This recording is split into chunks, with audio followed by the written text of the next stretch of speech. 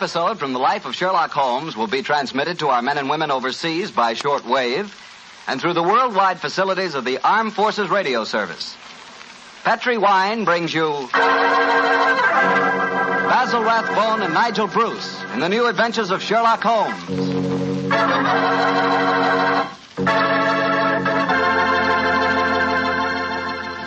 The Petri family, the family that took time to bring you good wine, invite you to listen to Dr. Watson tell us another exciting adventure he shared with his old friend, that master detective, Sherlock Holmes. And as for me, well, I'd like to tell you that a time like right now is the perfect time for a glass of Petri California port. After you've had a good dinner, boy, Petri port is a real topper. That rich, deep red Petri port is really an extraordinary wine. Even its color's different. And as for its flavor, well, it'll take a better man than me to describe that. Petri port is a hearty wine, sure. And every other quality that you look for in a good port, you'll find in Petri port, and then some. Try Petri port by itself, or serve it with fruit, with nuts, or with cake. But share it with your friends, will you? Because you can serve it proudly. After all, it is a Petri wine, and that name Petri is the proudest name in the history of American wines.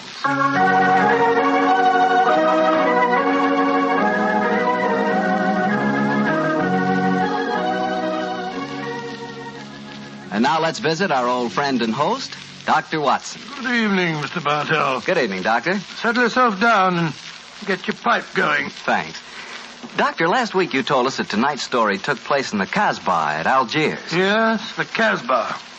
I remember it as the place of countless streets winding up and down, past colorful cafes where 100 tongues were spoken. And often a street would end in shadowy darkness, which a man would be foolhardy to enter alone. Yes, Mr. Bartell, that was the Casbah that Sherlock Holmes and I knew in that winter of '99. Well, how did you happen to be out there, Doctor? Do you mind if I tell you the story from the start, Mr. Bartell? It really began on a wintry night in Baker Street at the conclusion of the strange murder in Montrevor Castle. A charming young girl sat on the sofa of our lodgings in Baker Street and talked to us. But, Mr. Holmes, you can't say you'll have nothing more to do with the My dear Miss Montrevors. Stretfield, I found the true murderer of the Dowager Countess, and he committed suicide. Surely the case is ended. Yes, Mr. Holmes, you found the real murderer. But now I want you to find the unfortunate young man who fled England 5 years ago when he was suspected of a crime. This is a new development, Miss Stretfield. Please tell us about it. It's Douglas Milton that I'm talking about. Oh, yes. He was the heir to the title, wasn't he? Yes, Mr. Holmes.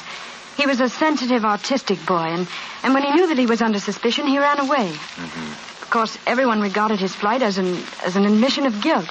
That is, until you found the real culprit, Mr. Holmes. I imagine, Miss Stretfield, that your interest in the missing boy is not entirely, shall we say, altruistic? I'm in love with him, Dr. Watson. Oh. We were engaged to be married when he ran away. Mr. Holmes, you've got to find him. He must know that his name has been cleared and that he's inherited the title. Miss Stretfield, have you any direct news, any letter from your fiancé since he left 5 years ago? None. Any clues as to his hiding place? Only this. It's a painting I received anonymously a year after he had left. Oh. It was sent from a forwarding address in London. Here it is, Mr. Holmes. Thank you. Yes, a small oil painting. Very good one, too, I say. Yes. He's a splendid sense of composition, and his use of color is unusually brilliant. You recognize this painting as the work of your fiancé, Miss Stretfield? I'm certain of it. Yes. Wonderful use of color. Observe the delicate shadings of that sunset and the brilliant green of the oasis. This scene is extraordinarily reminiscent of the desert in North Africa. Yes, that's what made me say I was certain he'd gone abroad, Mr. Holmes. But why should he go to North Africa? A good place, Watson, for an Englishman who imagines himself to be escaping justice. Remember, the Foreign Legion is stationed there. You think he might have joined the Legion, Mr. Holmes? Right. Would seem logical. No questions are asked of those who join it, and its colourful obscurity might easily appeal to a young fellow in trouble. Hello. What is it, Holmes? Quite a few grains of sand in between the canvas and the frame here. Miss Tretfield, do you mind if I pry the canvas loose? Do anything you like, Mr. Holmes, if it gives you any clue to Douglas's whereabouts. Give me your penknife, will you, Watson? Yeah. Thanks, old chap. Wait a minute. Here we are. Can you see anything? Uh-huh. Look. The word sheriff. And Elafroun are stamped here. Sheriff is probably the framer's name, and Elafroun is the town some 50 miles from Algiers. That settles it. Miss Tretfield, I accept your case. Watson and I will go to Africa and try to find your fiancé, Douglas Milton.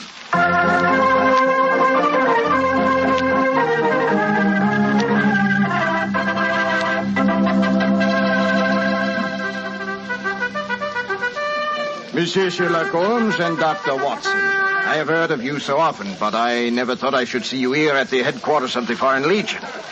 What can I do for you, gentlemen? Well, Colonel Brisson, I'm trying to trace an Englishman who has been missing during the past 4 years.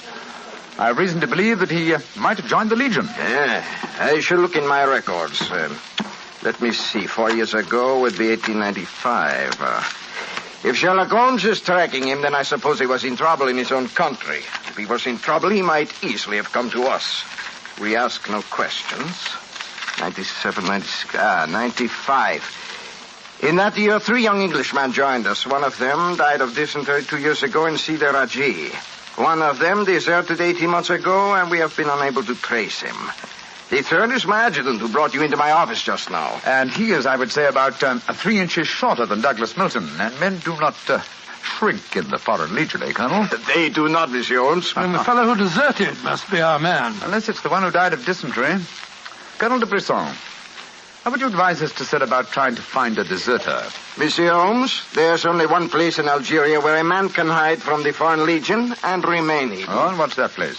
The Casbah in Algiers. Then that's our destination, Watson. Be very careful, please, gentlemen.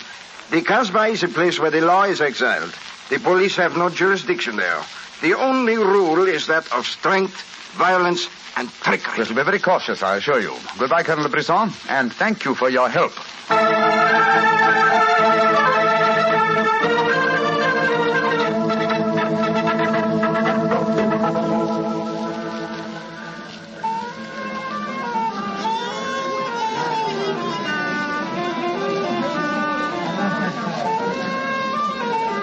Well, I must say that I think Colonel de Brisson rather exaggerated the dangers of the Casbah.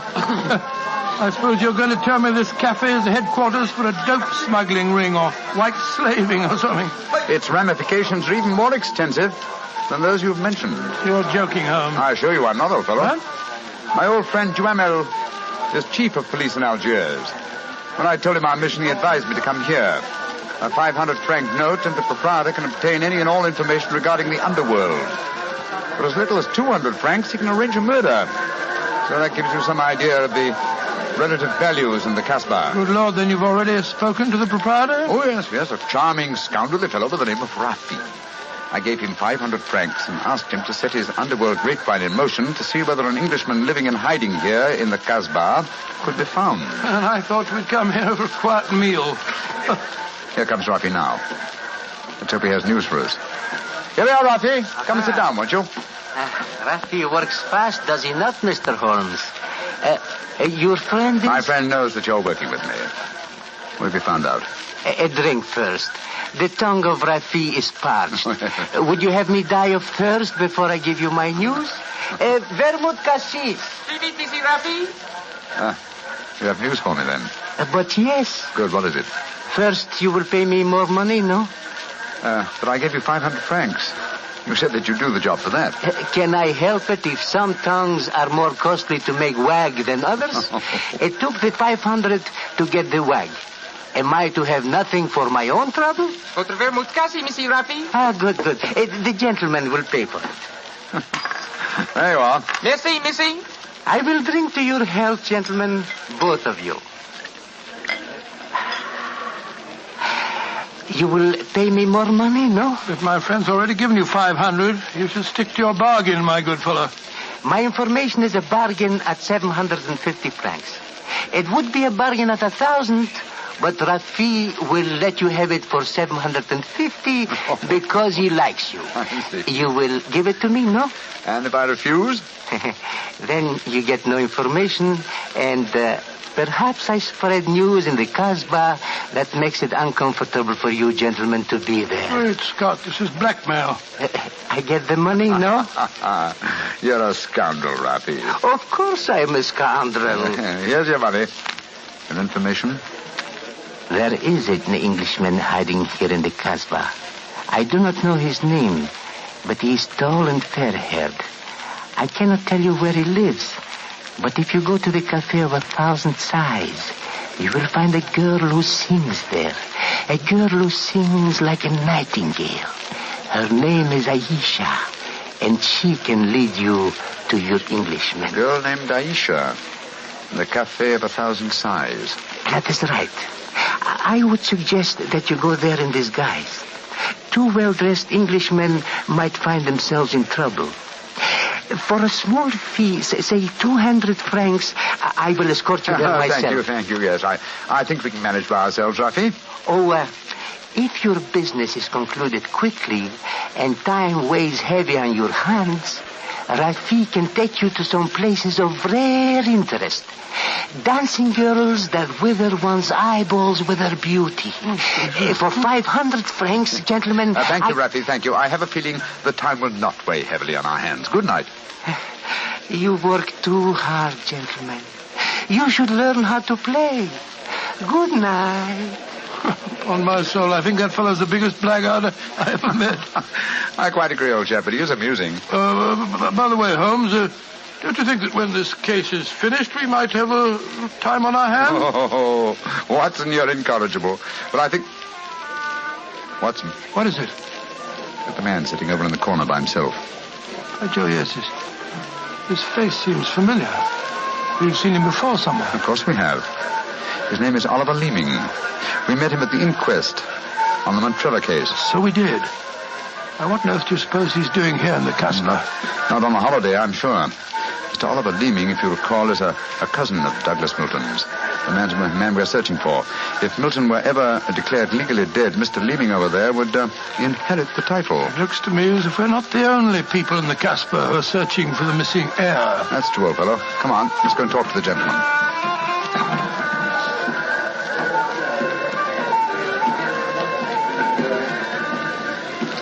Mr. Oliver Leeming, how very odd to meet you here. Well, Sherlock Holmes and Dr. Watson, won't you sit down? Thank you. World's a small place, isn't it? Or has somebody said that before? I wondered if you'd spot me over here in the corner. Oh, you saw us then? Of course. You seem to be in such deep conversation with that scoundrel Rafi. I didn't like to disturb you. Very considerate of you, I'm sure. Why are you here, Mr. Leeming? Oh, I'm making a business trip. This is my day off. As I recall it, you're in the publishing business. Correct. What a memory you have. It seems peculiar that you should be on a business trip here. Are you planning on opening a publishing house in Algiers, or are you searching the Casbah for new authors? Why not? I'm a great believer in encouraging new talent. Mr. Leeming, why don't you admit that you're here for the express purpose of trying to find your cousin, Douglas Milton? Mr. Holmes, you've discovered my secret. The great Sherlock Holmes and his watchdog have their eagle eyes on me. They know that I succeed to the title if Douglas Milton dies. Yes, Mr. Leeming, we know that fact. And you have fathomed my plan to find Douglas before me and kill him so that I may inherit the title. How lucky I am to meet you in the Casbah, where you cannot arrest me. Well, it's a race against time, gentlemen, but I have a head start, as you will soon find out. Goodbye, and the best of luck to you. Extraordinary fellow. He's joking, of course. I believe not, Watson. I think he labors under the whimsical belief that the best method of discounting the truth is to state it as boldly so that it will not be believed. Great Scott, then we must work fast. Yes, old chap, we must. I'm sure that we're entrants in a race against death. We must get back to the hotel and into our disguises as quickly as possible. After that, we shall visit a young lady named Aisha in the Cafe of 1,000 Sighs. And I'm certain, Watson, that it will be the first time 2 men have ever entered the Casbah for the express purpose of preventing a murder.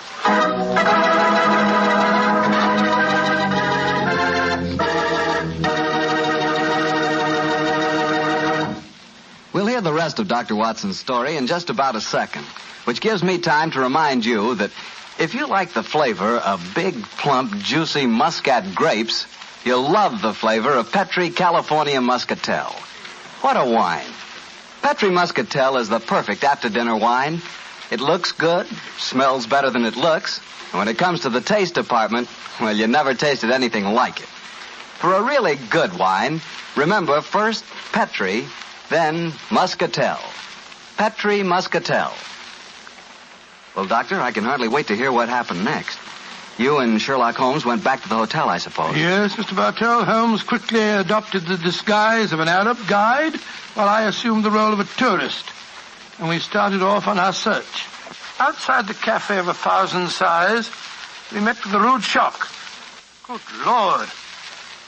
It's the fellow we met in the cafe. Yes, Oliver Leeming, with a knife between his shoulders. He's dead, Holmes. Shouldn't we get into touch with the police? What can they do?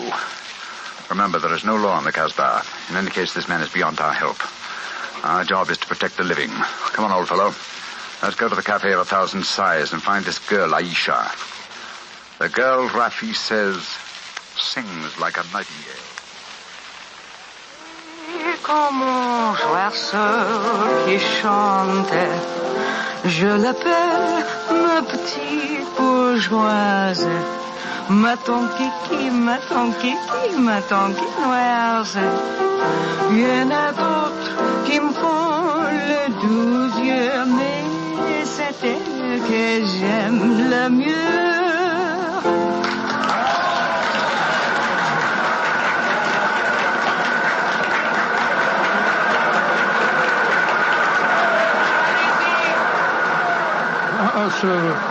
So that's the girl, Aisha. She's very beautiful. Don't forget our role of tourist and guide, old chap. Master, would wish to meet this Aisha? Very much indeed. I will see if it can be arranged, Master. Wait here for me, Watson. I'll see what I can do. Right you are, Holmes. Be careful now.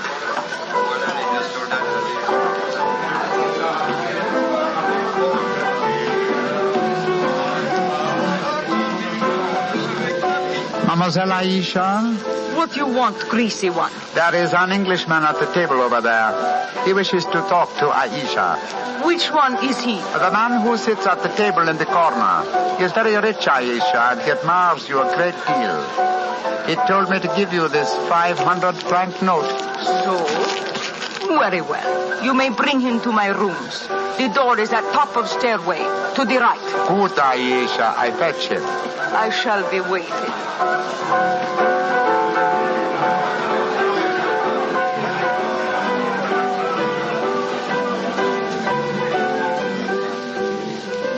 Aisha will see you, Master. Follow me, please. Oh, very well. I hope you know that you're going to handle this, Holmes. Don't worry, Watson. In this case, I think honesty will be the best policy. Well, I'm not so sure. This place is a thieves' kitchen if ever I saw one. You better be careful. First door to the right at the top of the stairs. This is it. Come in. Oh, come and sit over here, Mr. Englishman. Greasy one, you may leave us. Mademoiselle, I may as well tell you at once that I am not an Arab guide. My name is Sherlock Holmes. What you want with me? Why you trick your way in here? Don't be frightened, mademoiselle. I can explain our mission in a very few words. My friend and I have come in search of an Englishman by the name of Douglas Milton. We have good news for him. What make you think I might know of him? A gentleman by the name of Rafi suggested that you might. What is your good news for this Englishman? That he has been cleared of suspicion of murder and that he is the rightful Earl of Montrevor. That means when he knows this, he will leave the Casbah and return to his country? Naturally, madame. I do not know this man. I have never heard of him. Here is your 500 francs. Goodbye. Not so fast, Aisha, mon petit chou. I've been listening from behind these curtains. Gentlemen, allow me to introduce myself.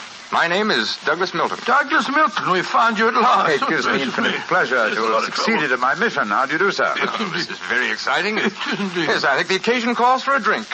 What will it be, gentlemen? Well, I think a glass of port would be very nice, sir. Yes, it would be the most appropriate for toasting the new Earl of Montrevor. Splendid, splendid.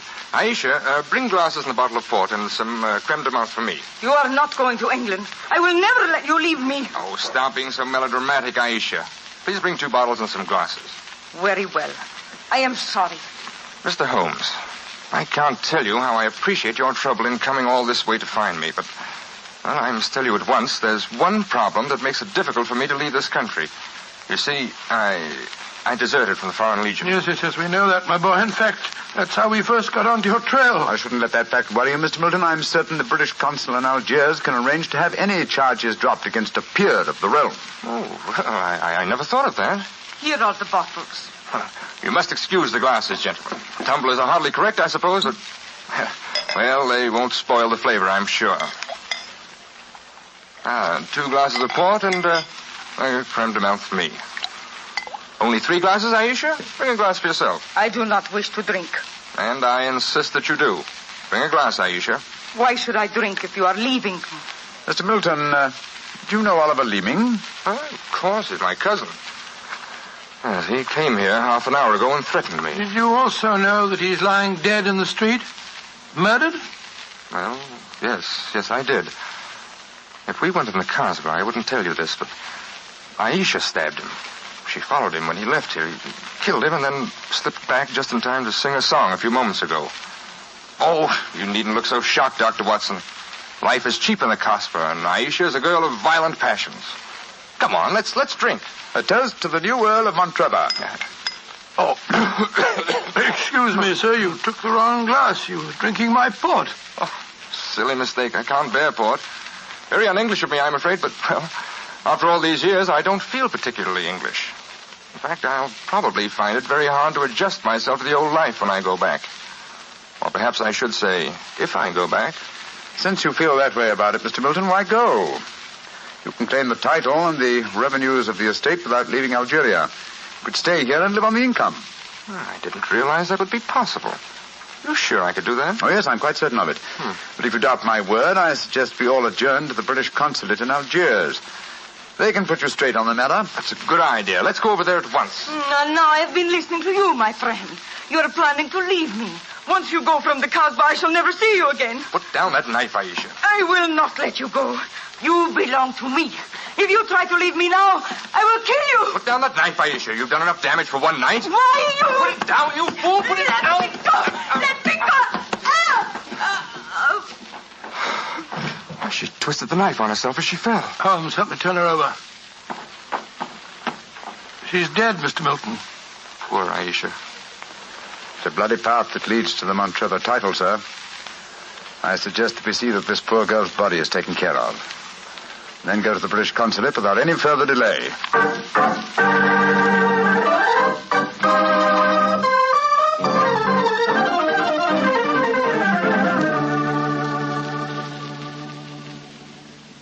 Now that we're at the consulate, Mr. Milton, I suggest that you swear on oath that you are Douglas Milton, heir to the Montrevor estate. This gentleman is a commissioner of oaths. Then we can go in and see the consul. Very well. Now, raise your right hand, please, and repeat after me. I hereby solemnly swear that I am Douglas Milton, the missing heir to the Montrevor estate. I hereby swear that I am Douglas Milton, missing heir to the Montrevor estate. Thank you, sir. And now, if you'll sign the statement here, these gentlemen can witness it. There you are. Thank you, sir. And now, if you gentlemen will sign. Yes, certainly. Thank you, gentlemen. The document is now legal. Splendid. Now let's go over and see the consul. Not yet, my friend.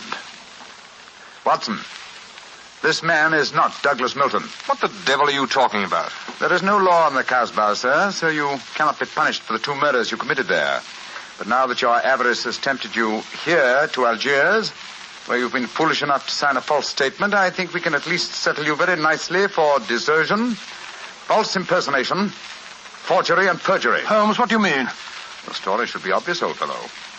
Oliver Leeming did track down the deserter.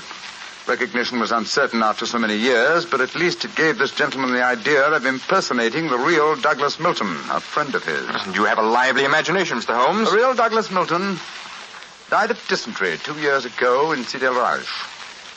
As soon as the idea of impersonating Milton was born, Leeming had to die. Your theories are very interesting, but you haven't a shred of proof. I say that I'm Douglas Milton. How are you going to prove otherwise? Very simply, my dear sir. Douglas Milton was a painter. A painter who excelled in the use of vivid colors. You, sir, suffer from the quite common malady of red-green color blindness. Less than an hour ago, you mistook a glass of port, which is red, for a glass of creme de menthe, which is green. I knew at once that you were an imposter. You're cleverer than I thought you were, Holmes. Goodbye. Here, come back. No, Watson. Don't go after him. But we can't let him escape, Holmes. Don't worry, old chap. He won't escape. I sent a message to Colonel de Brisson. If you go to the window, I think you'll find that the consulate is being watched. The Legion has a long memory for desertion. I don't think he'll get very far. They got him, Holmes. Shot him as he was trying to run away. A just death for him. He lived a life of violence and treachery, Watson. It's only fitting that he should die in the same manner.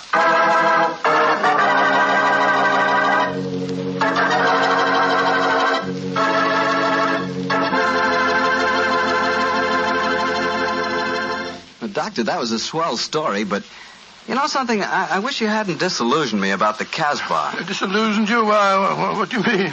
Well, before I heard your story, whenever somebody mentioned the Casbah, I'd always visualize a very glamorous, romantic sort of place full of beautiful women. Every one of them a ringer for Hedy Lamarr. No. Yep. And I could just see myself, handsome, dashing, going up to one of those beautiful girls and whispering in my fine French accent, "Darling, you're a sensational. You're lovely, gorgeous. Tell me, have you ever tried Petri wine? It's wonderful." Well, you must admit, Doctor, that is the truth. It is wonderful wine. It certainly ought to be. You're incorrigible. After all, winemaking has been the business of the Petri family ever since way back in the 1800s. For generations, the Petri family has handed down from father to son, the fine art of turning luscious, sun-ripened grapes into fragrant, delicious wine. And don't forget, because the making of Petri wine is a family affair, the letters P-E-T-R-I on a bottle of wine are the personal assurance of the Petri family that every drop of wine in that bottle is good wine. So no matter what type wine you prefer, for any occasion, remember you can't go wrong with a Petri wine because Petri took time to bring you good wine. Well, Doctor, now I suppose you're ready to tell us about next week's story? Yes, and as soon as I have, I want you to meet a friend of mine. A friend? Yes, but first, Mr. Bartell, next week, I'm going to tell you an adventure in which, for once, Holmes came off second best. An exciting story of high society and romance. I call it A Scandal in Bohemia. Boy, that sounds swell. And now what about your friend? Well, he's waiting at the microphone in San Francisco. He's Dr. Langley Porter, and he wants to tell us about something very important. Dr. Langley Porter. Thank you, Dr. Watson. Radio listeners, tonight in Italy there are thousands, many thousands, dying of cold and hunger. Babies, children, expectant mothers, old folks, dying for want of clothes, want of food. This organization, American Relief for Italy, appeals to you to search your homes for anything that can be made useful for starving, freezing men, women, children. Clothing, layettes for babies, diapers, shoes, food, surgical supplies, but above all, clothes, clean clothes, fit to wear. Take them to the nearest fire station. That your gifts will reach the Italians who need them, you may be sure. Americans of this organization will distribute the packages in Italy through the Italian Red Cross, the Catholic Relief Organization, the League of Italian Women, the Confederation of Italian Labor, and the Italian government. In California, rationing has gone. Christmas comes. There, in Italy, death is on the prowl. Radio listeners, lives can be saved. It's up to you. Thank you, Dr. Langley Porter. I know that our friends listening in will do all that they can to help the organization American Relief for Italy. Tonight's Sherlock Holmes adventure is written by Dennis Green and Anthony Boucher and was suggested by an incident in the Sir Arthur Conan Doyle story, The Crooked Man. Music is by Dean Fossler. Mr. Rathbone appears through the courtesy of Metro-Goldwyn-Mayer and Mr. Bruce through the courtesy of Universal Pictures, where they are now starring in the Sherlock Holmes series. This is the Mutual Broadcast.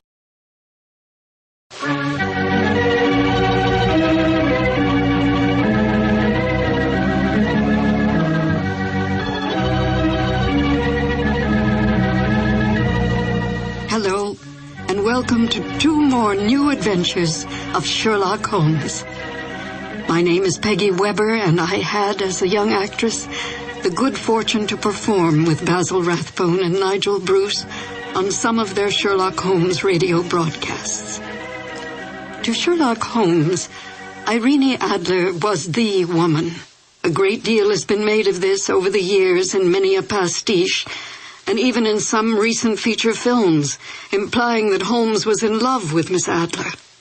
But we must not lose sight of the true nature of Sherlock Holmes. As Dr. Watson writes, Holmes was a man to whom all emotions, particularly that of love, were abhorrent to his cold, precise, but admirably balanced mind. It would not be in Holmes' nature to be in love with such a woman. We must also bear in mind that outward signs of love in the Victorian era were suppressed. Women were considered second-class citizens, creatures who stood behind their men, bred and raised their children, and stood by silently and supportively. Such forward women as Irene Adler were considered loose women, a woman who was, in the words of the King of Bohemia, an adventuress. Holmes accepted this label placed upon Miss Adler by his client, but did not have so narrow a mind about women himself. He might not care for them, but he certainly did respect them, especially such a formidable woman as Irene Adler. Miss Adler was a benign adversary to Holmes, for in truth all her actions were to protect herself, not to bring harm to the great detective or his client, the King of Bohemia. Miss Adler's cunning, her awareness, as well as her immense beauty, and her ability to best Holmes, who rarely lost the game, are the traits that endeared her to Holmes from the moment he realized she had outfoxed him. And now, Sherlock Holmes and Dr. Watson in the classic adventure, A Scandal in Bohemia. This episode from the life of Sherlock Holmes will be transmitted to our men and women overseas by shortwave and through the worldwide facilities of the Armed Forces Radio Service. Petri Wine brings you Basil Rathbone and Nigel Bruce in the new adventures of Sherlock Holmes.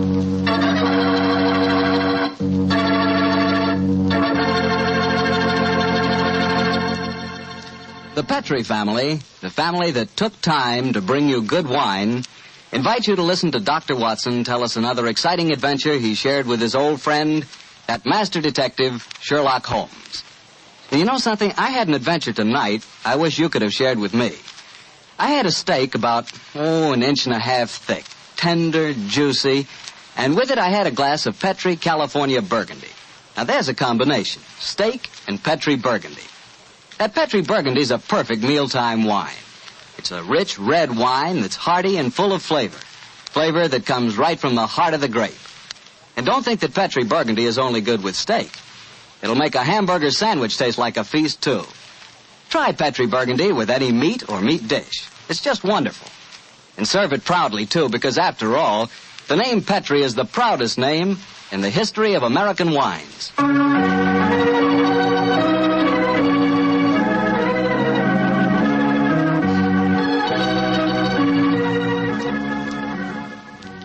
And now I know Dr. Watson's waiting for us, so let's go in and join him. Come in. Good evening, Dr. Watson. Good evening, Mr. T. Overcoat, scarf, and gloves. Slip 'em off and come and join me by the fire. Thanks, Doctor. It's quite a nip in the air tonight. Yes, there is indeed. Well, Doctor, you told us last week that tonight's story centered around the activities of a brilliant and beautiful woman. Yes, my boy. Her name was Irene Adler. But I never knew Holmes referred to her by any other name than the woman. She sounds mighty intriguing. How did you happen to meet up with her? Well, I'll tell you the story from the beginning. One night, it was on the 20th of May in 1888, to be exact, I was returning home from a visit to a patient when my steps led me through Baker Street. Since my marriage, I haven't seen much of Sherlock Holmes. And you couldn't resist stopping by at 221B, I'm sure, Doctor. Of course I couldn't. As I stood outside the well-remembered door, I looked up at the lighted windows and saw the tall, spare figure of my old friend, pass twice in dark silhouette against the blind. He was pacing the room swiftly, eagerly, with his head sunk on his chest and his hands clasped behind him. To me, who knew every mood of his and habit of his attitude and manner told their own story. He was hot on the scent of some new problem. I rang the bell, and a few moments later found myself standing before him. You look in splendid shape. Yes, Holmes, I'm feeling very well, thanks. And in practice again, I see. You didn't tell me that you'd gone back into harness. Oh, and how did you know? Elementary, my dear chap. If a gentleman walks into my rooms, smelling of iodoform, with a black mark of nitrate of silver on his right forefinger, and a bulge on the left side of his hat, to show where he's secreted his stethoscope, I should be dull indeed if I didn't pronounce him to be an active member of the medical profession. Just the same as ever, Holmes. By the way, I'm not interrupting you. Well, you are, old fellow, but it's a most welcome interruption. You're working on a new case? It looks like it. This letter arrived by the last post today. It's undated and has neither signature nor address. Read it. Let's have a look. There will call upon you tonight at 7:45 a gentleman who desires to consult you upon a matter of the very deepest moment. Your recent services to one of the royal houses of Europe have shown that you are one who may safely be trusted. This account of you we have from all quarters received. Be in your chamber, then, at that hour, and do not take it amiss if your visitor wears a mask. Great Scott, it's all very mysterious. What do you imagine it means? Look carefully at the note, old fellow. What do you deduce from it? Well, now, let me think. Well, the man who wrote it was presumably well-to-do. Such paper couldn't be bought under half a crown a packet. And it's peculiarly strong and stiff. Peculiar. That's the very word. It's not an English paper at all. Hold it up to the light. Don't you notice anything? Yes. There's a large E with a small G and a large G with a small T. That's right. Woven into the texture of the paper. What does that suggest to you? The name of the maker, no doubt, or perhaps his monogram. Not at all, my dear fellow. The G with the small T stands for Gesellschaft, which is the German for company. And the EG? That stands for Igria. It's a German-speaking country in Bohemia, not far from Carlsbad. Oh, so the paper was made in Bohemia? Undoubtedly, my dear fellow. And the man who wrote the note is a German. How do you know that? Observe the curious construction of the sentence. This account of you we have from all quarters received. A Frenchman or a Russian could not have written that. Huh? It's the German who is so discourteous to his words. Oh, there's your client now. I better go home. No, unless you have to. Well, I could stay. I thought that perhaps Then stay, old chap. I'm lost without my Boswell, and this promises to be interesting.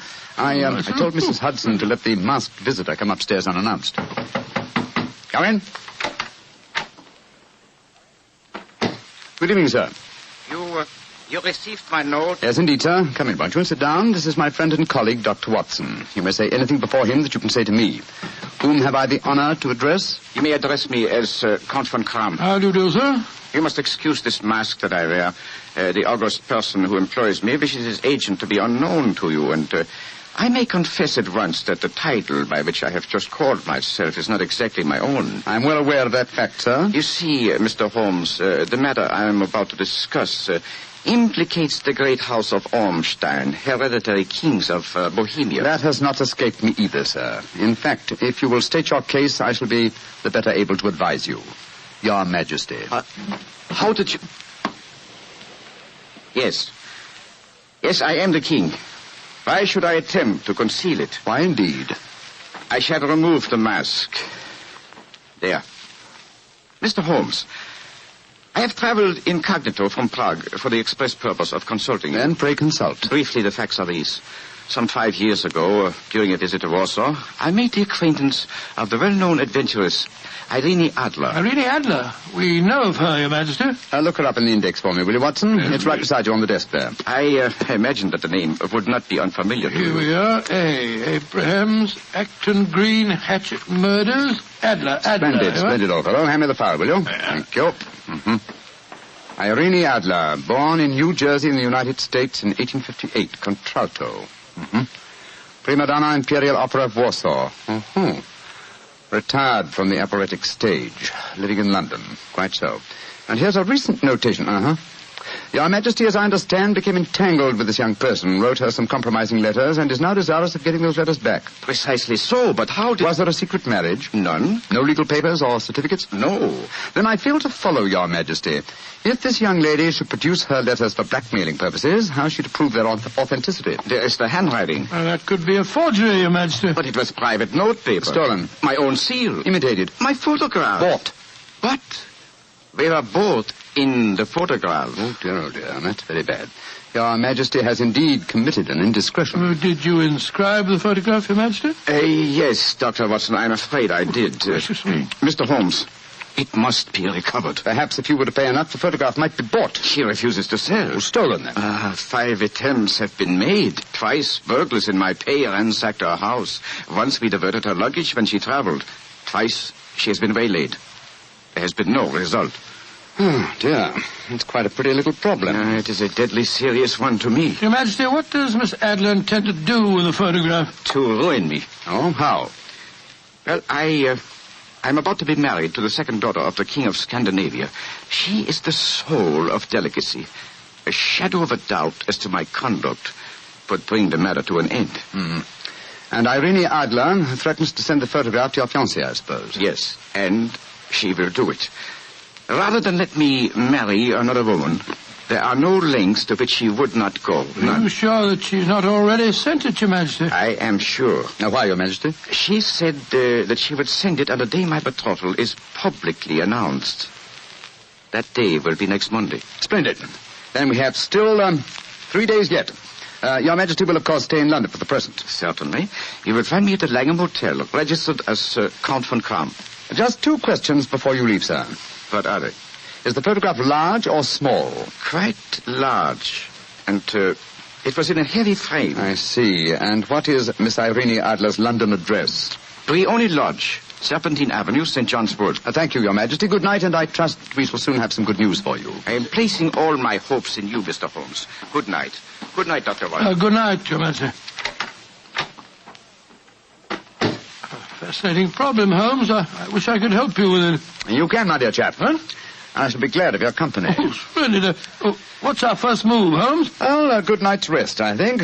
We'll meet here at 10 o'clock tomorrow morning. And then? Then, my dear fellow, we will see what we can find out about Miss Irene Adler, late of the Warsaw Imperial Opera Company and at present residing at Briony Lodge, Serpentine Avenue, St. John's Wood.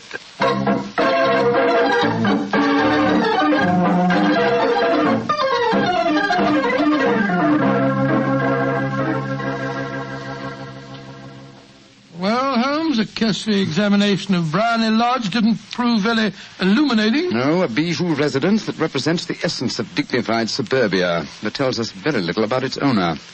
I think a visit to the local public house might prove more instructive. Come on, old chap. I see the door to the Coach and Horses inviting us from across the road. Well, our disguises shouldn't cause any suspicion, Holmes. That's why I suggested them. In the character of a couple of stable hands, I felt that we might inspire confidence. This is a horsey neighborhood. There's a wonderful sympathy and freemasonry among the fraternity. There we are. Better let me do most of the talking. Yes, I will indeed. I'm sure that your accent will be more convincing than mine. Let's go in, Chaudhry.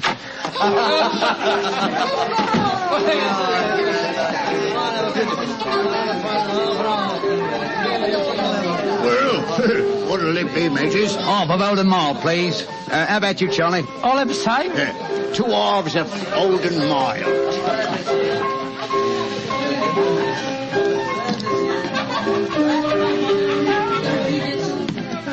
Well, here you are, Majors. That'll be a tenner.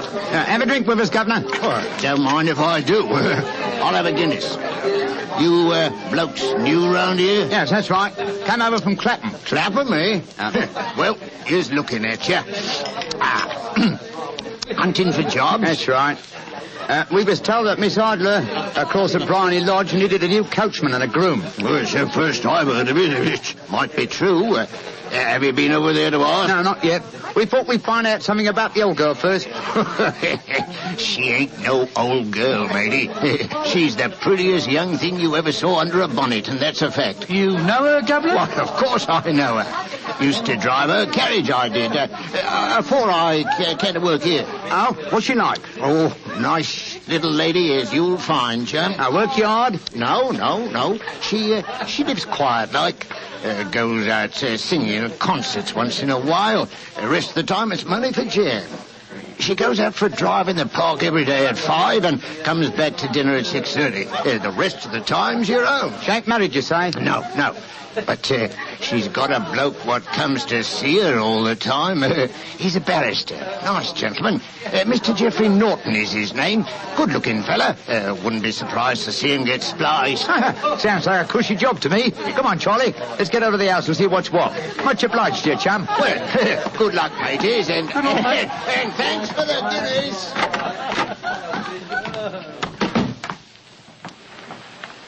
What's our next move, Holmes? Let's stroll back to Briony Lodge. I'm undecided whether to continue my investigation there or to try and find out something about Mr. Geoffrey Norton, the barrister. If he's just her lawyer and nothing else, it's more than likely that she's entrusted the photograph to his safekeeping. Hello. There's a cab waiting outside Miss Adler's house. Hurry, Watson. Maybe Mr. Norton's. Here we are at the gate. Yes. Here comes a man hurrying down the pathway. Quick. Flatten yourself behind this post. Listen. Where to now, Mr. Norton? Drive like the devil. First to Gross and Hankey's in Regent Street, and then to the Church of St. Monica in the Edgware Road. Half a sovereign if you do it in 20 minutes. Right, you are, Mr. Norton. Up in. Fire and signal the cab, Watson. We must follow him. Well, here comes one. Oh, no, it isn't. It's a private carriage. Miss Adler's, no doubt. Here she comes down the pathway. Back behind the post again, Watson. Where to, Miss Adler? The Church of St. Monica's, John, and half a sovereign if you reach it in 20 minutes. The game's afoot, Watson. Quick. We must get a cab and follow them. Well, here comes a hansom. Hi, cabby! Here! You blokes got enough money to take a cab? Here's a half sovereign for you, my man. Right you are. Where to, Governor? The Church of St. Monica, in the Edgware Road, and another half sovereign for you if you get us there in 20 minutes.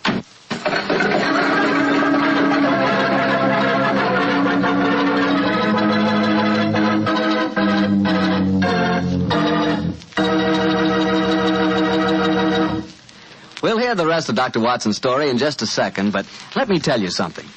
If you're going to have chicken for dinner tomorrow night, or any night, don't forget to serve that chicken with Petri California Sauterne. Believe me, Petri Sauterne is just about the last word in white wines. It's beautifully golden in color, it's delicate and intriguing in flavor, and it's just... well, you taste it and see for yourself. If you want a delicious white wine, you certainly want a Petri Sauterne. Well, Doctor, once again, you broke off your story at the most exciting point. Did you and Sherlock Holmes reach that church inside the 20 minutes? Yes, Mr. Bartell, we did, but the other carriages were there before us. Holmes went into the church after telling me to guard the outside. I must have waited for 10 minutes or more before Mr. Geoffrey Norton and Miss Adler came out, spoke a few words to each other, and then left in their separate conveyances.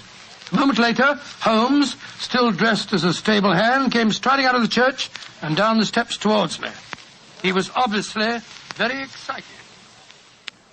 Watson! Have they left? Yes, in separate cabs. I overheard him say that he was going back to his office. And she said, I shall drive out in the park at 5 this evening. Splendid, old fellow. Then come on. We can return to Baker Street. What happened inside the church? They were married. Married? Of course. The ceremony would have been illegal if it had been performed after noon. That accounted for their wild dash to the church. Jump into the cab. Where to now, Governor? 221B Baker Street. Oh, so they got married, eh? Yes, and it may amuse you to know that I acted as witness at the ceremony. Oh, you did? But how did that happen? Their own witness had failed to appear, and I was dragged into the breach. The bride gave me this sovereign as a memento. I think I'll wear it on my watch chain in memory of the occasion. What an amazing situation. Things begin to look better for the king, don't they? Yes. Now that she's Mrs. Norton, the chances are that she won't want to expose His Majesty after all. I hope so, Watson, I hope so. But we can't afford to take any chances. I think the time is right for us to come to closer grips with the lady.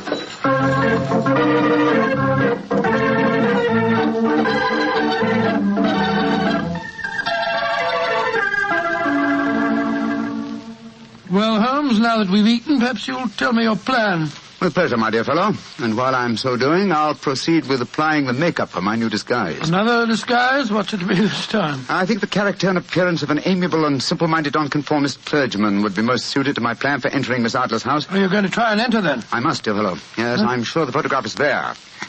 Miss Adler, or rather Mrs. Norton, will return from her drive in the park at 6:30. We must be at Briony Lodge to meet her. And what then?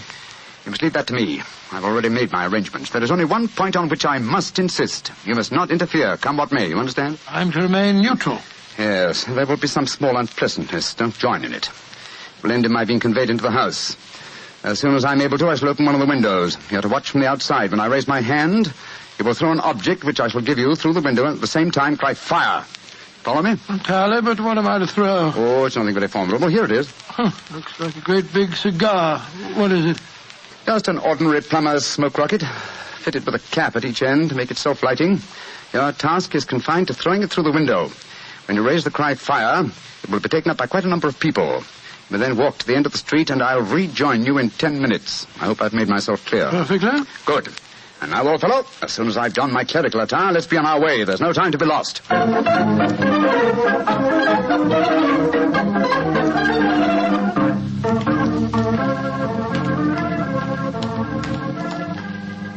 It's nearly 6:30, Holmes. We've been pacing up and down in front of her house for half an hour now. I hope she does come back. I'm sure she will. There seem to be a lot of loafers hanging around her gate. All part of my conspiracy, old chap. You'll see them play their parts in a few minutes. You still think the photograph is inside the house? Yes, I'm sure of it. It's most unlikely that she carries it about with her. Remember, the king told us it was a large frame picture. And also remember that she planned to use it within a few days. It must be where she can lay her hands on it. It must be inside her house. Her house has been burgled twice. They don't know how to look. Well, how will you look? I won't. I'll get her to show me. She'll refuse. Well, she won't be able to. Shh. Here comes the carriage now.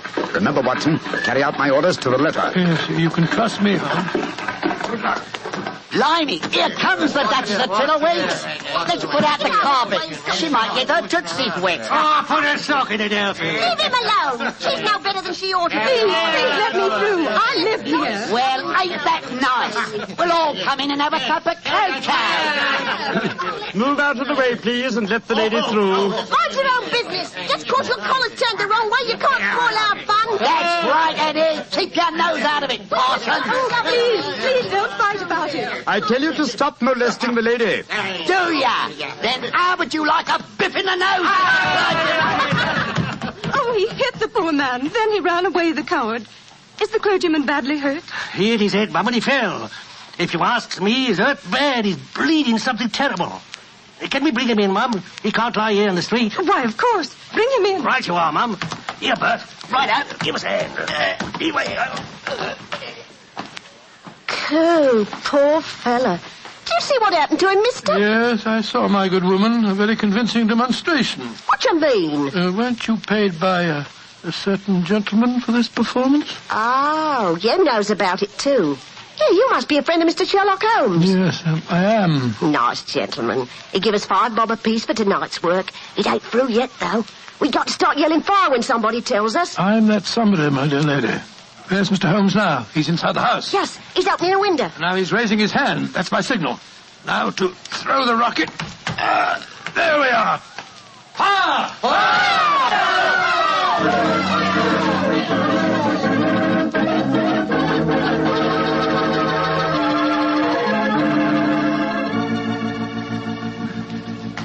Holmes, there you are. You have the photograph? No. But I know what it is. She showed me, as I told you she would. I'm still in the dark. There's no mystery, old chap. When my accomplices started around the street, I had a little moist red paint in my hand. As my good friend Alfie pretended to strike me, I clapped my hand to my head and fell down. It's an old trick. Yes, I understand that, but how did my throwing the rocket help you? It was all important, my dear fellow. When a woman thinks her home is on fire, her instinct is at once to rush to the thing she values most. A married woman grabs her baby. An unmarried reaches for her jewel box. In this case, of course, it was the photograph. Where was it? In a recess in the living room, just above the right-hand bell pull. I caught a glimpse of it as she half drew it out.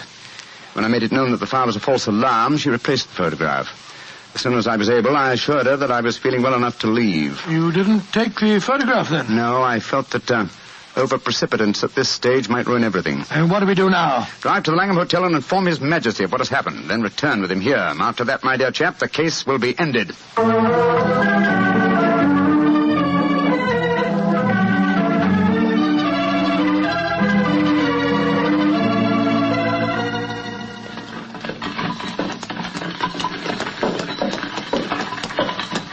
This is Briony Lodge now, Your Majesty. I'm all impatience. You're certain this photograph will still be there, Mr. Holmes? I have every reason to believe so, Your Majesty. I must confess, this is going to be something of an ordeal. Well, I suggest that you let me do the talking, Your Majesty. I think I know how to handle the lady.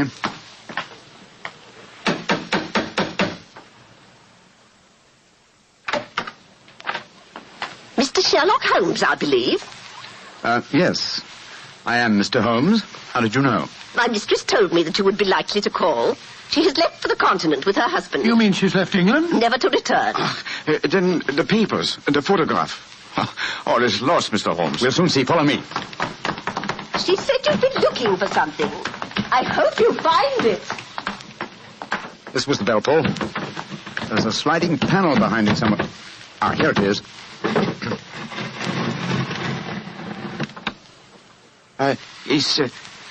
Is the photograph there, Mr. Holmes? There is a photograph, but it's a photograph of the lady alone. Here's a letter, and it's addressed to me. Well, what's it say, Holmes? My dear Mr. Sherlock Holmes, you really did it very well. Until after the fire alarm, I had no suspicion. But then, when I realized how I had betrayed myself, I began to think. I'd been warned that if the king employed an agent, it would certainly be you. May I congratulate you on your disguise as the dear old clergyman? Great Scott, you was far more clever than you thought, Holmes. Yeah, go on. What else does it say? Let me see. My husband and I both thought that the best recourse was flight.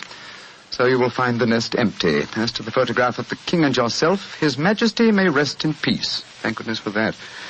I love and am loved by a better man than he. I leave another photograph, however, that he might care to possess. And I remain, dear Mr. Sherlock Holmes, very truly yours, Irene Norton, née Adler. What a woman, Watson. What a woman. What a magnificent woman. She fooled me completely. But, I'm sorry, Your Majesty. I've been unable to bring your business to a more successful conclusion. On the contrary, my dear sir, nothing could be more successful. I know that Irene's word is inviolate. The incriminating photograph is now as safe as if it were under fire. I'm glad to hear Your Majesty say so. I am immensely indebted to you. Now, pray tell me in what way I can reward you. This beryl ring that I wear, I should be proud Your Majesty has something that I should value even more highly. You have but to name it. This photograph. Irene's photograph? But certainly.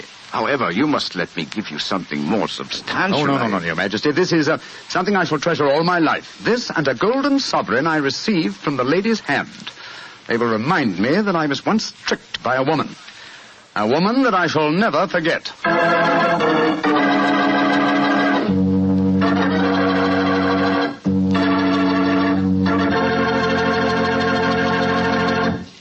What a woman, that Mrs. Adler. Or should I say, Mrs. Norton. That's the kind of woman I could really go for, Doctor. Yes, you could. Just between ourselves, you know, I sort of could go for her myself. She was intelligent. Yeah, she was rich. Beautiful. That's the kind of woman you want sitting next to you in front of a cozy fire on a nippy fall night. Just the three of you. The three of you? Mm-hmm. You, she, and a glass of Petri port. Miss Bartelli. Why not? That Petri California port is some wine. Boy, that Petri family really knows how to make good wine, all right. And no wonder. Look at all the experience they've had. Ever since they started the Petri business way back in the 1800s, the Petri family has handed down from father to son, the art of selecting perfect sun-ripened California grapes and making them into clear, fragrant, delicious wine. Those letters, P-E-T-R-I, on the label of every bottle of Petri wine are the personal assurance of the Petri family that every drop of wine in that bottle is good wine. It's got to be. because Petri took time to bring you good wine.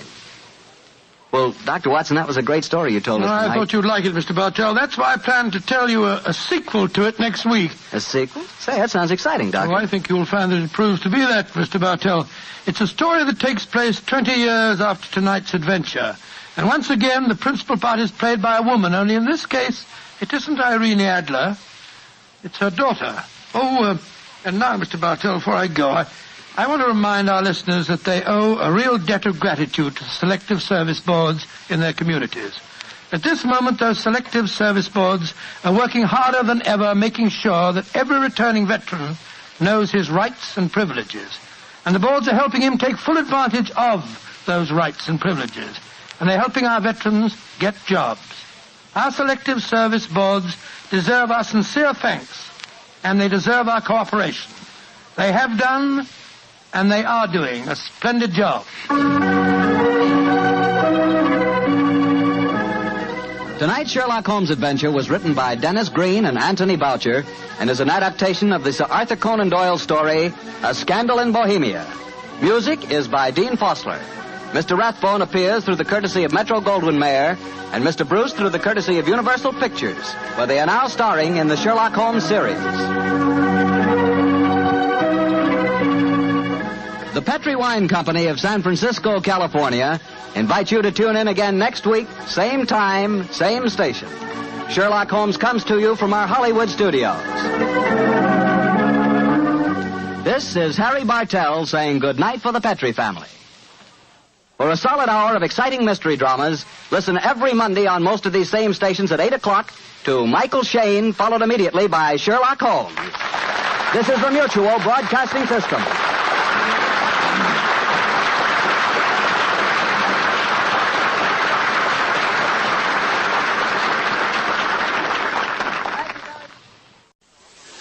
This episode from the life of Sherlock Holmes will be transmitted to our men and women overseas by shortwave and through the worldwide facilities of the Armed Forces Radio Service. Petri Wine brings you Basil Rathbone and Nigel Bruce in the new adventures of Sherlock Holmes.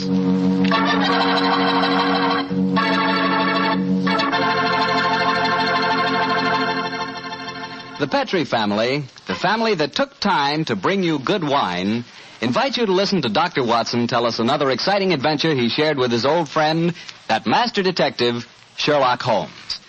And as for me, well, I'd like to tell you about a wine that's just wonderful before dinner. And that wine is Petri California Sherry. You know about sherry, of course, but do you know about Petri Sherry? That Petri Sherry is the kind of wine you can really talk about. It has the look of quality, a rich, dark amber color. And it has the aroma, the bouquet as the experts call it, of wonderful sun-ripened grapes. And flavor? Well, if you want your wine to taste good, Petri Sherry is the wine you want. It's really delicious. Oh, and incidentally, if you like your sherry on the dry side, not sweet, Petri makes a pale, dry sherry that's out of this world. Take home a bottle of Petri Sherry. Serve it by itself or with hors d'oeuvres or cocktail sandwiches. But serve it proudly, because the name Petri is the proudest name in the history of American wines.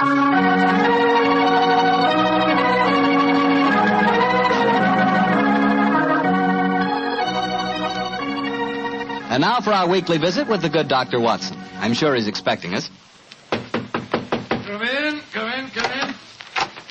Ah, there you are, Mr. Bartell. Good evening, Doctor. Oh, no, don't get up. You look much too comfortable. Take off your overcoat and come and join me. Well, I enjoyed your story of A Scandal in Bohemia last week, Doctor, and tonight you promised us a sequel. Yes, that's right, Mr. Bartell. A sequel that took place over 20 years afterwards, in 1909 to be exact. Sherlock Holmes was living on his Sussex bee farm. It was only in June, I remember, that I received a telegram from the great man asking me to come and spend a long weekend with him. And I'm sure you needed no urging to accept the invitation. None, Mr. Bartell, none at all. I hadn't seen Holmes for some time, and this fact, combined with my rather indifferent health, found me on the Eastbourne train a few hours after receiving the telegram. A dog cart was at the station to meet me, and after a brisk drive across the downs, I found myself once more with my good friend.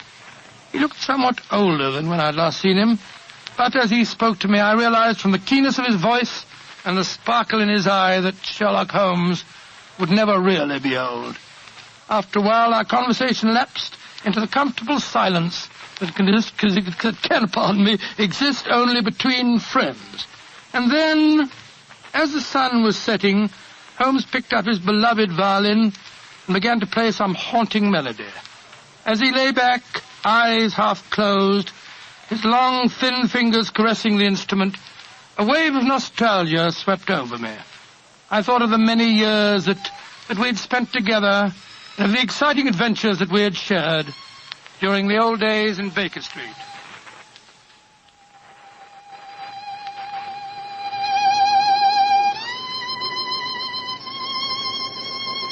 Beautiful. Quite beautiful. Thank you, Watson. You look uncommonly wistful, dear chap. You thinking of the old days? Yes, Holmes. I was. So was I. Uh-huh. Oh, well. Those were exciting times, but it's comforting to think that now we will not be disturbed by a jangling doorbell, followed shortly by some poor devil in trouble. Nowadays, my greatest excitements are connected with the segregation of the Queen Bee and the nighttime proclivities of Charles Augustus, my tomcat. I still find it hard to think of you in retirement, Holmes. Do you ever consider returning to active practice? Oh, I consider it occasionally and then reject the idea. A man should work only up to the peak of his ability. I'm past mine. Nonsense, Holmes. You're just as alert as ever you were. Mentally, perhaps, but not physically. Would you consider handling a small problem in England? Oh, if it's a personal problem that affects you, my dear chap, you know I'll do anything I can. Well, it's not exactly my problem, Holmes, but there was a charming young girl on the train. We got into conversation and... You don't age at any rate, old chap. You're just as susceptible as ever. No, Holmes, let me finish. She said that you knew her mother quite well. Her mother? Come in. Oh, yes, Devers, what is it? I'm sorry to disturb you, Mr. Holmes. Your man said I might come in. My master, Mr. Lytton Stanley, instructed me to deliver this note. Oh, thank you.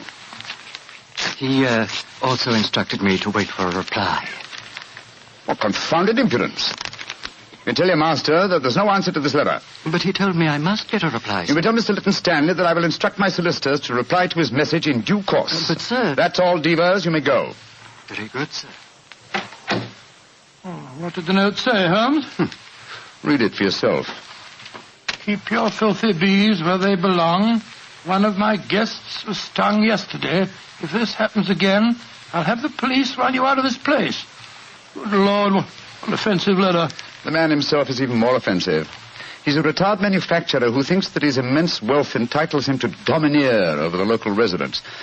Oh, but let's not spoil a nice sunny afternoon by discussing him. Please continue with the story of the young lady that you met on the train. Yes, I'd like to. Poor little thing seems in dreadful trouble. I do wish you would help her. You say that she told you her mother knew me? Yes. What's her name? Norton.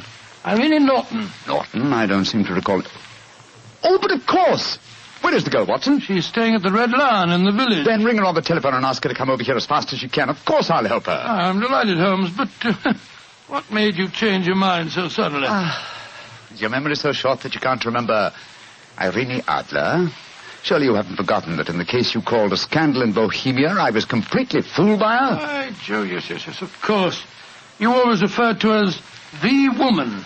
But how does Irene Norton fit into the picture? Irene Adler married a barrister named Geoffrey Norton. Tell Miss Norton to come at once, Watson. She is the daughter of the woman.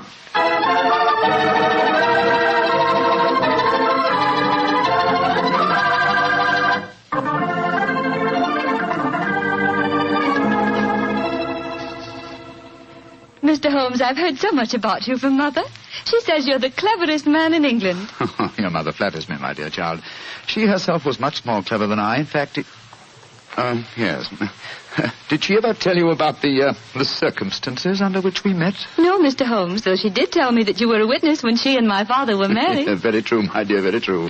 Though the occasion was a little, shall we say, unusual. Look here. This golden sovereign I wear on my watch chain is a memento of that day.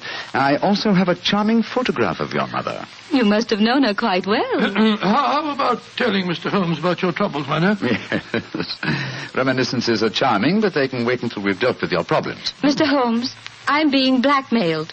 Oh, I'm sorry to hear it. By whom? By a neighbor of yours, Mr. Lytton Stanley. Do you know him? Oh, yes, indeed I do. As a matter of fact, Mr. Holmes received a most offensive note from the gentleman less than an hour ago. What hold does Mr. Stanley have over you, my dear? He has some letters, some rather indiscreet letters of mine that I wrote to a friend of his last year. How did he obtain these letters, Miss Norton? He must have stolen them. I don't know how, but when I was staying at his house a few weeks ago, he told me that he had them and asked £5,000 for their return. Oh, gracious me. And, why should he consider your letters, even indiscreet letters, worth so large a sum? I'm engaged to be married to Lord Weston's son. That awful man, Lytton Stanley, knows that if my fiancé saw the letters, the marriage would never take place. They must be extremely compromising. Oh, they aren't, really. But I was much younger when I wrote them. In fact, I was only 17, and I'm afraid they could easily be misconstrued. Have you told your mother? Oh, no, she'd never understand. She might surprise you on that score, I think. How about your father? Daddy's a barrister. You can imagine how straight-laced he'd be about the whole thing. That's why I came to you, Mr. Holmes. Oh, I see. You feel that I am not so, shall we say, straight-laced? Of course you aren't. Mother's told me about you, and in any case, I've read Dr. Watson's stories. Watson, my dear fellow, your stories will land me in serious trouble one of these days. What are you suggesting Mr. Holmes can do for you, Miss Norton? Get the letters back for me. But how? Steal them, of course. Well, my dear, I hardly think you can... No, my dear Watson, don't be shocked. Miss Norton is a forthright girl, like her mother before her. It's most refreshing. Mr. Holmes, you can't say you won't help me. No, I don't think that I can say it. In any case, I have a slight personal score to settle with Mr. Lytton Stanley myself. He's rude and has no understanding of bees. But how are you going to steal the letters? That problem requires a little thought, old chap. I can tell you how to do it, Mr. Holmes. Oh, really? This is delightful, my dear. You explain the problem and also the way of solving it. How easy a detective's work might be if all clients were equally helpful. Tell me, what is your plan? Tomorrow is the servant's half-day off at Mr. Lytton Stanley's. He will be alone there during the afternoon. How do you know that fact? My maid was keeping company, as they say, with Devers, the butler, when I was staying there a few weeks ago. She found out everything from him. My letters are kept in a filigree box in his desk. With your enterprise, my dear, I'm surprised that you didn't try and open the desk yourself. I did. But it's very sturdy and has a combination lock. However, I'm sure that you and Dr. Watson can think of some way of getting the letters, particularly if Mr. Lytton Stanley's alone in the house. We shall do our best, Miss Norton. Promise me one thing, though, both of you. Oh, what's that? Don't read the letters, will you? I'm really rather ashamed of writing them. Oh, of course we won't, my dear child. You're both so sweet to me. How can I thank you? Thanks would be a little premature, but you could do us a favor. Of course. What is it? Your mother had a beautiful voice, I recall. I wonder if you inherit her talent. I do sing, though I've never done so professionally like Mother. And I've never played the violin professionally, but perhaps between us we could give Watson a little concert. That's a delightful idea. We can't do anything until tomorrow anyway.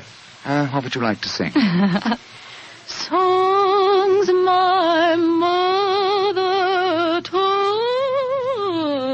me. Really remarkably appropriate. In the days long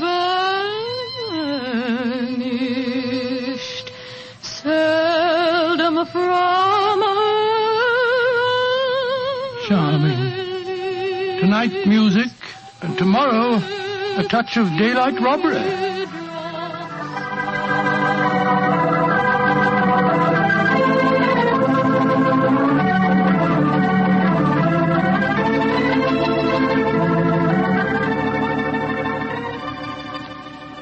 Dear old Watson, your disguise is really excellent. Oh, I must confess I'm a little apprehensive. Hi, old chap. There's no need to be, I assure you. You, as Dr. Hamish, and I, as the Reverend Appleby, are calling on Mr. Lytton Stanley, ostensibly in search of a contribution for my charity hospital that you are in charge of.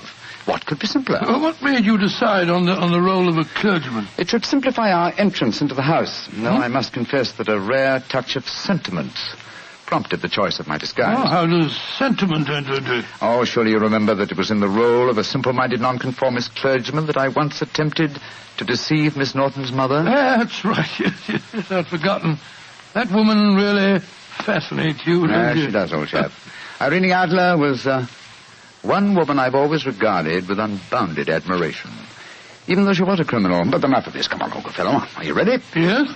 You have the equipment I mentioned to you? In my pocket? And let's be off, old chap. Let's be off.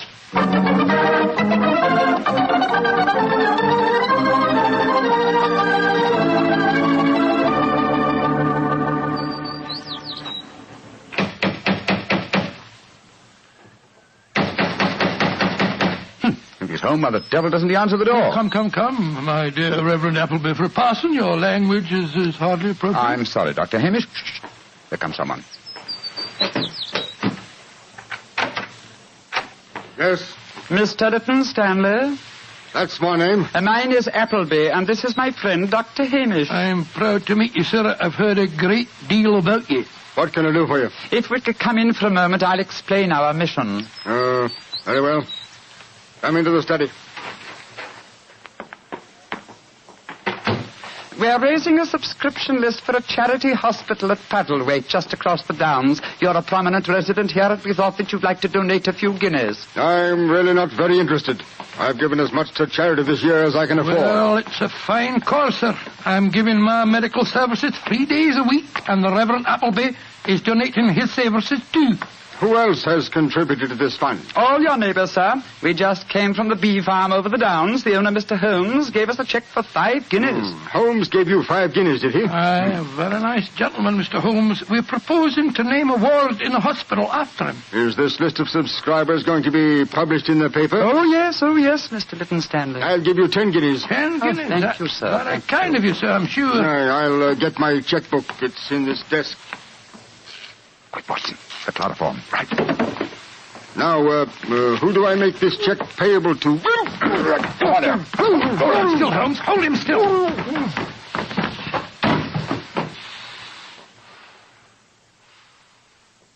Very neat, Watson. Chloroform doesn't take long, does it, Back a Holmes? little, old fellow. He's lying over the desk. That's it. Is the filigree box in there? Uh-huh. Here it is. Splendid. Holmes, don't open it. You promised that you wouldn't. I just wish to make sure Make sure of what was there, Mr. Sherlock Holmes. Who there? Oh, no, don't move. I have a revolver, and don't turn round. Place the box on the table, Mr. Holmes. And put your hands up, gentlemen, both of you.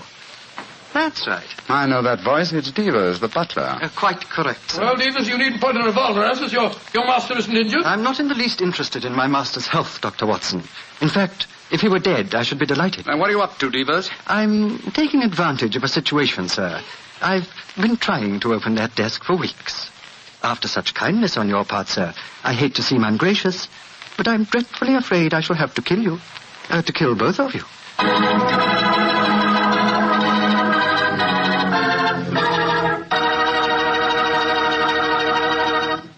Dr. Watson's story will continue in just a second, so I'm just going to remind you that good food always tastes better when served with good wine. And if you like a red wine, say with steak or meat of any kind, you'll love Petri California Burgundy. If you'd rather have a white wine, say with chicken or fish, then by all means get Petri California Sauterne. Oh, and look, if opinion is divided in your family, if some of you like a red wine and some like white, the answer's obvious. Don't buy one, buy two. Remember that, huh? Don't buy one, buy two. But do buy Petri. Then you know it's good. Well, Doctor, that was a fine place to break off your story with the butler pointing a gun at your backs and you and Sherlock Holmes with your hands above your heads. What happened next? I know at least you didn't get killed, or you wouldn't be sitting here in California tonight telling me the story. Elementary, my dear Mr. Bartell, but supposing I take you back in the story to the point where I left off. Well, all right then. Take me back, Doctor. Take me back. Very well. We stood there, Holmes and I, our hands above our heads. As Devers said... I can't tell you how grateful I am that you opened the desk for me. After such kindness on your part, sir, I hate to seem ungracious, but I'm dreadfully afraid I'm going to have to kill you both. Devers, I dislike to appear stupid at such a melodramatic moment, but why is it necessary to kill us? For months, I have been waiting for an opportunity to steal the Kitmanjar emerald, and now You have done it for me, sir, and presented me with a perfect alibi. Kidman Jar emerald? Oh, come now, Mr. Holmes. You know the treasures in this house as well as I do. Apart from the emerald, there's a superb Cellini that would fetch a fine price in the right market. We aren't here after any valuables, my good man. Please don't call me your good man, Dr. Watson. It's patronizing and untrue. In any case, sir, whether you were here after the valuables or not makes no difference. I've caught you both red-handed. You're completely in my power, gentlemen. You're going to steal the treasures, I suppose, and then pretend that we were responsible. Exactly, sir. I shall kill you both, secrete what objects appeal to me, and when my master regains consciousness, I shall explain that I found 3 men burgling the house, that I killed 2 of them while the 3rd got away with the loot. Who will be able to doubt my word? I shall be regarded as a hero. I might even have my salary raised.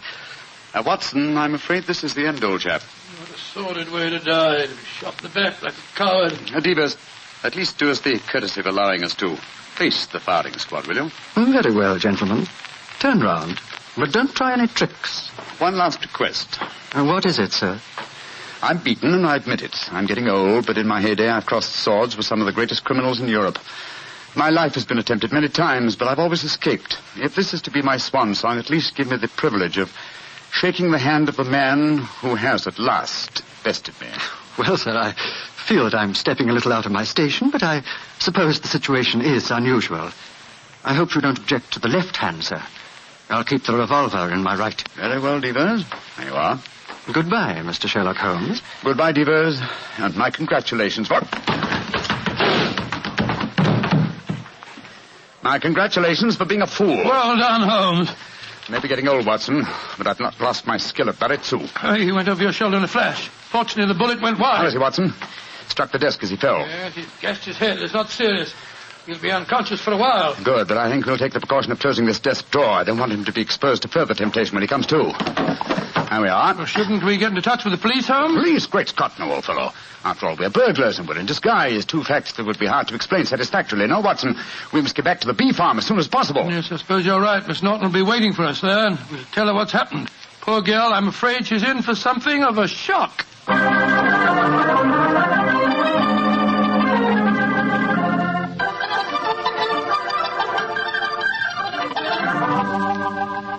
Mr. Holmes, Dr. Watson, I'm so glad to see you back again. Did you get the filigree box? Yes, Miss Norton, here it is. But, Holmes, I didn't know that you... Watson, why not open it, Miss Norton? Well, I Open it, my dear. There may not be love letters inside it, but there's a note. Oh. Why don't you read it to us? Well, let this be a warning, Miss Norton. Crime does not pay. If you don't believe me, ask your mother. Sincerely, Sherlock Holmes. Mr. Holmes, you knew my secret all the time. Not all the time, but I realized it as soon as I'd opened the filigree box. What on earth are you talking about? Miss Norton was under the impression that she could use me as a cat's paw, as a dupe to commit a burglary for her. I still don't understand, Holmes. You will remember she asked us to promise not to open the box. Yes, but you did, sir, just before the fellow held us up with a revolver.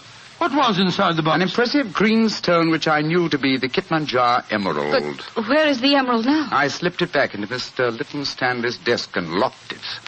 Brought the box here because I wanted to see your expression, Miss Norton, as you opened it. Great Scott, and I thought you were a poor little thing in trouble. Shocking. What do you have to say for yourself, young lady? That I'm terribly sorry, Mr. Holmes, terribly sorry. It seemed like a wildly exciting idea, but I didn't really mean to steal it. No, of course not. No, of course you didn't. You meant me to steal it for you.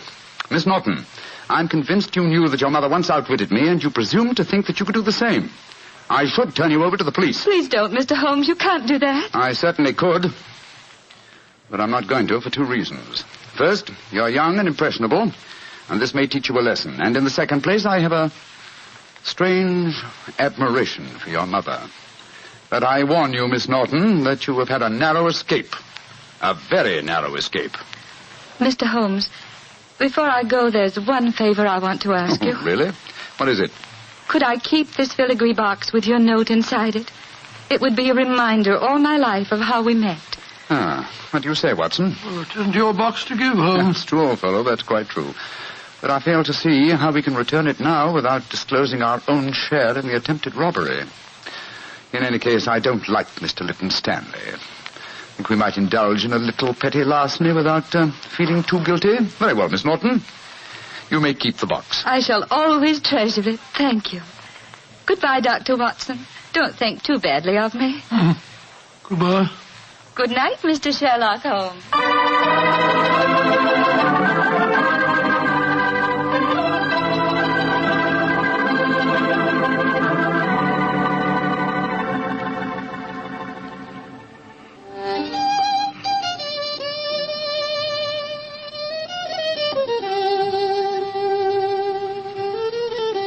You know, Holmes, I must say you were surprisingly lenient with that girl.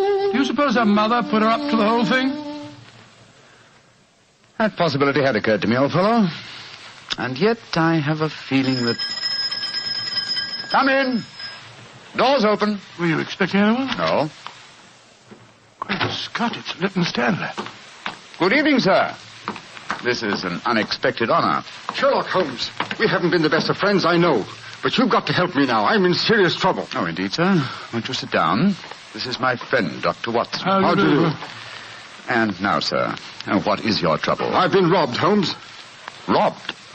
What was stolen? Well, my greatest treasure, the Kitmanjar emerald, was removed from his case and then mysteriously returned loose in my desk afterwards. But there's a priceless Cellini missing. Have you any idea who the burglars might be? Oh, it was a gang, I'm sure of that. A couple disguised as a clergyman and a doctor came into the house on the pretext of raising money for some hospital. And they overpowered me with chloroform. Oh, dear me. How very unpleasant for you. Yes, well, when I came to, I found my butler, Devers, lying beside me in a pool of blood. The brave fellow had wrestled with the thieves, but they got away. And he's in the hospital now. Holmes, you've got to help me. The Kitmanjar emerald was returned, you say, but a Cellini is missing. Yes. It's an exquisite filigree box in which I'd kept the emerald. A filigree box? Yes, it's a genuine Cellini. It's worth several £1,000s. Holmes, you must help me solve this business. I'm sorry, Mr. Lytton Stanley, but I'm afraid I can't help you. I've retired. Yes, and I intend to remain in retirement. Good night, sir. Oh, but I'll pay you any fee within reason. My decision is final, sir. Good night. Oh, I might have known I wouldn't get any help from you. Holmes, she fooled you again. Yes, the little devil. She knew that box was a Cellini all the time. You don't seem very angry with her, old fellow. I should be, but I'm not. What splendid audacity. What a superb nerve the child has. But you must get the box back from her. I shall, Watson. I shall. Or rather, I shall persuade Devers to do it for me. As the price of our silence. But how can he get it back? Remember that he walks out with Miss Norton's maid. I'm certain that when he explains his predicament, he can prevail upon her to steal the box from her mistress so that it may be returned to its rightful owner. That's a good idea. By George, Holmes, Miss Norton's a chip off the old block, all right. Yes, Watson, she is, and it makes me wonder. What about? I wonder, my dear chap, how long I can remain in retirement. With such a worthy antagonist at large, it's a challenge. It's an irresistible challenge.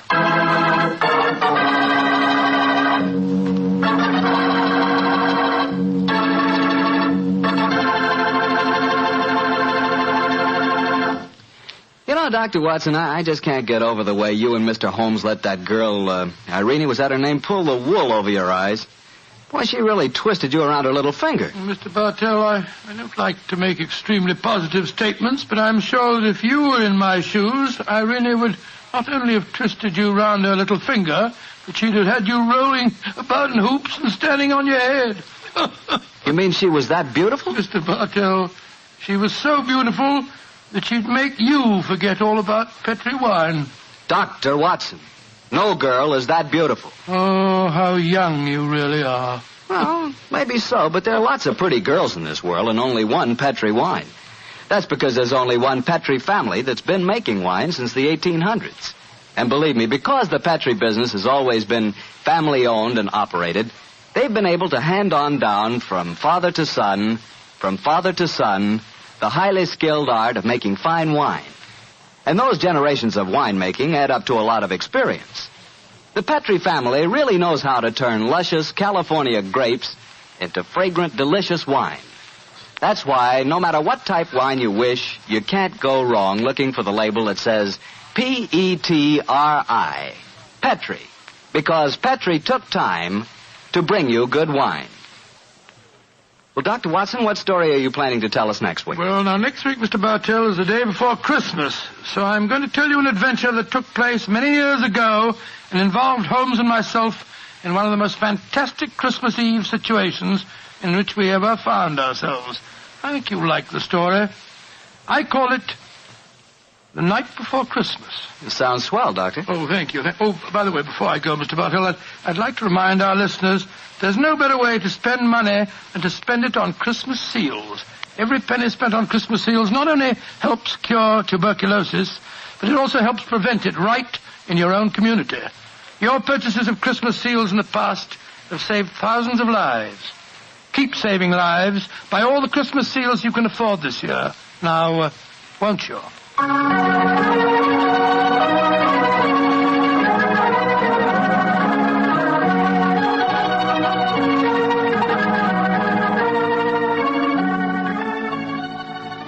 Tonight's Sherlock Holmes adventure was written by Dennis Green and Anthony Boucher and was suggested by an incident in the Sir Arthur Conan Doyle story, A Scandal in Bohemia. Music is by Dean Fossler. Mr. Rathbone appears through the courtesy of Metro-Goldwyn-Mayer, and Mr. Bruce through the courtesy of Universal Pictures, where they are now starring in the Sherlock Holmes series. Basil Rathbone's new Columbia record album, Robin Hood, is now available at your music store.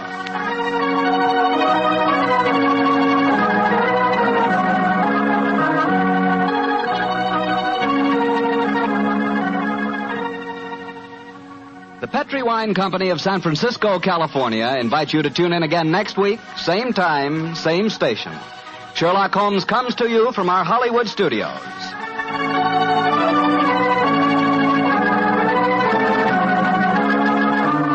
This is Harry Bartell saying goodnight for the Petri family. For a solid hour of exciting mystery dramas, listen every Monday on most of these same stations at 8 o'clock to Michael Shayne, followed immediately by Sherlock Holmes.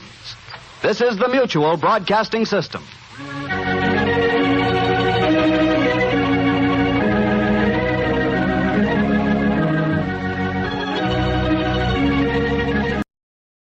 This episode from the life of Sherlock Holmes will be transmitted to our men and women overseas by shortwave and through the worldwide facilities of the Armed Forces Radio Service.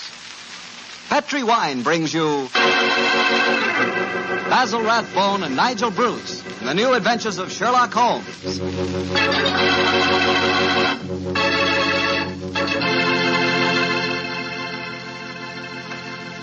The Petri family, the family that took time to bring you good wine, invite you to listen to Dr. Watson tell us another exciting adventure he shared with his old friend, that master detective, Sherlock Holmes. Well, right about now, you're probably taking a little breather in your last-minute rush to get everything ready for the big day tomorrow. Children have to be put to bed to wait for Santa Claus, and there's the tree waiting to be decorated, and 1,000,001 things which must be done before morning. I sure hope you got all your Christmas shopping done. It's pretty hectic rushing off at the last minute to take care of Uncle Charlie or Aunt Bertha or Cousin Sam. But if you must get something, just remember that you can always dash over to your wine merchant and get a bottle or two of Petri wine. Or better yet, a whole case of Petri wine.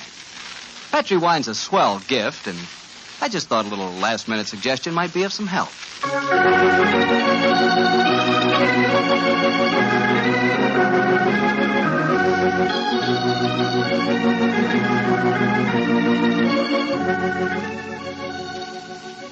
And now I'm sure our good friend Dr. Watson's waiting for us, so let's go in and join him. Come in. Ah, there you are, Mr. Bartell.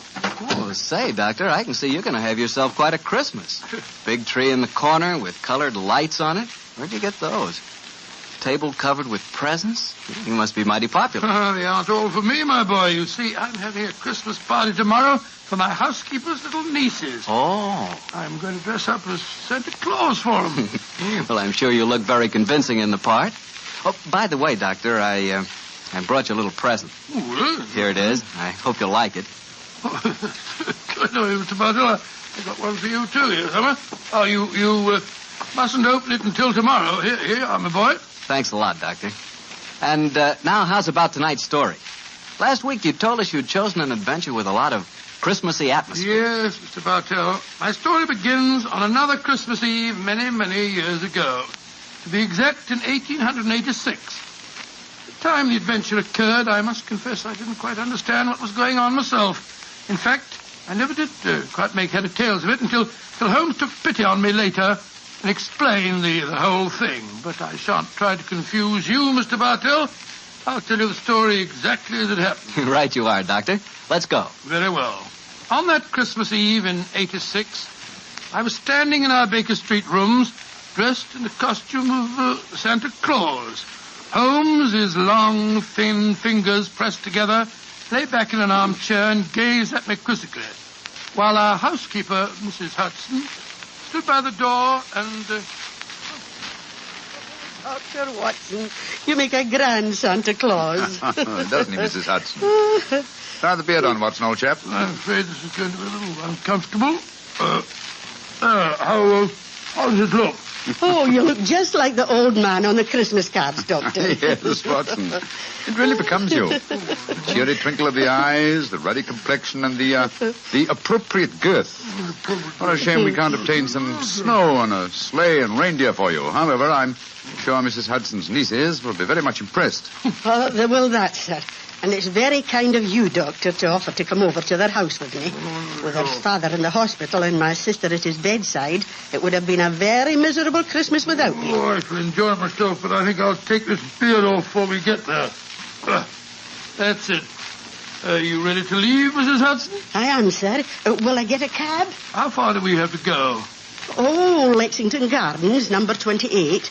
It's just off the Edgware Road, Doctor. It's not far, but bearing in mind my costume, I suppose we'd better take a cab. Aye, sir. I'll get one. Holmes, what are you going to do with yourself? I hate leaving you alone on Christmas Eve. Oh, don't worry, old chap. I shall spend a profitable evening writing on my new monograph. Well, what's this one about? An analysis of teeth marks on pipe stems, with particular regard to indicated character. Oh, gracious me, how exciting. Well, I must be going.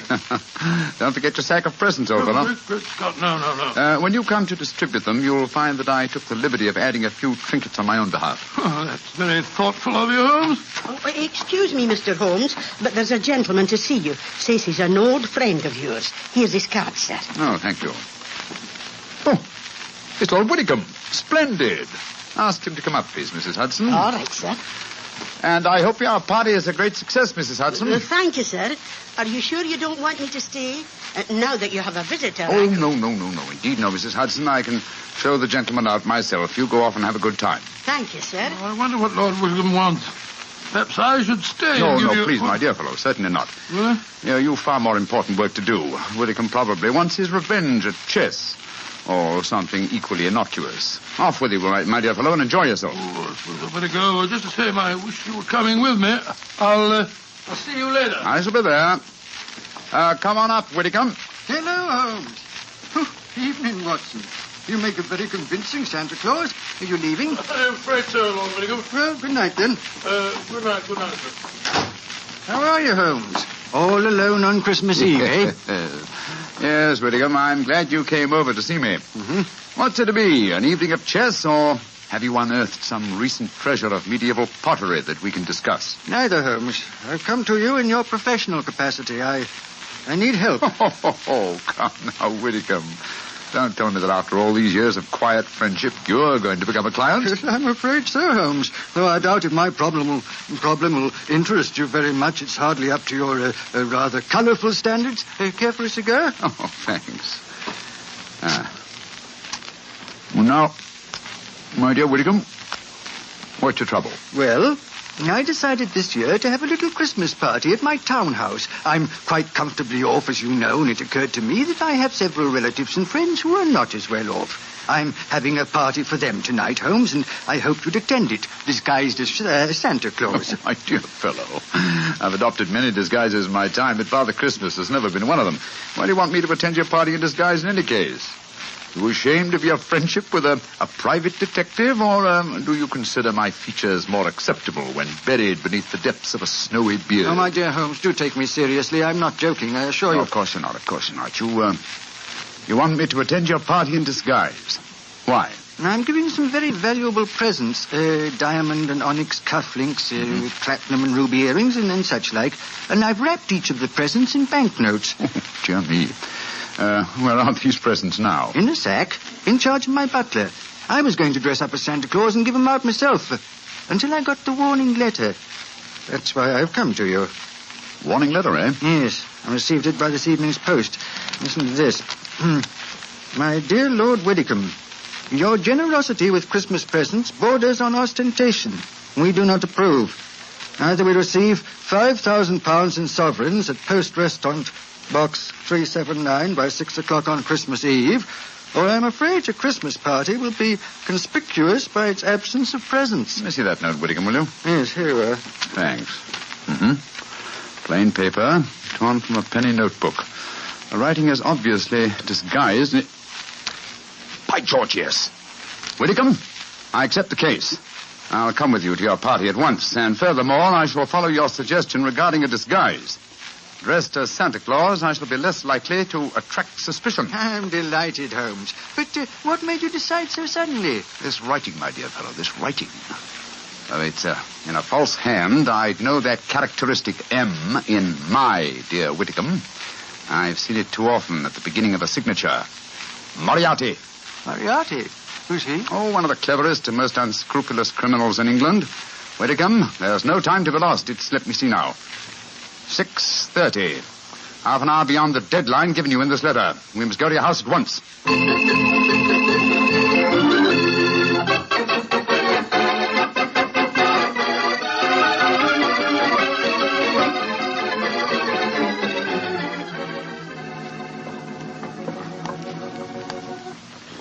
This is as far as the cab can take us, Doctor. Oh, here you are, cabby. Here's 5 shillings for you and a Merry Christmas. Oh, bless you, General, and a Merry Christmas to you, too.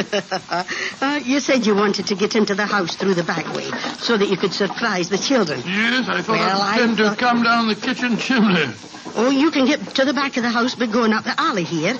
I'll go in the front door. Splendid, Mrs. Hudson. Which is the house? Number 28. It's the third one down the alley, Doctor. I'll have the back window open in no time, and you can slip in without any of the bairns seeing. Very well. Gloomy little street, I must say. Hello, well, where's the music coming from? Oh, it's from that temple across the street, Doctor. The disciples of the octagonal square, they call themselves. What on earth do you suppose that means? Oh, some newfangled cult. Heathens, most likely. Hello. I'm not the only Santa Claus abroad tonight. Look at that fellow across the street over there. Oh, dressed just like yourself, Doctor, and carrying a sack, too. Oh, he's running up the steps to the temple. Great Scott, he slipped on the ice. Oh, I wonder what his hurry was.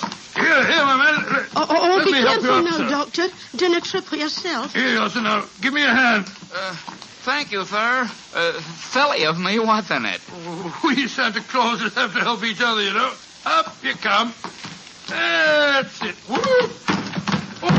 Oh, gracious me. Doctor, I told you to be careful. Oh. Now you've fallen, too. Oh, it's this confounded red coat of mine. It tripped me up. Did you hurt yourself, sir? No. I'm all right, I think. How about you, sir? Oh, I'm all right, thanks. Oh. Silly of me to run, wasn't it? Here's your sack, sir. Well, thank you. Good night, and Merry Christmas. Good night, same to you. Same to you. Oh, he went into the temple. Must be a disciple of the octagonal square. You're sure you're no hurt, Doctor? No, of course not, Mrs. Hudson. Give me my sack, please. Thank you. Your sister's house is the third one down this alleyway, you say? I'll hurry and open the back window. Yes, I'll be waiting for you, Mrs. Hudson. This is going to be rather fun. What a shame Holmes isn't with us. Oh, well, he's probably happier having a good game of chess with Lord Widdicombe.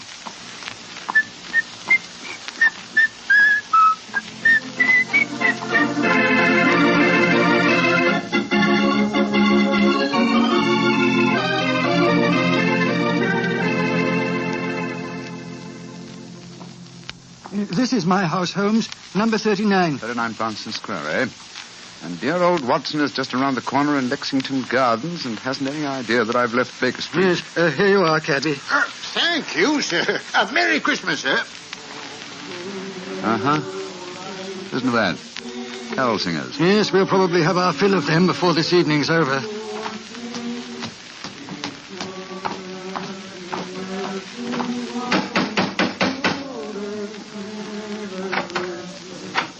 Good evening, my lord. Have the guests arrived, Hargreave? Most of them, sir. They're in the library. You brought another Santa Claus with you, I see, my lord. Another Santa Claus? What do you mean?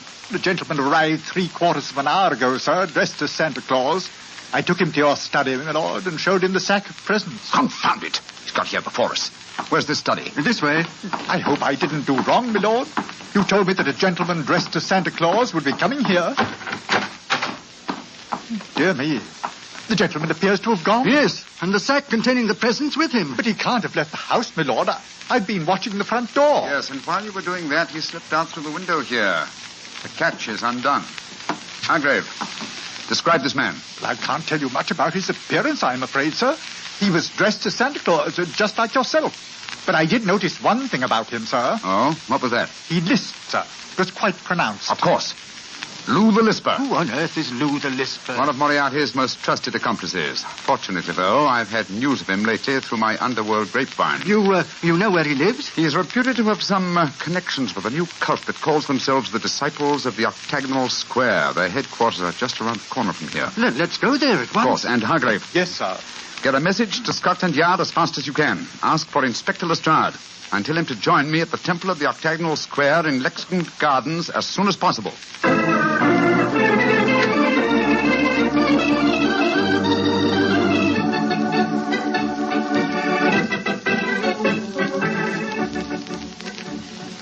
Oh, the children are awful excited, Doctor. I told them you just came down the chimney. I'll slip the beard on and then I'll go into them. There we are. Will I announce you, Doctor? Yes, please, Mrs. Hudson. All right, sir. Now, children, quiet. Santa Claus has come to see you, and he's brought you all presents. Hello, children. Hello, Santa Claus. My name's Elsie. Did you bring me a present? Oh, I did, Elsie. I'll look in my sack in a minute. And what's your name, young man? Herbert, they call me Bertie. Did you come down the chimney? Yes, Bertie. I bet you had a time doing it. You're so fat. Oh, don't be rude, Bertie, or Santa Claus won't give you your present. And what's your name, little man? Maya, though. I've got a cold. Yes, I see you have. Well, children, gather round me and I'll see what present I got for you. Let me see, Bertie. The first present is for... Oh, it's got me right. It says for Her Grace, the Dowager Duchess of Bewley. Oh, do you suppose Mr. Holmes has been playing a practical joke on you, Doctor? I suppose so, but I can't see the point myself. But he did say that he'd added a few trinkets of his own. I want my present. Then supposing you take this, Elsa. Cool, thank you. And this one is marked for the Reverend Arthur Carter. I knew what Holmes was up to. Here you are, Bertie. Cool, thanks. And this is for you, Lionel, because you've been a good little boy. This isn't very big, is it? I wanted the dog. Wanted the dog for Christmas. Well, I'll bring you a dog next year, Lionel. Dr. Watson. Yes, Mrs. Hudson? Oh, look at the wrapping on these presents, Doctor. Well, they're £20 notes. Great Scott. Oh, cool. Look what I got. Now, let me see. Why, cufflinks and Doctor, diamond and onyx what's wrong? ones, unless I'm very much mistaken. I got some pretty earrings. Look how they sparkle. Let me see, Elsie. Good gracious, I swear that these are platinum and rubies. What in thunder's going on? I want my earrings back. Give me back mine, too. Well, here you are, here you are. Dr. Watson, what do you suppose has happened? I don't know, Mrs. Hudson. Perhaps my toys are still at the bottom of the sack. I can't understand it. I wish Holmes were here instead of dozing in front of our fire in Baker Street.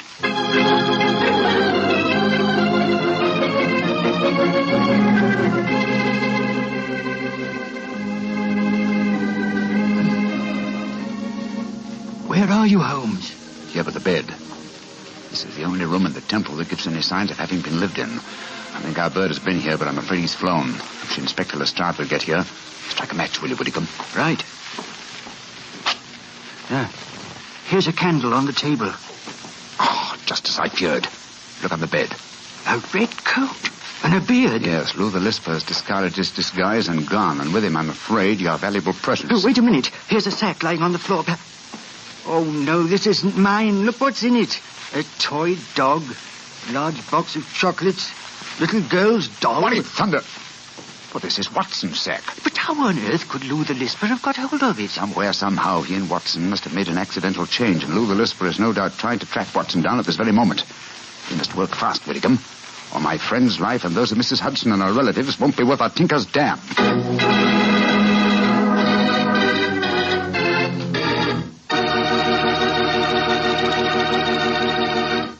Oh, now, Doctor, you can't break off your story there. Oh, yes, I can, my boy. Before I go on, I thought we'd have a glass of port just to freshen us up. Oh, well, that's something different. Of course. Instead of talking about port, as I sometimes do, it'll be nice to drink some for a change. There you are, my boy, and a Merry Christmas to you. The same to you. And now, what happened next, Doctor? We left you at the children's Christmas party, and Sherlock Holmes and Lord Whittingham around the corner at the Temple of the Octagonal Square. Yes, Mr. Bartell, although at the time, of course, I had no idea what was going on. There I was, cheerfully handing out gifts worth, well, if not a king's, at least a baronet's ransom. While outside the Temple of the Octagonal Square, Holmes and Lord Whittingham were talking to Inspector Lestrade of Scotland Yard. There's the case in a nutshell, Lestrade. Yeah, seems to me, Lord Whittingham, you'd have been wiser to get in touch with Scotland Yard when you first got the warning note. We could have nabbed him when he came to your house and pinched the sack of presents. Lestrade, this is no time for post-mortems. We've got to reach Lou the Lisper before he finds Dr. Watson. Do you suppose he can do that, Holmes? It wouldn't be difficult. Lou the Lisper is nearly as clever as his master, Professor Moriarty. The chances are that you were followed when you came to Baker Street tonight, Whittingham, and it's equally likely that Watson and Mrs. Hudson were followed as they left it. Moriarty seldom leaves anything to chance. Well, where did Dr. Watson go tonight? 28 Lexington Gardens. It's just around the corner from here. Well, then let's go there at once. Frighten our quarry away? No, Lestrade. We must use a little subtlety. Now, Lou the Lisper wishes to recover that sack of presents from Watson. How would he invade the party with the least possible trouble? By dressing up as Santa Claus again? No, I think he's overplayed that role for one evening. Well, then how would he try to get in, Mr. Holmes? Oh, come now, Lestrade. What group of people can enter any house on Christmas Eve without invitation and without creating suspicion? The carols. Exactly, my dear fellow. I shouldn't be at all surprised if at this very moment Lou the Lisper and some of his gang are singing carols outside 28 Lexington Gardens. Well, then what are we going to do? Form a rival choral society. How many of your men did you bring with you? 3. A sergeant and 2 constables. Wearing greatcoats? Yes, Mr. Holmes. But why? Good. They can hide their helmets and pretend to be singers. Come on. Let's go over there, and while we're walking, we'll rehearse our carols. We must appear reasonably convincing. Sanjare, Lestrade, Sanjare.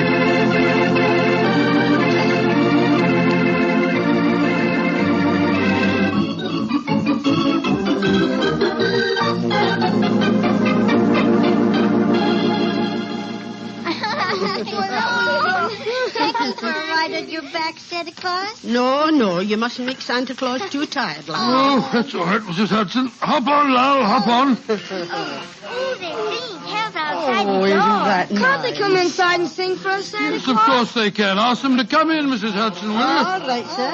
Oh, come on, let me get on your back, too. Oh, now, take it easy. Oh, there we go. I want to see your reindeer, Santa. See my reindeer? Oh, they're up on the roof.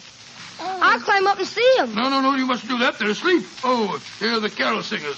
Off you get, children. There we go. That's it now. Good evening, gentlemen. Good evening, and Merry Christmas. Would you like to sing some carols for the children? After that, I'm sure you'd like a drop of something to warm you up. Oh, thank you, sir. We should like that. Haven't I met you before somewhere, my man? No, sir, I'm sure you haven't. Come on, man, let's sing Good King Wenceslas. Good King Wenceslas looked out on the feast of Stephen.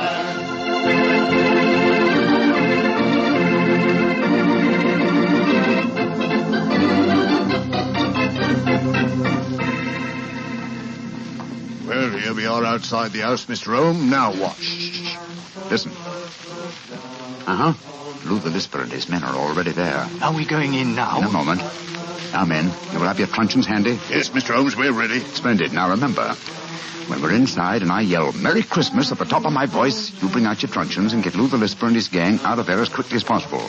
Don't arrest them until you get them outside again, Lestrade. I don't want to frighten the children. Right you are, Mr. Holmes. We're ready. Just give us the word and we'll go in and get them.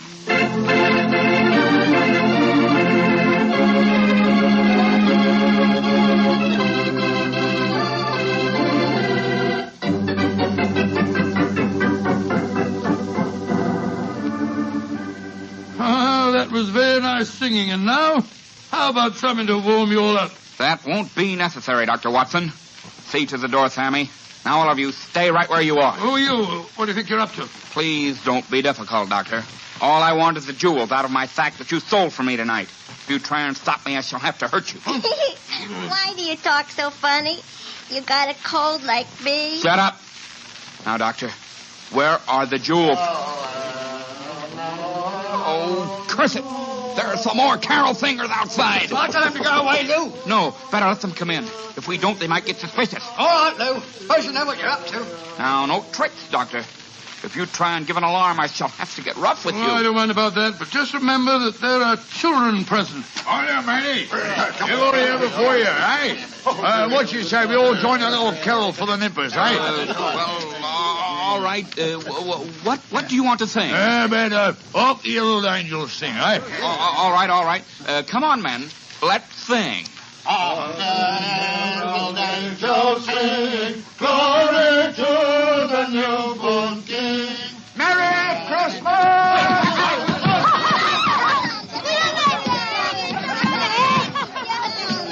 Dr. Watson, what's happening? They're all hitting each other with truncheons. Here, you can't do that. They're all going away. They're dragging each other out. Hey, come back here. Oh, terrible.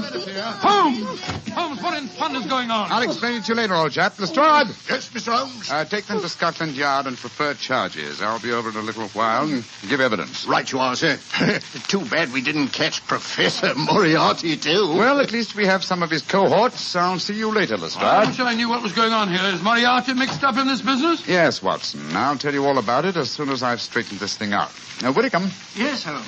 The 20-pound notes that you used as wrapping for your gifts seem to have been scattered all over the house. Do you want me to recover them, too? No. From what you've told me of the children, I think their parents could use the money much more profitably than my relatives. In any case, I can replace it. A very generous Christmas gift. Well, children, did you enjoy the little game we staged for you? It was enough fun. Yes. I nearly died laughing when they started hitting each other. I'm glad you enjoyed it, children. And now I want you to show me the presents you received. I got these pretty earrings. Oh, they were a part of the game, too. A nice little girl like you doesn't want silly earrings, Elsie. Here's a beautiful doll for you. Cool. Her eyes open and shut and everything. And what did you get, my little man? These. Oh, cufflinks. Good gracious. Who wants cufflinks when he can have a clockwork train? You want to exchange? Train, Lord love a duck, yes. I wanted the dog. There's one for you, Lionel. A nice woolly dog. Oh, good. And here's a Lovely. Here you are, children. Here's a nice big box of chocolates, too. You can all share them. Oh, lummy, what a night. I ain't had as much fun since Granny got her finger stuck in a plug hole.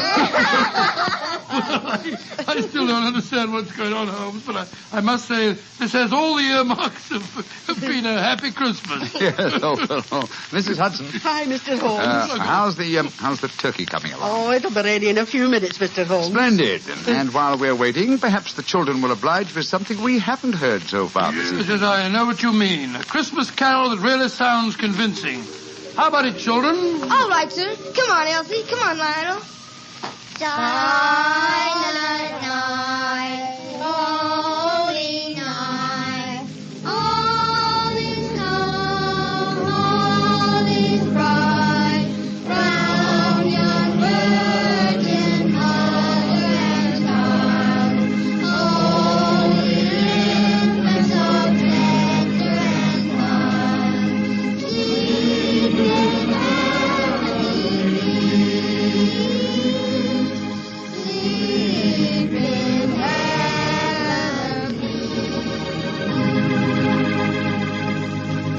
Well, Doctor, that was really a swell story. On a Christmas Eve like this, do you ever wish you were back in Baker Street celebrating Christmas there? At times, yes, but actually, Mr. Bartell, I'm very happy right here in my little home. There on the table is a beautiful little Christmas tree. There's a fine fire in my fireplace. My two dogs, Monty and Winnie, are sleeping peacefully at my feet. And best of it all, I've got the love of every child in the neighborhood. Yes, I got a great deal this Christmas Eve. Lots to be thankful for. And what with the troubles of the world on their way to being settled, it looks as if this is the brightest Christmas that I've ever had. Well, that's how I feel about it, too, Doctor. I hope that all our friends listening in are just as happy this Christmas Eve as we are. And speaking not only for myself, but I know for all of us and for the Petri family too, we wish every one of you a happy Christmas from the bottom of our hearts. God rest ye merry, gentlemen. Well, Dr. Watson, next Monday is New Year's Eve. What story do you plan to tell us? One that I think you will find extremely appropriate, Mr. Bartell. It takes place in a Scottish castle near Edinburgh on a New Year's Eve in 1900 and concerns a pair of lovers, an elderly baronet, and a strange iron box that proved to be more than worth its weight in gold.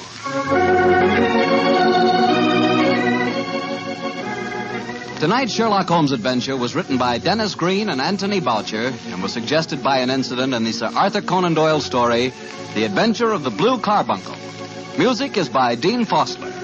Mr. Rathbone appears through the courtesy of Metro-Goldwyn-Mayer, and Mr. Bruce through the courtesy of Universal Pictures, where they are now starring in the Sherlock Holmes series.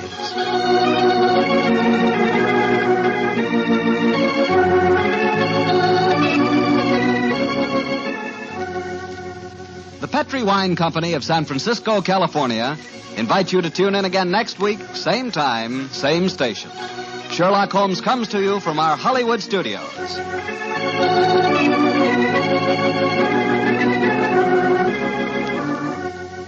This is Harry Bartell saying goodnight for the Petri family. For a solid hour of exciting mystery dramas, listen every Monday on most of these same stations at 8 o'clock to Michael Shayne, followed immediately by Sherlock Holmes. This is the Mutual broadcast. This episode from the life of Sherlock Holmes will be transmitted to our men and women overseas by shortwave and through the worldwide facilities of the Armed Forces Radio Service. Petri Wine brings you Basil Rathbone and Nigel Bruce in the new adventures of Sherlock Holmes.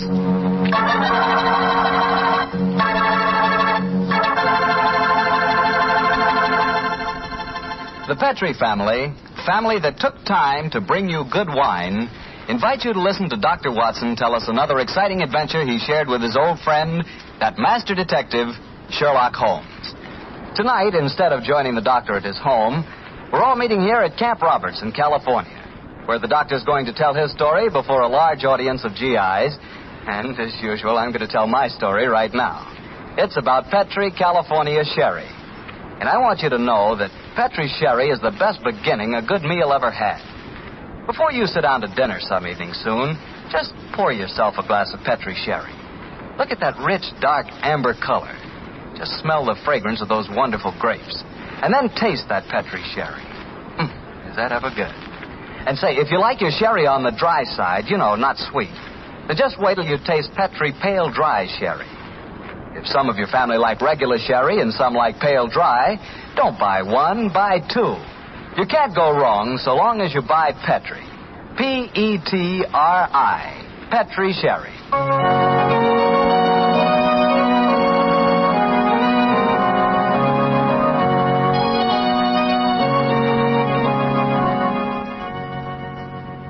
And now let's join Dr. Watson and get on with our story. Good evening, Mr. Bartell. Well, Doctor, your study seems a little bigger than usual this week. Yes, my boy. I felt that as tonight's new Sherlock Holmes adventure was rather an exciting one, the men here at Camp Roberts might like me to tell it to them in person. I'm sure they will, Doctor. Which particular story have you selected? One that I call The Strange Case of the Murder in Wax. It concerns one of the most sinister mass murderers who ever threatened the peace of London. It was in the summer of 1900, and the city had been rocked by a series of ghastly murders on Hampstead Heath.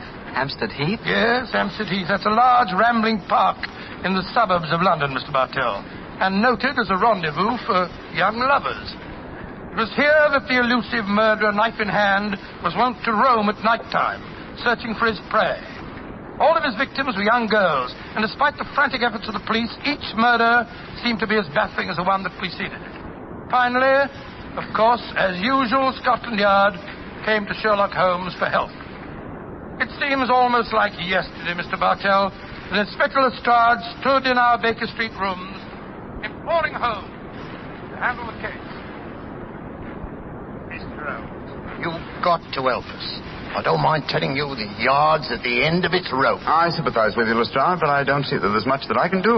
Only the police can handle the widespread detailed work necessary to this case. The private detective is helpless. Yes, perhaps if you'd come to Mr. Holmes in the first place, Lestrade, he might have helped you. But the murderer hasn't finished yet. There'll be more killings if we don't catch him, you mark my words. Mr. Holmes, please help us, won't you? Before I commit myself, Lestrade, give me the exact chronology of events, will you? All my information on the murders has been derived from the London newspapers, notoriously inaccurate in matters of fact. I can give you all the particulars, sir. I've been on the case right from the beginning. All the murders have taken place on Hampstead Heath at night time, and all the victims have been young women. Who was the first one? A girl by the name of Oakley, Bessie Oakley. She was a shop girl who worked at Derry and Tom's in Kensington High Street. 3 weeks ago, she was out on the heath with a young fella by the name of Alfred Smith. From what he told me, it was a moonlight night that night as they sat there out on the... Oh, Bessie, give us a kiss. Oh, go on, Fred. Don't be so soppy. I ain't sloppy. Come on, Bess. Hello. Who's this coming towards us? Bloomin' prowler. Here, you, what you want? Can't you say something? Look out, Bessie's got a knife. No, you don't. Devil, you hit my Fred. Keep away from me. Keep away from me, you...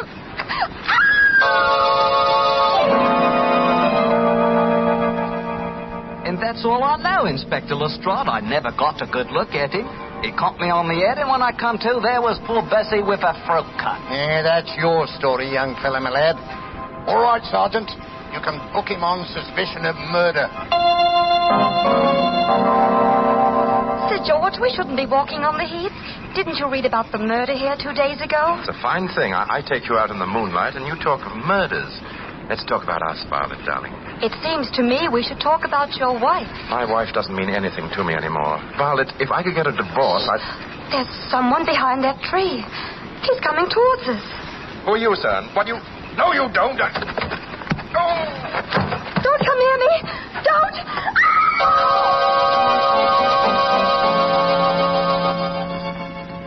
Inspector Lestrade, she's dead, poor girl, I know, but a scandal can't bring her back. If there's any way to keep my name out of the papers, Yeah, I'm afraid you'll have to take your chances, Sir George. Oh, and Sergeant... Yes, Inspector? You can turn that boy loose, Weevil, for questioning. The man who did this is obviously the same killer. I'm afraid we're going to hear a lot more from him. Light edition evening paper. Hampstead Heath murderess strikes for 5th time. 9 girls murdered on Hampstead Heath. Light edition evening paper here. Now, look here, miss. You can't go walking by yourself on the heath. It ain't safe. Oh, thank you, Constable, but I'm not frightened. I want to be by myself. I want to think. Well, I can't stop you by law, I suppose, but you shouldn't do it. I don't know how to handle these modern young things, and that's a fact.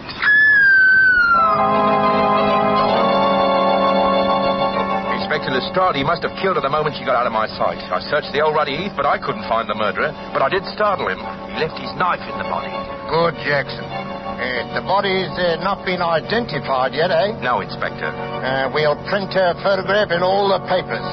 We've got to find out who she is.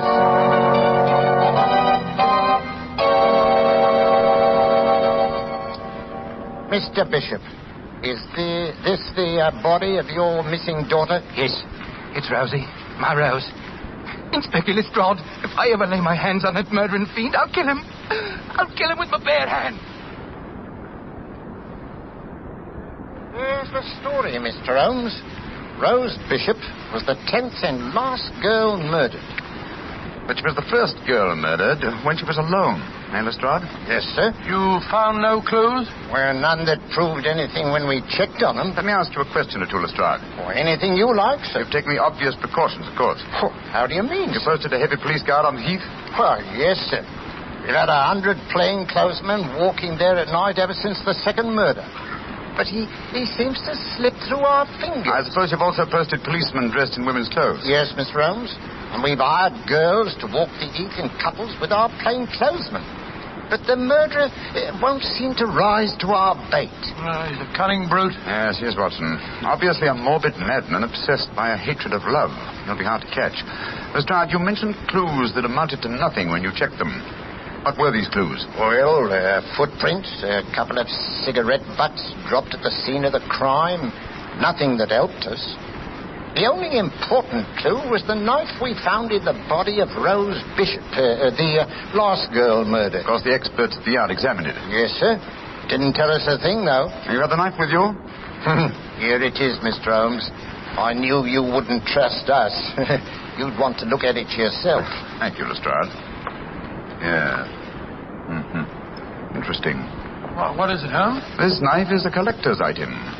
It's at least 100 years old, I should say. May I keep this overnight, Lestrade? I should like to conduct a few experiments of my own. Why, of course you can, sir. Then you're going to take on the case, Holmes? Let us say that I'll take it under advisement. I'll do my best, Lestrade. I'll do my best. Well, thanks. If any further developments occur, communicate with me at once, will you? Yes, sir. In the meanwhile, I'll smoke a few pipes on the problem. But I promise nothing, my dear fellow. I promise absolutely nothing.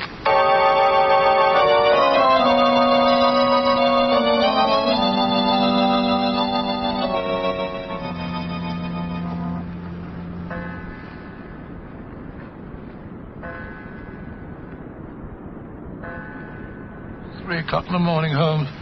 You're still peering through your microscope at that knife Lestrade left for you. That's true, old chap. That's quite true. You must be a very dull companion. Why don't you go to bed? Oh, because I'm afraid I may miss something. Confound it. Have you discovered anything? Yes, I think so. Oh, what? The handle of this knife is corrugated. On the underside, I observed a slight diffusion in the markings. Under the penetrating eye of the microscope, I found a minute deposit which had caused the diffusion. I have just analyzed that deposit. It's wax, colored wax. Colored wax? Well, what does that signify? Oh, by itself, very little. But when you combine it with a knife that definitely belongs to another century, it does suggest a certain origin. I got an idea. Perhaps it came from the theater. An 18th century dagger could belong in a period play. And the colored wax might easily be part of an actor's makeup. An excellent deduction, Watson. Oh, thanks so much. However, my own theory would be that this dagger came from a waxworks exhibition. Oh, wrong again. Putty is used in theatrical disguises, but I don't recall the use of colored wax. Whereas it is used in making waxen effigies, and of course the dagger would belong as part of the costume. Precisely, my dear fellow. It's a long chance, but I think in the morning we'll make a tour of the various London waxworks exhibitions. If my deduction is a false one, at least we'll have the pleasure of a busman's holiday. We can visit all our old friends who died on the gallows.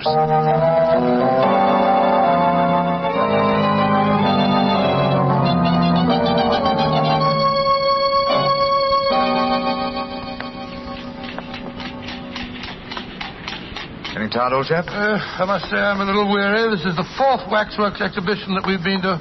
The 4th and the last. We fail to find any clues here at Levesque's Museum. We can return to Baker Street. Oh, thank heaven, this is our last port of call. I'm so dizzy from looking at waxworks that they begin to look like human beings to me. Did you notice that I asked directions from the wax policeman at the entrance door just now?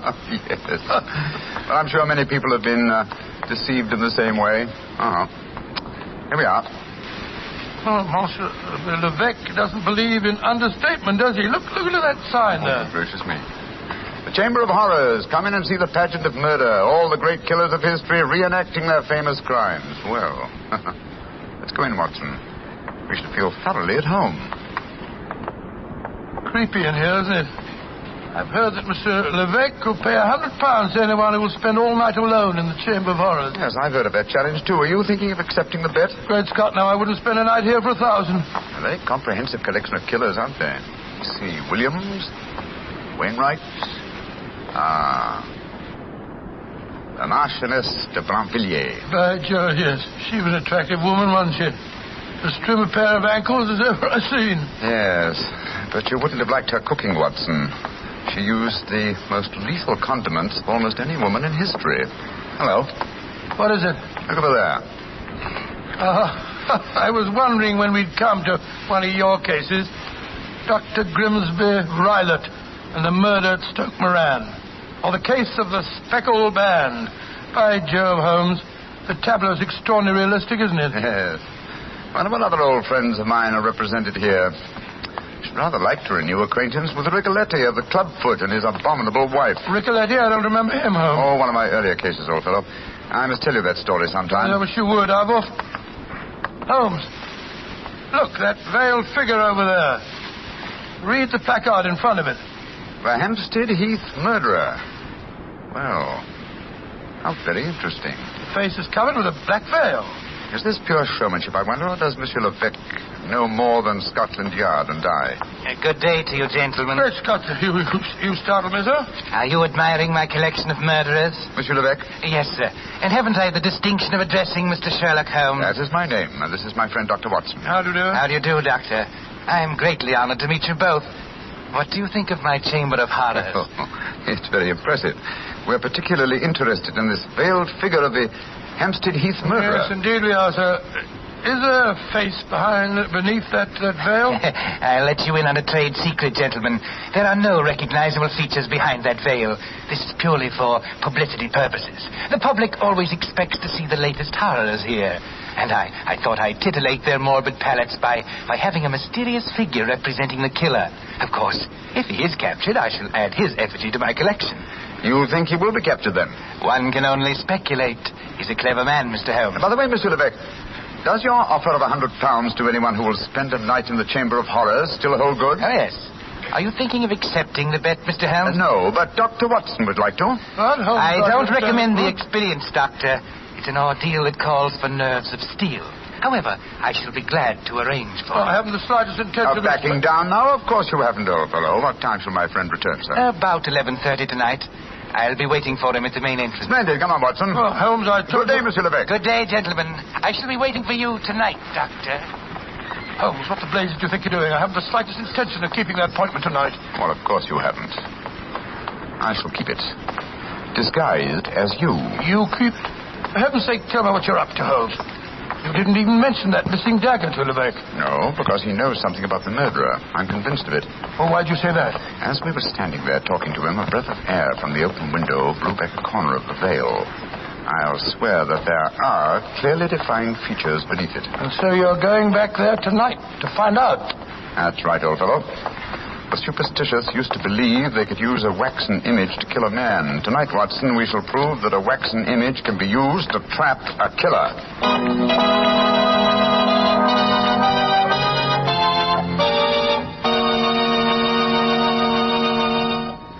Dr. Watson will continue his story in just a second, so I'm just going to remind you that there are lots of ways to make good food taste better. But the easiest way is to serve that food with a good wine. A Petri wine.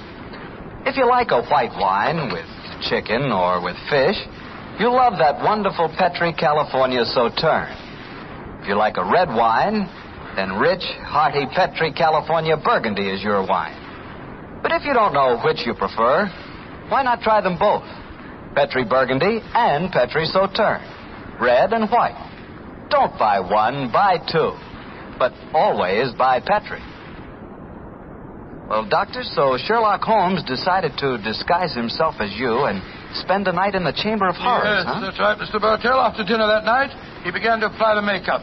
It's uncanny to sit there in Baker Street and watch Holmes slowly turning into a very convincing replica of myself. As he did so, we discussed last-minute arrangements. 11:30, Watson. If I'm not back here by 2 o'clock, you better come out to me. Mr. Demican, wait outside, old fellow, just in case there's any trouble. No. You'd attract attention. By the way, do you recall the name of the last girl murdered on the heath? Yes, Bishop. Rose Bishop, wasn't it? Exactly. The only girl who was murdered when she was unescorted. The body was identified by her father. Well, what of it, Holmes? Levesque is a French name, and yet the gentleman had a decidedly English accent. I should say that he adopted a foreign name as being more suited to his profession. I don't see what you're driving at. What's the connection between Levesque, the owner of the waxworks, and the father of Rose Bishop, the murdered girl? Levesque is the French word for bishop. Great Scott. You think that he knows who the murderer is and... I know only one thing, Watson. I must see what is beneath that black veil. There. Now, how's my disguise? Wonderful. You look exactly like me, but How'll you manage about the voice? Well, I don't think that'll be too difficult, old man. After all, Rebecca knows it very well. I can't understand half what you're saying. In your own case, old chap, that's a handicap that I've suffered from for years. Rubbish. I'm perfectly intelligent. Now, let me see. The bullseye lantern, yes. Watson, I think I'll borrow your revolver, too.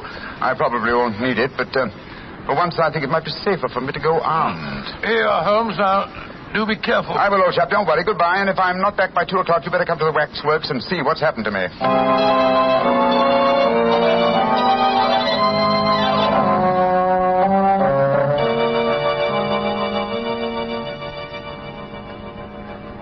Dr. Watson, you don't mind if I search you? Oh, gracious, no. Rebecca, of course not. No lantern, please. The moonlight will give you all the illumination that you need. Oh, dear me. A revolver in your pocket. I'm afraid I can't allow that. Oh, no. Once before, a young man who unwisely accepted my bet left bullet holes in some of my finest waxworks before he finally went raving mad. Gracious me, raving mad, did he? Miss Holmes, we're here. Don't be frightened, Dr. Watson. Many of the waxwork murderers here are all friends of yours. They'll be good company. I shall come and release you at 8 in the morning. Yes, but no. How many will know if I'm I've sealed all the windows with string and wax. I shall seal the door behind me as I leave. Well, it's very unkind of you. Midnight. The bet is on, Doctor. You still wish to go through with it? Well, I suppose so. Very well, then. I shall leave you now. Good night, Dr. Watson. Good night. Pleasant dreams. Pleasant dreams, all of them.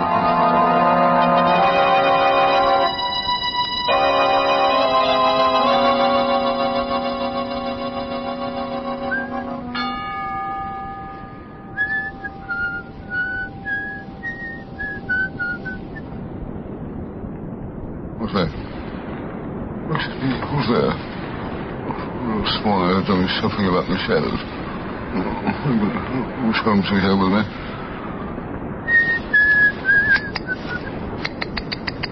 The window. Quick, Scott, it's Watson. And now before his time. Well, here go the seals and the string. Come on, up with it. Holmes, are you all right? Shh. Yes, I'm all right. You came early, but it's just as well. You're carrying a lantern. Levesque took mine with him. Come on in.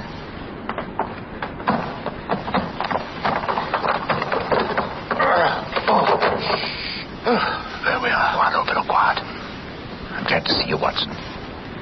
But what made you decide to come here so early? After you left the start, came to Baker Street. He told me there was another murder on the Heath at 7 o'clock tonight. Another murder, eh? I started worrying about you, Holmes. I had a premonition of impending danger, and I decided to come over here. You're not angry with me? Of course not, my dear fellow. I'm glad of your company, and I appreciate your concern. Have you looked under the veil of the waxwork figure of the Hampstead Heath murderer yet? No, I was just about to. Your lantern will be most useful. Come on, Watson. Oh, what have you been doing? Just doing nothing? Yes. I wanted to give Levesque an impression that I was here for the night, and I also wanted to do some serious thinking. I smoked 2 pipes on the problem, Watson, and I think I know the answer now. I'm willing to swear you'll know the face you see when I lift the veil from the waxen dummy. Here's the figure. Now, hold your lantern a little higher, will you? That's it. I lift the veil, and who do we see? Good Lord, it's the waxwork figure of Levesque himself. Precisely, Watson. An unparalleled example of the self-betrayal inherent in criminal egotism. Levesque couldn't resist the... Holmes, the waxwork is moving. Great Scott, it's alive. Yes, gentlemen. Which is more than either of you will be in a few minutes. You re-entered this room by a secret door, I suppose? Yes, Mr. Holmes. And since you've displayed such a flattering interest in the Hampstead Heath murderer, I decided to remove the wax figure and appear in person. Look out, Holmes, you've got a revolver. Oh, no, Doctor. This isn't a revolver in my pocket. What would the Hampstead Heath murderer want with a revolver? This is a knife. I feel so much more at home with a knife. There are 2 of us, Levesque, remember that. And both unarmed. Which one of you meddlers wants to die first? Look out, Holmes! Watson, both together. The lantern smashed. Yes, and the moon's fading. What a pity. Holmes, where are you? Over here by the effigy of Macbeth. How very thoughtful of you to provide him with a dagger, Levesque. A wooden one, my dear Holmes. You can't escape me. I can feel my way in the dark here. I know every inch of this room. You're doomed, both of you. Don't strike a match, Holmes. You'll make a target of yourself. The devil with that. I'm lighting this newspaper. It'll make an excellent torch to set light to the nearest waxwork. Now! Don't burn my waxwork! Why not? Wax on a wooden frame should blaze brilliantly. There we are. Oh, you devil! You're destroying my life's work! Holmes, that burning wax is pouring all over the floor. The curtains are catching light. The whole place will burn down. Oh, my beautiful museum! I thought this would smoke you out. Quick, Watson, at him again. What's that knife, Holmes?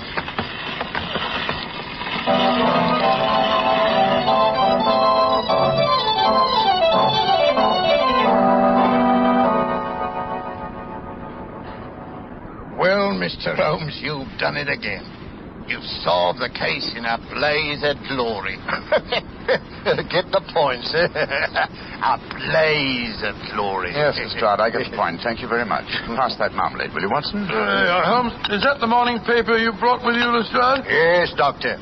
Want me to read you the headlines? Yes, please do. Yeah. Hampstead Heath murderer captured in fire that destroys waxwork exhibition. You know, Mr. Holmes, you and the doctor were lucky you weren't burned to death. Never mind the chance you ran of having your throat cut by that maniac. It was fortunate that the police and firemen were on the scene as quickly as they were. Lebec had the strength of 10 men. Yes, the strength of a madman. He'll never stand trial, of course. No, Doctor. He'll end up in an asylum where he belongs. Mr. Holmes, what made you suspect Lebec? You first gave me the clue yourself, Lestrade. You told me that all the murdered girls were accompanied by men when they were attacked. All of them save one, Rose Bishop. Therefore, if the murderer was venting a hatred of love, he had to be someone very close to Rose Bishop to know that she was a suitable victim. That point alone, which I was shockingly slow in observing, should have told us to focus our attention on the father, Mr. Bishop, alias Lebec. Well, your theory was certainly right, Mr. Holmes. You should have heard his ravings after the arrest. He swore his daughter had been ruined, so he'd killed her too. Holmes, the waxwork figure of the killer, the one with a veil over its face, the features underneath were those of Lebec himself, weren't they? I'm certain of it, old fellow. You see, he had two great prides. The first, his natural pride as a fine craftsman in wax. The second, his perverted pride as a prominent and successful murderer. These two prides combined suggested to his crazed mind that he make a waxwork figure of himself and range it with the other great killers of history. Yes, but he was cunning enough to protect himself by placing a veil over the face. Precisely, my dear fellow. And when he saw us yesterday and we accepted the wager, he undoubtedly became suspicious and removed the wax figure last night and made his personal appearance as the murderer with every intention of killing us both. Yes, we were very lucky, old chap. Yeah, if you ask me, Mr. Holmes, you've been very smart. I quite agree, Lestrade. I think you solved the case brilliantly, Holmes. No. I've been very sluggish. I solved by circumstance and melodrama what should have been a purely intellectual problem. I'm not pleased with myself. Lestrade, I hope that my name has not been used in that newspaper report. No, it hasn't. Excellent. I want no credit in this case. Well, do you mean to say that you're going to let Scotland Yard get the praise for catching him, Holmes? Why not? Well, that's very generous of you, Mr. Holmes. It'll make things a lot easier for me. Yes, it certainly will. Holmes, I can't see why you reproach yourself. Because, my dear Watson, like the Hampstead Heath murderer, I, too, have my pride as a craftsman. This case had a clearly defined pattern, and I was unable to recognize it. If you should have occasion to chronicle this story, Watson, and I should prefer that you didn't, I would like you to entitle it The Education of an Idiot. Oh, come now, Holmes. The education of an idiot? That's absurd. I know. But if you do tell this story, it'll probably end up as The Strange Case of the Murderer in Wax.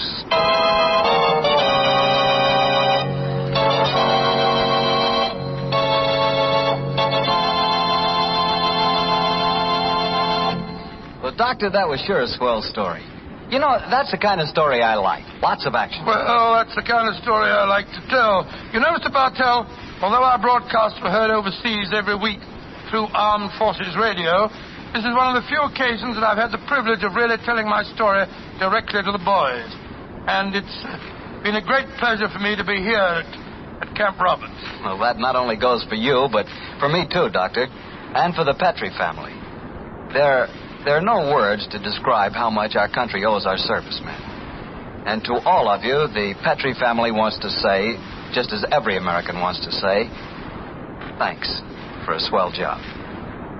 Well, Dr. Watson, what story are you planning to tell us next week? Next week, Mr. Bartell, I'm going to tell you one of the strangest adventures that ever happened to Sherlock Holmes. It takes place in a monastery high in the mountains of Tibet and concerns itself with an avalanche, an execution, and a murder.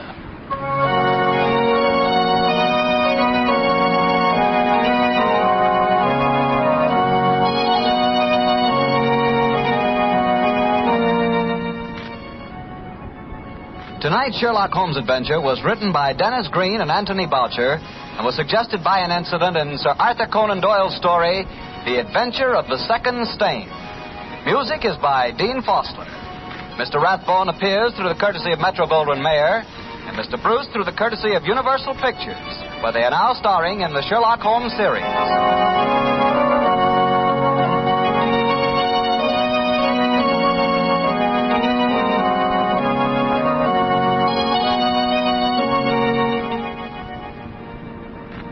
The Petri Wine Company of San Francisco, California, invites you to tune in again next week, same time, same station.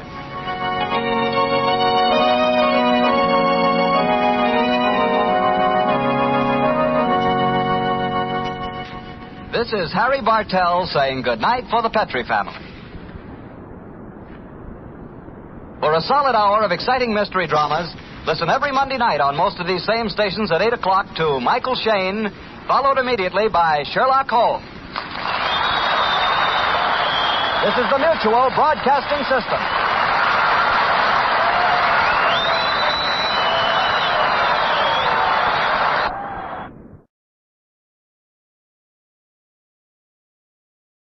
Petri Wine brings you Basil Rathbone and Nigel Bruce in the new adventures of Sherlock Holmes.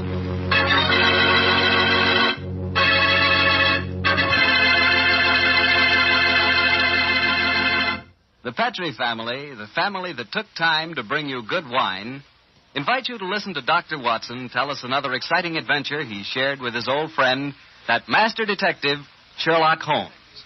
And I'd like to talk about an adventure myself, an adventure in good eating. It begins with a good wine, Petri California Sauterne.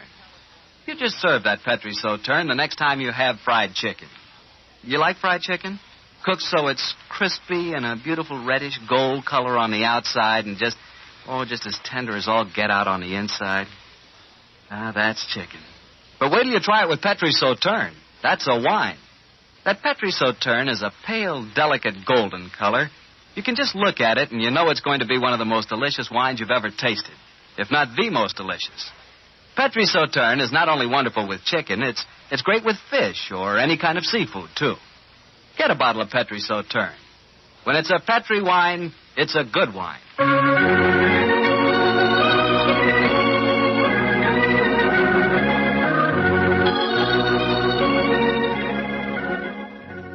And now I'm sure Dr. Watson's expecting us, so let's go in and join him. Come in. Ah, there you are, Mr. Bartell. Good evening, Doctor. Good evening. Draw up your chair by the fire. That's it. The tobacco's in the jar beside you over there. Thanks. Well, Doctor, all ready for tonight's new Sherlock Holmes adventure? Yes, Mr. Bartell. Though on this occasion I'm going to tell the story a little differently. You see, I didn't take part in it myself, so I shall act as a narrator and recount the adventure as it was told me some years after it actually took place. Told you by Sherlock Holmes, I suppose. Yes. At the time the story happened, the whole world, including myself, believed that my old friend had been dead for 3 years. What did he do with himself during those 3 years, Doctor? Wandered about the world, Persia, Egypt, the south of France, and 2 years of his time was spent in Tibet, where he disguised himself as a Norwegian explorer by the name of Sergerson, his object being to visit the forbidden city of Lhasa. The story began as Holmes stood on the outskirts of a tiny encampment, high in the Tibetan snows, disguised as a Norwegian Sergerson. Surrounding him was an excited group of native guides, their fur-capped faces and shaggy sheepskin coats making them appear like strange, wild animals as they stood there gesticulating wildly. The freezing wind whirled great clouds of snow away from the mountaintop that loomed above them. And Holmes told me that he felt a premonition of impending disaster.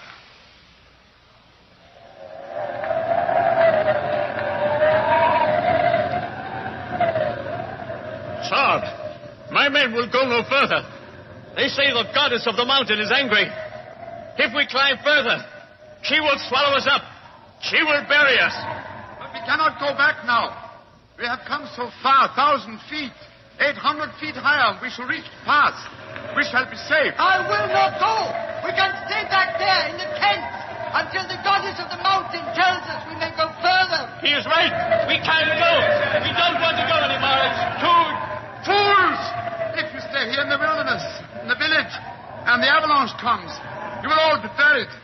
You will be swept away. The only road lies upward. We will not go. Back to the tent. The wind is rising. Then I shall go on alone.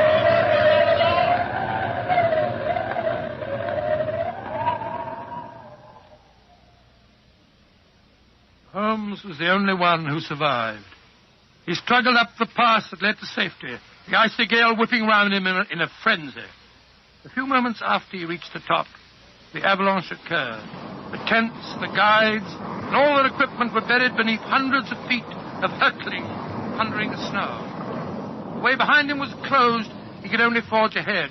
Alone, unaided, he descended the path that led to the plateau beyond. But the goddess of the mountain was still angry. Through the knifing wind and snow he battled on, without food and without, as he told me later, much hope. Even Holmes was helpless in that battle of man against the elements. What happened in that 36 hours he never really knew, except that the wind howled and the driving snow slashed at him without mercy. Finally, his mind began to wander, and he became delirious.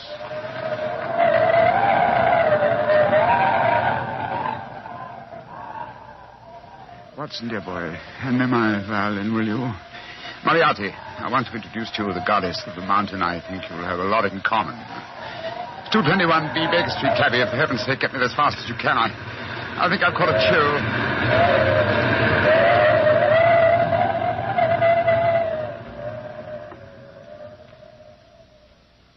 Though his mind was wandering, his great strength combined with instinctive urge for self-preservation must have kept him on his feet.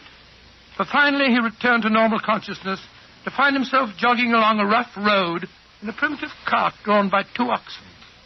The sun shining on him and a white girl feeding him warm broth from a cup. For a moment the girl looked at him with a comforting smile, and then she spoke. No wonder you look puzzled, poor man. You can't make up your mind whether you're in this world or the next. Who are you? And how did I get here, please? My name is Irene Farley. I'm a medical missionary. I found you wandering out of your mind 2 days ago, and I've taken you under my wing. We're going to the monastery of Panchapushpa. I'm most grateful to you, Miss Farley. You have saved my life. Permit me to introduce myself. My name is Sigerson, Olaf Sigerson. I'm a Norwegian explorer. Oh, no. No, your name is Sherlock Holmes, and you're a famous English detective. Please, I don't understand you. Mr. Holmes, you've been delirious for the last 2 days. In your ravings, I was delighted to learn that the great Sherlock Holmes did not die 2 years ago at the Reichenbach Falls. I can see that further simulation is useless, my dear young lady. However, I must implore you to keep my secret. It's essential that for a while longer the world continues to think me dead. You don't need to worry, Mr. Holmes. I'm a great admirer of yours, and I promise that no one will ever learn your secret from my lips.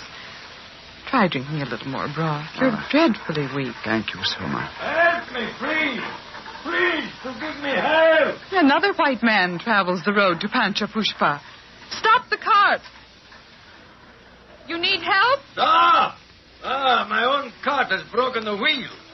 You're going perhaps to the monastery of Panchapushpa? We are. Good. Pyotr Dmitrievich Gorogin, Imperial Russian envoy, will travel with you. Please to make room. Spasibo. Well, really? Remember my secret. The cart may proceed. Понимаешь? Your name, please, young lady. Irene Farley. I'm an American medical missionary. I do not approve of missionaries, but you are very beautiful. So Borogin will forgive you. Who is this mujik lying on the floor? He looks half dead. I am half dead, Gospodin Borodin. My name is Sigerson. I am Norwegian. What is a Norwegian doing in Tibet? I have been exploring the mountains.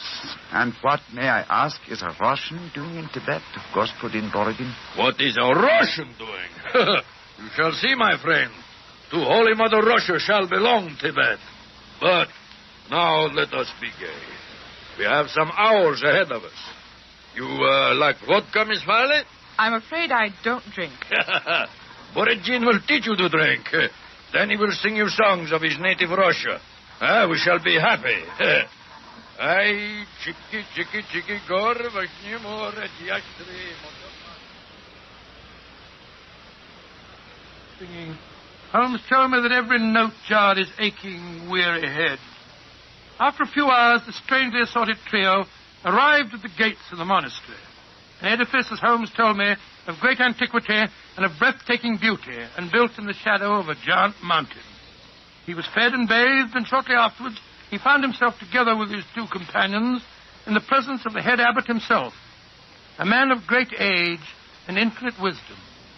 The faint chanting of religious music could be heard coming from another part of the monastery. As the old man...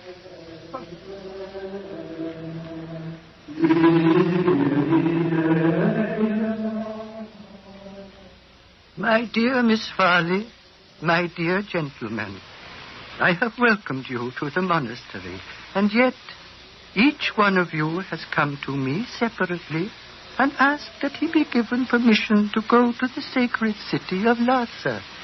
I cannot give that permission, my children. Borodin has traveled a long way. Russia will be most unhappy if it does not get the permission. I am an explorer, Reverend Sir.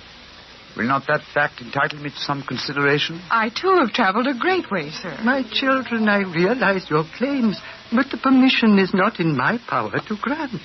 Tibet is ruled by our Chinese overlords. In any case, I will ask you to turn your heads. The gentleman approaching us has preceded you in residence here. He also wishes to tread the road to Lhasa. You have new visitors, I see. Yes, my son. Permit me to introduce you.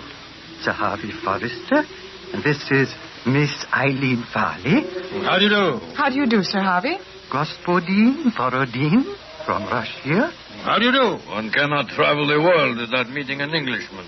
God we push it, what's And Mr. Olaf Sigerson from Norway. God dag, Sir Harvey. How do you do? Please be seated. My children, the Chinese ruler in this province has heard of your presence here. He has announced his intention of visiting you. Before he arrives, I should like to ask you each a question. 4 of you, all from different countries, have traveled here to the mountains of Tibet. At this monastery, I can offer you refreshment, the opportunity of acquiring wisdom and peace.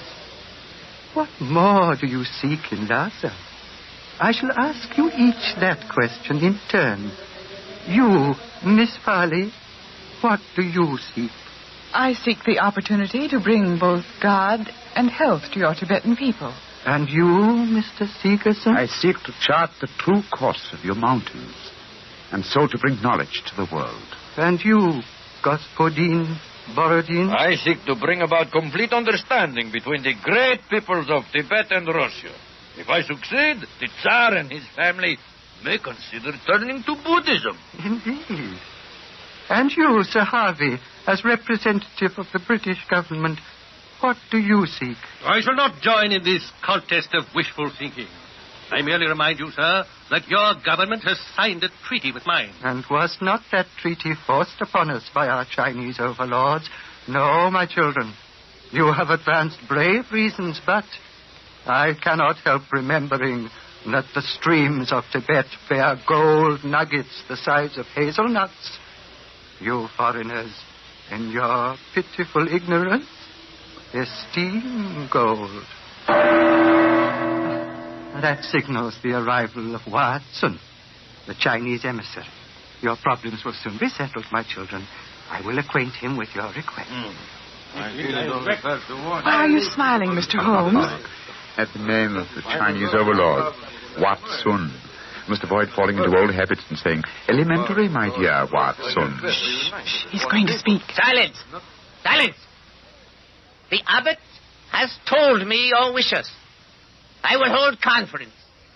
American lady and Norwegian will not be allowed.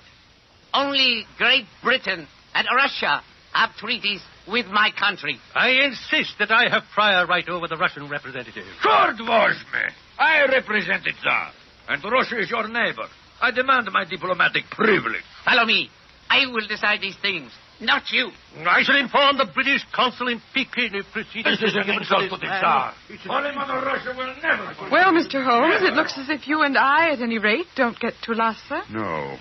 You look worried. Does the journey to Lhasa mean so much to you? It isn't that. I'm worried about the potential danger that hangs over this monastery. Violent forces are at work. What do you mean, Mr. Holmes? As you know, Miss Farley, I have some specialized acquaintance with these matters, and I tell you that I have rarely seen more clearly exemplified that emotional tension which leads to one thing, murder. That is what I'm afraid of, young lady. Murder. That was what Holmes was afraid of. Later that day, as the sun was setting over the mountaintop, the old abbot walked slowly in the monastery gardens as he talked to the man who he thought would be Stevenson. Mr. Stevenson, what can I do to help you? Our conversation has pleased me. You are a man of rare perception and knowledge. I grant you one worthy to enter Lhasa, but I can offer no hope. Mr. Wah has already rejected the applications of both the Englishman and the Russian. He did that. He did, my son. He told me they were both very angry and threatened him. If anything were to happen to the Chinese emissary, would you have the right to grant permission for a journey to Lhasa? Yes, until the new envoy arrived from Peking. But what are you suggesting, my son? This monastery is a haven of peace, a backwater far from the troubled stream of life. No violence has ever occurred here. I hope it never will, and yet... The Chinese envoy was threatened, you say, Reverend Sir? Yes, my son. He has left the monastery, of course. No, those who come here, even for a short visit, must break bread with us and sleep at least one night. Mr. Wah is quartered in the cell you see before us. Then do you mind if we call on him, Reverend Sir? Of course not, my son, though you will but waste your breath in talking to him. He will not give you permission to take the road to Lhasa. He sleeps, my son. Let us not disturb him. If you don't mind, Reverend Sir, I must waken him, if he can be wakened. What can be wrong? I think I know. I'm going in.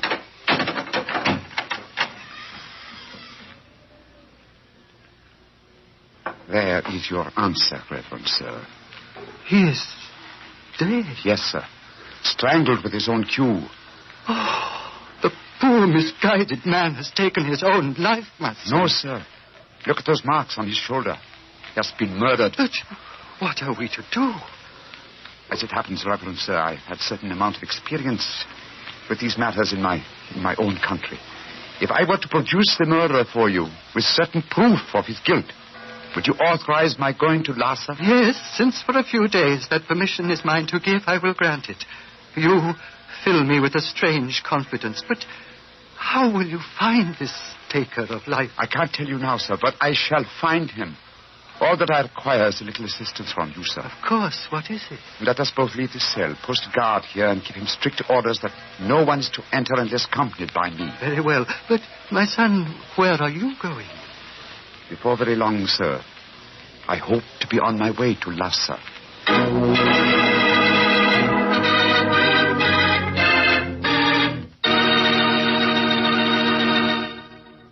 Dr. Watson will tell us the rest of his story immediately, so I'll just take a second to remind you that hamburgers, hamburgers, are practically an all-American food.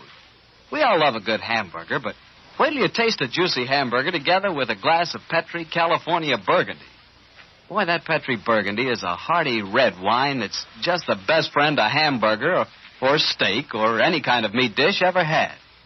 So remember, if you want a red wine for dinner, you want Petri Burgundy. If you prefer a white wine, you want Petri Sauterne. And if you can't make up your mind which you want, it's simple. Don't buy one, buy two. but always by Petri. Petri, Petri. Well, Dr. Watson, it seems to me that Sherlock Holmes was in a tough spot.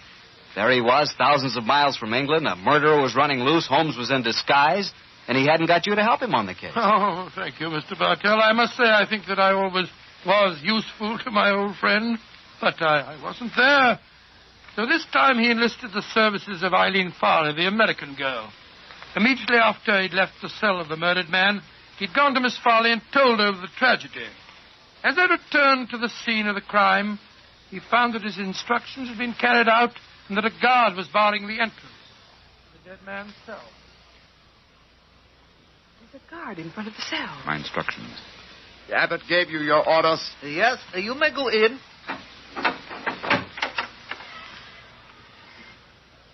Please close the door behind us.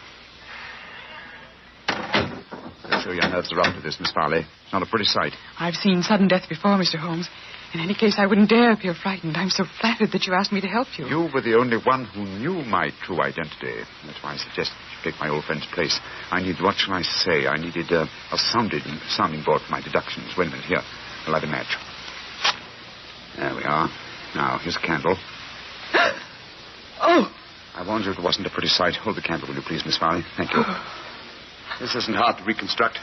The killer stood behind his victim, held him by the left shoulder. So, wound his cue around his neck and pulled back. Yes. The marks are self-evident. Hello? What's this on the floor? It's feet. A cigarette. Dropped as it was burning, I should think. And now it's nothing but ash. Exactly, ash. Now, which of the visitors at the monastery smoke cigarettes? Yourself, the Russian, and Sir Harvey, the Englishman. I think we may justifiably omit myself from the list of suspects. So that narrows us down to 2. Look, Miss Farley. What is it? There are clear traces here to the naked eye, not only of tobacco ash and paper, but of cardboard. But what does that signify, Mr. Holmes? The case is nearly solved. Come on, young lady. We must pay a visit to Borodin's cell at once.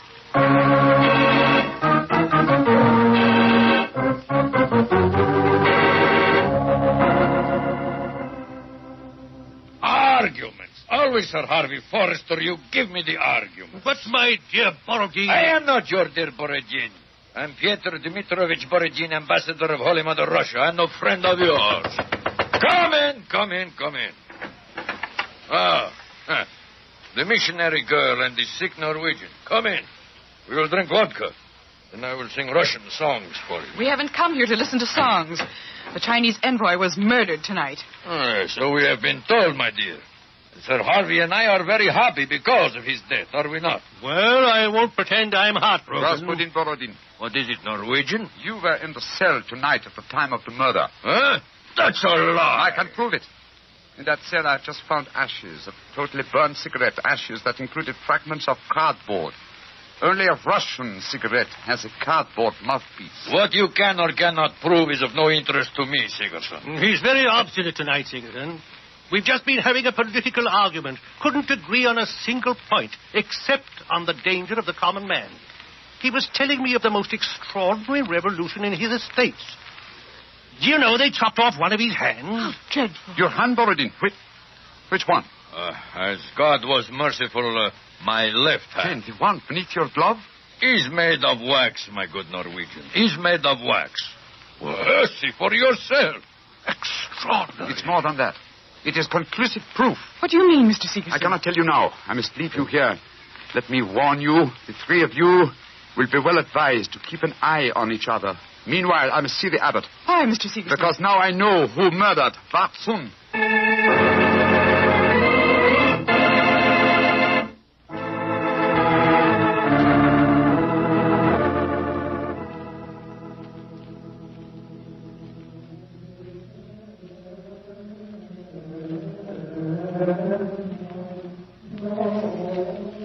The pink fingers of dawn are stealing across the mountaintop, my son.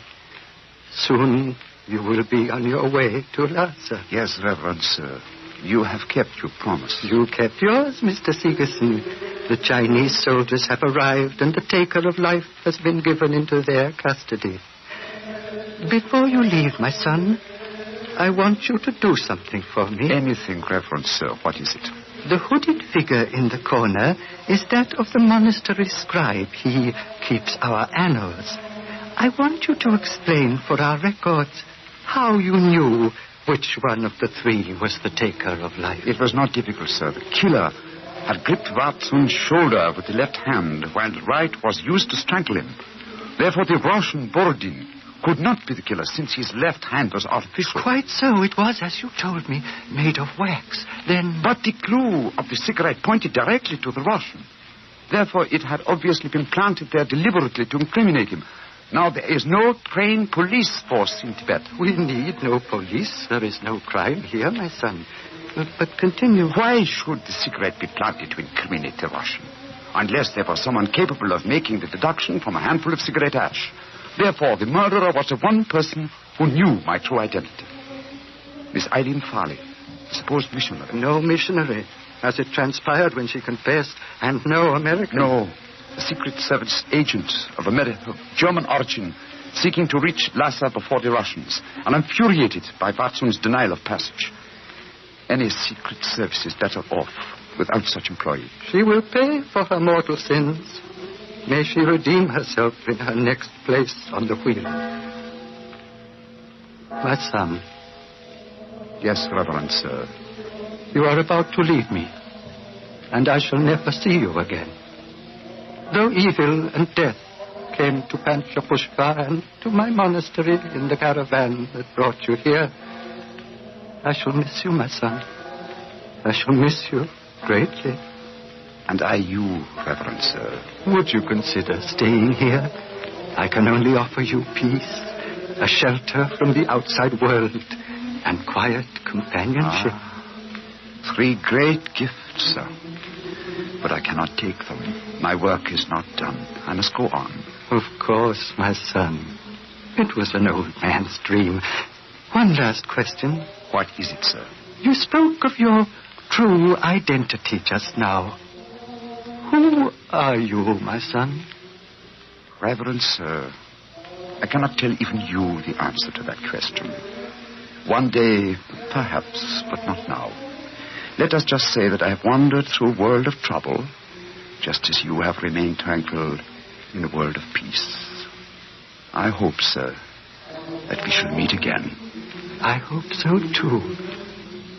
Goodbye, my son. Goodbye, Reverend Sir. Goodbye.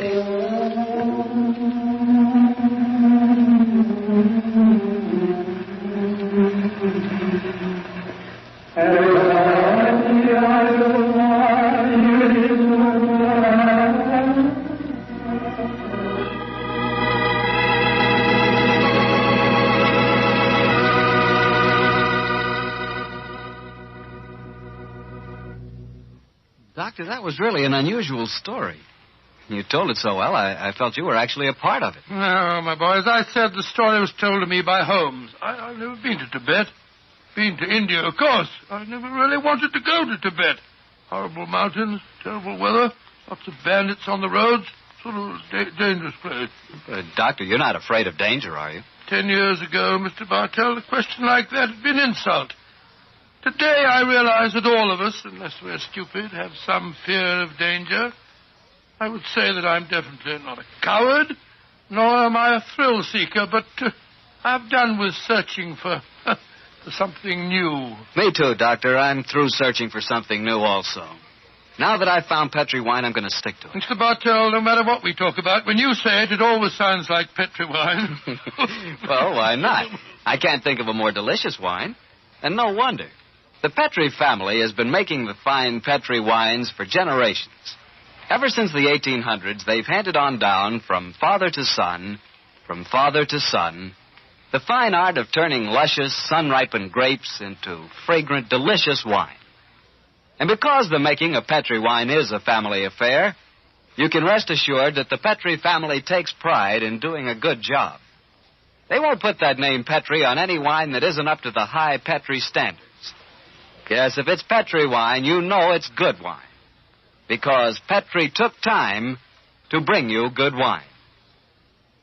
Well, Dr. Watson, what new Sherlock Holmes adventure do you plan to tell us next week? Well, now, next week, Mr. Bartell, I'm going to tell you a story that started off in a very light-hearted way and ended on the same note. And yet it involved Sherlock Holmes and myself in serious danger and cause us intense humiliation. I call it The Adventure of the Pigeon Feathers. Sounds swell, Doctor. Oh, thank you very much. And before you go, I want to remind the families of our returned veterans that their sons are more than heroes. They not only fought bravely, but in the armed forces they acquired new skills, learned or bettered themselves in some trade or furthered their education. Our men have returned with a new maturity and a new wisdom. They'll be more valuable to past or to future employers and more valuable to their country. The greatest assets America has at this moment are her veterans. Remember that. Good night.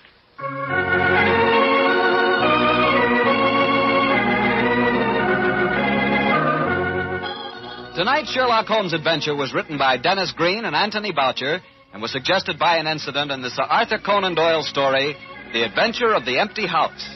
Music is by Dean Fosler. Mr. Rathbone appears through the courtesy of Metro-Goldwyn-Mayer, and Mr. Bruce through the courtesy of Universal Pictures, where they are now starring in the Sherlock Holmes series.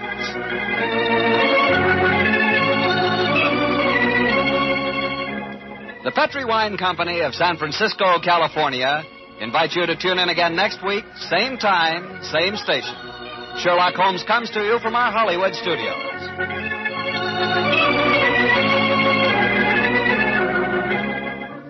This is Harry Bartell saying goodnight for the Petri family.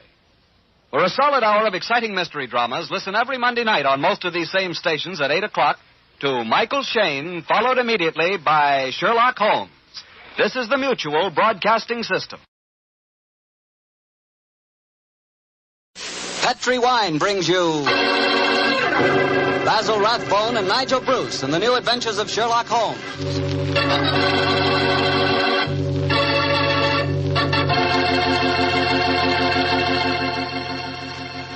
The Petri family, the family that took time to bring you good wine, invite you to listen to Dr. Watson tell us another exciting story about his good friend, that master detective, Sherlock Holmes. And I'd like to tell you something that maybe you already know. The fact that America's favorite wine is port wine. Did you know that? Well, if you didn't, you'll know why port is the way out front favorite if you'll just sample some Petri California port. You just look at that Petri port and you know it's good. That wonderful, deep, rich red color. And Petri port is so clear. Well, just hold it to the light and you can sort of see right through the glass. But what you really want to know about a wine is how does it taste? And I'll tell you something, I've never yet been able to find the adjective that'll do Petri port justice. It's wonderful, honest. You just got to taste it for yourself and find out for yourself. You love that Petri port in the evening after dinner when you're sitting around listening to the radio. And it's perfect to serve your friends when they come over. Oh, and you can show that Petri label, too. In fact, you can show it proudly. Because the name Petri is the proudest name in the history of American wines.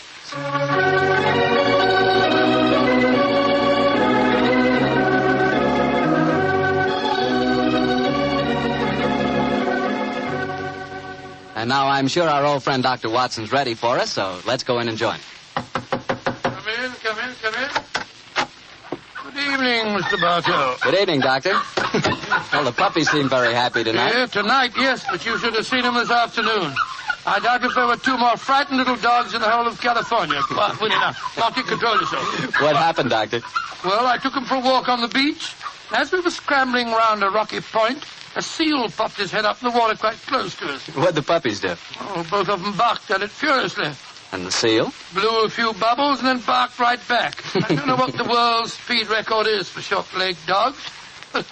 I'm sure they broke it. You know, Doctor, I'll have to join you on one of those afternoon strolls of yours. You always seem to be having such exciting adventures. Oh, and talking of that, how's about tonight's new Sherlock Holmes adventure? Well, I'm all ready for you, my boy. In fact, I was looking over my notes on the case just before you arrived. This is another story in which Sherlock Holmes' elder brother, Mycroft, played an important part. Mycroft Holmes was 7 years older than Sherlock, and some said it is superior in powers of observation and deduction. That sounds like heresy, Doctor. No, young fellow, my lad. Holmes himself was the first to admit it. In fact, if it hadn't been for his incurable laziness, Mycroft could have been a formidable rival to his younger brother. However, Mycroft did hold a position of considerable importance at the Foreign Office, and it was there that tonight's story begins. It was in the winter of 1899. And Mycroft Holmes, after a gourmet's lunch, was reclining full length on a leather settee. His eyes were closed, his hands were folded across his stomach, and his breath came rhythmically. A cynic would have declared that Mycroft Holmes was taking an after-luncheon snooze. But Mr. Holmes' secretary, a gentleman by the name of Gardner, was a realist. He tapped on the door discreetly. Then he rapped on it. And still there was no response, so he opened the door and entered. After a moment, he gave what he thought was a discreet cough. Mycroft Holmes opened his eyes and folded his hands and said, "Found it, Gardner. Must you come in here and bark at me so soon after lunch?" I'm sorry, Mr. Holmes, but I thought that... You thought that as I was lying down with my eyes closed that I must be bored, and so you came galloping in. Oh. Well, what do you want? There's an old lady outside, sir. She insists on seeing you personally. I've tried to get rid of her, but... What's her name? Mrs. Hudson, sir. Mrs. Hudson? Huh. Show her in, Gardner. Show her in. Very good, sir. Undoubtedly a message from young Sherlock. How are you, Mrs. Hudson? Oh, good day, Mr. Holmes. I'm sorry to interrupt you, but I won't take up much of your time. Sit down, won't you? Don't leave us, Gardner. I may need you in a few minutes. Very good, sir. Now, Mrs. Hudson, what's the message? Message, sir? Didn't my brother send you with some message that he was afraid to entrust to the ordinary channels? He's always so confounded and dramatic. Oh, bless your heart. No, sir. I've come to you with a little problem of my own. I didn't like to bother Mr. Sherlock Holmes with it. He's been so busy lately, and he's looking very tired. And so you came to me. Delightful. I thought you wouldn't mind, sir. You've always been so nice and friendly to me. Pure laziness. It is less effort to keep an old friend than to make a new enemy. But tell me your problem. Well, it's really my sister's problem, sir. She keeps a boarding house at 14 Kensington Gardens Square in Bayswater. And she's convinced that one of her boarders, a man who has a room on the first floor back, she's convinced that he's a birdman. And what in heaven's name is a birdman? Do you know, Gardner? No, sir. I can't imagine. Oh, it's like a werewolf, gentlemen, except that the man turns into a bird. Oh, come now, Mrs. Hudson. Oh, I know it sounds daft, but my sister's in a dreadful state. Of course, I've been with your brother long enough, sir, to know that such things are nonsense. But how can I prove it to her? What reason does your sister give for holding a strange belief? She keeps finding pigeon feathers in the room. Now, the man doesn't keep pigeons, sir. My sister knows that for a fact. Has she found any traces of scattered food on the window ledge? None, sir. No signs of any pigeons, except the feathers. My sister's a wee bit fey, Mr. Holmes. She's the 7th daughter of a 7th daughter, and you know what that means. Just the same, she's not imagining things, sir. She's shown me the feathers herself. Where were they, Mrs. Hudson? Somewhere on the floor by the end of the bedstead, sir. I brought some along with me. Here, sir. And we found some more in the gentleman's cupboard where he keeps his clothes. By George, I wonder What is it, sir? I'll tell you in a moment, Gardner. Mrs. Hudson, this matter will require a little private investigation. You may return to your sister and tell her not to worry. I shall get in touch with you as soon as my inquiries are completed. Good day to you. Good day, sir. And I'm very much obliged to you. Well, Gardner, what do you make of it? An old wives' tale, sir. You're not treating it seriously, are you? Yes, I am. One of these feathers shows evidence of having had string tightened round it. That suggests a captive bird. Now, a captive bird smuggled into an obscure boarding house would point to something of the greatest importance to us, Gardner. By George, sir. You mean carrier pigeons? Exactly. And remember that we're at war and that the Boers have obtained several important and highly confidential secrets of ours lately. We know there's a leak somewhere. This requires an active investigator who can work with discretion. Now, I could work with discretion, but I don't feel too active at the moment. I have it. I want you to write this letter to my brother. Disguise your hand, use plain, cheap notepaper, and don't sign the letter. He won't be able to resist that combination. Are you ready, Gardner? Yes, sir. Very well, then. My dear Mr. Sherlock Holmes, we know of your proposed investigation of the tenant in the first floor back at 14 Kensington Gardens Square. We warn you, as you value your life, keep away from the...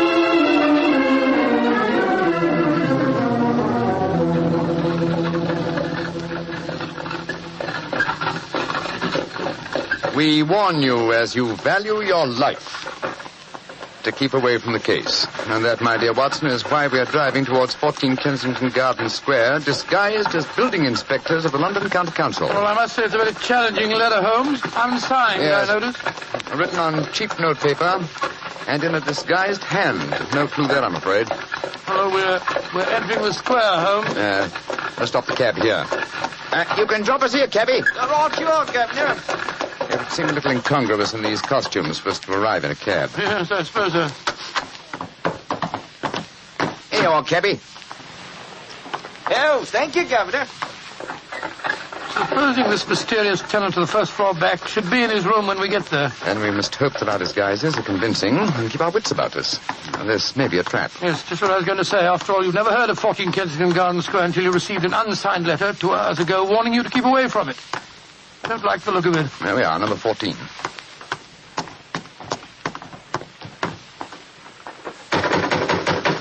I suggest that you let me do most of the talking. Good God, yes. My Cockney accent doesn't compare with yours. Who do you want to see? We're from the London County Council, we are. We've had complaints about a leaky gas jet in the first floor back. Oh, that's Mr. Green's room. He ain't home. Oh, that don't matter, my dear. We'll go up and take a look. Come on, Bertie. Right, you are, Alfie. Want me to show you the way? The missus is out shopping. No, thanks, dearie. Me and Bertie can't get lost, can we, Bertie? No, of course we can't. Of course we can't. Look at him laughing. Come on, Bertie. Oh, I do like to be beside the seaside. Oh, I do like to be beside the sea. Dilly-um-pa-pum-pa-pum, dilly-um-pa-pum-pa-pum. Nice house, Bertie, ain't it? Yes, Elf. Nice as can be, this house. Oh, I do like to be beside the seaside. I do like to be beside us. There we are. First floor back. Better make sure the bloke ain't home. Oh, I do like to be beside... No, he ain't home, Alfie. Huh? No, well, all right, let's go in.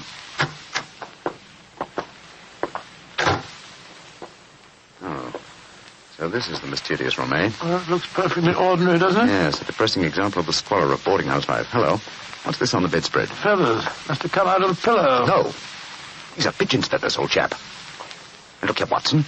Attached to the bed rail. No, it's only a piece of string. String, yes, but with a small metal ring on the end.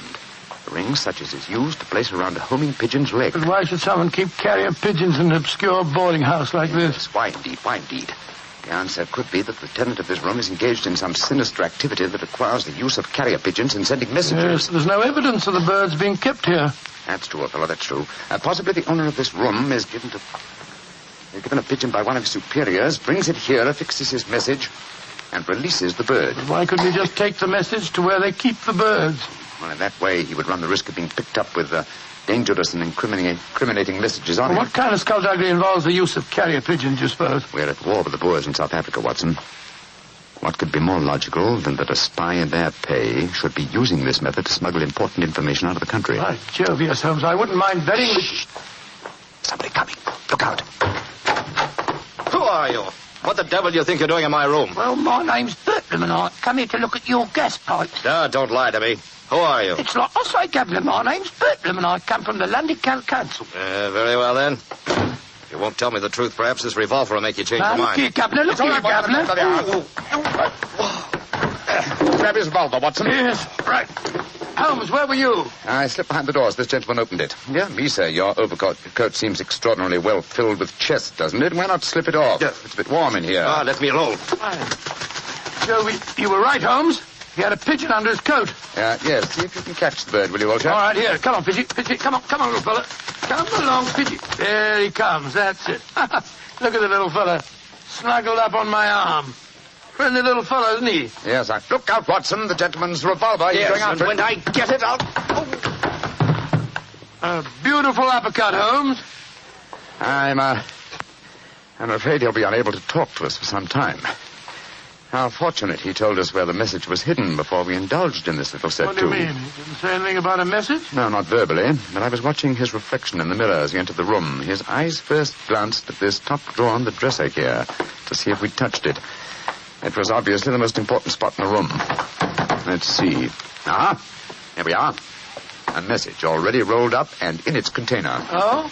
What does it say, Holmes? It's in code, which is not surprising, but I don't think it will be very difficult to decipher. Yes, and when you've done that? Then, my dear fellow, I shall compose a code message of my own and persuade this pigeon to lead us to its master.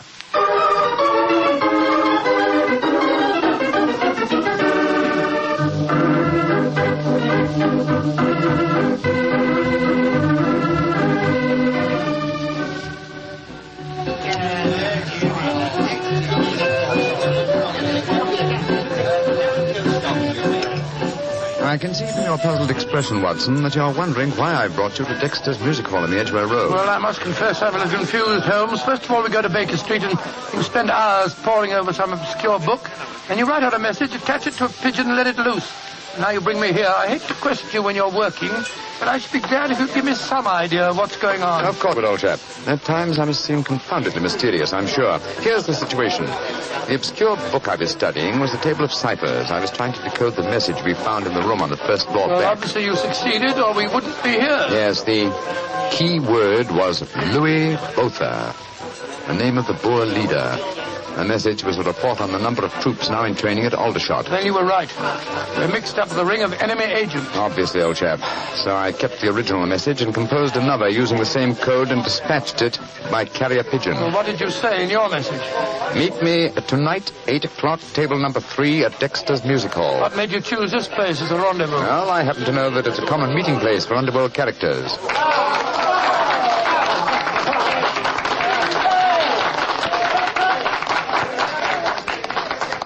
And which is table number 3? The one over there in the corner. I reserved it. Then why don't we go and sit down there instead of standing it here at the back of it? I thought we'd give our visitor the opportunity of showing his hand first. He won't be expecting Sherlock Holmes and Dr. Watson, I fancy.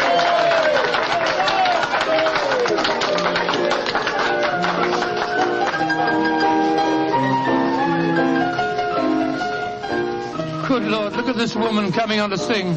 You ever see so many fellows? I'm not allowed to have a bow except upon the sly.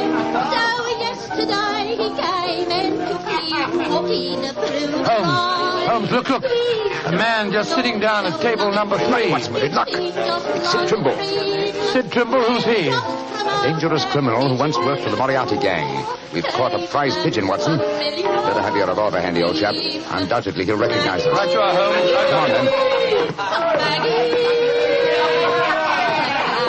in the clover, they trample it since morning. Go and drive them, Maggie, to the old. I'm so glad you're able to keep your appointment, sir.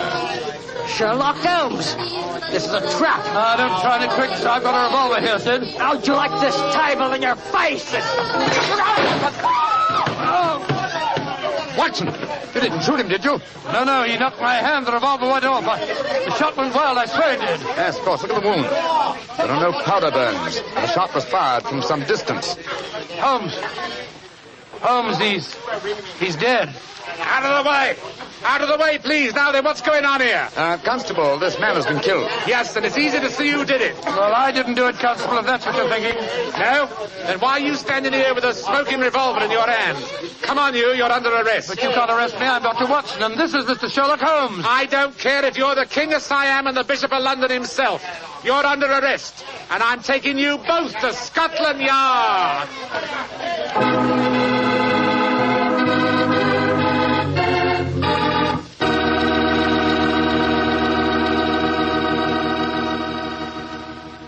You'll hear the rest of Dr. Watson's story in just a second. And if you don't mind, I'll take that second to say just one word to the ladies. And that word is muscatel. Petri, California muscatel. I want you women to know about it because Petri muscatel is one wine that practically every woman likes. Maybe because it's such a beautiful color, like pale gold. But I guess really because Petri muscatel brings you the wonderful flavor of luscious, sun-ripened muscat grapes. And that's a flavor. Try Petri muscatel after dinner or any time as a change from Petri port. Have a bottle of each on hand. When you buy Petri wine, don't buy one, buy two. Remember, if it's a Petri wine, you know it's a good wine. Dr. Watson, that was really one for the books. So you got yourself arrested on a murder charge? Yes, Mr. Bartell. It's a very humiliating experience. I was taken off to Scotland Yard in the Black Marat. Just like any common criminal. The wretched constable wouldn't listen to a word that I'd got to say. Well, Sherlock Holmes went with you, of course. Naturally, but as we arrived at Scotland Yard, my mortification was complete, and I found that I was led into the presence of our old friend, Inspector Lestrade. Holmes spoke to him at some length, but I could see from Lestrade's expression that my position was a very serious one. Now I can see what it is, Mr. Holmes. You see, I know you both. But I must say there are lots of them here at the Yard as don't like what they call your high-handed method. But, Lestrade, personal likes or dislikes have nothing to do with this. No, of course they haven't. This is purely a matter of evidence. Well, I know that, Dr. Watson. And the constable's evidence was as clear as the nose on your face. The dead man was shot through the head, and you were standing in front of the body with a drawn revolver in your hand. But, my dear Lestrade, there were no powder burns on the wound. Yeah, that's what you tells me, Mr. Holmes. But I'll have to wait for the official report on that. The police surgeon's examining the body now. You understand, gentlemen, I'm not saying I'm sorry that Sid Trimble is dead. He's been a thorn in our side for a good many years. In fact, here's the police surgeon now. Dr. Hendricks, this is Mr. Sherlock Holmes and Dr. Watson. How do you do? How do you do, gentlemen? I'm a great admirer of you both, and I'm sorry to see you in such a very unfortunate plight. Thank you, Doctor. Thank you. What were your findings, Dr. Hendricks? Well, I've just extracted the bullet, Lestrade, and I'm very much afraid it's the same make and caliber as the one missing from Dr. Watson's revolver. Yes, but that doesn't prove that I fired the fatal shot. A .45 Colt's a very common weapon, Doctor. It proves nothing. Dr. Hendricks, as I was just saying to Inspector Lestrade before you came in, the only fact that would show my friend guilty would be powder burns on the wound, thereby proving that the bullet had been fired from close range. I entirely agree with you, Mr. Holmes. Then, as there were no powder burns on the... but there are powder burns, Mr. Holmes. What? Very distinct ones, too. Good Lord, I don't understand, Holmes. I'm sorry, gentlemen, to be the bearer of bad tidings, but I have my duties to perform. Yes, and I'm sorry, too, Dr. Watson. I'm afraid I'm not going to be able to let you leave here. You must consider yourself under arrest.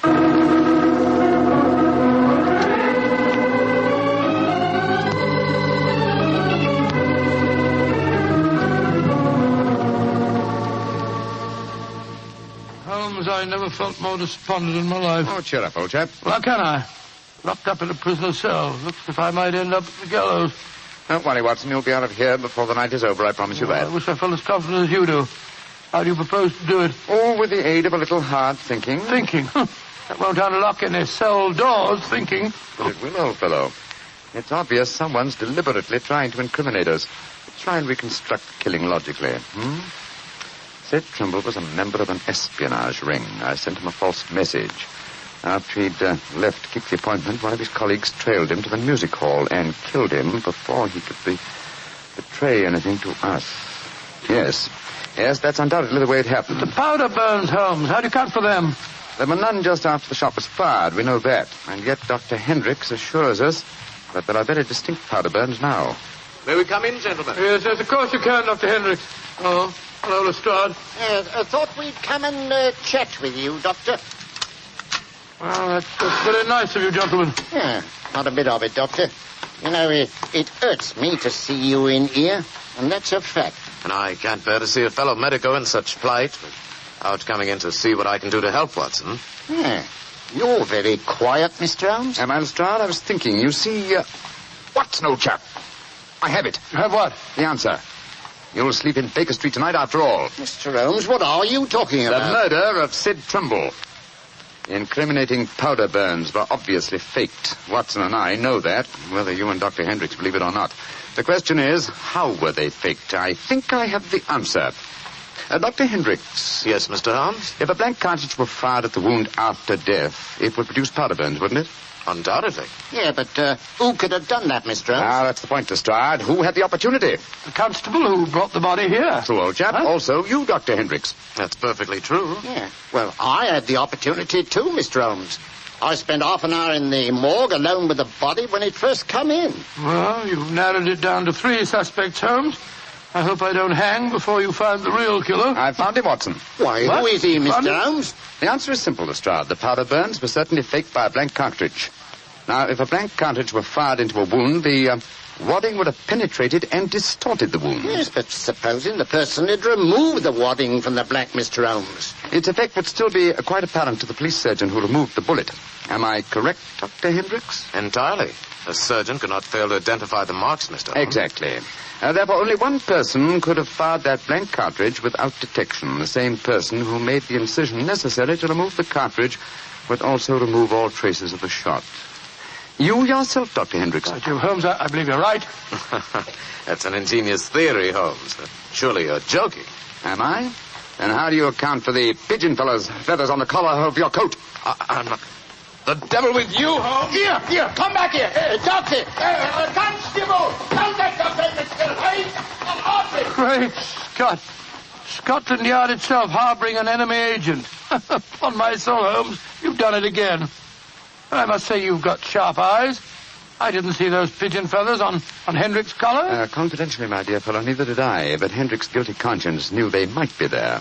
It was a shot in the dark, and I had to take it. If you'd spent the night in a prison cell, I should never have heard the end of it, I'm sure. Never.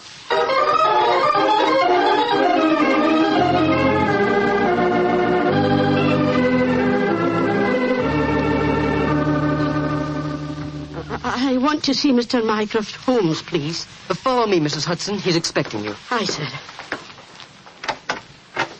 Ah, there you are, Mrs. Hudson. Come and sit down. Oh, thank you, sir.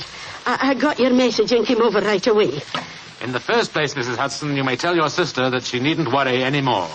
I'm sure she'll find no more pigeon feathers in her room on the first floor back. No, sir, thank you. But she knows the fact, because the birdman left her yesterday for good. Some strange men came and took him away, and today she's let the room to a nice young commercial traveller. I'm really sorry to have bothered you with her troubles, sir. I'm very glad you did, Mrs. Hudson. Thanks to your information, an enemy espionage ring has been broken, and the British government is deeply grateful to you. You're always one for a joke, aren't you, Mr. Holmes? Well, I'm glad you're not angry with me. I'll be going now, sir. Just one more favour I'll ask before I go, though. Anything, Mrs. Hudson. What is it? Please don't tell your brother about this, sir. He'd be so angry with me for wasting your time.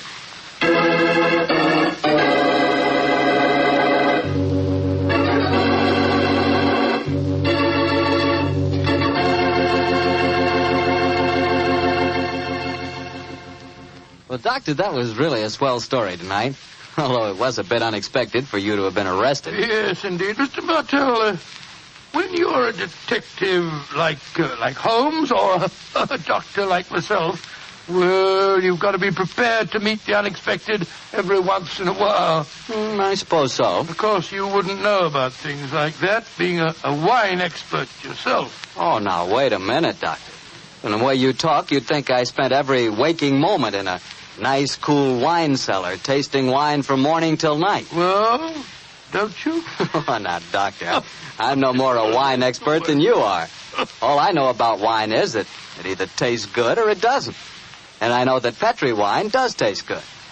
And that's because the Petri family took time to make good wine. Generations of time. Why, the Petri family's been making wine ever since they started the Petri business way back in the 1800s. And since the business has always been family-owned and operated, they've been able to hand on down from father to son, all they've ever learned about the fine art of turning luscious, sun-ripened grapes into fragrant, delicious wine. And they've learned plenty. So no matter what type wine you want, for any occasion, you can't go wrong with a Petri wine, because Petri took time to bring you good wine. Well, Dr. Watson, what story do you have lined up for us next week? Well, now, next week, Mr. Bartell, I'm going to tell you a weird adventure that Sherlock Holmes and I had in the East End of London. It concerns a most unusual stage play, a badly frightened actor, and a blood-stained razor. I call it The Strange Case of the Demon Barber.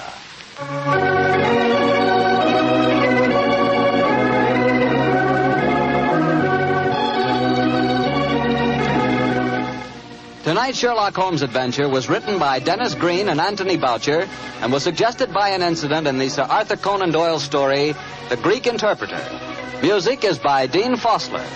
Mr. Rathbone appears through the courtesy of Metro-Goldwyn-Mayer, and Mr. Bruce through the courtesy of Universal Pictures, where they are now starring in the Sherlock Holmes series.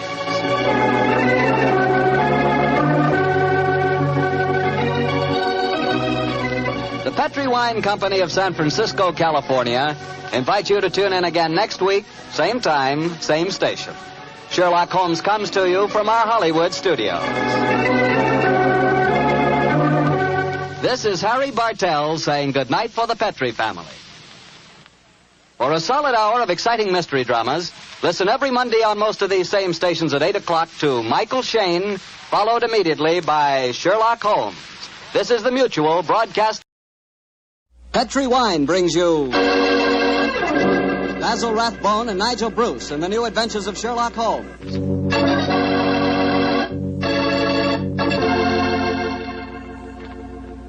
The Petri family, the family that took time to bring you good wine, invite you to listen to Dr. Watson tell us another exciting adventure he shared with his old friend, that master detective, Sherlock Holmes. And if you will, I hope you listen to me for a second, because I want to tell you about a wine that can make waiting for dinner a pleasure. The wine is Petri California Sherry. Any evening, well, let's say tomorrow evening, right before dinner, pour yourself a glass of Petri Sherry. Just look at it. It's clear as crystal and a wonderful deep amber color. One sure sign of a good sherry. And if you need further proof of just how good Petri Sherry really is, taste it. What wine? That Petri Sherry has a flavor that you know comes right from the heart of the grape. And if you like your sherry dry rather than sweet, you'll really like Petri Pale Dry Sherry. There's no doubt about it. Petri Sherry is one of the most delicious before-dinner wines in this swell country of ours. Oh, and say, when you serve Petri Sherry, serve it proudly. Because those letters, P-E-T-R-I, on the bottle, spell the proudest name in the history of American wine.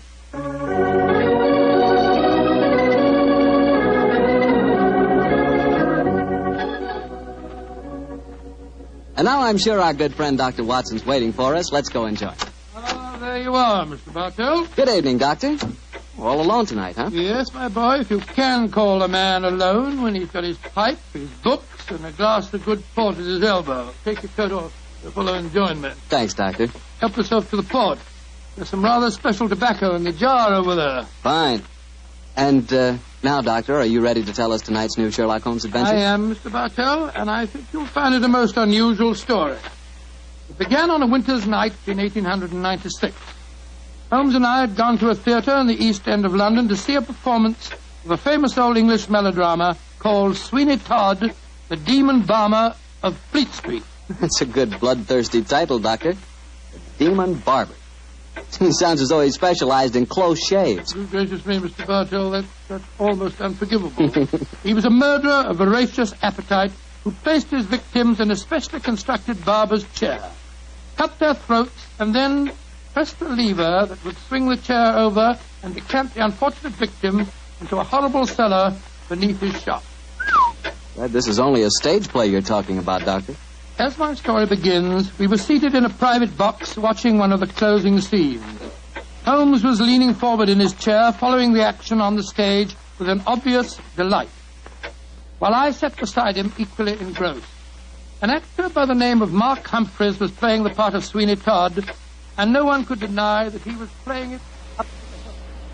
Where are you going, Tobias? To the nearest magistrate, Sweeney Todd, to denounce you as a fiendish, cruel, cold-blooded murderer. You have pronounced your doom. Into the chair with you, and over and down into the depths below. Ha, there. Say, whence comes this apparition? 'Tis the ghost of another customer of mine. The yawning grave yields up his ghastly inmates to prove me guilt. Blood will have blood. See, he is there. He comes to accuse me of his murder. Oh, save me. 'Twas not I that slew you. Let me leave, or it will kill me. Let me leave. Ha, ha, ha, ha.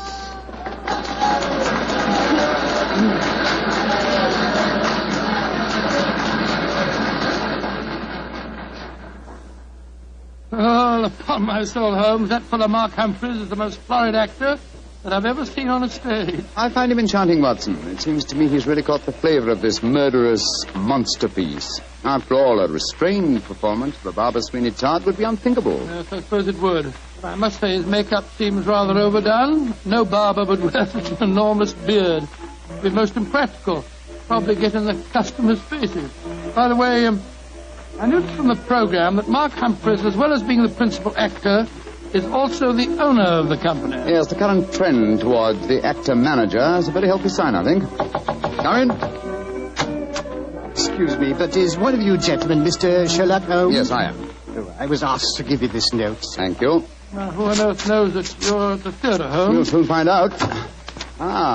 This note is from Mark Humphreys, our actor-manager. What's it say? Dear Mr. Holmes, I recognize you in your box. Please come to my dressing room after the performance.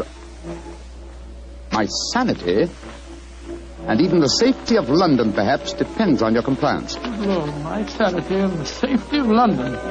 I wonder what on earth he means. That, my dear fellow, we can only discover by going backstage to meet him. As it is, the curtain's going up in the last scene I see. For a little longer, we must possess our souls in patience.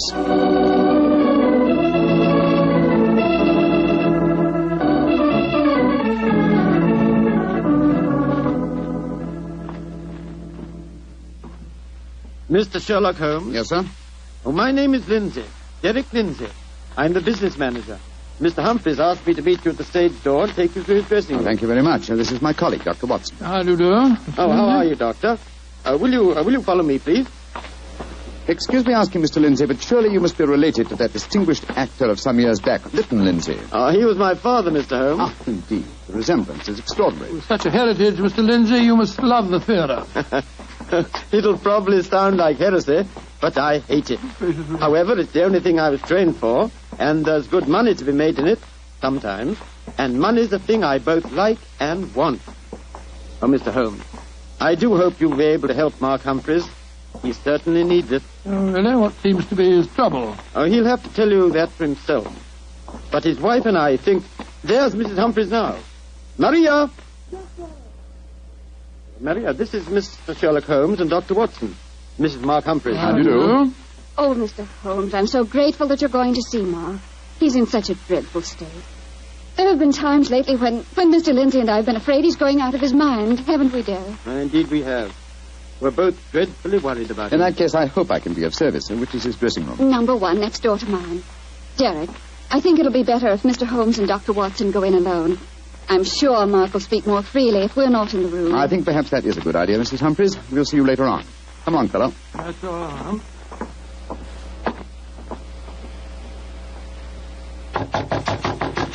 Come in. Sherlock Holmes. Thank heaven you're here. Close the door. Mr. Humphreys, this is Dr. Watson. Watson, eh? Yes, I know of you, too. How do you do, sir? Sit down, won't you, gentlemen?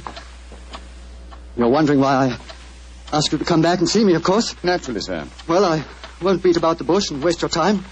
I come straight to the point. I'm going mad. Oh, come on. I know. It sounds fantastic, but it's true.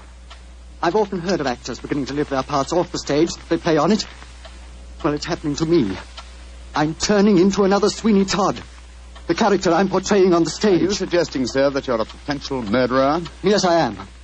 What reason do you have for holding that belief? Reason? Listen to this. 3 times in the past week, I've wakened in the morning to find my boots covered with mud and my razor stained with blood. God. You've had no recollection of any untoward events during the night? None. Have you ever been addicted to the unfortunate habit of sleepwalking, sir? Not to my knowledge, Doctor. And if I had been, surely my wife would have told me about it. Your wife? Where do you live, Mr. Humphreys? We have a flat here above the theatre. Above the theatre, eh? And Mr. Humphreys, you say that on 3 separate occasions on wakening in the morning, you have found a blood-stained razor and mud-covered boots. Can you show us this proof? No, I can't. I was always so frightened that my wife would see that I cleaned them before she had the opportunity of finding them.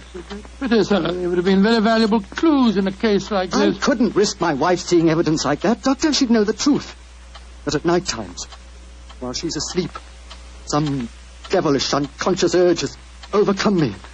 An urge that causes me to prowl the streets of London, razor in hand, looking for a victim. Mr. Holmes, you've got to help me. I'm certain that without knowing it, I've been committing murder, and if you don't help me, I'll go on and on. Mr. Humphreys, please. I'll undertake the case. It's a very unique assignment. In effect, I'm being engaged by a possible murderer to prove him guilty.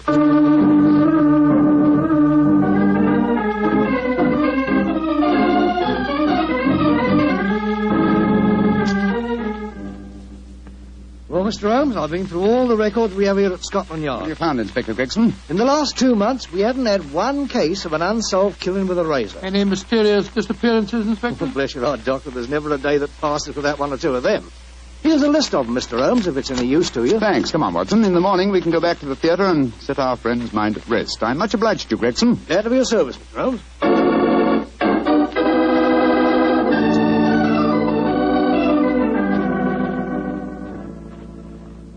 We examined the homicide records at Scotland Yard after leaving you last night, Mr. Humphreys. There have been no unsolved razor murders in London during the past fortnight. And therefore I think you may rest easy on that score, sir. But it proves nothing.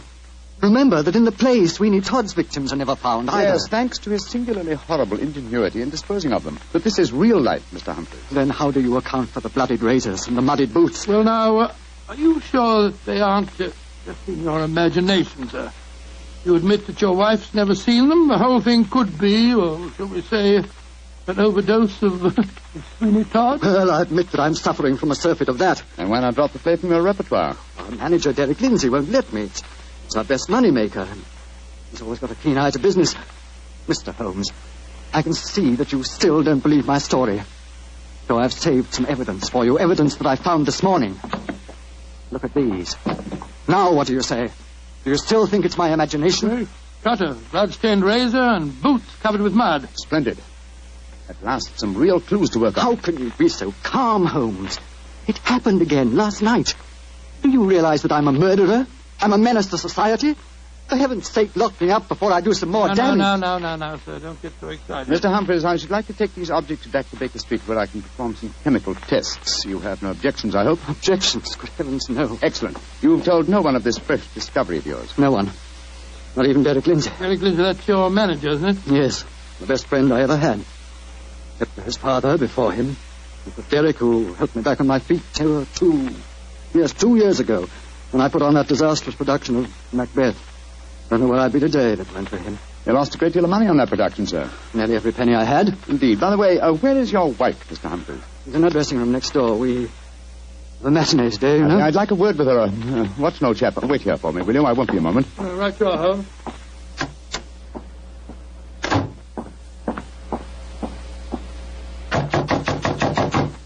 Who is it? Sherlock Holmes. You want to talk to me, Mr. Holmes? For a moment. May I come in, Mrs. Humphreys? Well, couldn't we talk on the stage? It's empty. I should prefer to come into your dressing room, if you don't mind. What I have to say is confidential. Very well, then. Come in. Mr. Holmes, may I introduce Signor Vinelli, our musical director? How do you do, sir? It is a great honor to meet the so great Signor Holmes. I have so admired you. Oh, often I have envied you. Many times I say to myself, Snipsy... Signor Vanelli, if you don't mind, I wish to speak to Mrs. Humphreys alone. Oh, I quite understand. Excuse me, Signor. Adios, Sara Maria. Mr. Holmes, I'm really awfully glad of this opportunity to talk to you. Tell me truthfully, please, what's your opinion of my husband? I haven't formed a definite opinion yet. Except that it's possible that he's the victim of a fraud. I just wanted to ask you a couple of questions, if you don't mind. Of course not, Mr. Holmes. Has your husband ever shown evidence of being a sleepwalker? A sleepwalker? Oh, no, never. I see. Are you a light sleeper? Yes, I am. Exceptionally so. Why? Oh, I was just curious. You're being very mysterious, Mr. Holmes. Can't you tell even me what's going on? I promised your husband the answer to that question before tonight's performance. I'm afraid I can't tell you any more until then. Oh. And now may I ask a question? Oh, certainly. Though I won't promise to answer it. You said just now that my husband might be the victim of a fraud. What did you mean? Again, I'm afraid that you must wait for the specific answer to that question. However, there's another fraud being practiced on him that I can speak of now. What fraud? The fraud that you are indulging in, Mrs. Humphreys. What do you mean? Of course, this particular fraud is none of my business, but when I almost force my way into your dressing room and find your musical director with plenty of rice powder on one shoulder and suggestions of rouge on his cheek, it doesn't take a great deal of intelligence to deduce that your husband is being deceived. Get out of here at once. That's exactly what I propose doing. Good day to you, madam. No doubt I shall see you later on.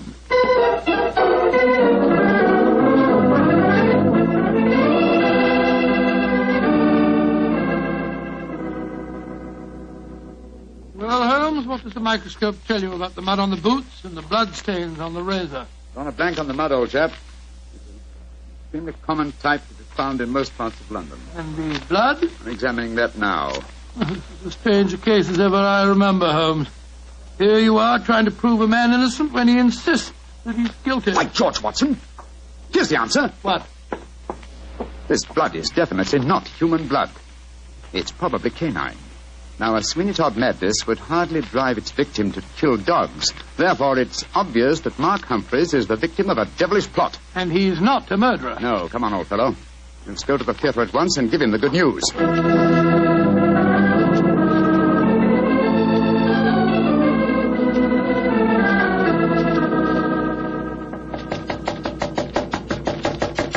Why doesn't he answer? 3/4 of an hour before the curtain time. Oh, it must be in his dressing room. I'll knock again. Come on, Watson, let's go in.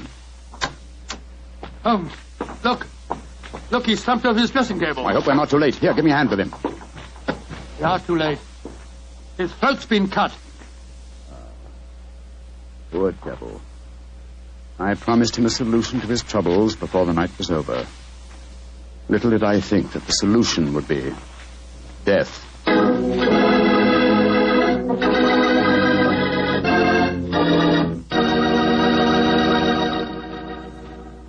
We'll hear the rest of Dr. Watson's story in just a second, so I'm going to ask you if you're one of those people who just eats to live, or whether you really enjoy good food. If you love good eating, you've just got to know about Petri wine. Petri wine makes good food taste wonderful. For instance, if you're having steak or a roast or any meat or meat dish, you'll love it served with Petri California Burgundy. Petri Burgundy is the last word in delicious red wine. Now, with chicken or fish, you can't beat the delicate Petri California Sauterne, a really extraordinary white wine. Just to make sure you don't miss either Petri wine, don't buy one, buy two. Buy both Petri Burgundy and Petri Sauterne. They're both swell because they're both Petri. Well, Dr. Watson, what happened next? Well, I think I'll pick up the story exactly where I left off. Holmes and I were standing in Mark Humphrey's dressing room, looking with horror at the flashed throat of the actor manager. There was a bitter, self-accusing note in Holmes's voice. I promised him a solution to his troubles before tonight was over. Little did I think that solution would be death. This worry over his supposed madness caused him to commit suicide. Suicide? Rubbish, old fellow. It's murder. But look at the razor clutched in his hand. Undoubtedly placed there by the murderer before rigor mortis had a chance to set in. In any case, scrutinize the wound. Does that look as if it had been done by the hand of a suicide? Well, I don't see why not. Look closer, old chap. The depth of the wound is even, whereas a suicide's cut always wavers towards the end. No, this is murder, Watson, and I think I know who did it. But I have little evidence. I must lay a trap. What kind of a trap, Holmes? I have time to tell you now, old fellow. Every moment counts. Off with you to Scotland Yard and get Inspector Gregson. Bring him back here as fast as you can. Right you are. And Watson. Yes? Tell absolutely no one except Gregson of Mark Humphrey's death. And say that he's still alive and well and that his problems are solved. It's the performance of the play. Don't you worry about that, old chap. Off with you to Scotland Yard.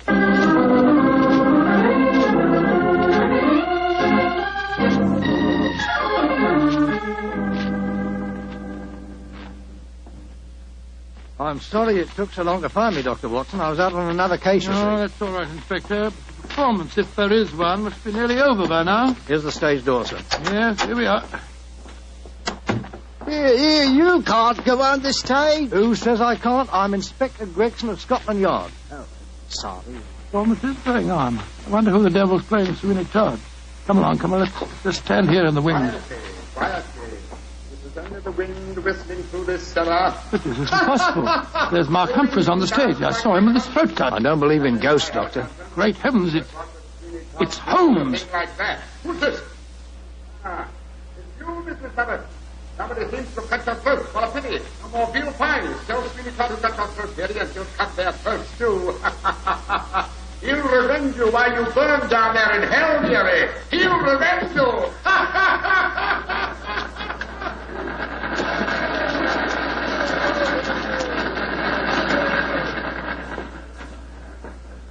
Here he comes now, Gregson. Amazing disguise. I'd never have recognized him.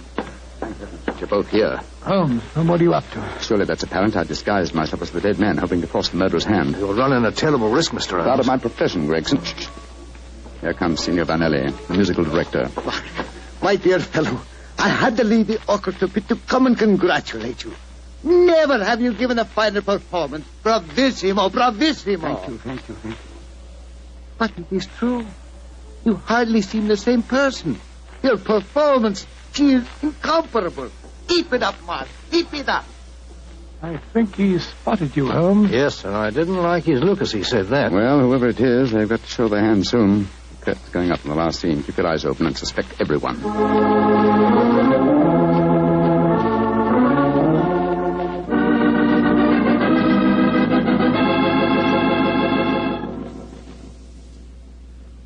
Look, my lord, Judge. He's by your side. Do not consider your ermine robe is stained with blood. Sweeney Todd, what dark deed presses on your conscience? Was a dark, foul deed, but heed not what you hear, Lord Judge, nor what you see. Still the figure sits there. I hear it come to this. It is useless to deny my guilt. The very dead rise from their settlements to prove Sweeney Todd a murderer.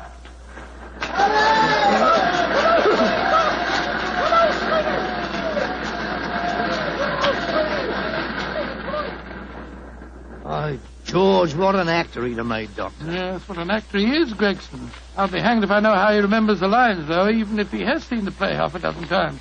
Here he comes now. Bravo, Holmes. You did splendidly. But it didn't work, Watson. It didn't work, confound it. Murderer still hasn't tipped his hand. Have I underestimated him? Looks as if you have, sir. And if you don't mind my saying so, I think you'd have been a lot wiser to let me handle the case as soon as you found his body, instead of going in for all this dressing up stuff. Oh, but of course. Now I see it. Only one person could have killed Mark Humphreys. Who, Holmes? Do as I say, and I'll show you. I'm going to Humphreys' dressing room now, alone. Give me a few moments' start, and then follow me. Out of sight, but within earshot. Dr. Watson, why does Mr. Holmes always have to be so blooming mysterious? Why can't he just say who the murderer is and take us to him? Well, I've been with Mr. Holmes on a great many cases, Gregson, and yet I can't answer that question. Come along. You've got a big enough start now. Let's follow him. I'm very fond of Mr. Holmes, you know, Doctor, and yet there are times when I get so angry with him. He shouldn't risk his life like that. Well, you know Mr. Holmes. He will never change. Well, if he don't, one of these days he's going to wake up and find himself dead. Shh. Shut the door. Someone inside with him. You devil! Listen. How many times do I have to kill you? Great Scott, it's Derek Lindsay, the business manager. Come along, Gregson. No, Lindsay! You succeeded in killing Humphreys, but you won't kill me. Grab his arm. Look out for that razor. Here, you. Let go of me! No, you don't. Ah, very neat, Gregson. Are you all right, Holmes? Perfectly, thanks, old chap, though I'm a little tired.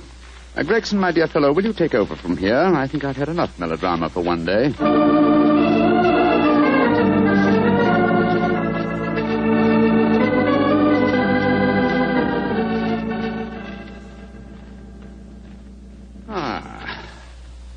How pleasant, Watson, to be back at Baker Street again. A crackling fire, my dressing gown, and your company combined to make a soothing ending to a somewhat violent day. Yes, it's been a most unusual case, Holmes. I still don't entirely understand it. The original plot, of course, was to try and drive Mark Humphreys mad by making him think that he was a murderer.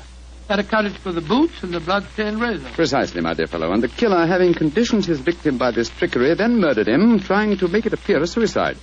Now, who had a motive? 3 people. Mrs. Humphreys, her lover, Signor Vanelli, and Derek Lindsay. I must say that I suspected the wife. Well, so did I for a while, and yet it was illogical. She knew, and we may therefore presume that her lover knew, that I was suspicious of her. And she must have known that you promised her husband a solution to his troubles before the night was out. It seems highly improbable that she or Signor Vanelli would have faked his suicide at that point. Quite right, my dear fellow. So I investigated Derek Lindsay's affairs, and I found that what Humphreys had referred to as the kindly act of a friend in helping him back onto his feet was in reality the mortgaging of his entire theatrical effects. Then she stood to inherit the theatre on Humphrey's death. Therefore, I was convinced that he was the killer. And then, after he'd murdered him, he saw what he thought to be Mark Humphreys on the stage. Ah, that's where I was slow and stupid, old chap. I couldn't imagine what motive gave the cold, clear nerve to suppress all reactions when he saw his supposed victim revived on the stage. Only at that moment did I realize. And what was the motive that made him hold his hand? The characteristic that ruled his life, Watson. Avarice. A morbid love of money. You see, if he'd attacked me during the performance, he'd have had to refund the money to the audience. His greed conquered all other passions. It made him wait until the performance was finished before he attempted my life. You know, Holmes, now that the case is solved, I'll tell you something in confidence. Please do, old fellow. What is it? At the end of the play tonight, I was afraid that you'd made a mistake, that you'd slipped up on the case. Gregson thought so, too. And, I, Watson, will tell you something in confidence. Oh, what is it? There were 3 of us that felt the same way. Well, now you're being modest, no? I assure you I'm not, my dear chap.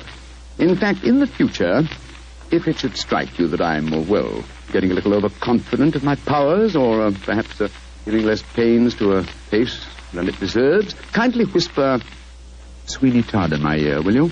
I shall be infinitely obliged to you.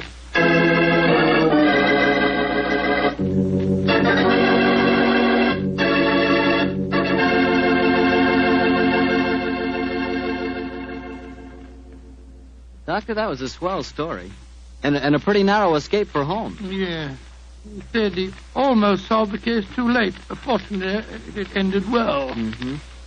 The thing that sticks in my mind is the fact that this was one of the very rare occasions when Holmes almost made a serious mistake. Well, we all make mistakes at times, don't we?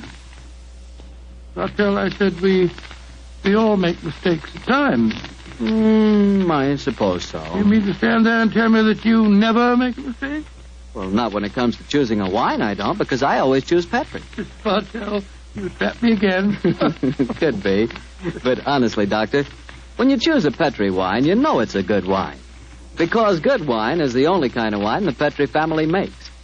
And it's easy to understand why when you realize that ever since they started the Petri business way back in the 1800s, the Petri family has handed on down from father to son, the highly developed fine art of winemaking. Yes, the Petri family's been making wine for generations. That's why, no matter what type wine you prefer, for any occasion, you can't go wrong with a Petri wine because Petri took time to bring you good wine. Well, Dr. Watson, do you care to give us a clue about next week's Sherlock Holmes adventure? Let me see. Next week, Mr. Bartell, next week now.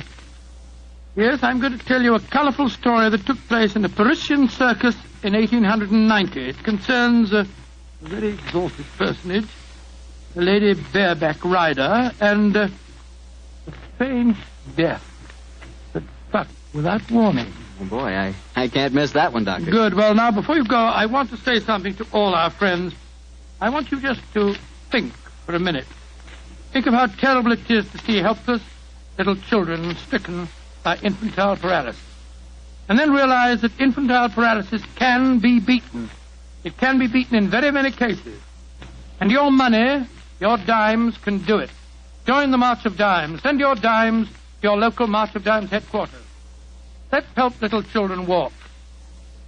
Let's help them live.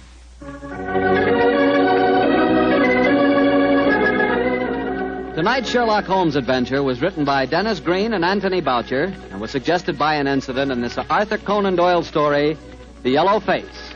Music is by Dean Fossler. Mr. Rathbone appears through the courtesy of Metro-Goldwyn-Mayer, and Mr. Bruce through the courtesy of Universal Pictures, where they are now starring in the Sherlock Holmes series.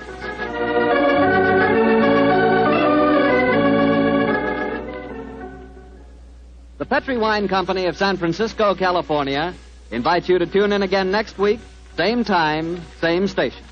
Sherlock Holmes comes to you from our Hollywood studio. This is Harry Bartell saying good night for the Petri family. For a solid hour of exciting mystery dramas, listen every Monday on most of these same stations at 8 o'clock to Michael Shayne, followed immediately by Sherlock Holmes. This is the Mutual Broadcast. Petri Wine brings you Basil Rathbone and Nigel Bruce in the new adventures of Sherlock Holmes.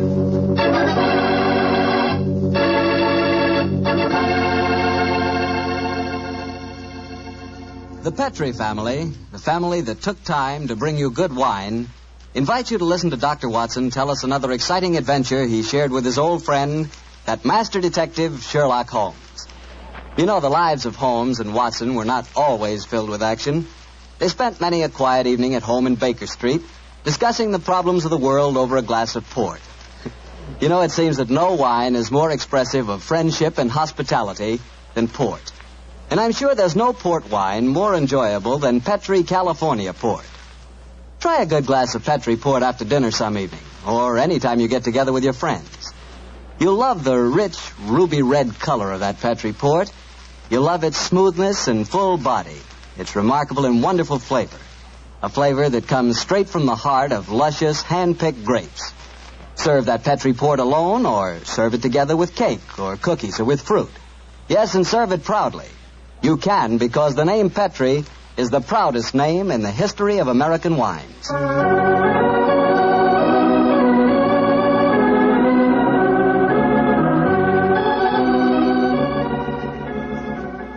And now I'm sure our old friend Dr. Watson's expecting us. Let's tap on his study door. Come in. Good evening, Doctor. Good evening, Mr. Bartell. Come over here by the fire. I was just having a cup of coffee. Would you care to join me? Thanks, that'd be nice. It'll prevent you falling asleep during my story tonight. There's no chance of that, Doctor. From the hints you gave us last week, it sounded like quite a story. It began in a circus in Paris, you told us? Yes, my boy, the circus. A colorful world of sawdust and spangles. A world, Mr. Bartell, that I may tell you confidentially, always held an irresistible fascination for me when I was a youngster. Me too, Doctor. In fact, when I was 8 years old, I fell desperately in love with a lady bareback rider. A stunning creature who wore pink silk tights with gold sequins on them. Unfortunately, my mother caught me writing her proposal of marriage, and I'm afraid that, that's another story, and one that you probably wouldn't find very interesting. I'm sure I would, Doctor, but I think it would be safer to stick to your Sherlock Holmes story. Yes, you're probably right, my boy. Well, it was a winter in the 1890s, and Holmes and I were in Paris. On our second day there, Holmes suggested we attend that night's performance of the Cirque Royale. Needless to remark, I was delighted, Mr. Bartell. And shortly after 9 o'clock that night, I found myself seated beside Holmes in a box near the ringside. It was an incredibly vivid scene, even for that city of color and light. The gay costumes of the women and the gaudy trappings of the ringmasters and clowns looked like a giant kaleidoscope under the blazing glare of the arc lamps. As we sat there, a brass band nearby blared forth some popular music of the day, and yet he didn't appear to be enjoying himself. And so I leaned across and touched his arm.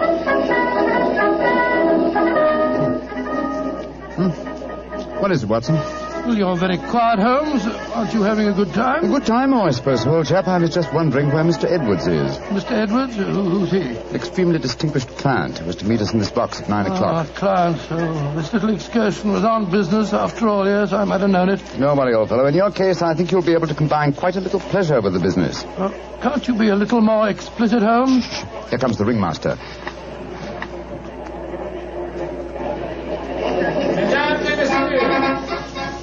J'ai l'honneur de vous présenter ce soir la grande vedette du cirque, Mademoiselle Gisèle Girondet, équestrienne incomparable.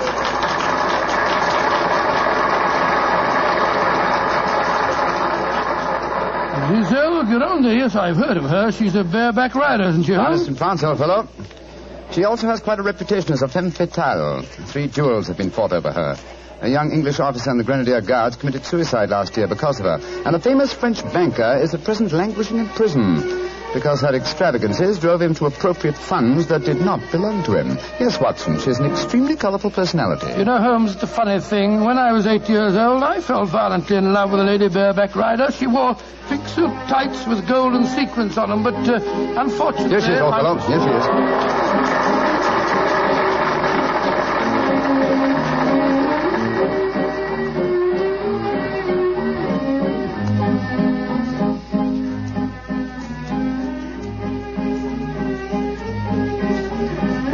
Holmes, she's exquisite. Look at the way she's jumping from the back of one horse to the other. sheer poetry of motion. The lady appeals to you, Watson. By George, yes, indeed she does. In fact, Holmes, I don't mind telling you that if I weren't a married man and a poor you'd like man... to court the lady, eh? Yes, I should Excellent, indeed. old fellow, excellent. That's the very reason for our attendance at the Well, what in circus. heaven's name are you talking about, Holmes? Ah, there you are. Good evening, Mr. Edwards. Holmes, my dear fellow, how are you? I haven't seen you since that little affair at Windsor Castle when Mother... Excuse me, sir. I am Mr. Mycroft, and this is my friend, Sir William Nigel. Sir William Nigel? Of course. And I am Mr. Edwards. We must respect each other's incognitos, eh? How do you do, Sir William? Well, I'm extremely honored to meet you, Your Royal... Mr. Edwards. How'd you like Giselle? Isn't she a stunning creature? Yes, indeed she is, sir. The four of us to have supper together after the performance tonight, I understand, Mr. Edwards. Well, unfortunately, I can't be there, Mycroft. There's some stupid affair at the embassy which I have to attend. We must postpone the dinner until tomorrow night. Very well, sir. Come over to my hotel a little early and we can discuss the whole business. Personally, I think a lot of fuss is being made about nothing.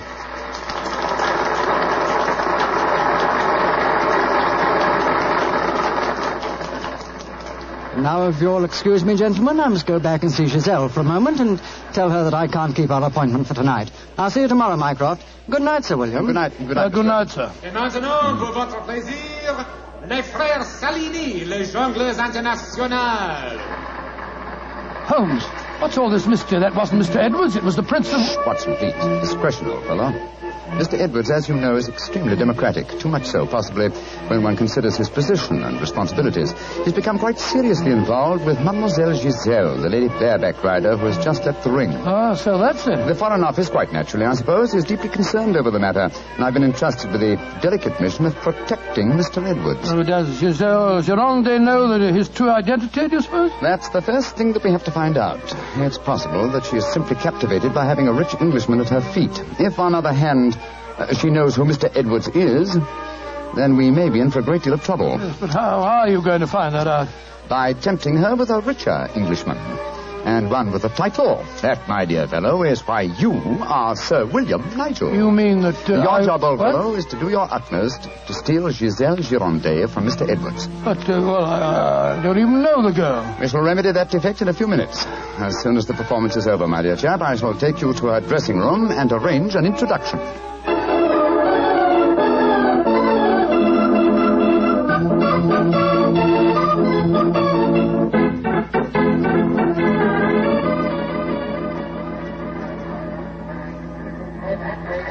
I must say, Holmes, the backstage life at a circus is even more colourful than in the ring. What makes you say that, old fellow? Well, I just saw a pinhead having tea with a bearded lady while a sword swallower was standing behind him practicing his act. Oh, hello. See that man standing talking to the girl in tights? Yeah, attractive, isn't she? The gentleman is Inspector Vernet of the French police, an old friend and a distant relative of mine. Vernet, how are you? Ah, Holmes, mon cher ami, comment ça va? No, Vernet, please.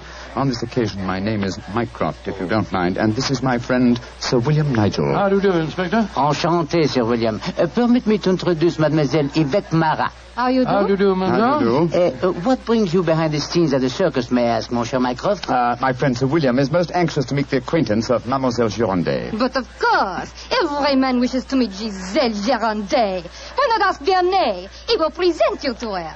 Ha! Him knows the way. Oh, now, Yvette, chérie, do not begin that all over again. You're in love with her. You've always been in love with her. I wish you were dead. Sometimes I think I could kill her myself. Upon my soul, Inspector, she's a fiery little thing, isn't she? Ah, ça c'est vrai, ça, Sir William. Many times I've told her that Giselle Gironde would never waste her time with a simple police inspector. She prefers a wealthy foreigner. But Yvette ne comprend pas. She does not understand and she does not believe. Mademoiselle Marat was dressed in tights, Vernet. And what does she do in the circus?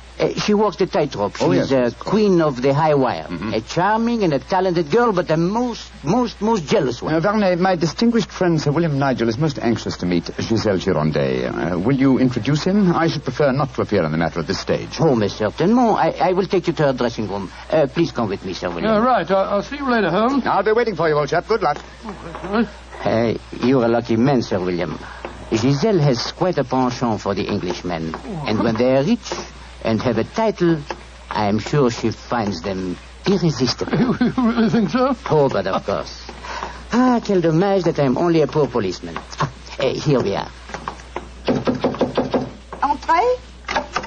Giselle Monsieur, permit me to present to you Sir William Nigel. He's a great admirer of yours. Yes, indeed, madam. Ah, Sir William Nigel. Come and sit here beside me, Sir William. I shall leave you. Au revoir. Sit closer. There. That is much more cozy, no? It's very nice of you to see me, Mademoiselle Gironde. Oh, don't be so formal, my Englishman. You may call me Giselle, and I shall call you... Let me see, I shall call you Sir William... Willie! I shall call you Willie. You do not mind? Mine, I'm very delightful. Quite delightful, my dear. I was hoping perhaps that you care to have a little supper with me tonight, Giselle. So what about some oysters, a cold pheasant, and a bottle or two of Pomeranian Green 072? And you get to taste rather well, don't you think? Oh, Willie, I can see you are a perfect host. I don't know about One that. moment, I get my cloak. Well, you know, Giselle, it's a funny thing. What is a funny thing, Willie? When I was 8 years old, I fell violently in love with a lady bareback rider at a circus. History seems to be repeating itself. Here. Alfieri, do you no longer knock when you come to my door? Who is this man? My name is Nigel, Sir William Nigel, my good man, and who may you be? I am Alfio Alfieri. I am Alfio Alfieri. And what is he? A trainer of wild animals, an imbecile. What? You must not speak to Alfio in that way. You belong to me. Send this stupid Englishman away. Founded impudence. Grossier. Belong to you. Giselle belong to no one. Do I have to take my whip to Put you? down that way. Put it down, you scoundrel. Next time it will be your face, Carla. You infernal blackguard. Raising your hand against a woman. Shocking. Bravo! Monsieur Willie has knocked him down. He certainly deserved it. Oui. And you in turn deserve something, Willie. Oh, what was that? Come close, Willie, and I give it to you. A little kiss. Oh, kiss? Thanks awfully.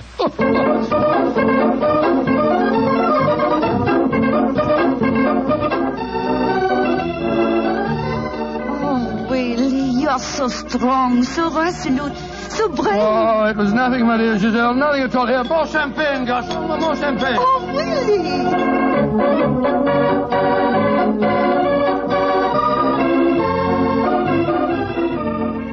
Giselle? Oui, Monsieur Edwards? Have a box for the opera tomorrow night. I was hoping that Oh, perhaps... I'm sorry, Monsieur, but my time is occupied. I am showing the delightsome moment to mon cher Willie.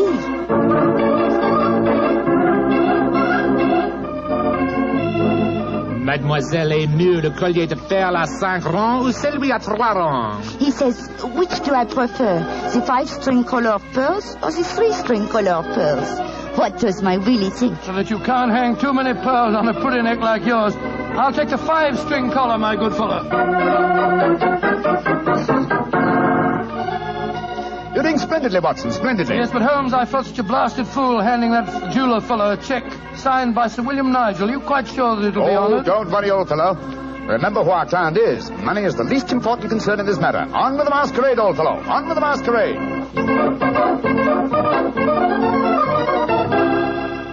More champagne, garçon.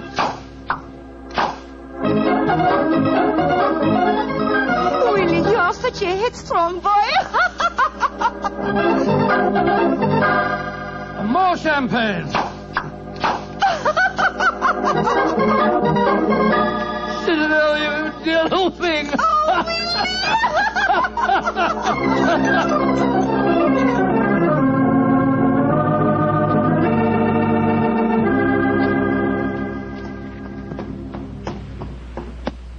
Good evening, Vernet. Has Mademoiselle Gironde come in for the evening performance yet? Yes, Monsieur Holmes. I escorted her to her dressing room half an hour ago. Monsieur Edwards is in there with her now. At last, it seems, she has used for a poor policeman. Last night, she found a threatening letter on her makeup table. Since then, she has been most grateful for my company. A threatening letter, eh? Any idea who might have sent it? Oh, yes, of course. I'm afraid I have, Monsieur Holmes. I told her to pay no attention. By the perfume of the notepaper, I recognized the sender. A jealous tightrope walker called Yvette Marat. Oh. Poor Yvette. She would make a very inferior criminal, I'm afraid. Still, Giselle asked me to stay outside her dressing room till the performance starts. You wish to see her? Yes. Oh, good evening, Mr. Edwards. Evening, Mycroft. Evening, Inspector Werner. Comment ça va, Monsieur Edwards? Look here, Mycroft. I think this little game's gone far enough. Giselle has just refused another invitation of mine.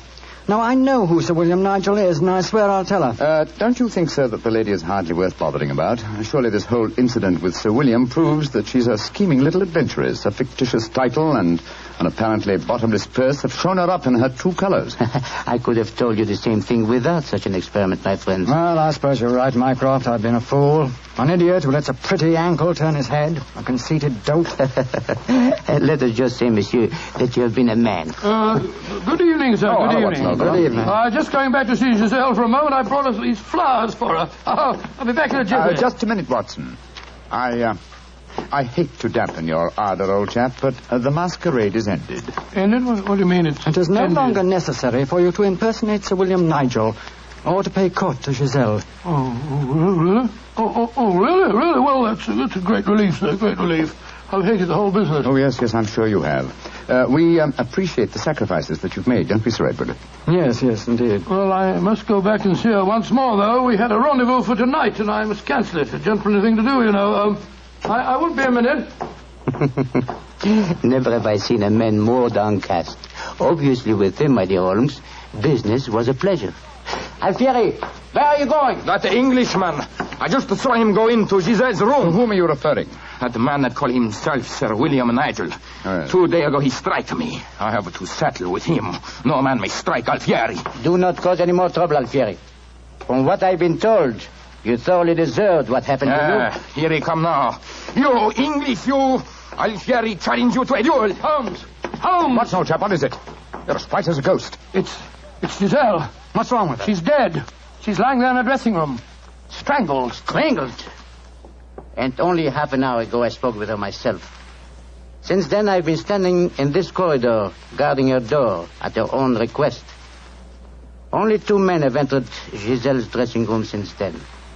You, Monsieur Edwards, and you, Sir William Nigel. What are you suggesting, Briony? I am suggesting nothing. I am stating that these 2 gentlemen are under arrest for suspicion of murder.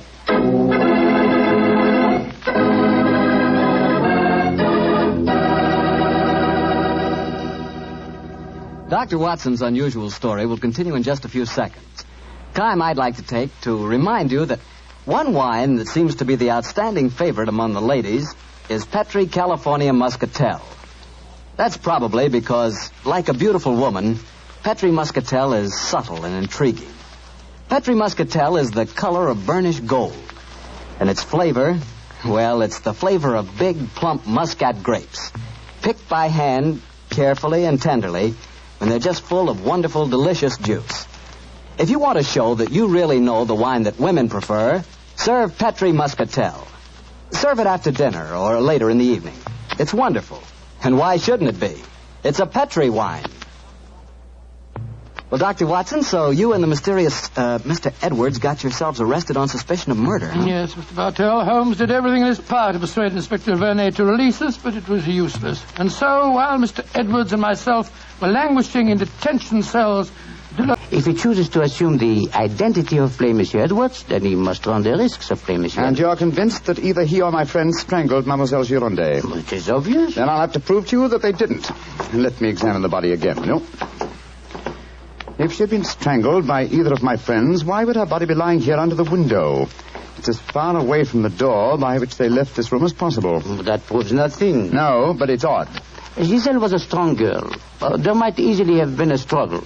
Perhaps she tried to get away through the window. And yet there are no marks of violence on her throat. Just this piece of very fine cord that did its deadly work so cleanly. Cut with a knife. Please do not remove the cord, Monsieur Holmes. The body has not yet been photographed. Jeremy Vernet, you're making it very hard for me, aren't you? You notice, of course, that the window is open. Yes, but we have examined the snow outside. There were no footprints within 3 yards of the window. The murderer must have entered by the door that I was watching. Yes, it would be hard, even for a professional acrobat to jump in. An acrobat? Vernet, your young friend, Mademoiselle Yvette Marat, is a tightrope walker. Yvette, but... Yes, she certainly had a motive. She'd even sent a threatening letter. I heard her express hatred and jealousy for this dead woman. It's conceivable that she could enter a room by a window without leaving footprints in the snow. Where was she at the time of the murder? I do not know. I was waiting for her in the corridor. And I suggest that we investigate her alibi at once. And after that, Inspector, I must pay a visit to the Sûreté. I don't want my friends to think that I've deserted them.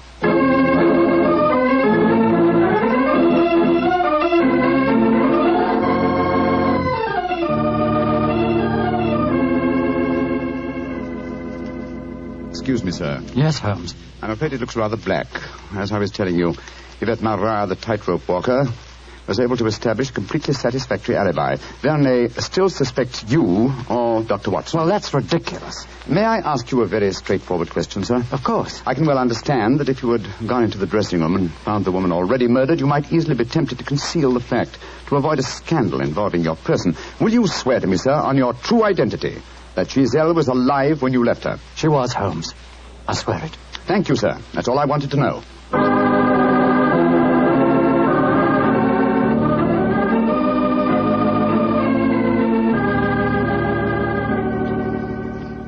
Holmes, I'm glad to see you. You know, I've been thinking. All this depends on Vernet's evidence.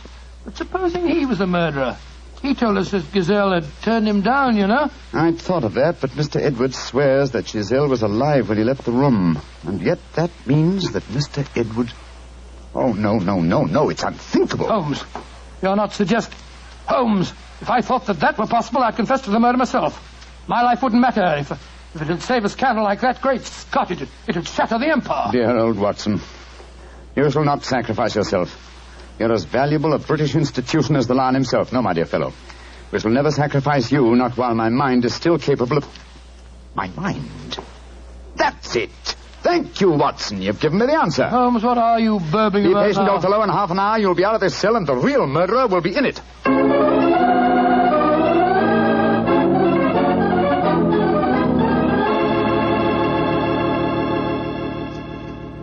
Questions. Why must Alfieri answer so many questions? Because he will not yet tell the truth. You murdered Giselle Girondet. How many times I have to tell you I did not kill her? Why should I want to harm her? Because you were jealous. Because she humiliated and tormented you. But I was not in her dressing room. I've already proved that fact. Am I a magician that I can kill somebody without entering a room? Alfieri, I know how you killed Giselle Girondet without its necessitating your entering this room. You're a smart man. Please to tell me. I don't need to tell you. With the aid of Vernet, I'll show you. Open the window, Alfieri. What game is this? Very well, then. I'll open the window myself. Put your head out. Come on. So. Who do you see? Inspector Vernet standing 3 yards away, where you stood, and he's got your long training whip. No! Don't move! Stand there. The inspector hasn't your skill with a whip, but he wants to try a little experiment. No, leave him alone! All right, Vernet. I'm holding him.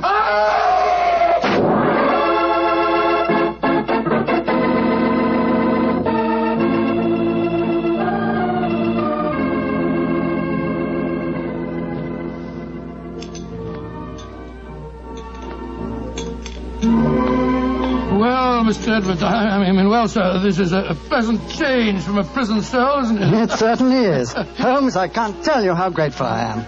I still don't quite understand how you did it. Watson, in rather a roundabout way, was responsible for giving me the clue. Oh, how was that, Holmes? Well, on more than one occasion, old chap, I've had cause to deplore your rather florid style of writing. Tonight, I was very thankful for it. When I began to speak of the capabilities of my mind... suddenly I remembered a phrase of yours in which you referred to its whip-like rapidity and accuracy. That, of course, made me think of Alfieri, the animal trainer. Exactly how did he kill the poor girl? Well, sir, he stood outside the window, far enough away to leave no incriminating footprints. Called to Giselle, probably persuaded her to lean out, then snapped the whip around her neck, pulling it tight and strangling her. And then I suppose he cut the cord and let the body fall back into the room. Precisely, old fellow. We found a whipstock among his tackle, a whipstock from which the lash had been cut.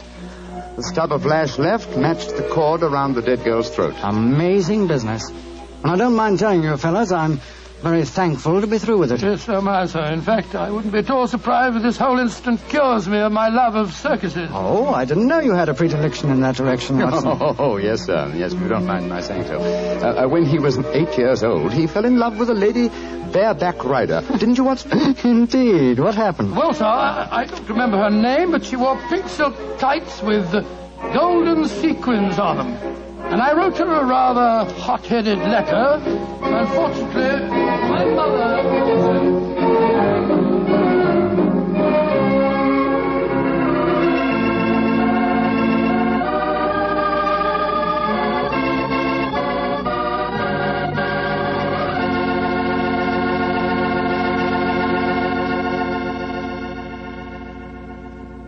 Well, Doctor, that was one of the most unusual stories you've ever told.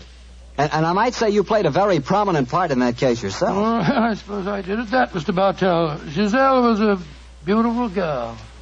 Beautiful. Boy, I sure love that nickname she gave you. Wheelie. Yes, I thought it was rather nice myself. Well, that is, I mean... Don't get embarrassed over a nickname, Doctor. You should hear the nickname I had. Well, when I went to school, all the girls called me Bottles. Bottles? Oh, I see, from Bartell. Bartell. Oh, some nickname, like a prophecy. What do you mean? Well, they called me Bottles, and now that's what I like to talk about most. Bottles. Bottles of Petri wine. Oh, I should have known. And I'd like to talk about Petri wine because, as far as I'm concerned, it's the swellest wine that ever poured from a bottle.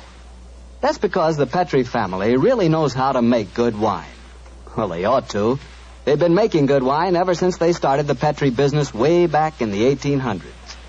And since the Petri family has always personally owned and operated their business, they've been able to keep that fine art of winemaking right in the family, handing it on down from father to son, from generation to generation.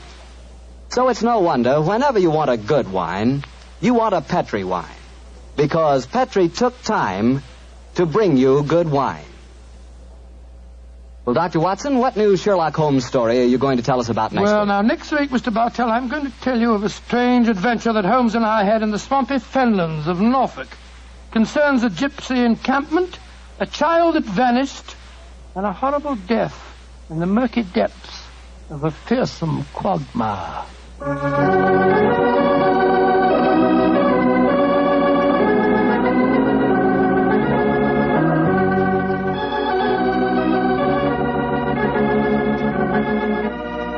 Tonight's Sherlock Holmes adventure was written by Dennis Green and Anthony Boucher and was suggested by an incident in the Sir Arthur Conan Doyle story, The Adventure of the Three Students. Music is by Dean Fosler. Mr. Rathbone appears through the courtesy of Metro-Goldwyn-Mayer, and Mr. Bruce through the courtesy of Universal Pictures, where they are now starring in the Sherlock Holmes series.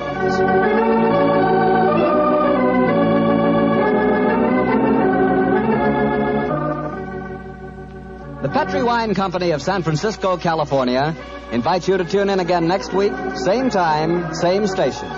Sherlock Holmes comes to you from our Hollywood studios.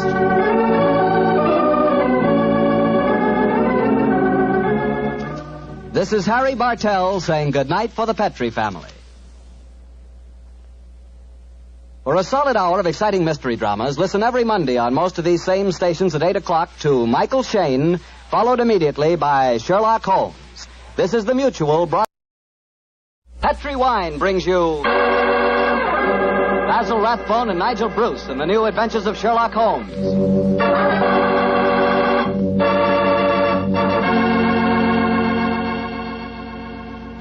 The Petri family, the family that took time to bring you good wine, invites you to listen to Dr. Watson tell us another exciting adventure he shared with his old friend, that brilliant detective, Sherlock Holmes.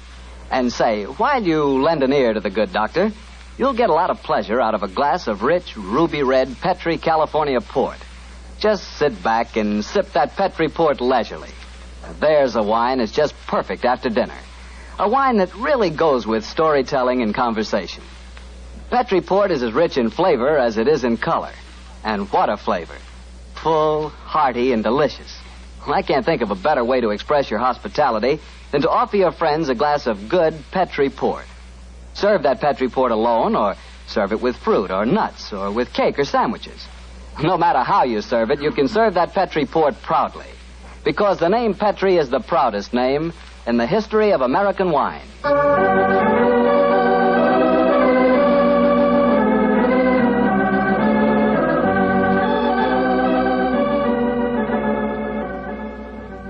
Well, here we are once again, keeping our weekly date with Dr. Watson. Good evening, Doctor. Good evening, Mr. Bartell. Come in and join me. As you see, the puppies have been keeping your chair warm for you. Here, shove them off. No, Doctor, I don't want to disturb them. They look much too comfortable. I'll sit over here, thanks. There's tobacco in the jar beside you, cigarettes in the box, and some excellent port on the sideboard, so make yourself at home. Thanks, Doctor. Are you all ready with tonight's new Sherlock Holmes adventure? Yes, Mr. Bartell, though I'm afraid after all these years it's going to be a little hard for me to recapture for you the spirit of the story. Last week you told us that a band of gypsies played a prominent part in the adventure. Yes, they did indeed. And it was amid that colourful atmosphere that my story begins. It was in the autumn of 1890. My old friend Sherlock Holmes had persuaded me to leave the comforts of my domestic fireside for a few days and to accompany him to the tiny village of Bragston-on-the-Marsh, in the heart of the Norfolk Fen district. What took Sherlock Holmes up there, Doctor? I'm afraid that at the time we left London, Mr. Bartell, he concealed his true purpose from me, saying only that he wanted friendly companionship and a strong right arm. Not until later did I learn that he was then on the track of one of the last clues that led to the confining of the Moriarty gang. But to get on with my story. We arrived at Bragston-on-the-Marsh and settled ourselves in the village inn. And after an early dinner, we strolled across the fields to the gypsy fair that was encamped nearby. It was a colourful sight, Mr. Bartell. Naphtha flares lighted a group of tents and caravans dotted round the edge of the marsh. And as gold-earring gypsy girls told fortunes and danced, swarthy gypsy men played on their violins the haunting melodies of their ancestors. We watched the sideshows for a few moments and then strolled towards the centre of the gypsy encampment. It seems only like yesterday, Mr. Bartell, as Holmes turned to me and said... Far cry from Baker Street, isn't it, Watson? Yes, indeed. Just the same, Holmes, I'm convinced that you're not here purely for a holiday. You're on the trail of some criminal. No, old chap, I'm on the trail of a clue. A clue, if I find it, may lead to the confounding of the Moriarty gang. Holmes, can't you be a little more explicit? After all, I left my wife and my practice without asking any questions. Surely now we're up here, you could let me know what's afoot. Very well, old fellow. I'm searching for a young gypsy by the name of Pyramus Hearn. He disappeared recently from London, and it's vital that I find him. I know that he can give me some essential information on our old enemy, Professor Moriarty. And you're expecting to find the gypsy here? I hope to get news of him, at least. His father, Jasper Hearn, is head of this particular encampment. Well, why don't you ask if you can see him? Just what I'm about to do, my dear fellow. Well, here comes the gypsy. Now, I'll ask him. All right. Oh, excuse me. You speak to me, Gorcho? Can you tell me where I may find Mr. Jasper Hearn? What you want with Jasper Hearn? I have a message for his son, Pyramus. That is different. Jasper Hearn stands in the booth yonder. He is the Timbalangro. Timbalangro? Yes, sir. He's the gentleman engaged in an interesting exhibition of skill involving 3 thimbles and a pea. What our American cousins refer to, I understand, as the old shell game. Let's stroll over there, shall we, old fellow? If you would wish to talk to Jasper, it would be better to wait until he is finished. A Timbalangro needs all his wits about him. By Joe, look at that stunning girl in the tent over there. Who's she? Her that is penning the rice tuckering. That is Lydia Pentalangro. Excuse me, I shall tell Jasper to expect you late. I can't understand a word they say, Holmes. Penning the what? At last, my dear fellow, you can appreciate how I have felt at times. But at least their words are clear, even if the sense is not, to someone who is unfamiliar with the Romany language. I don't know why you keep hinting that I'm hard to understand. No one else ever complains of it. In any case, what does penning the thingamabob mean? Well, if I remember rightly, penning duckerin is telling fortunes. And from the sound of things, Lydia Pentalangro is not greatly pleased with the duckerin she pens. No more. Lydia can tell no more fortune. Come on, Watson. Let's see what the trouble is. What do you mean? You must finish it. But Olive, my dear, if the young lady doesn't want to tell my fortune... Rubbish. You crossed her palm with silver. She's taking money under false pretenses. Here, I give you your silver back. Lydia has never taken money under false pretenses, nor has she told the future when she does not wish to. Goodbye to you. The insolence of these gypsies is intolerable. If I had my way, they'd be run out of the county. Now, my dear, don't get so excited. The poor girl's probably... Good evening. Major Treadgold, isn't it? Huh? I don't think I have the pleasure of your... Oh, dear me. It's Mr. Sherlock Holmes. Yes, sir. Well, bless my soul. Haven't seen you since that last meeting of the Geographical Society. Oh, I'd like you to meet my wife. How do you do, Mrs. Treadgold? How do you do? This is my friend, Dr. Watson. How do you do? And what brings you up to this part of England, Holmes? Are you hot on the trail of some desperate criminal? Oh, dear me, no. Dr. Watson and I are taking a little holiday, and you and your wife? We live here in the manor house. Well, you're very lucky. It's a beautiful part of the country, Mrs. Treadgold. I hate it. I was born and brought up in London. I'm never really happy outside the city. Yes, Oliver's not one for the peace of the countryside, I'm afraid. Well, perhaps we'll get back there. It's a little difficult these days, you know. We've got the boy to consider. Boy? Your son, sir? My dead brother's son, Doctor. We have no children. My little nephew's only 4 years old, you see, and I'm his guardian as well as being executor of his estates up here. So you can understand it would be difficult for us to get back to London. It's only difficult because you put the child's happiness before mine, Arthur. Oh, now, Olive, you know I have to watch his interests up here. After all, when he comes of age, he'll be one of the richest young men in Norfolk. Yes, and with money that should have come to us. In any case, Arthur, if we do have to live up here, I'd find it more tolerable if you'd keep this gypsy scum off the estate. You seem to have taken a violent dislike to the gypsies, Mrs. Treadgold. May I ask why? Oh, they persecute us. They steal our sheep, they break our windows. And just the other day, they wantonly led our prize pig into the Bragstone quagmire and let the beast perish. Why should they single you out for persecution like this, do you suppose? Oh, I can't imagine. I've always tried to be nice to them. Too nice, Arthur. That's your trouble. I have a very good reason for humoring them, my dear. You see, Holmes, I've always been afraid they may carry this feud so far that they'll even hurt the baby. Olive, my dear, I wonder if you'd go ahead and wait for me in the carriage. It's getting rather chilly. I'll join you in a moment. Very well, Arthur, but don't keep me waiting long. Good evening. Good evening. Good night, Mr. Treadgold. Let's stroll away from the camp, shall we? I've got something very important to tell you. Something I didn't like to say in front of Olive. The gypsies have threatened to kidnap our boy. Great Scott, how shocking. What form did their threat take, sir? This letter. I found it pinned on the frame of my dressing room mirror when I went up after dinner tonight. Let me see it, will you, please? Well, what does it say, Holmes? A Romany Rye... A Romany Rye won't take your insults forever, Major and Mrs. High and Mighty. Watch out for the Treadgold heir. The Bragstone quagmire would make a nice finishing school for him. Romany Rye? What's that mean? Well, it's their own term, meaning gypsy. Mr. Holmes, what shall I do? Major Treadgold, Great heavens! That shot just missed me. Where the blazes did it come from? I can't see a soul. They have come from behind any one of those caravans ahead of us. If you wanted direct evidence, gentlemen, this is it. That is the first open attempt on my life. Holmes, what extraordinary luck for me that you're in the neighborhood.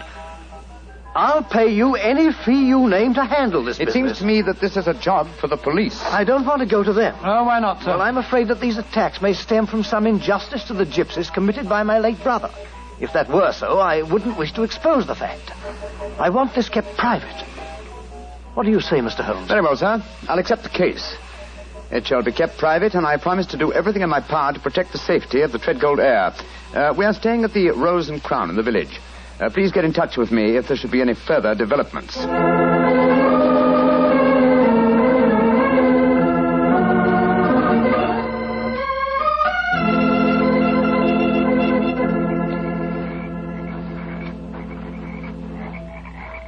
affair seems to be closed down for the night now, Holmes.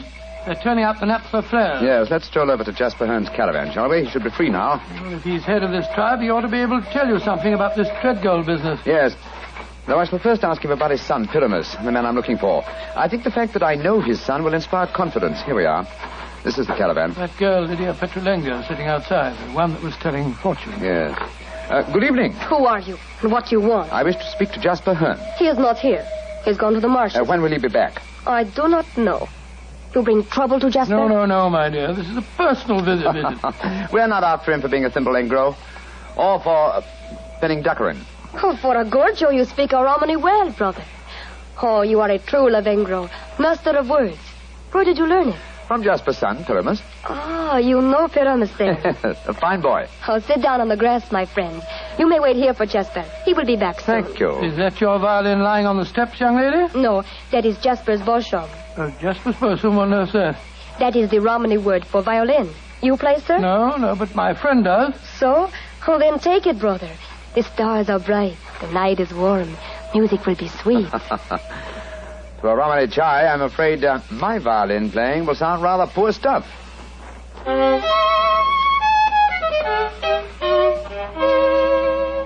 Play on, brother.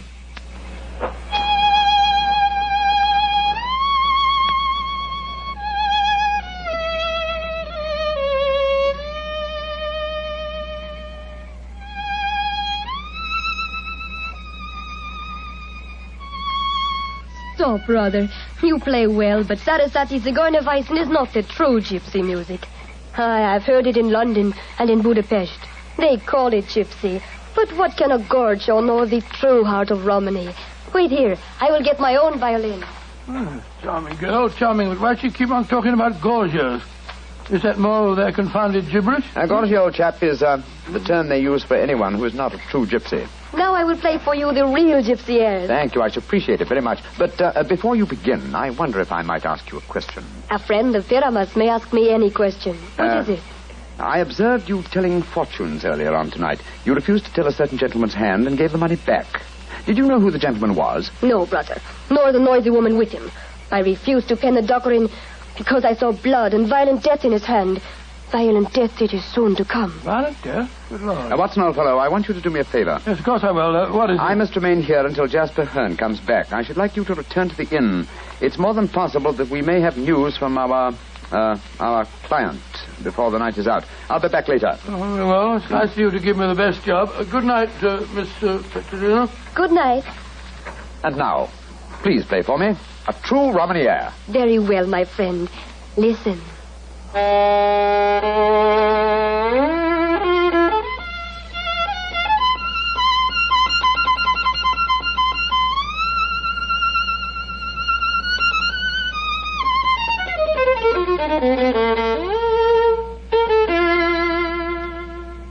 Now you must play, brother. I shall make a true Boshamanger of you. Come, see if you can follow me.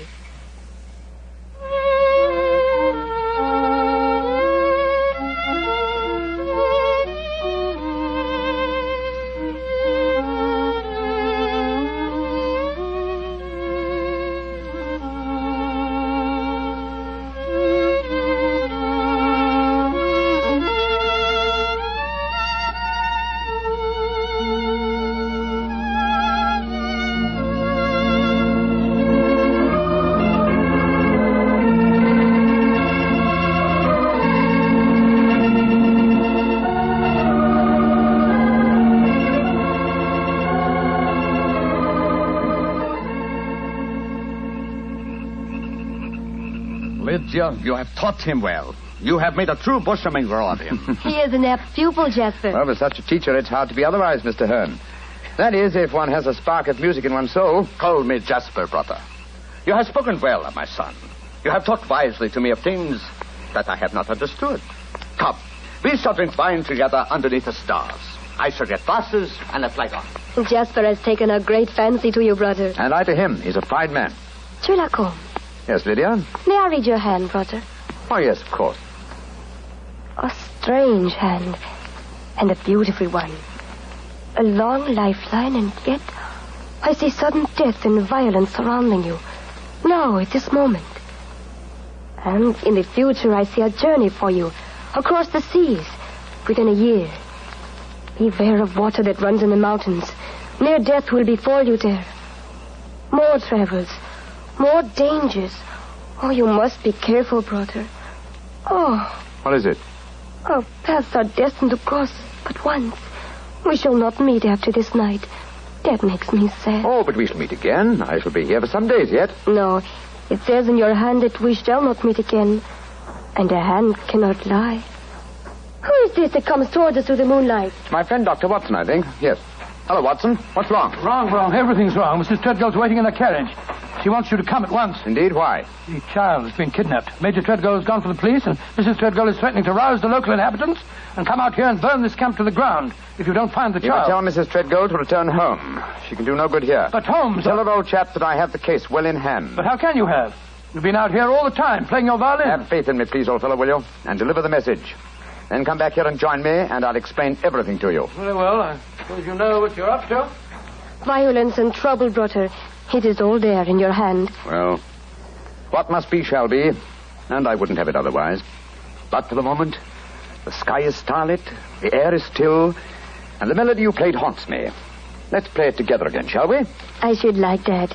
I should like that very much.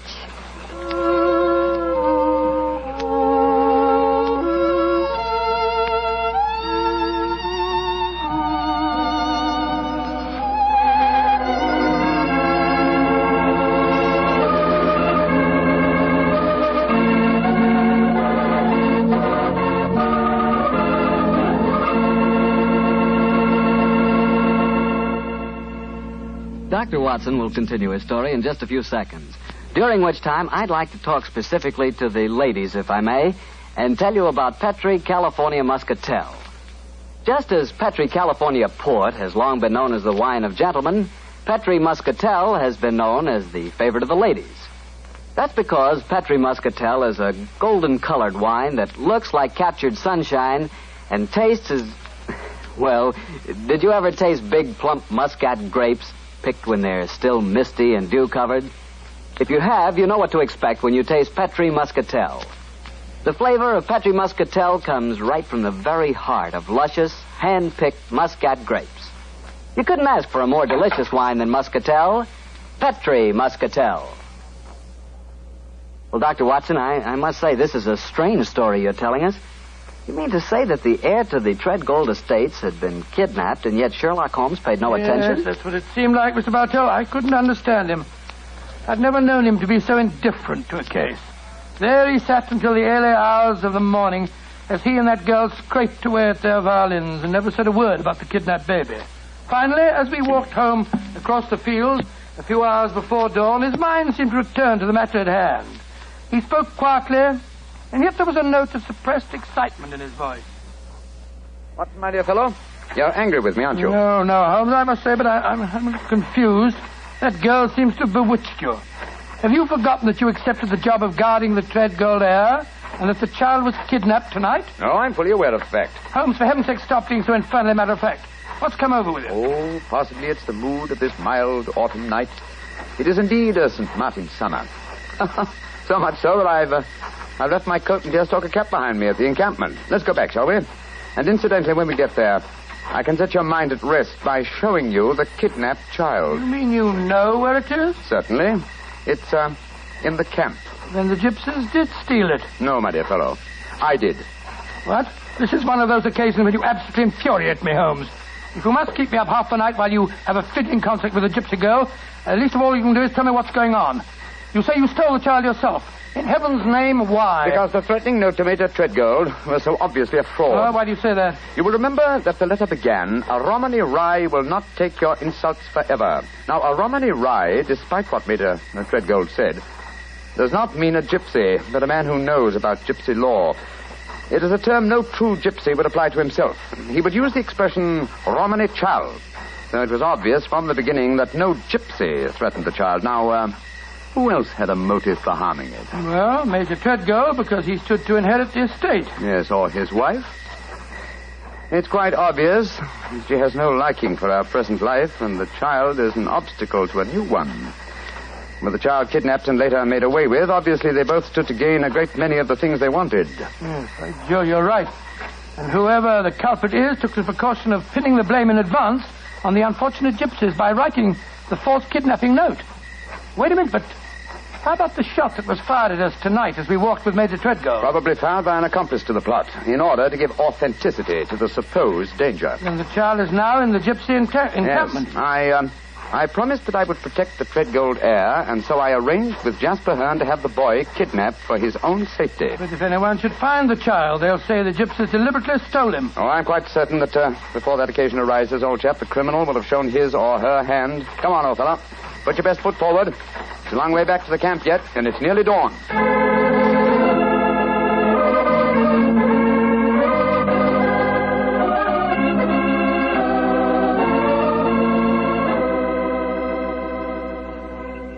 You have come back, Butter. You wish to spend the remainder of the night in the encampment? No, thank you, Jasper. I just came back for my cap and coat. It was so warm tonight, and I forgot about them, and I started to walk home without them. I will find them for you. Oh, we found this message for you soon after you had left. It was pinned to the door of the caravan. I do not know how it got there. I will search for your coat and cap. Another message? What does it say, Holmes? Never trust a Romany Rye. Uh-huh. The same mistake again, Watson. Your plans have been betrayed. For proof, meet me at the Bragstone quagmire at dawn. It's a trap, Holmes. Obviously. We must spring it with caution. I cannot find your coat or your cap, Rutter.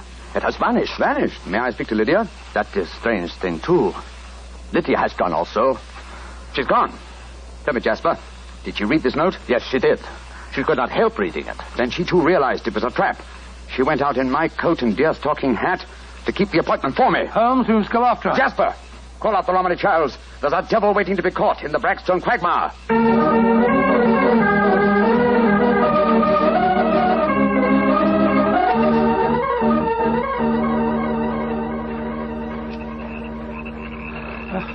How much further to the quagmire, Jasper? 200 yards.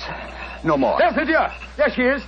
And she's dressed in my deer-stalking hat and coat, walking into the trap that was set for me. Lydia! Lydia! They got her. Look. She stumbled. She's fallen. I'll go to her, Watson. Jasper, get that devil who staged this fiendish plot. I've a score to settle with him. Do not worry, brother. The score will be settled. Follow me, Doctor. Right you are. I'm right behind you.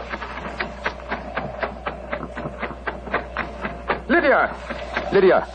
Sherlock Holmes, I was wrong. We do meet again. Your hand lied to me. Oh, Lydia. You're wounded. What can I do for you? There is nothing you can do, brother. No one can help me now. There is little pain. There is little time. Please, hold my hand. There. Tell me, Lydia, did you see who fired the shot? Yes. It was the man whose fortune I told today. The man with the noisy wife. Major Treadgold. Jasper and the men will take care of him. There is one thing I wish to tell you, brother. Yes? Our short meeting has brought me happiness. I should like to think I can leave you something so that you will not forget me. I shall always remember you, Lydia. Always. You gave your life for mine. There is one thing of mine that I wish you to have. It will remind you of me. What is it? My violin. It brought us together. I should like you to have it, brother. Lydia. Do not be sad. It is good. My life for yours. You will give help to many people. It is in your hand. Goodbye. Oshimengro.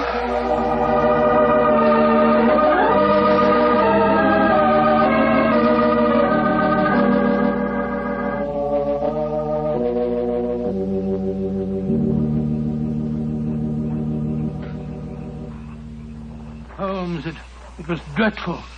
Dreadful. The gypsies surrounded Major Treadgold. They forced him back into the Braxton quagmire. I tried to pull him out, but I couldn't do it single-handed. I'm not sorry, Watson.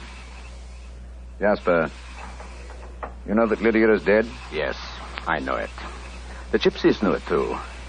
That is why you were single-handed, Doctor, in your attempts to save the murderer. No Romany child would raise a finger to help him. Yes, I can understand that, but great Scott, man, if you'd seen his face as the quaking mud sucked him under. Lydia's death was less dramatic, but equally moving, I assure you. Sherlock Holmes, I met you less than 5 hours ago. You have saved my tribe from a devilish plot that would have blackened their names. A plot that would have driven them from the countryside. What can I do in return? 2 things. First, tell me where I may reach your son, Pyramus. His address is in this sealed envelope, brother. Thank you. What else may I do for you? As Lydia died, she willed me one gift for remembrance. And what was that gift, brother? A violin. Of course. Here. Here it is. Huh. She told me I might become a true Boshemengro. Let's see if I can recapture the melody once more.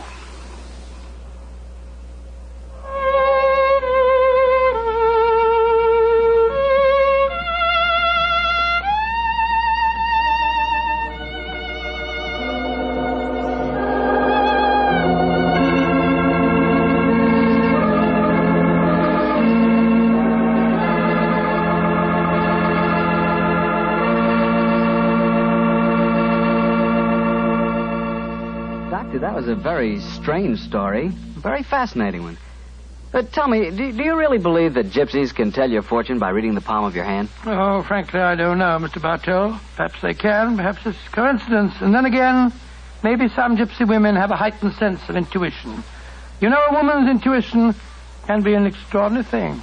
Yeah, so my wife keeps telling me. Of course, I have a kind of intuition myself. Oh, really? Mm-hmm. Every time I see a bottle of wine with the name Petri on the label, my intuition tells me I'm going to like it. And I always do, too. Mr. Bartell, if ever I saw a man with a one-track mind, you're that man. Thank you, Doctor. As long as my one track is Petri, I can't miss. Because nobody can miss with Petri wine. What other wine has such tradition, such a story behind it? Petri wine is made by a family, the Petri family. They've owned and operated their own business ever since its inception, back in the 1800s. The Petri family has been making good wine for generations, and they've been handing on down in the family, from father to son, the fine art of turning luscious, sun-ripened grapes into fragrant, delicious wine. And that sure adds up to a lot of experience. You can just bet your last dollar that no matter what kind of wine you want, when you ask for a Petri wine, you're asking for good wine. Because Petri took time to bring you good wine. Well, Dr. Watson, what story are you planning to tell us next week? Next week, Mr. Bartell, I'm going to tell you of a strange adventure that Sherlock Holmes and I had in the East End of London. It concerns 5 nephews, an eccentric will, and a dead man's watch that gave us the clue to murder.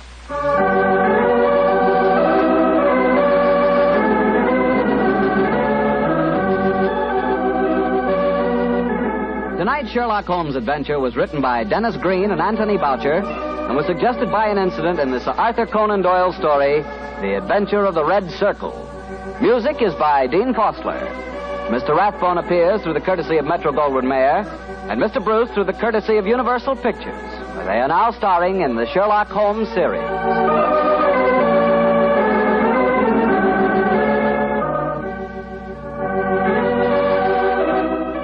The Petri Wine Company of San Francisco, California, invites you to tune in again next week, same time, same station. Sherlock Holmes comes to you from our Hollywood studio.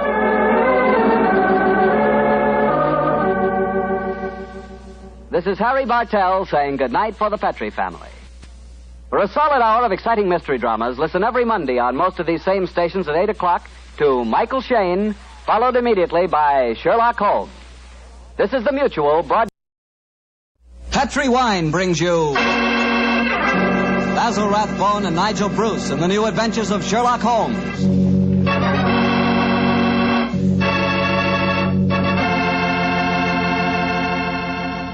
The Petri family, the family that took time to bring you good wine, invite you to listen to Dr. Watson tell us another exciting adventure he shared with his good friend, that master detective, Sherlock Holmes. And I'd like to tell you about my favorite time of day. It's just before dinner. You know, when the family's all sitting around in the living room and wonderful things are cooking in the kitchen? Ah, that's for me. And boy, that's the time for a glass of sherry. Because Petri California sherry really makes waiting for dinner a pleasure. That Petri sherry is the perfect before-dinner wine. Just look at its beautiful amber color. And then taste that wonderful Petri sherry. What a flavor. Petri sherry has a rich, nutty flavor that's right from the heart of sun-ripened grapes. And if you like your sherry dry, you know, not sweet, you'll want to get Petri Pale Dry Sherry. Or better yet, taste them both. Don't buy one, buy 2. Those letters P-E-T-R-I on the label are the personal assurance of the Petri family that Petri sherry is truly good wine.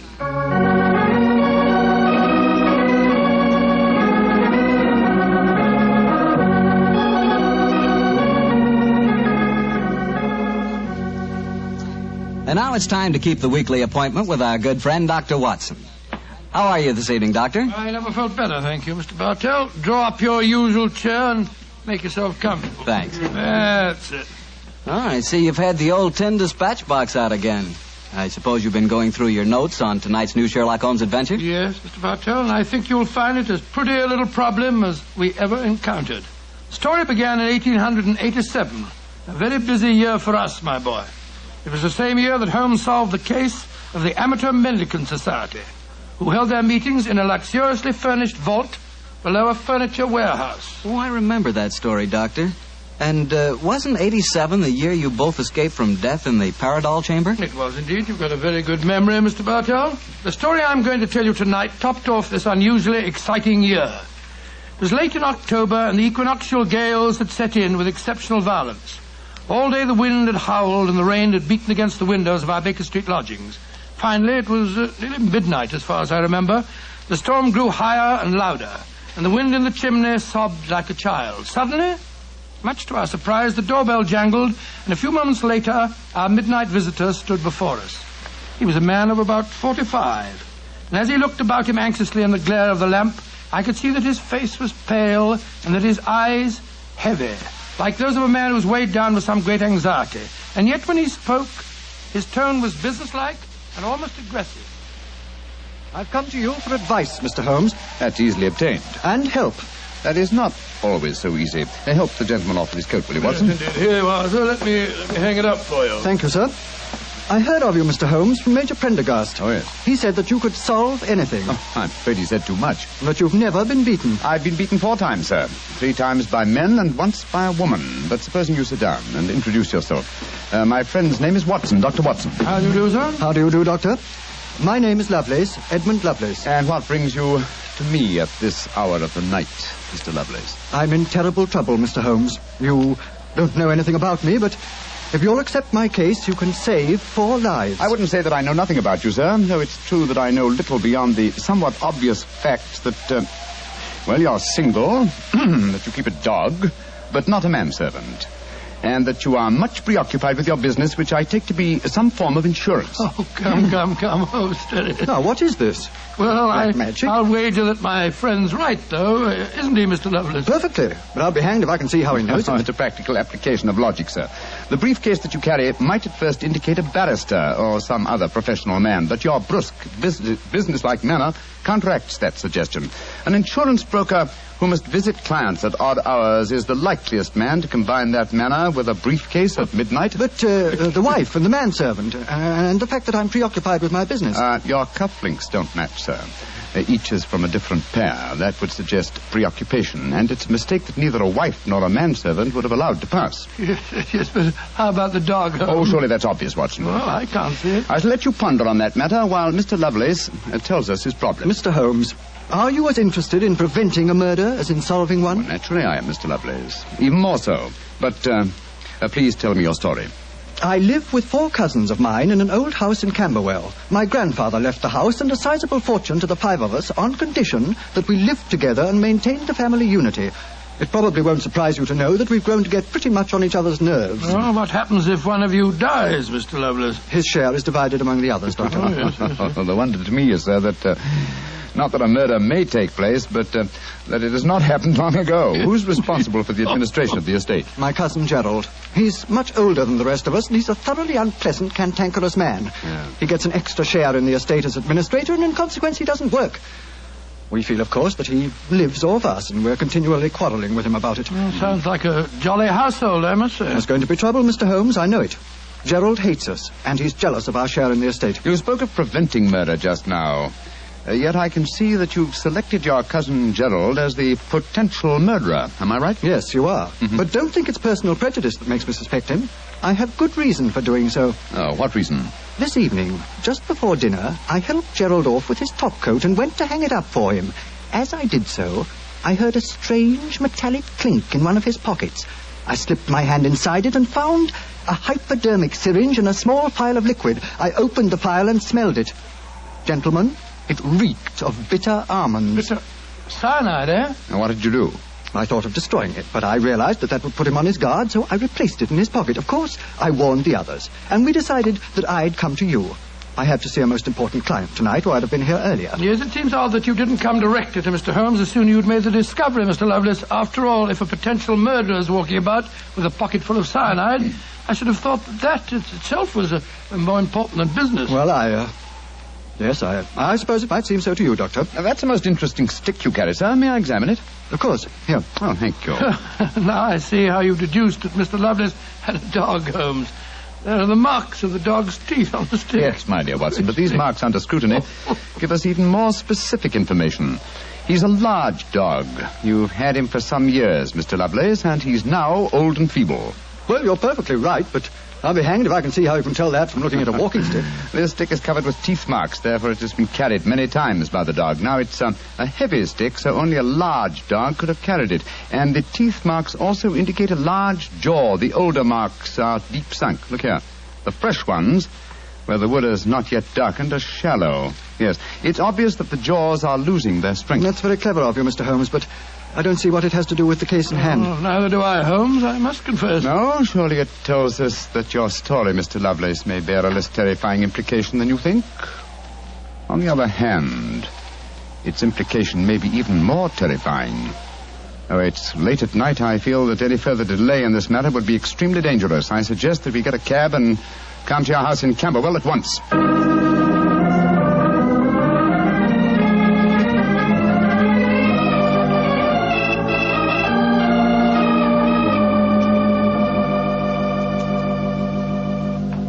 Alice, Randolph, I'm glad you're still up. I was able to persuade Mr. Sherlock Holmes and Dr. Watson to come back with me. Gentlemen, this is my cousin, Alice Harley. How do you do? How do you do, Miss Harley? How do you do? And my cousin, Randolph Lovelace. How do you do? How do you do, sir? How do you do, Mr. Lovelace? I've told him about the whole business, Randolph, so we can all speak perfectly freely. Let's begin by sitting down, shall we? Randolph and I had just finished a little cold supper. We've been to the theater tonight. Well, Mr. Holmes, I suppose Edmund told you about finding the hypodermic syringe and the cyanide in Gerald's coat pocket. Yes, indeed. May I ask where your cousin Gerald Lovelace is now? We left the house at 7, but I imagine Gerald went upstairs at 8, as usual. Didn't he, Edmund? On the stroke of 8, Alice. He's very fixed in his habits, Mr. Holmes. He goes up to his room every night at 8. There he reads or works on his accounts and eventually goes to bed any time between 10 and 1. But he might still be up. I should like to speak to him a little later. In the meanwhile, may I ask you two young people to tell me quite honestly your feelings about your cousin Gerald? And you might as well be frank. I've kept nothing back. All right. Randolph and I hate him. First of all, we're sure he's jealous of our shares in the estate, and then we... Alice and I want to get married, Mr. Holmes, and Gerald won't hear of it. But you're your cousins, aren't you? Only second cousins, Dr. Watson. Gerald is dreadfully conventional. He's threatened us that if we do get married, he'll go to court and try to have our shares in the estate annulled. And from the way the will is worded, I wouldn't be surprised if he could do it. So you can see why we have no great love for him, and why we're afraid of him. Well, he sounds an extremely unpleasant person to me. You mentioned there were 5 cousins in the house. 3 of you are here. Mr. Gerald Lovelace is upstairs. Who and where is the 5th cousin? The 5th cousin is my brother, Gilly. He's something of a tragedy, I'm afraid. You see, Gilly's 20, but he never developed mentally beyond the age of 8. He had a bad fall in the hunting field when he was a kid. He's been like this ever since. Oh, I'm sorry to hear that, sir. But he's the dearest, most gentle boy you've ever met. And, incidentally, the one person in this house who doesn't hate Gerald. The poor fellow doesn't understand the conditions of the will, I suppose. No. But if he did, I don't think it'd make any difference. I swear that Gilly loves every living thing, especially Gladstone. Gladstone is the name of his dog. His dog? Yes. The dog may be the key to this whole matter. The dog? What makes you say that, Holmes? When a man brings a quick and painless poison home to a household containing an old and feeble dog, it's more than possible that he has obtained that poison quite legitimately to give the dog a merciful death. To kill Gladstone? Oh, no. After all, Alice, dear, he is old and almost blind But, now. Mr. Holmes, if you think Gerald brought home the poison to put Gladstone out of the way, well, and I admit it sounds perfectly logical, what made you decide to come here tonight? Because I dare not even guess what you may have done by intruding the thought of murder in this situation. Where is your brother Gilly? In his room upstairs, asleep. I wonder if we might go up to him. I should like to talk to him, if you don't mind. And after that, I want a few words with your cousin, Gerald Lovelace.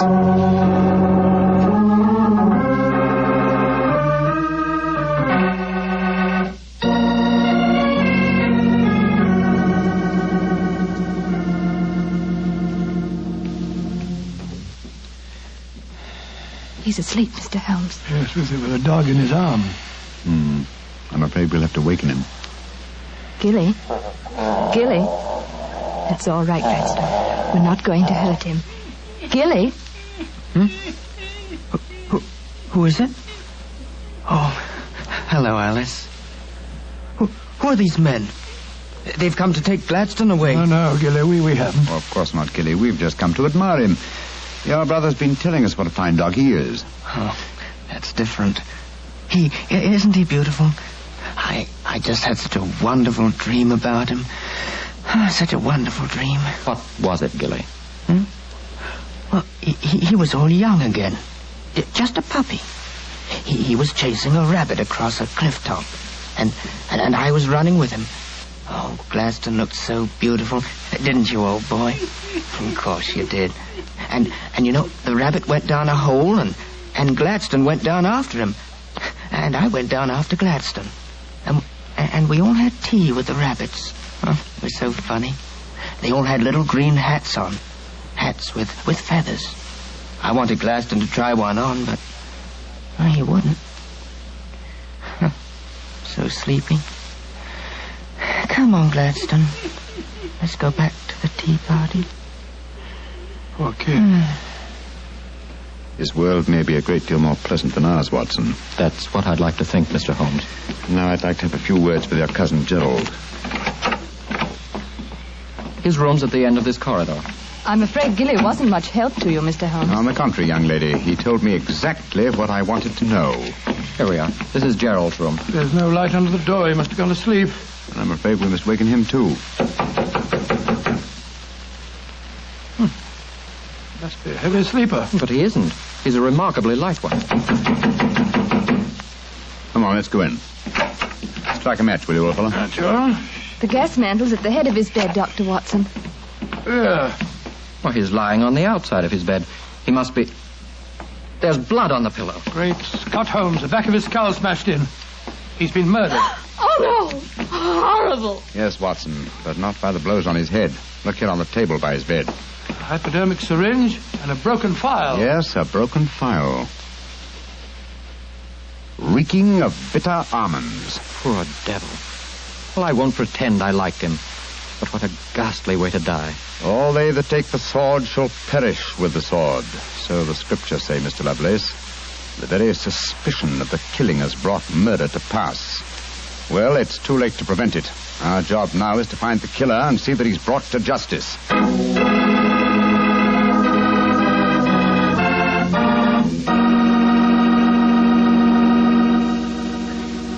Dr. Watson will tell you the rest of his story in just a few seconds. Just time enough for me to tell you that if there's one wine that's perfect for any occasion, it's Petri California Sherry. With a bottle of that rich, amber-colored Petri Sherry on hand, you can make that time before dinner a main event. And Petri Sherry is the perfect answer to the question of what to serve when company comes. Serve Petri Sherry alone and let its full, wonderful flavor speak for itself, or serve Petri Sherry with hors d'oeuvres or party sandwiches. And remember, you can serve Petri Sherry proudly, because Petri is the proudest name in the history of American wine. Well, Dr. Watson, so you found Gerald Lovelace dead in one of the bedrooms of the house in Camberwell. What did you do? Send for the police? Not at once, Mr. Bartell. Sherlock Holmes persuaded the remainder of the household to give him the opportunity of examining the scene of the crime carefully before the police were sent for. And so, a few minutes before 1 o'clock that October night, Holmes and I stood alone in the room of death. Turn the gas a little higher, will you, old chap? Right you are. You know, Holmes, I think you should have sent for the police right away. In a case like this, Watson, I prefer to be my own police. When I have spun the web, they may take the flies, but not before. What are the results of your medical examination, old chap? Well, it's exactly as you reconstructed it, Holmes. He was first beaten on the head with that poker lying on the floor. Then he had the full vial of cyanide injected into his left wrist. Can you estimate the time of death at all accurately? No, this room's confoundedly hot. He might have died any time from 1 to 5 hours ago. Yes. It's now 1 o'clock, and we know that he was alive at 8. Mr. Edmund Lovelace saw him leave for his room at that hour. Yes, if he was telling the truth. One thing we do know for a fact is that this man was murdered at the exact moment he was going to bed. He's wearing his nightgown and nightcap, but his bed has not been slept in. Well, isn't it possible that the murderer might have killed him shortly after 8 and then dressed him in his night clothes to confuse us? No, my dear chap. You will notice that the hypodermic needle passed through the sleeve of his nightshirt. Here. Also, the nightcap is crushed and bloodstained from the blows of the poker. No, Gerald Lovelace had prepared for bed. Yes. Look at the glass of water on the night table and the prayer book and the watch. Yes. Signs of a prosperous and meticulous man. Mm-hmm. Very fine gold watch and in excellent condition. Aha. There's the answer, Watson. What do you mean, there's the answer, Watson? I just wound this watch 1 turn, and then it was fully wound. That provides us with the time schedule for our murder. Come on. We'll send a servant for the police, and while they're on the way, if you'll call everyone together, I should like to put a few more questions to this family.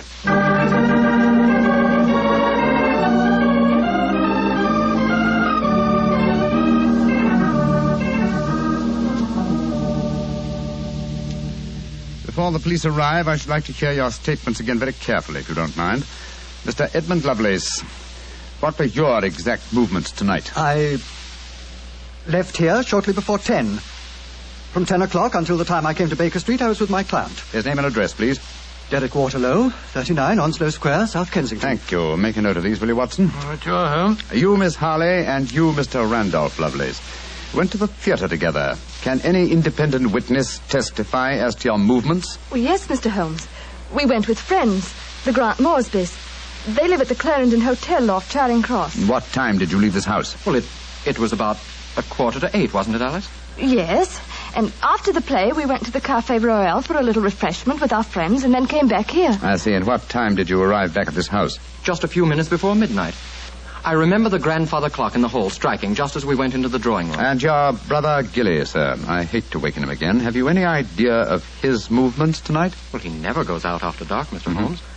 But I spoke to the cook as we came in tonight. She says that he played cards with her until just after 10 o'clock. He was fast asleep when I looked in on him shortly after midnight. Thank you. You've made a note of all these facts, Watson? Yes, Holmes, I got them all down. Good. Then let's be on our way to Baker Street. But the police, Mr. Holmes, they're on their way. I know. Please give them my regards, will you? Apologize for my informality and tell them that I shall have the answer to this matter probably in a little over 24 hours.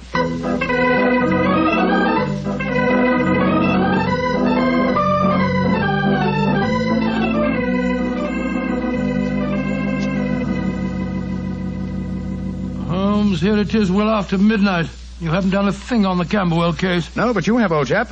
You've checked on all the time alibis and found them valid. I'm much obliged to you. Yes, Inspector Lestrade was here tonight, you know, and he made some pretty caustic remarks, I can tell you. Oh, didn't you inform him that I'll have the answer to the problem before many hours have passed? Yes, I did, but you know, Lestrade, he wanted action.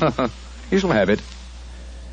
Is the watch still running? Yes, there's another thing. What'll Lestrade say when he finds that you took the dead man's watch? I've no idea. Oh, why did you take it anyway? You sound sleepy, old chap. Yes, I am confoundedly sleepy. Well, why don't you go to bed? Oh, what are you going to do? Continue my vigil with my pipe and the watch of a dead man.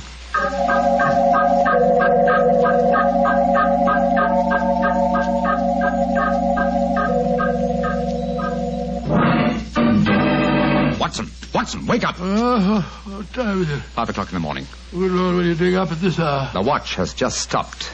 I'm about to rewind it. What are you rewinding it for, Holmes? You waited over 24 hours for it to unwind. When I know how many turns it takes to wind it fully, I shall have the answer to the whole business. 10, 11... You're being confoundedly mysterious, as usual. 14 turns, and the watch is fully wound. Get your clothes on, old chap. Well, where are we going on this hour? To the house in Camberwell. Now I know who murdered Gerald Lovelace.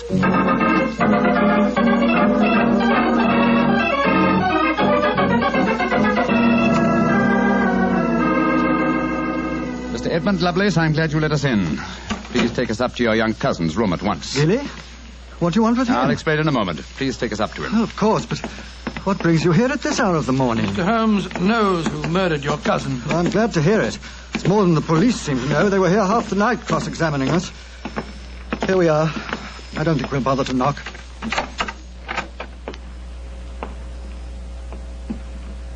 Billy? Billy? I'm awake. We heard you coming up the stairs, didn't we, Gladstone? It's the same man again. You're not going to take Gladstone away, are you? Please don't take him away. Don't worry, Gilly. We're not going to touch him. Oh, that's all right, then. Oh, Gilly. Yes? You really love that dog, don't you? Of course I do. More than anything or anybody. I believe you'd even kill a man who tried to hurt Gladstone. Wouldn't you? Oh, yes, sir. I would. Billy!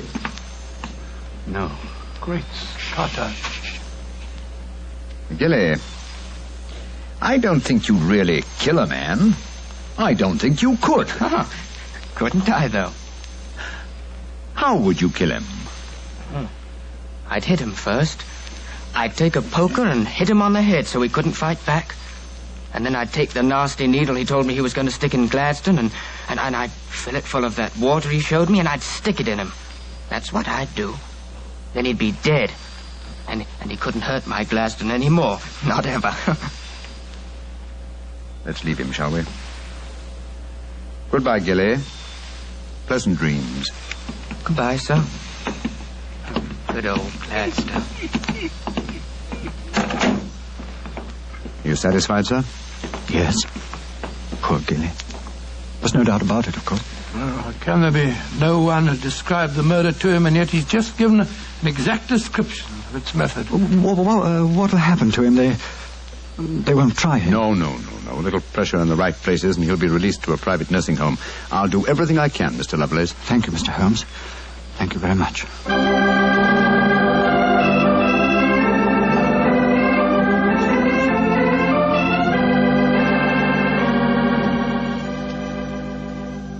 Well, Holmes, now that we're back in Baker Street and the whole depressing case is finished with, perhaps you'll tell me how you knew that Gilly had committed the murder. Well, consider the time schedules, old fellow. You checked the alibis of the other cousins and found them satisfactory. That meant that Alice Harley and Randolph Lovelace could have committed the crime only at midnight. Edmund only before 10. Gilly only around 11. You said that the time of death could have been at any of those hours. Yes, I did. So how did you pin it down to 11? The watch gave me the specific answer. When I picked it up, I unthinkingly wound it.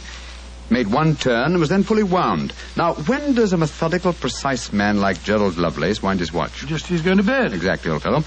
So that it was obvious that he was killed precisely one watch stem turn before I wound his watch. Now I'm beginning to see daylight, Holmes.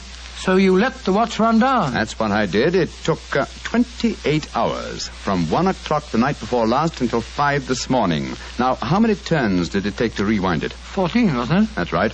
Therefore, one turn of the watch stem equaled 2 hours, proving that Gerald Lovelace had been murdered 2 hours before 1 o'clock at 11 p.m. When Gilly was the only one who could have done it. You know, Holmes, I still find it hard to believe that boy was capable of such a ghastly crime. He seems so gentle. Oh, he is. Except when his beloved dog's life was at stake, probably out of some mistaken notion of kindness. Gerald Lovelace warned the boy of his intentions regarding the dog. It's a sad business, Watson, a sad business. I hate to think of that boy spending the rest of his life in a mental home. I have one prayer for his future. What's that, Holmes? The dog Gladstone can't live very long. I pray that Gilly does not long outlive him.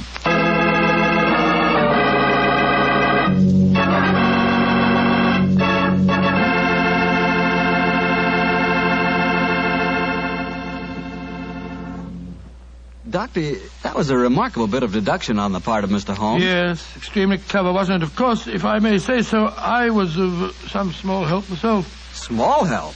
Why, Doctor, you practically solved the case by yourself. Oh, I wouldn't go as far as saying that. But, Doctor, you did check all the alibis, didn't you? Yes, I checked where each suspect was at various times. Yes, you checked time.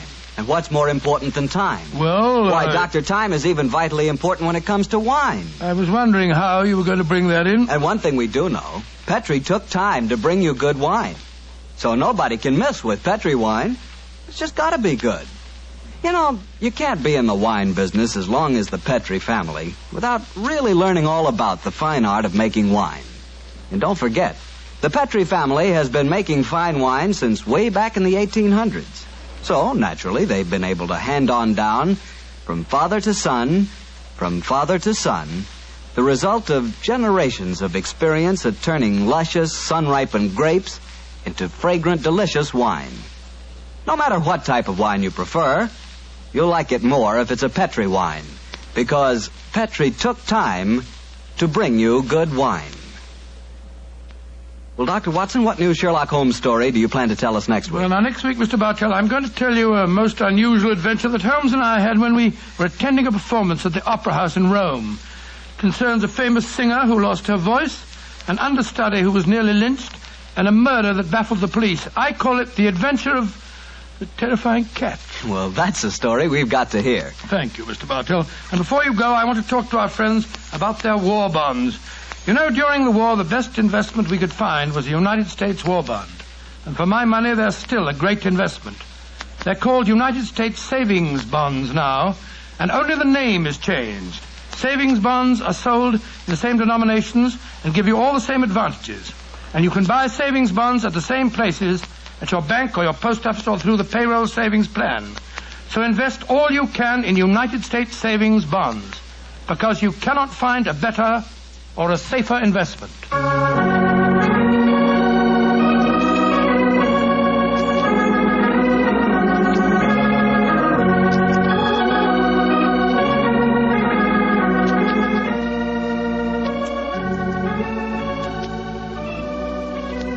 Tonight's Sherlock Holmes adventure was written by Dennis Green and Anthony Boucher and was suggested by an incident in the Sir Arthur Conan Doyle story, The 5 Orange Pips. Music is by Dean Fostler. Mr. Rathbone appears through the courtesy of Metro-Goldwyn-Mayer, and Mr. Bruce through the courtesy of Universal Pictures, where they are now starring in the Sherlock Holmes series. The Petri Wine Company of San Francisco, California, invites you to tune in again next week, same time, same station. Sherlock Holmes comes to you from our Hollywood studios.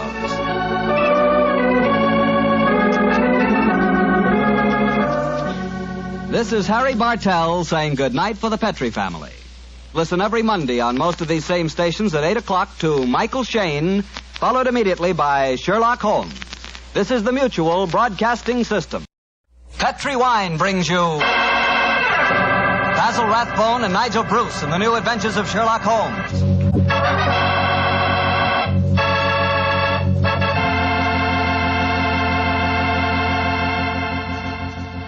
The Petri family, the family that took time to bring good wine, invite you to spend the next half hour listening to Dr. Watson tell us another exciting adventure he shared with his old friend, that master detective, Sherlock Holmes. And I'd like to tell you about something you ought to share with your family before dinner. And that's Petri California Sherry. Because Petri Sherry can make that time before dinner a high spot in your day. That Petri Sherry is a truly fine wine. Its color is a deep amber, rich and inviting. And the wine is wonderfully smooth and full-bodied. Flavor, a swell. Honestly, I mean it when I say the best beginning a good meal ever had is a glass of Petri Sherry. Oh, and look, if some of your family like their sherry dry, you know, not sweet, they'll really like Petri Pale Dry Sherry. So to be sure you please everyone, don't buy one, buy two. Buy the regular Petri Sherry and Petri Pale Dry Sherry.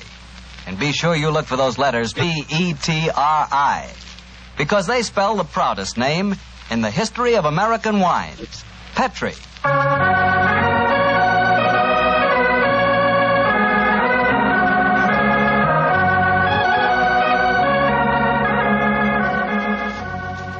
And now I know our good friend Dr. Watson's expecting us. Let's go in and join him. Come in. Good evening, Doctor. Good evening, Mr. Bartell. Say, how are you feeling, Doctor? All over that attack of flu you had? I'm feeling very much better, thank you, my boy. I'm still a little weak. We old fossils take much longer to get over that sort of thing than you young fellas. Well, you take good care of yourself, Doctor. You've got a lot of friends, you know. Oh, I'm very glad to hear that. Thank you, Mr. Bartell. And now settle yourself down, and I'll get on with tonight's new Sherlock Holmes adventure. Where did it take place? You may not be familiar with the names of Jersey, Guernsey, Alderney, and Sark, but those are the 4 principal islands that make up the group known as the Channel Islands. Oh, yes, Doctor, I have heard of them. Somewhere in the English Channel, aren't they? Between the southern coast of England and the northern coast of France? That's quite right, my boy, though I very much doubt if you ever heard of the tiny island on which this story happened.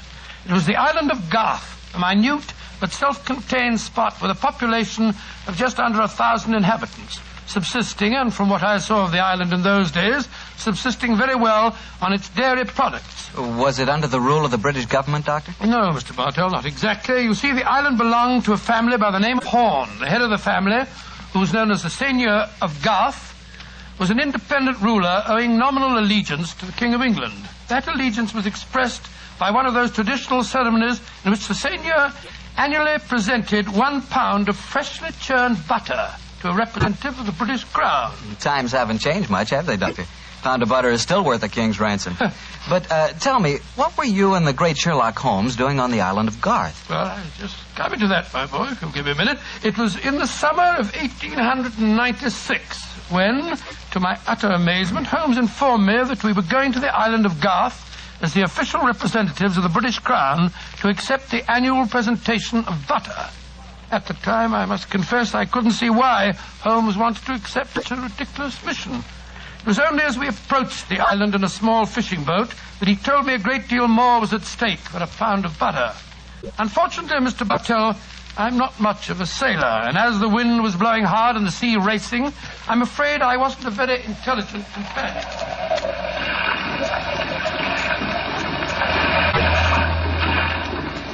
Cheer up, Watson. We'll soon be there. I hope so. I feel wretched, Holmes. I must say the whole trip seems utterly ridiculous to me.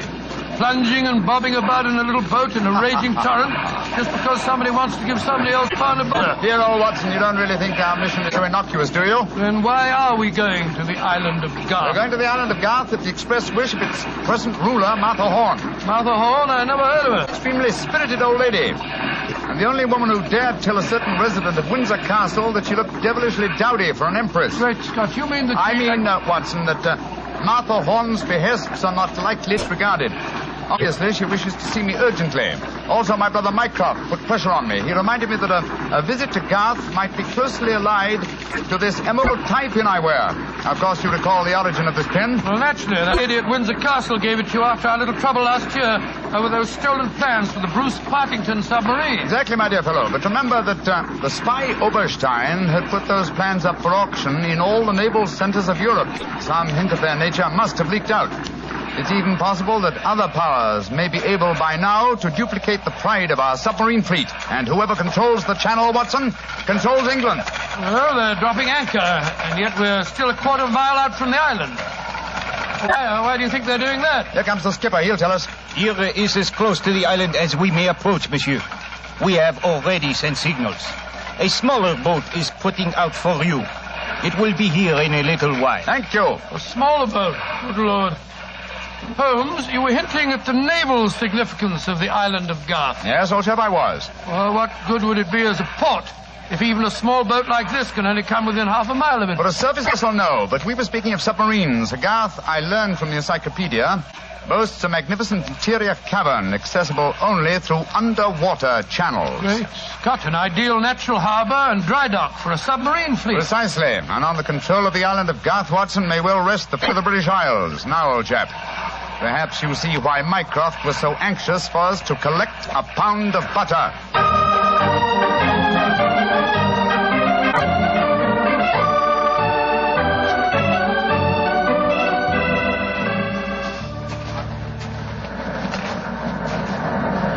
Holmes, doesn't it seem wonderful to be on land again? First the fishing smack, and then that wretched little rowing boat. Then the bucket swinging us up the face of the cliff. Now at last I can stretch my legs. Steady, old chap, steady, steady. Let me give you a hand. You'll soon get your land legs back again. Thank you. I'm a bit shaky, I must confess. Hello?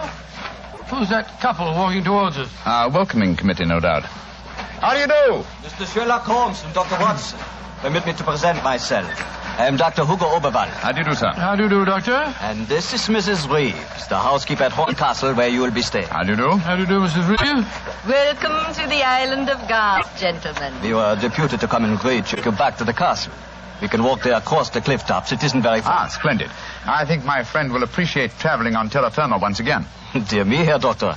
You are not a good sailor, perhaps? No, perhaps about it, sir. I had a miserable crossing. I am sorry to hear it. I trust your short stay at the castle will be some recompense for the journey. The formal presentation of the butter will take place tonight. There will be no reason why you gentlemen cannot return to the mainland tomorrow. Oh, thank you, Mrs. Reeves, but it's more than likely that we shall stay on for a few days. Oh, it will be quite unnecessary. I'm afraid that is a matter for Mrs. Horn and ourselves to decide. I'm afraid that Mrs. Horn is incapable of making any further decisions. Oh, what do you mean, madam? Obviously, you have not heard, but the news is slow in reaching the mainland. Mrs. Horn died yesterday. Died? Good Lord. A natural death, I suppose. But, of course... I attended her myself. Simple case of heart failure. The poor lady died in her sleep. Shall we begin our walk to the castle? By Jove, Holmes, this changes things. You suppose it was a natural death? I suppose nothing, old fellow. But in almost 20 years of practice, I can recall precisely 3 clients, actual or potential, who died natural deaths. Come on, let's follow them.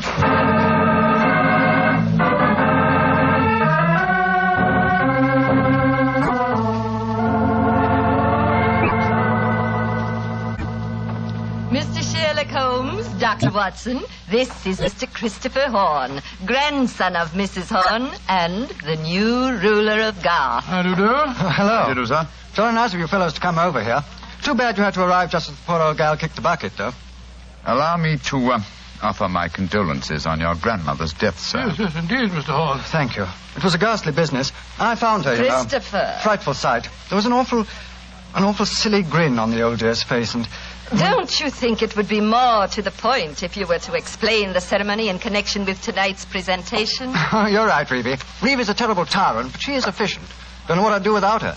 Always ran everything for poor old Granny. Why, when the old girl was ill, she... Christopher, I gave you a schedule of the ceremonies this morning. What did you do with it? Dash it, Reeve, I don't know. Must have missed it. Well, I have my own copy in the study. I swear I don't know what I'd do without you. Excuse us a moment, gentlemen. I'll be back in a jiffy. Holmes, what in thunder's going on here? That boy's completely under the thumb of Mrs. Reeves. He was trying to tell us something, but that frightful woman kept changing the subject. He spoke of an awful, silly grin on the dead woman's face. Didn't that suggest something to you? By Jove, that's one of the characteristic symptoms of strychnine poisoning. Exactly, old fellow. And perhaps he was going on to mention the equally characteristic arching of the body. We've got to get Mr. Horn to ourselves for a little while, and you've got to examine the body of the dead woman. And it's going to be difficult. Is that a balcony outside the window? Yes, it is. Come along. Let's see what it leads to.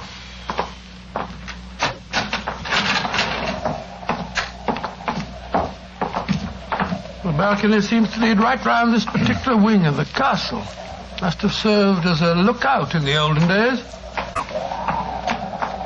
I wish the balcony were a little wider. It must be a sheer drop of a couple of 100 feet down to the rocks below. Yeah. Hello. These must be the windows of the room adjoining the one we just came out of. Let's go a little closer, shall we? We may be able to find out something. Can you see anything? Yes. They're in there. Mrs. Reeves and the boy. She's leaving the room. Now's our opportunity. I'll tap on the window. He sees. He's coming to open it. What are you two doing out there? Admiring the view? Yes, my boy. It's quite beautiful. Mr. Horn. Yes, Mr. Holmes. I was a great admirer of your grandmother. I was interested in what you were telling me of her death. She had a grin on her face, you said. Yes, it was awful. Her body was all hunched up like a croquet hoop. Really? Of course, Dr. Oberwald said it was perfectly all right, but I must say it seemed dashed odd to me. Yes, it was far from all right, I assure you. And you started to say something else. What was it? Let me see. You said, when she was ill... Oh, yes, that was a silly business. When she was ill, she thought she was in danger from poisoning, so she made Mrs. Reeves taste all her food and drink. Did she really? Where is your grandmother's body now? In the West Wing. The funeral's to be tomorrow morning. I see. Where did Mrs. Reeves go? I'm here on the balcony behind you, gentlemen, listening to your conversation with the greatest interest. Christopher, let me warn you. These men are the emissaries of the British government. They would stop at nothing to take the island over. These men are trying to influence you against me, against Reeve, who has looked after you ever since you were born, and who tries to protect you now that your grandmother has gone and you are alone. Yes, I know, Reeve, but after all... That is your pride as the head of the Horn family, the Seigneur of Garth. The Garth that I'm trying to save for you. This man is completely unscrupulous. He was about to accuse me of murder. Weren't you, Mr. Sherlock Holmes? The thought had occurred to me, Mrs. Reeves. Of course it had, because you wished to poison Christopher's mind against me. Well, Mr. Holmes, we have no police on the island of Garth. Our only law is the word of the Seigneur, and Christopher now holds that title. Seigneur, what do you say? Will you allow an Englishman to blind you by accusing me of being a murderess? Mr. Holmes, Dr. Watson, I shall meet you at the ceremony tonight. Beyond that, I don't care to speak to you again. Good day. A shame to spoil your plans, isn't it, Mr. Holmes? Well, upon my soul. Magnificent, Watson. Magnificent. A murderess who seeks to defeat me by accusing herself. Superb. It's a new game, my dear fellow, and one that must be played to a finish.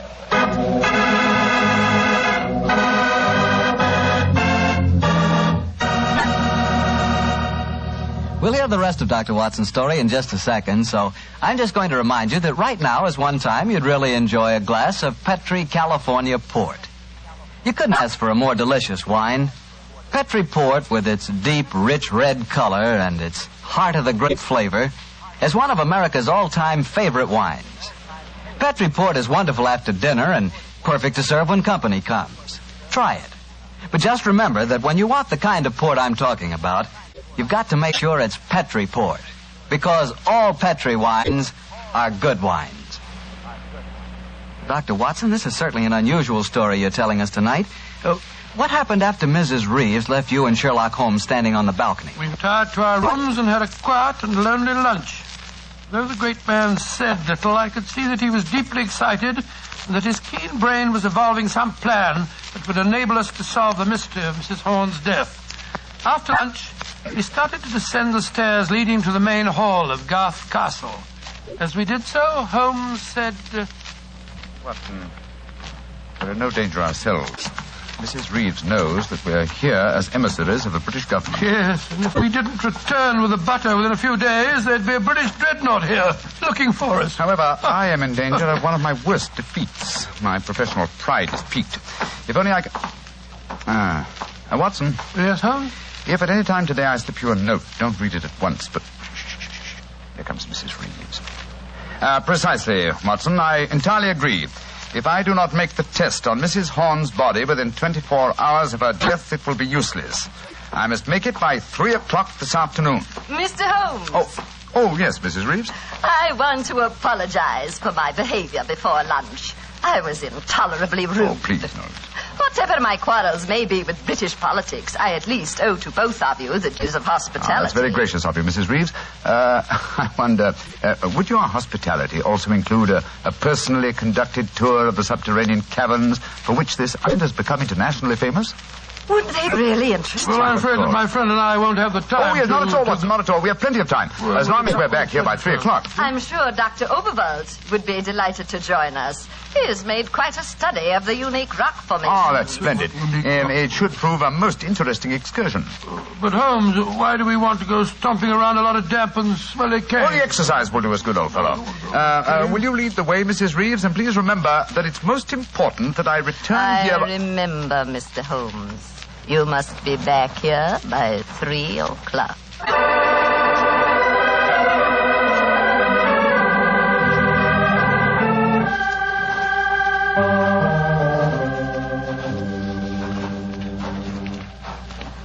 A little further, Mr. Holmes, and we shall reach the giant cavern. Most interesting. Watson and Dr. Oberwald seem to have lagged behind us somewhat.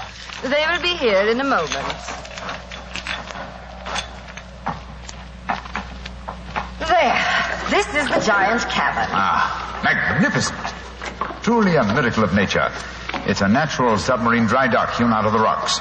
Yes, Mr. Holmes. And in the olden days, only the smugglers who inhabited this island knew the entrance that leads to this cave. The first seigneur of Garth found a cache of untold wealth hidden here. Really? Silks, jewels. There are still the remains of some of the finest Calvados brandy stored among these rocks. Indeed. An incomparable drink. Would you care for some? It is our custom whenever visitors honor us with their presence to offer them a glass. I should be delighted. There is a natural shelf here in the rocks. Perfect hiding place. Here you are, Mr. Holmes. And here is a glass. This is a rare privilege. I imagine that very few people have been offered it. Only our most distinguished visitors, I assure you. This cavern is completely inaccessible from the outer sea, I presume. Completely. Unless, of course, ships could swim under the sea. Which, as you know as well as I, they can, Mrs. Reeves. Even outside the imaginings of Jules Verne. Indeed. Would you care to explore a little deeper? The others will be with us soon.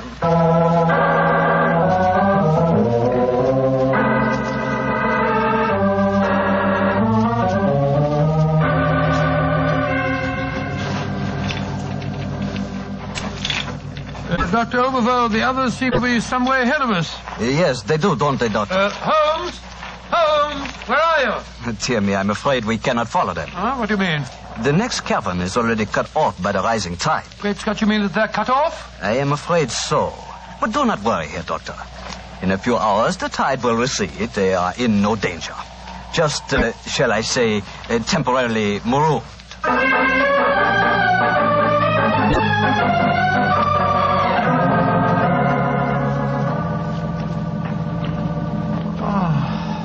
I can't understand it.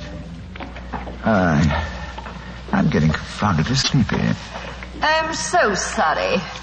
I'm afraid that we stayed here longer than I intended. I fear that we are cut off by the tides. Cut off? For the tide? We're in no danger. In a few hours, we should be able to return. But I'm afraid I cannot get you back at 3 o'clock, which was the time I promised. But it's vital. Absolutely vital that I can get back. I'm so sleepy. But please, keep talking. I must keep awake.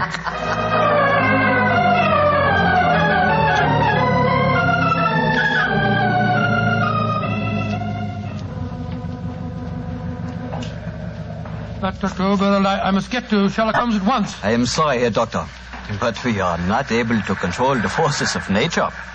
We cannot force the water to recede. Your friend is in no danger. No, but he's got a most important test that he must make by 3 o'clock. I am afraid that will be impossible. I've got to do something. I should have come to these blasted caves in the first place. I don't know what on earth I ought to do. By Jove, that note that Holmes gave me, he told me to open it if... where did I put it? Ah, here it is. A note for Mr. Sherlock Holmes, eh? Vital make medical test. Great Scott, Dr. Overall, it's absolutely necessary for me to come to the castle at once. Indeed. A note for Mr. Sherlock Holmes, and now it is most important that you return to the castle. No, my fine English friend. I am afraid I cannot allow you to. Oh, I don't know how you propose to stop me, sir. You see this revolver? And do you see this stick? I warn you, Herr Doctor. Oh, no, you don't. I'm sorry you can't hear me, Dr. Overville, but when Sherlock Holmes gives me orders, I carry them out.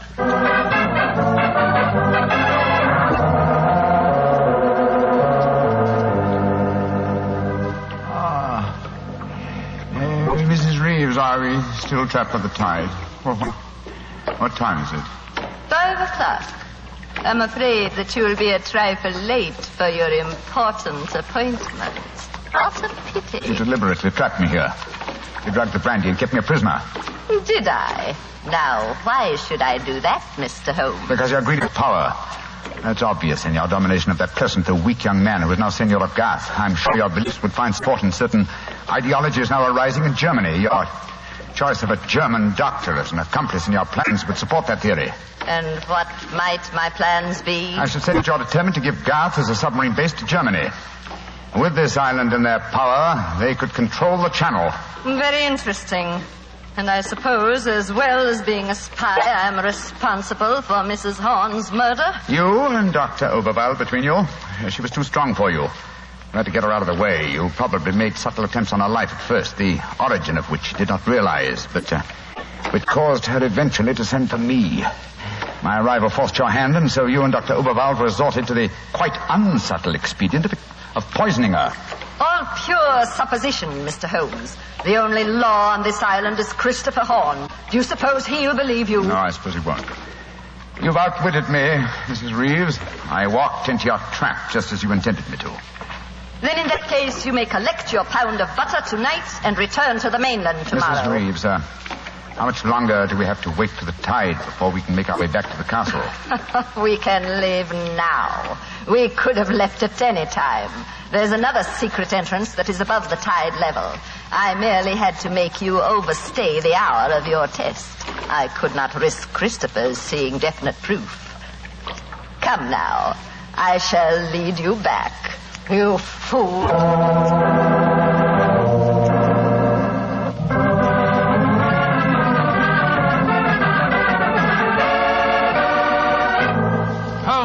Holmes, where have you been all this time? Mind that, Watson. Did you open the note? Yes. Followed my instructions? Yes, it was, as you suspected. Thank heaven, old chap. Then now we can hoist her with our own petard. Here she comes. I'm glad to see, gentlemen, that you have assembled here in the seigneur's room. The ceremony of presenting the butter traditionally takes place here. As soon as Christopher arrives, we will explain our customs in this matter. Dr. Watson, I trust that Herr Oberwald proved an interesting companion on your excursion this afternoon. Yes, indeed, most interesting. We had a discussion of the relative merits of the walking stick versus the revolver. I think I was able to make my argument fairly convincing. Where is Dr. Oberwald now? I imagine he's lying down. He had all the symptoms of impending headache when I saw him last. Why are you smiling, Mr. Holmes? What's been going on? I'm afraid, Mrs. Reeves, that your plans have misfired rather badly. As soon as Mr. Horn arrives, I expect you will be under arrest for murder and high treason. Christopher would never believe you. Wouldn't I? Mrs. Reeves, you poisoned my grandmother. Christopher, what lies have these men been telling you? You're the one that's been telling me lies. I believed you when you said you'd been tasting the old lady's food. But when Dr. Watson showed me the results of his test this afternoon, it was as clear as daylight. But the tests could prove nothing after 24 hours had passed. You said so yourself, Mr. Holmes. A deliberate lie, Mrs. Reeves. I'm afraid that I invented that mythical 24-hour test. I knew that as soon as I mentioned it, you would attempt to prevent my carrying it out. So I was delighted when you fell into my trap. You thought that you were shanghaiing me, whereas in reality I was shanghaiing you. My job is to prove your guilt to the senor. With your dominant presence away from the household, it was easy for Dr. Watson to make his test. You devil. You knew all the time. Oh, of course I did. But I had to deceive you. I'm glad my performance was sufficiently convincing. By the way, Mrs. Reeves, the drugged brandy was dreadfully clumsy. You didn't drink it home? Why, of course I didn't. But it was very unflattering to me that Mrs. Reeves thought I might. Mrs. Reeves, you realize what this means, don't you? I'm going to ask these gentlemen to take you and Dr. Oberwald back to the mainland with them tomorrow. And stand trial in a British court? Never. I was born on the island of Garth. I have lived here all my life, and I shall die. What are you up to? Stop! She's going out on the balcony. One day, Garth will belong to Germany. One day, the whole world will belong to Germany. Goodbye, you meddling fool. Goodbye. Great Scott, she's gone. It must be a couple of 100 feet to the rocks below. What a dreadful thing. I still can't believe she was a murderess and a traitor.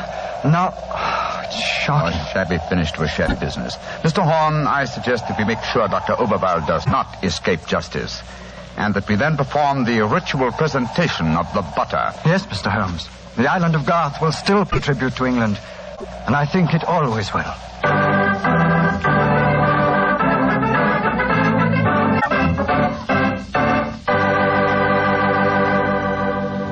Doctor, that was some story. So Germany didn't get the island of Garth after all. No, Mr. Bartell. In fact, in after years, the island proved to be an invaluable submarine base for England.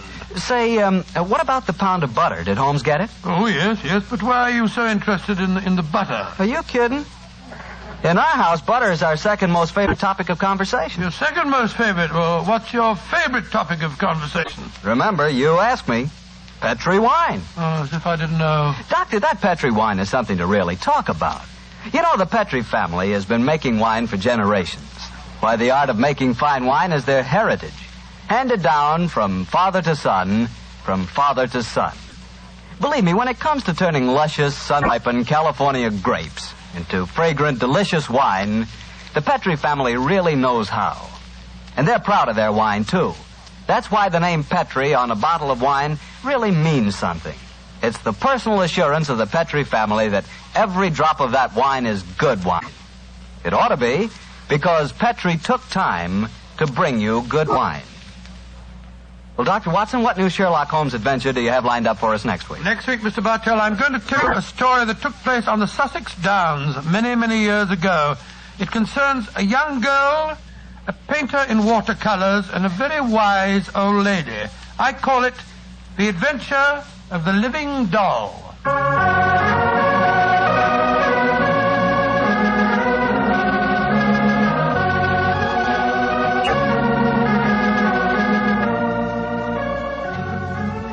Tonight's Sherlock Holmes adventure was written by Dennis Green and Anthony Boucher and was suggested by an incident in the Sir Arthur Conan Doyle story, The Adventure of the Bruce Partington Plans. Music is by Dean Fosler. Mr. Rathbone appears through the courtesy of Metro-Goldwyn-Mayer, and Mr. Bruce through the courtesy of Universal Pictures, where they are now starring in the Sherlock Holmes series.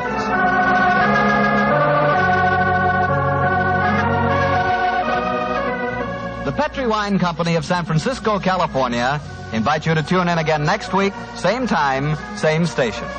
Sherlock Holmes comes to you from our Hollywood studios.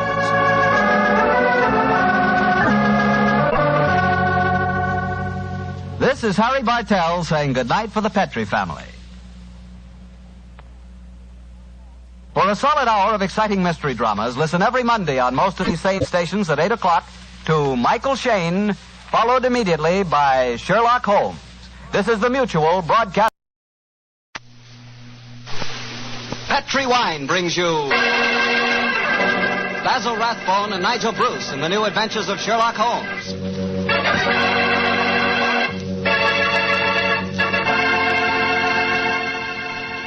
The Petri family, the family that took time to bring you good wine, invite you to listen to Dr. Watson tell us another exciting adventure he shared with his old friend, that master detective, Sherlock Holmes. Oh, and say, I'd like to tell you about something myself.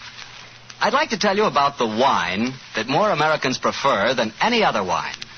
That wine is port. And if you want to know why port is such a favorite, just pour yourself a glass of wonderful Petri California port. Look at that Petri port. Look at its glowing, deep red color. And sample that aroma. It'll remind you of a walk through a dew-covered vineyard. And now taste that Petri port. Boy, you've got something.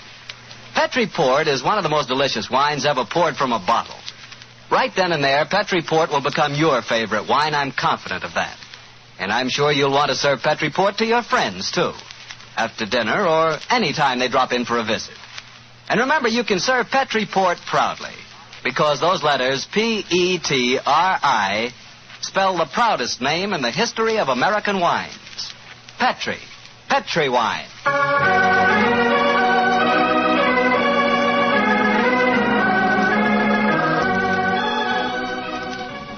And now I'm sure our good friend Dr. Watson's ready for us. Let's go in and join him. Come in. Ah, there you are, Mr. Bartell. Good evening. Excuse me, Dr. Watson. I didn't know that you had company. Shut the door, my boy, and come in and join us. Let me introduce you, Mr. Bartell. This is my friend, Mrs. Campbell. How do you do, Mrs. Campbell? How do you do, Mr. Bartell? Mrs. Campbell is a very old friend of mine from England, and when she called on me today, I persuaded her to stay and have dinner, and then join us in this little session of storytelling. You see, Mr. Bartell, she's really what you might call the star of the Sherlock Holmes adventure that I'm going to tell you tonight. Oh, come now, Dr. Watson. I actually played a very small part in the story. In any case, I was much too young at the time to know what was really going on. Say, this is a great idea, Doctor. One of the characters out of your fabulous past here in California in 1946 and helps tell her own story. Oh, no, Mr. Bartell. I'm no storyteller. That's the doctor's department. I'll just listen. No, my dear. I'll set the scene, but you must ring up the curtain, as it were.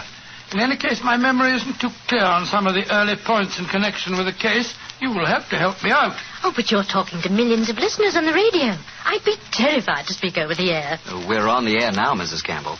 Oh, we're not, are we? Oh, dear. No. Don't worry, Cynthia. If they're kind enough to listen to me week after week, I'm sure they'll be delighted to hear you. And now, to get on with the story. The title, The Adventure of the Living Doll. The setting, the Sussex Downs, near the bee farm to which Sherlock Holmes retired. The period, 1910. And now, Cynthia, my dear, the curtain's going up, and the first scene belongs to you. Supposing you set it for us. Well, I'll try. We were living on the Sussex Downs also, Mr. Bartell, at that time. My name was then Cynthia Browning. My father, Arthur Browning, had been dead for some years, but my mother kept up the estate with a manager, a Mr. Hugh Tanner. I was away at school most of the year, of course, but the happiest times of my childhood were spent during those long summer months in Sussex. I lived in a small world, knowing only a few people and loving all of them, or almost all. First of all, there was Mother herself. She was the most beautiful woman in the world, and the sweetest. I remember she gave me a puppy on my 12th birthday. His name was Dusty, and he was so sweet. I talked to Mother about him one day. I must have sounded terribly young. Mommy, darling, I do love Dusty. Very, very much. He's a lovely puppy, and you gave him to me. You love him, Cynthia. I know that. But I've been feeding him. That's your job, darling. It's good for grown-up people to have responsibility. Oh, Mommy, I'll feed him. Of course I will. I'll feed him so full, he'll burst. Then there was the estate manager, Hugh Tanner, such a pleasant man, and so willing to tell a 12-year-old all the things that a 12-year-old has to know or die. But, Mr. Tanner, why did you have to shoot the horse? He'd only broken his leg. Cynthia, horses aren't like human beings. Their legs won't mend. Now think of a horse that couldn't frisk and run and gallop across the downs. We're actually being kind to him. Honest we are, Cynthia. And then there was Frank King, the painter who lived on the downs.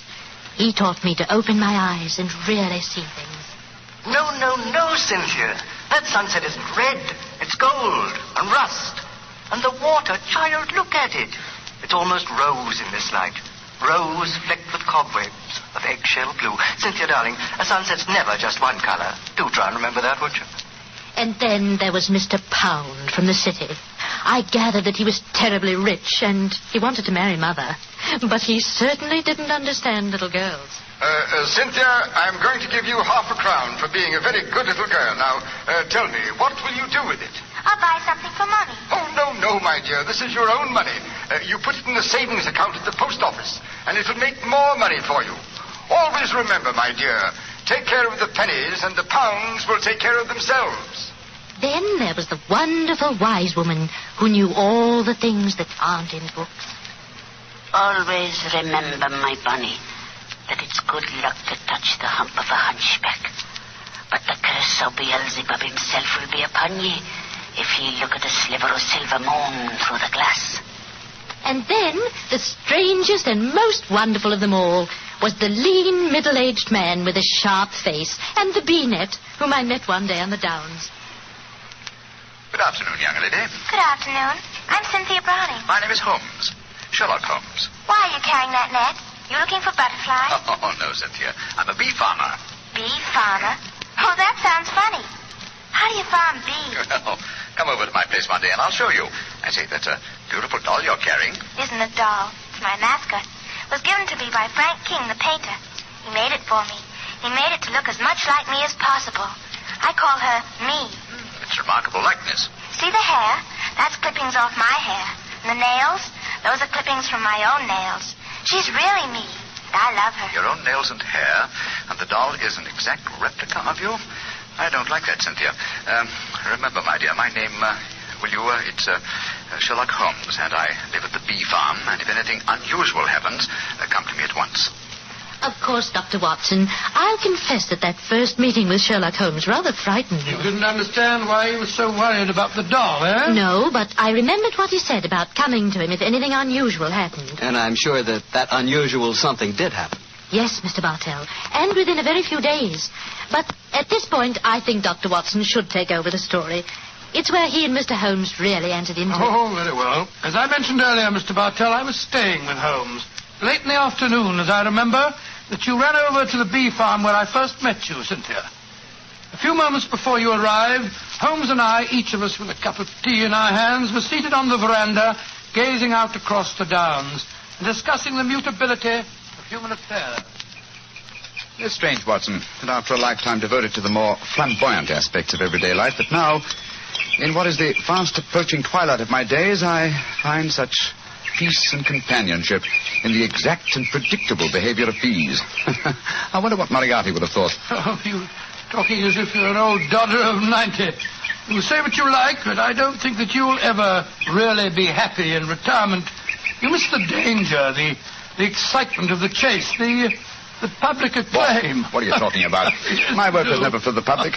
What did the public, the great unobservant public, who could hardly tell a weaver by his tooth or a typesetter by his left thumb, care about the finer shades of analysis or deduction? In any case, Watson, I chose a happy time to sink into oblivion. In comparatively recent years, the criminal seems to have lost all his originality and enterprise. My own little practice, when I gave it up, seemed to be in danger of developing into an agency for recovering lost lead pencils or giving advice to young ladies from boarding schools. Oh, talking of young ladies, who's this little girl running up your driveway? Oh, great Scott, it's little Cynthia Browning. Oh, and who's she? Oh, a charming young neighbor of mine. Hello, Cynthia. Hello, Mr. Holmes. You've come to see how I farm bees, haven't you? No, Mr. Holmes. You told me to come to you if something unusual happened. It has. Something that's frightened me. Well, now, sit down, my dear. This is my old friend, Dr. Watson. Oh, how do you do, Cynthia? How do you do? Now, Cynthia, dear, what has frightened you? It's my mascot. My me. Look. Somebody stabbed her through the heart. Great Scott, a doll that's an exact replica of her. With a penknife thrust into it. Good gracious me.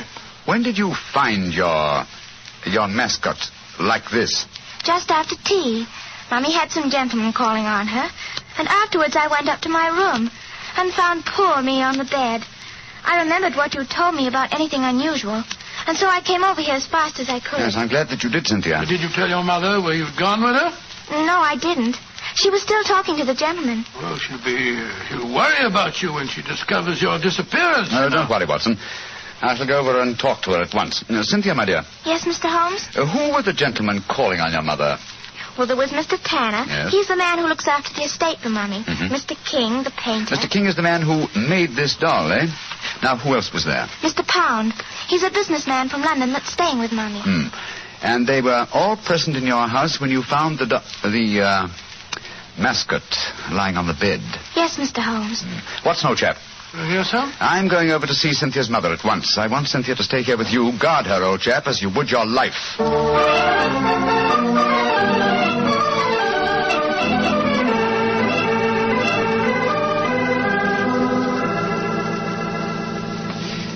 Mrs. Browning, I know I must seem like an intrusive neighbor, but possibly you've heard of me. My name is Holmes, Sherlock Holmes. Well, who hasn't heard of the famous Sherlock Holmes? Please sit down, won't you? Thank you. Your guests have left? Yes. But how did you know I had guests? I know you're a great detective. But... Your charming little daughter, Cynthia, came over to see me half an hour ago. She told me. So that's where she went. Did she come back with you? No, Mrs. Browning. I felt it safer that she remain at my place for a while. My friend, Dr. Watson, will look after her. I'm afraid she may be in danger. In danger? Mr. Holmes, what makes you say that? You know your daughter's doll, the one fashioned in her own likeness and with her own hair and nails? Of course. Frank King made it for her. While you were at tea this afternoon, your daughter found the doll lying on her bed with a penknife stuck through its heart. That's very peculiar.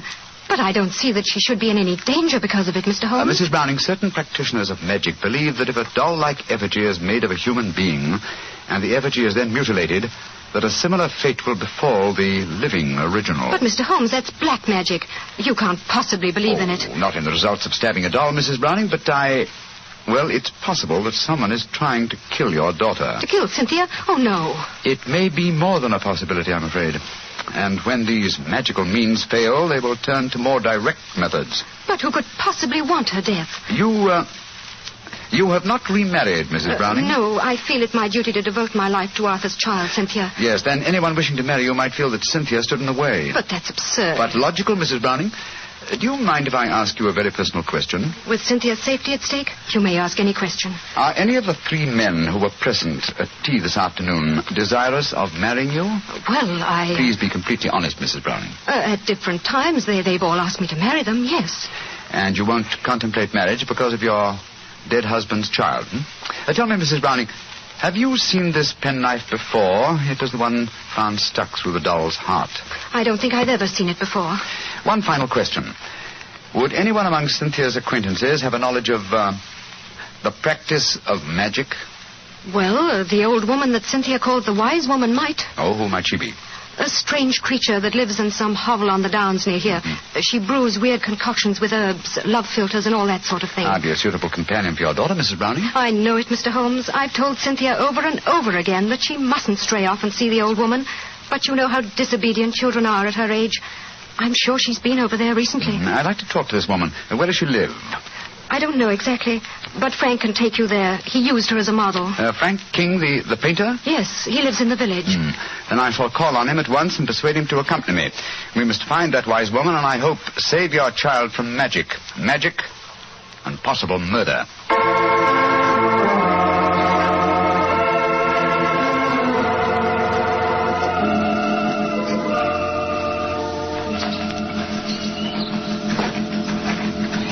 Much further, Mr. King? Only a few more yards, Mr. Holmes. A little cottage is just behind the trees there. It's a pretty broken-down place. Poor old girl has only a few pennies to her name, I imagine. Mrs. Browning was telling me that you used this old woman as a model. Yes, she was a fascinating subject. I painted her as she was mixing up some devil's concoction of herbs and spices. I had her standing over a smoking cauldron with the firelight playing on her. It was quite effective. Yes, it must have been. The subject of witchcraft appeals to you, Mr. King? Well, I don't know anything about it. It was just that she was such a wonderful subject for a painter. Here we are. I'll knock on the door.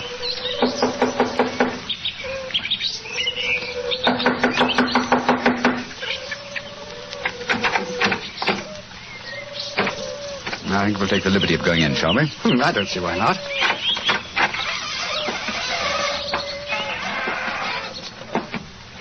Shh. What is it? Listen. Came from that room. Someone is here. Come on.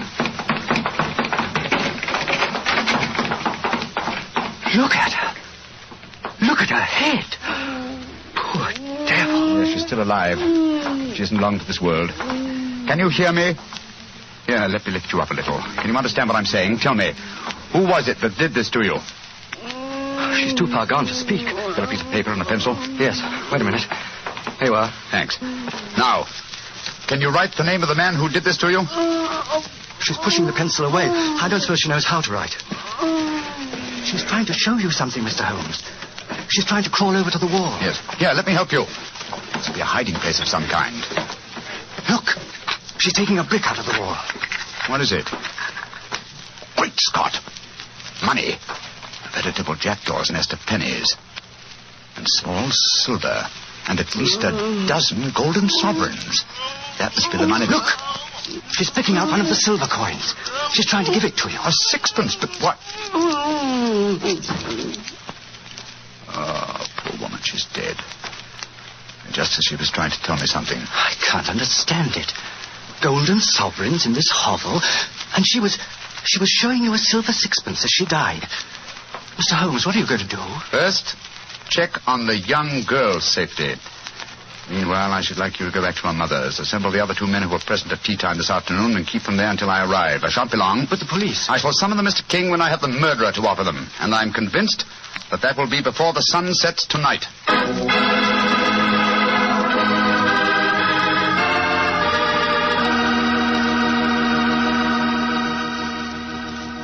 We'll hear the rest of Dr. Watson's story in just a second. Time enough for me to mention another wonderful Petri wine. Petri California Muscatel. If you like that subtle muscat flavor, who doesn't, you really like Petri Muscatel. Petri Muscatel is a clear golden wine that is just as much a hit with the ladies as Petri Port is with the men. But I don't mean by that only the ladies like Petri Muscatel. In fact, if you want to be sure to please everybody, get both Petri Port and Petri Muscatel. In other words, don't buy one, buy two. But do be sure you always buy Petri. Now back to Dr. Watson and his guest tonight, Mrs. Campbell, who played a most important part in the story herself. Oh, not nearly as important a part as that played by Mr. Holmes and Dr. Watson. Well, Dr. Watson, what happened when Sherlock Holmes rejoined you at the bee farm? Well, first of all, he made sure that the little girl was safe. Then he told me of finding the dead woman and of his theories as to the killing. I can almost hear him now, Mr. Bartell, as he said... Watson. Someone wanted the little girl out of the way because they knew the mother would never marry while the child was alive. And that someone persuaded the old woman to do the job for him, I suppose. Undoubtedly. And she, believing in the powers of black magic, mutilated the doll, firmly convinced that in so doing she was destroying the young girl it was fashioned after. And then, I suppose, when the potential murderer discovered the woman was merely indulging in stupid folklore, he killed her, realizing she was only a hindrance to him, and with her knowledge of the plan... a dangerous hindrance. Exactly, my dear fellow. But how do you suppose we account for the hoard of money? Golden sovereigns, don't forget, that we found in the hovel. Well, no doubt it was a sum that she was already being paid for the murder that she was going to commit. As she died, she tried to give me the clue to her murderer by selecting certain coin. Now, in her possession, she had gold, silver, and copper. She chose a silver coin. And yet I can't see its significance, I must confess. Well, at the moment, possibly not. And yet, before the evening's over, I bet you that... What did you say, Watson? I said before the evening's over, I bet you... Thank you, old fellow. That's the clue. You bet me. What on earth are you talking about, Holmes? I was just saying... You've just given me the answer to the whole problem, Watson. What? I'm much obliged to you. Stay here, will you, old chap? And look after Cynthia a little while longer. Within a very short time, I shall have her intended destroyer under lock and key.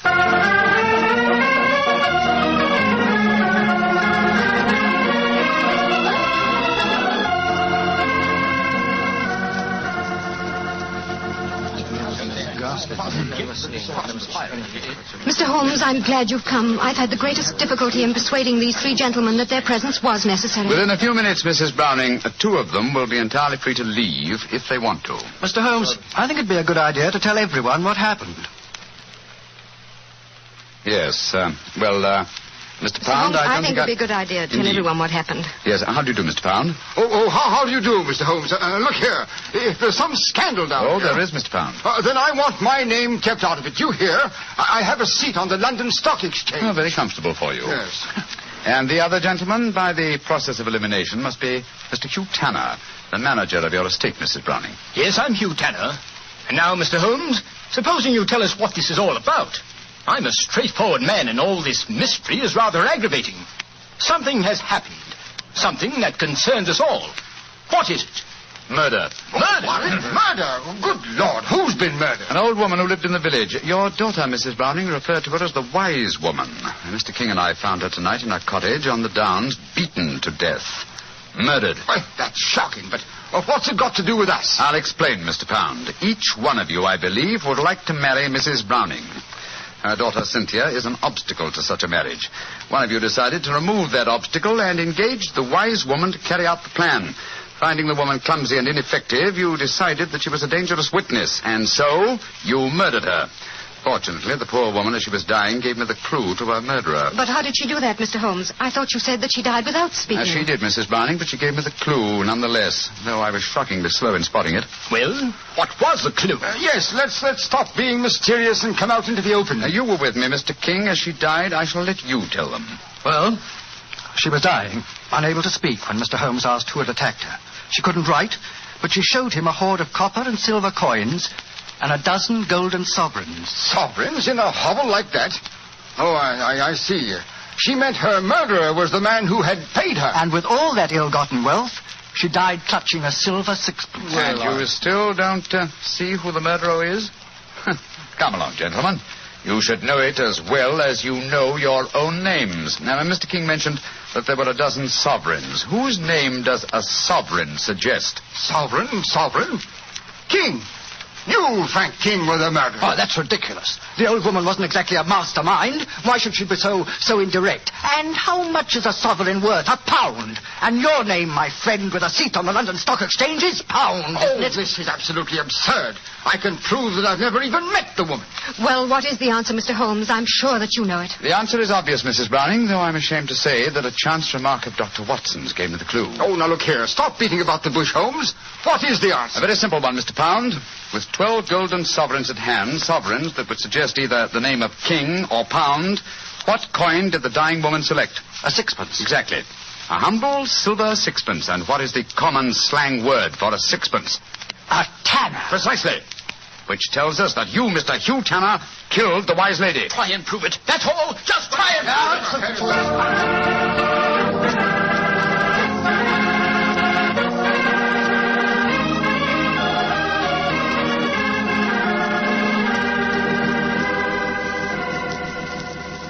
Holmes, what happened? I found the murderer, old chap, thanks to you. What do you mean, thanks to me? Well, I was thinking of a sixpence, the coin the dead woman clutched in her hand, as a sixpence.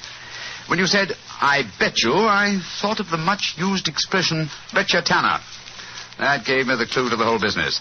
The dying woman was obviously trying to indicate that Hugh Tanner was her murderer. He confessed, you say, before the police arrived. Yes, after Frank King, the artist, had started to give him something of the thrashing he deserved. Oh, I take no particular pride in the case, Watson. Without your chance remark, I might easily have overlooked this obvious clue that the dying woman gave me. As I've said before, old chap, I should not attempt to emerge from my retirement. Yes. It's obvious that my reflexes are shockingly slow. Rubbish. The police would never have solved it. Oh, my dear Watson, when you compare me with the police, I realize that my retirement should be permanent. By the way, where is Cynthia? Well, I arranged with your housekeeper for her to have an early supper. Some kippers, a poached egg or two, a piece of that treacle tart we had last night, and a pot of tea. Oh, for a 12-year-old girl, my dear Watson, this is an occasion when I might accuse you of being a potential murderer. Oh, come now, Holmes, you know perfectly well. Here she comes now. Hello, Cynthia. Did you enjoy your supper? It was lovely. Thank you, Mr. Holmes. Is everything all right? Can I go home now? Yes, Cynthia. Everything's all right. Tell me, my dear, did you ask Mr. King to make that mascot for you? Yes, Mr. Holmes. The wise woman told me it would bring me luck. Oh, yes, I thought so. Mr. Holmes, will everything be just like before? No, not quite, Cynthia. Mr. Tanner and the wise woman have gone away. You won't see them again. Oh, dear. But you have new friends here, haven't you? Yes, and nice ones. Remember that, Cynthia. We'll always be your friends. I will, Dr. Watson. I like you both so much. Ah, I'm glad. And tell me, Cynthia, do you like Mr. King, the artist? Oh, yes. Almost as much as I used to like my daddy. Oh. He's like my daddy, a little. Oh, I'm glad to hear you say that, Cynthia. Tell your mother the same thing, will you? I think it might change a peculiarly foolish notion of hers.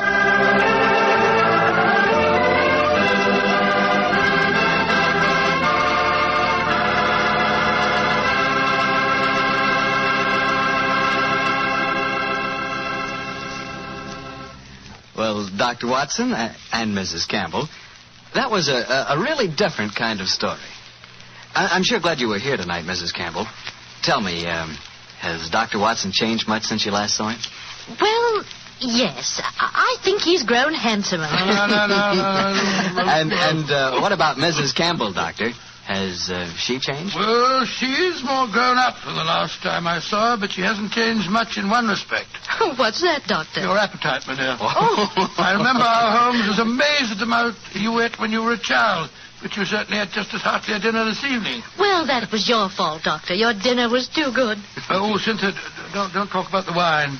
Well, why shouldn't I talk about the wine? It was wonderful. Sure it was. It was Petri wine, that's why. You see? Now you've got him started. And Mrs. Campbell, Petri wine is always good wine. That's because the Petri family has been making wine for generations. Ever since long ago when they started the Petri business, winemaking has been an art with the Petri family. It's a tradition, a heritage that they've handed on down from father to son, from father to son. Believe me, when it comes to turning luscious, sun-ripened California grapes into fragrant, delicious wine, well, you can bet your last dollar that the Petri family really knows how. No matter what type wine you prefer, for any occasion, you just can't miss with a Petri wine, because Petri took time to bring you good wine. Well, Dr. Watson, what new Sherlock Holmes adventure are you planning to tell us next week? Well, as next week as St. Patrick's Day is only about 6 days away, Mr. Bartell, I thought next week that I'd tell you a rather unusual story that took place in Ireland at the turn of the century. It concerns the famous ceremony of kissing the Blarney Stone, St. Patrick's Night Revel, and an old Irish ballad that led directly to one of the most devilish murders that Sherlock Holmes and I ever encountered.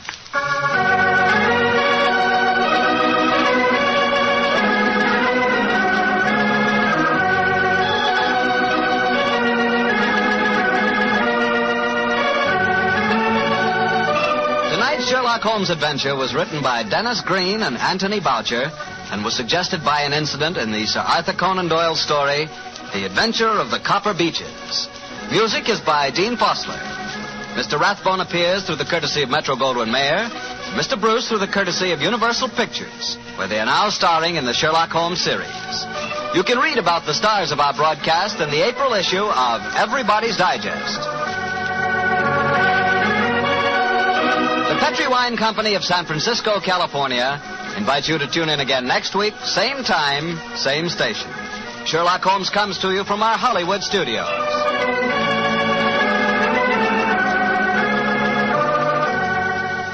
This is Harry Bartell saying goodnight for the Petri family.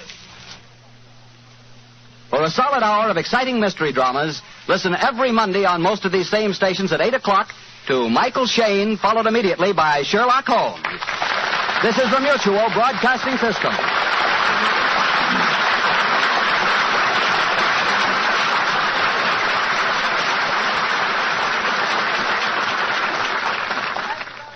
Petri Wine brings you Basil Rathbone and Nigel Bruce in the new adventures of Sherlock Holmes.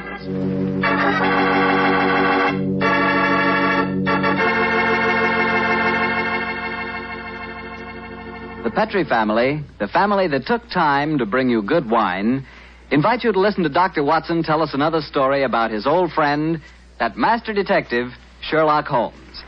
And incidentally, I'd like to tell you about a swell American custom. The custom of serving sherry wine just before dinner. Petri California sherry. You know, especially when you have guests, while you're waiting for that call to the dinner table, there's nothing better than a good glass of that good Petri sherry. You don't need fancy glasses for Petri sherry. No, sir. That wine tastes good out of any glass. And it looks good, too. Beautifully clear and the color of precious amber. Just try that Petri sherry and you'll feel like smacking your lips after every sip. Oh, and say, Petri makes two kinds of sherry. The regular sherry and Petri pale dry sherry. Just to make sure you get the perfect sherry for the whole family, don't buy one, buy two. But do be sure the sherry you buy is Petri sherry. Petri, the proudest name in the history of American wines.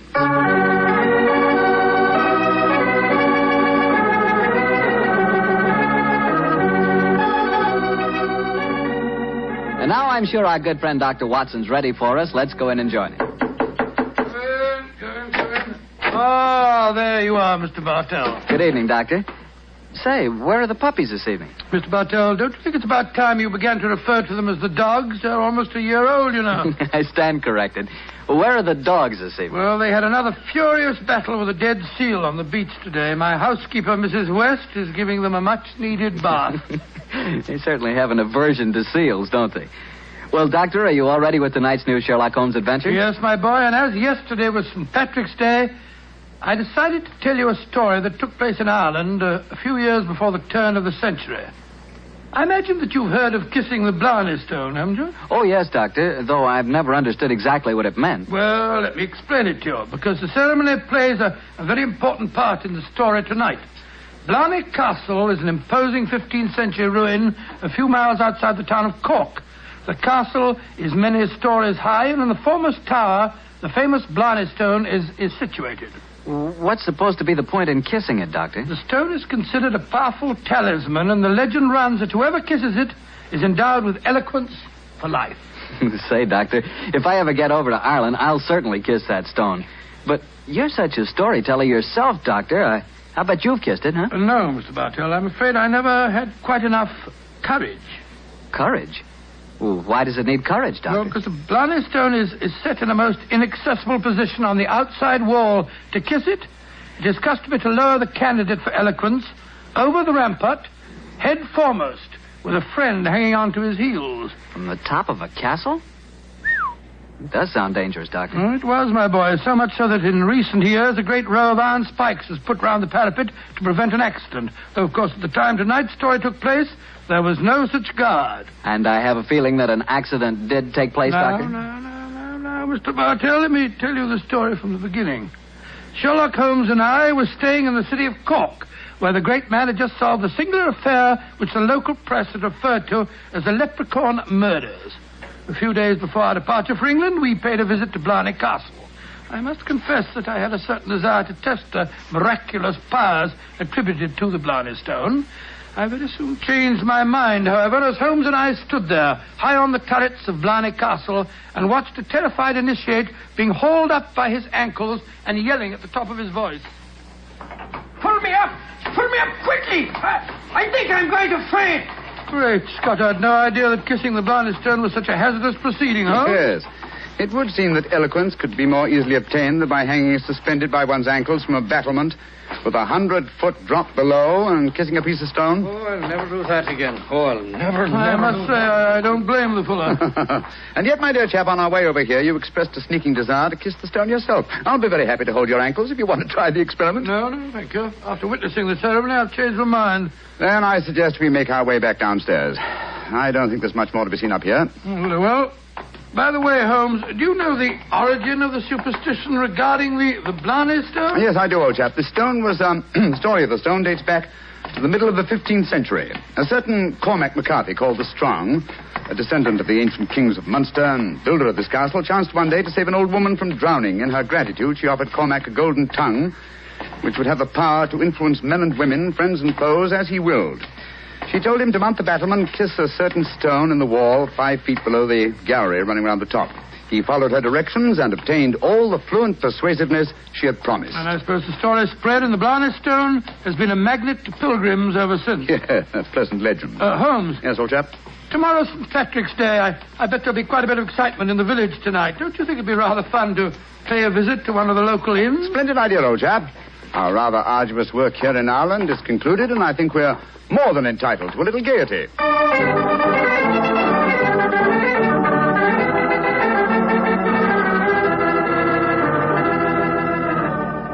In Dublin's fair city, the girl is so pretty. 'Twas there that I first met sweet Molly Malone.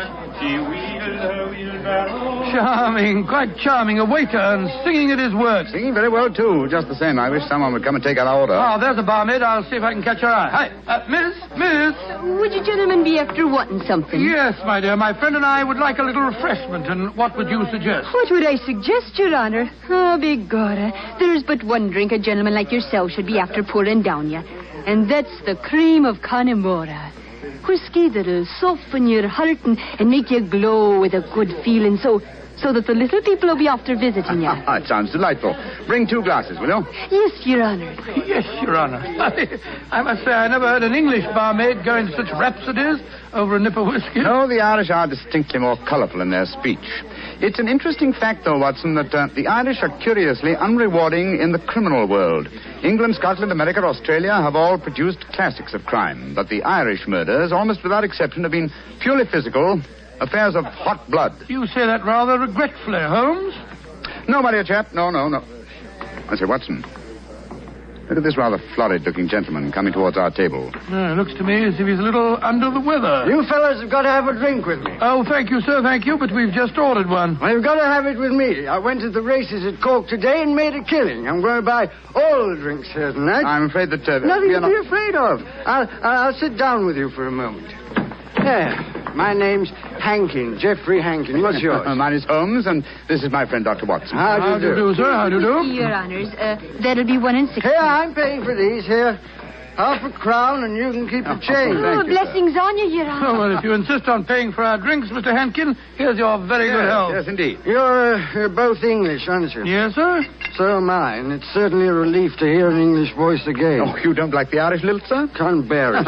Personally, I find it rather charming. Yes, indeed, so do I. Well, you wouldn't if you had to live with it all the time. Sometimes I think that if I hear one more Irish tenor singing Molly Malone, or one more reference to the little people, I shall go raving mad. You live in Ireland, sir? Yeah, I have to. I own a half interest in the Tweed mill here, you see. In any case, my wife's Irish, and she thinks there's no other country in the world, so I suppose I'm stuck here. See that couple sitting at the table over there? You mean the fellow with a very beautiful girl? Yes. The man's Michael Corcoran, my partner. Oh, the girl's absolutely ravishing.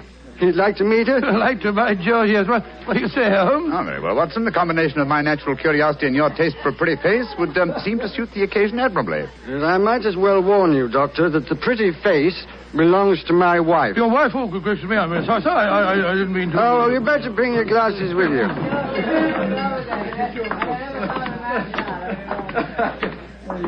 Molly, my dear, I want you to meet 2 English friends of mine, Mr. Holmes and Dr. Watson. How do you do? How do you do, Mr. Holmes, Dr. Watson? Won't you sit down and join us? And this is my partner, Michael Corcoran. How do you do, Mr. Corcoran? How do you do, sir? I'm glad to meet you. Please be seated, gentlemen. Are you visiting here in Cork, Mr. Yes, Holmes? Mrs. Hankin, but we're returning to England in a few days. You've been to Blarney Castle, I hope. Oh, yes, we were there this afternoon. And did either of you have the courage to kiss the Blarney Stone? No, we didn't. I'm afraid it's an athletic feat that's beyond me. It's a lot of rubbish, that's what it is. Kissing a slab of stone. Have you the courage to do it, Geoffrey? Well, of course I have, but I don't want to make a fool of myself. Where's the barmaid? Kathleen. I'll make a wager, Geoffrey, that you haven't the courage to kiss the stone. How much will you bet, Michael? I'll wager a £10 note on it. It's a bet, and you fellas witnessed it. I'll kiss the Blarney Stone at noon tomorrow, and you'll be £10 the poorer, Michael. And I suggest that Mr. Holmes and Dr. Watson be present as well. They can act as referees. Geoffrey, dear, don't get so excited. Well, I don't like it when Michael suggests I don't have courage. You want some more drink, Mr. Henkin? Yes, all of us want some. No more for me, thank you, Mr. No more for And me, I thank you. think you've had enough, Geoffrey. Don't tell me when I've had enough, Molly. In Dublin's fair city, the girls Oh, no, are so not that pretty, filthy 'twas song. there Firstly, first Mr. Hankin, I met find the with traditional Molly Irish melodies quite Malone. beautiful. And I find them revolting. Stop!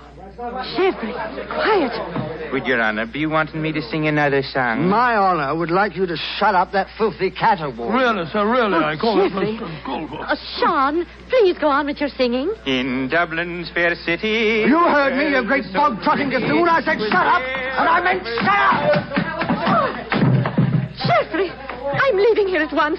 Michael, please to take me home. It'll be my pleasure, Molly. You're an ugly man, Mr. Henkin.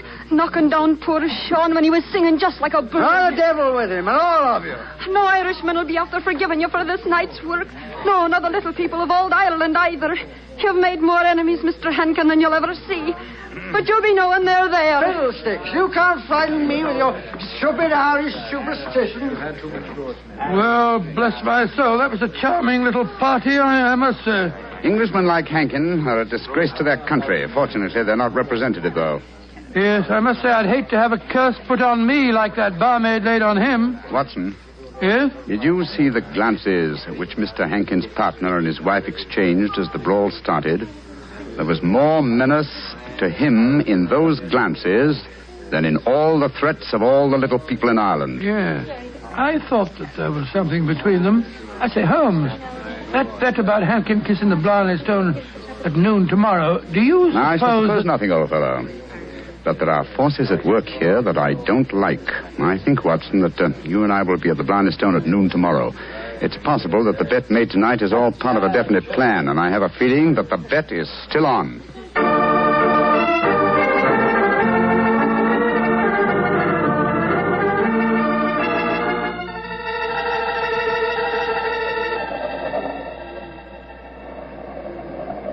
Quite windy up here today, old fellow, at the top of the tower, isn't it? Yes, it's just past noon. I wonder if that man Hankin is going to keep to the terms of his bet. We shall soon learn. In the meanwhile, are you sure that you wouldn't like to change your mind and kiss the Blarney Stone yourself? I'm quite sure, thank you. Ah, here they come now. Yes. Hankin and his partner, Mr. Corcoran. The bet is on, Watson. Good day to you, gentlemen. Oh, hello. It's my friends from last night. Well, I see you're going through with the bet, son. Oh, yes. Geoffrey set his mind on the £10 of mine. Your wife didn't accompany you, Mr. Hankin? No, she didn't. I'm afraid I'm rather in disgrace for my behavior last night. Molly made me go round and see that waiter fellow that I hit. I offered him money, but he wouldn't take it. Did you offer him an apology? Apologize? To a waiter? I should say not. Well, come on, let's get this stupid farce over with. Are you sure your nerves can stand it, Geoffrey? There's a drop of 100 feet or more below you. Oh, don't worry about me, Michael. Just hold on to my ankles tightly and don't let go. I'll climb onto the parapet. There we are. Now hold on to my feet, Michael, and lower me gently. I'm holding you, Geoffrey. Then lower away. Right you are, Geoffrey.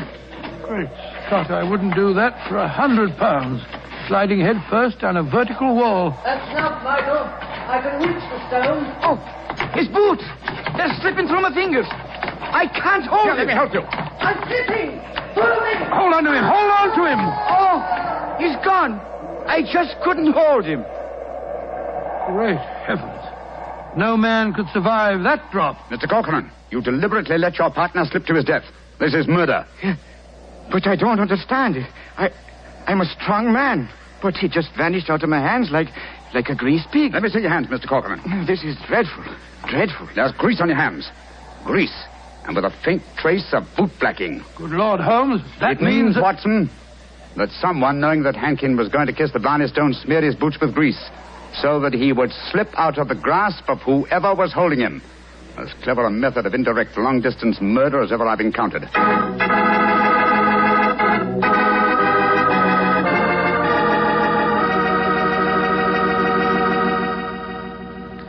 You'll hear the remainder of Dr. Watson's story in just a second, so I'm going to remind you that Petri California Sherry is not only wonderful before dinner, but it's good almost any time. If you had to choose just one wine for almost any occasion, that wine would be Petri Sherry. Petri Sherry is a perfect wine to serve in the afternoon or in the evening. It's good before dinner, yes, but it's swell after dinner, too. In fact, with a bottle of Petri Sherry on your shelf, you've got practically a small-sized wine cellar. So get a bottle of Petri Sherry soon.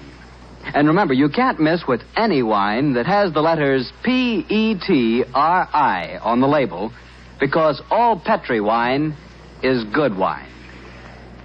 Well, Dr. Watson, this is quite a story you're telling us tonight. What happened next? I suppose you went down into the castle grounds and looked for the dead man's body? Well, we tried to, Mr. Bartell, but the authorities were curiously uncooperative. They refused to let us search, insisting that the police be called first. And so, Mr. Bartell, half an hour after the tragedy, Holmes and I found ourselves standing in a tiny police station as we told the story to the local sergeant. Sure, the saints be praised, Mr. Holmes. 'Tis a terrible story you've told me. Tomorrow I'll be after arresting Sean O'Flaherty. Sean O'Flaherty? He's the waiter at the inn, the one who sings. That he is, and he sings like a breath of spring. I'll be sorry to see him hang. But you've got no proof that he was responsible for the murder? Proof, you say, sir? Well, I can't arrest a big manufacturing man like Mr. Cochran, can I? Or a fine lady like Mrs. Hankin. But you can't arrest a man without any evidence of guilt. Oh, I can't I? Then supposing I tell you that Sean O'Flaherty cleans the boots at the hotel where Mr. Hankin was staying. He does, eh? Then he had the perfect opportunity for the greasing of Hankin's boots this morning.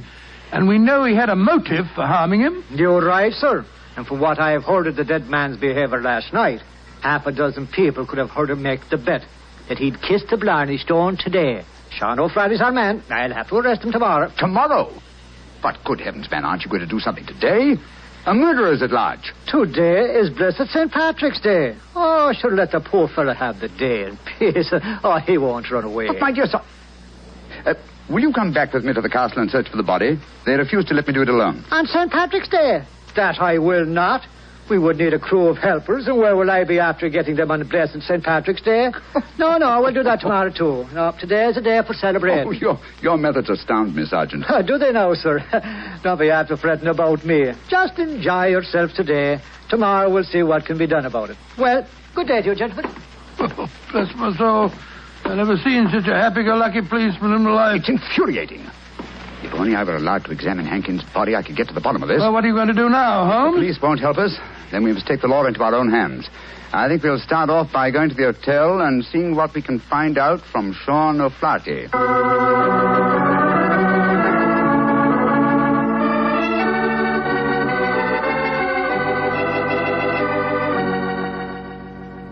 I was going to Ballynewer a day, I well remember, for to view the lads and lasses on the 5th day of November with a meringue-do-a-day and a meringue-do-a-daddy. Oh, your honours would be after speaking to me, Sean O'Flaherty, perhaps? Yes, Sean. Did you know that Mr. Hankin, the man who struck you last night, was dead? Dead? Well, if ever a man deserved to be beneath the sod, 'twas Geoffrey Hankin himself. A mean, ugly man. The saints be praised that he's gone. How did he die, sir? He was murdered. Murdered? Well, bedad, I'm not surprised to hear it. Who murdered him, sir? At the moment, the police seem to think that you are the culprit. Myself? Well, how would I be after murdering the man, sir, when I don't even know how he died? He died when he fell from the top of Blarney Castle as he was trying to kiss the stone. He fell because Mr. Cochran, his partner, couldn't hold on to his feet. His boots had been greased. And we know that you have been cleaning his boots, Sean. That I have, sir. I cleaned them this very morning. But I put no grease on them, if that's what you'd be after suggesting. I'm suggesting nothing. I'm trying to establish a few facts. Do you know Kathleen, the barmaid? Oh, and why shouldn't I know her, sir? She's to be me wife before the winter sets in. She pronounced a curse on the dead man last night, just after he had knocked you down. It's possible that she may... Here she comes now. Sean, my darling, what are the fine gentlemen doing here? Oh, Kathleen. They've come to ask me questions about the death of Mr. Hankin. He fell off Blarney Castle today and got himself murdered, they say. The saints be praised. But what has that to do with you, my darling? Well, the gentlemen tell me that the village police think that I might have greased his boots so that he slipped to his death. The village police is as stupid as my father's big sow. If Mr. Henkin fell to his death today because his boots were greased, I can tell you who did it. Indeed, who? The little people. I warned Mr. Henkin last night that the little people would be after him. He insulted the Irish. Oh, come, my dear. You don't seriously expect us to believe in the little people? And why not, Your Honor? We have them here. Oh, there be those that say the fairies all be dead, but I know different. I've seen them. When I was a slip of a girl, close to where I lived, there was a rat. That's a fort, you know. And the rat was a fairy's fort. We never dared touch it with a spade or cut down a tree growing on it or carry away a stone. We'd put our ear to the ground at night and we could hear the fairy music rising up from under the ground. Ah, they're gentle people. Most of the time. But they'd grease the boots of a man like Mr. Henkin if they didn't like them. That they would, Your Honor. Holmes, I'm certain that we're wasting our time here. I feel so, Watson. You get the whole thing turned on the greasing of those boots. If only I could have the boots in my hands. If only I could make laboratory tests. But until that dolt of a police... But of course! I have it, Watson. You have what, Holmes? The answer, I hope. Get hold of Mrs. Hankin and Mr. Corcoran. Have them meet me in the Blarney Stone Tower in half an hour. And you, where are you going? To the police station to try and convince the sergeant that even though it's St. Patrick's Day, it's his duty to help me trap a murderer.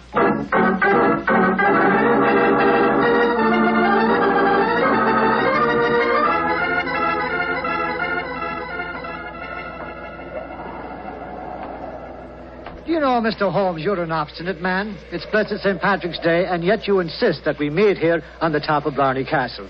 What do you think you can prove? Who murdered Geoffrey Hankin? Bess, but why do Molly and I have to be here? Yes, Mr. Holmes. And poor Geoffrey's body still lying somewhere below us. Mrs. Hankin and Mr. Corcoran, I asked Dr. Watson to bring you here for a good reason, I assure you. You ready, Watson? Quite ready, Holmes. Good. Sergeant. Yes, sir. You asked me why I've assembled the three of you here. I'm going to reconstruct the crime. I shall play the part of the victim. My friend Dr. Watson will represent you, Mr. Corcoran. Now, I straddle the parapet. So. Watson, hold on to my feet, will you? I've got him, Holmes. And lower me down the face of the wall. Right, sure. Holmes, hold tight to the wall. Try and push yourself back. The murderer's tried to get you.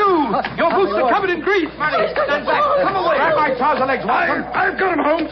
Come, up you come. There we go. Oh, devilish plot. That was a near thing. Devilish plot, Sergeant, and very cleverly carried out. My boots were ungreased when I entered the castle, and yet someone has been able to apply grease to them without my knowledge within the last few minutes. Sure, and how is that possible, sir? I don't know, Sergeant, I must confess. Holmes, you stumbled as you came up the darkened staircase. Do you remember that? That's true, old chap, I'd forgotten. And you, Mrs. Hankin, and you, Mr. Corcoran, were kind enough to assist me to my feet. An excellent opportunity to apply the grease. Now we know that one of you two is the murderer. I must have a jar of grease somewhere. Sergeant, will you search the lady while I search Mr. Corcoran? But this is ridiculous. Of course it is. How could we be guilty? Well, if you're not guilty, you've got no objection to being searched, madam. Upon my word, here in your purse, Mrs. Hankin, is a jar of grease. What? Now what have you to say of yourself? What can't you say, Sergeant? Except that she engineered her husband's murder and tried to engineer mine. Oh, no, I knew nothing about Geoffrey's murder. Oh, Michael, darling, I swear to you. Don't worry, my darling. I'll not let them hurt you. I'm telling you, you're wrong, Mr. Holmes. I was the murderer. Oh, no, Michael. You mustn't sacrifice yourself for me. I think this little play acting has gone far enough. Mr. Corcoran, you have just offered us what you think we will accept as a false confession. But I've established the one thing I wish to know, that you love your late partner's wife and she you. I'm proud to admit that, Mr. Holmes. And now that she's a widow, I can say it in the open. But what are you implying? That you murdered your partner. But the grease on your own boot, sir. I just found a jar of it in Mrs. Hankin's handbag. Oh, that, my dear Sergeant, was all part of my little plan. As to the grease on my boots, I confess I placed it there myself. Just as I planted the jar of grease in your bag, Mrs. But why, Holmes?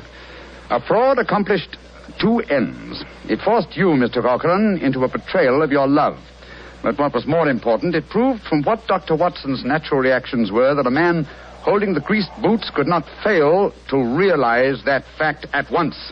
You brazenly committed murder before our very eyes, Mr. Corcoran, hoping to appear as an innocent victim of another's plot. Your theory is an ingenious one, Mr. Holmes, but how can you prove it? I can claim that my hands are unusually insensitive, not the delicate fingers of a doctor like your friend. Yes, he's right, sir. How can you prove it? When, with your kind cooperation, Sergeant, we find the body of Mr. Hankin and examine it, I shall study his boots. If the grease was applied at the hotel, as it would have been if Sean O'Flaherty had done it, the boots will reveal dust from the walk here.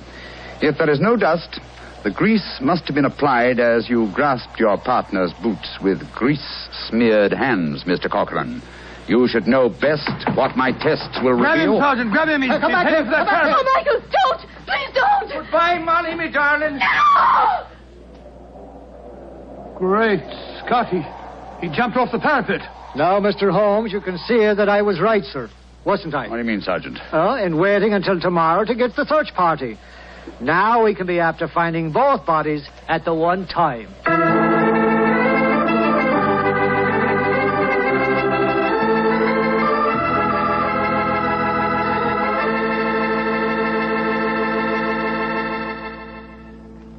Well, Doctor, that was really an unusual story. Yes, even now I get a bit of a shudder when I think of that afternoon at the castle. I don't blame you.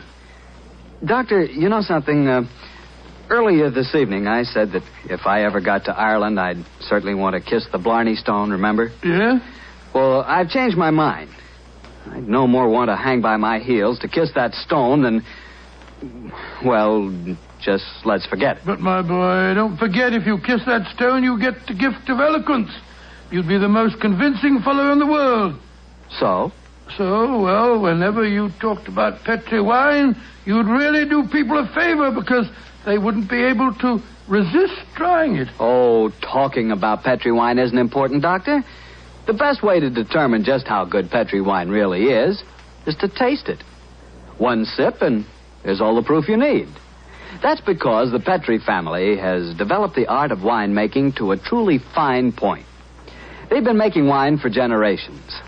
And all of the things the Petri family knows about turning luscious, sun-ripened grapes into fragrant, delicious wine have been handed on down in the family from father to son, from father to son.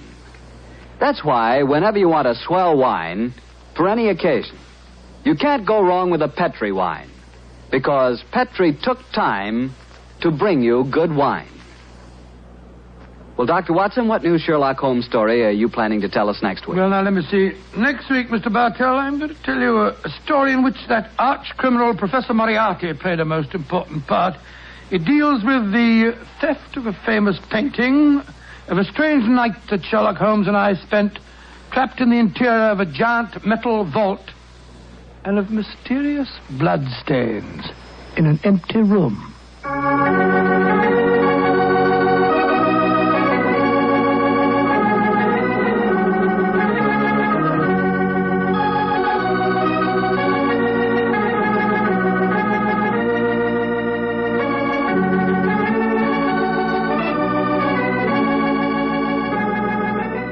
Tonight's Sherlock Holmes adventure was written by Dennis Green and Anthony Boucher and was suggested by an incident in the Sir Arthur Conan Doyle story, A Case of Identity.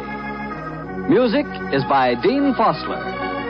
Mr. Rathbone appears through the courtesy of Metro-Goldwyn-Mayer, and Mr. Bruce through the courtesy of Universal Pictures, where they are now starring in the Sherlock Holmes series.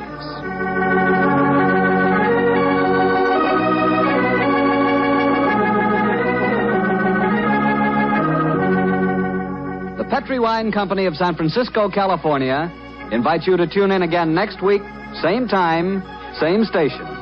Sherlock Holmes comes to you from our Hollywood studios.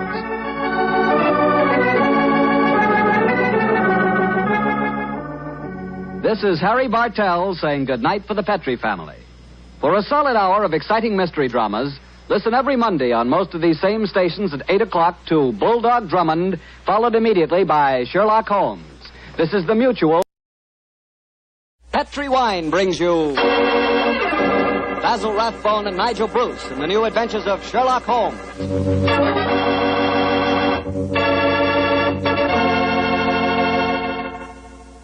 The Petri family, the family that took time to bring you good wine, invite you to listen to Dr. Watson tell us another exciting adventure he shared with his old friend, that master detective, Sherlock Holmes.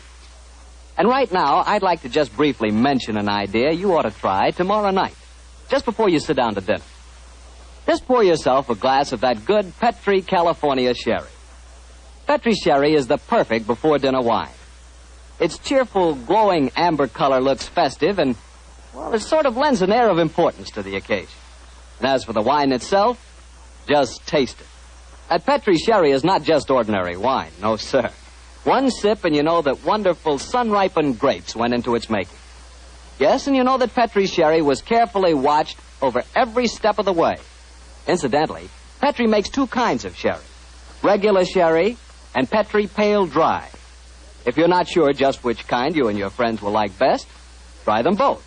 Don't buy one, buy two. But when it comes to sherry, or any other wine for that matter, be sure you always buy Petri.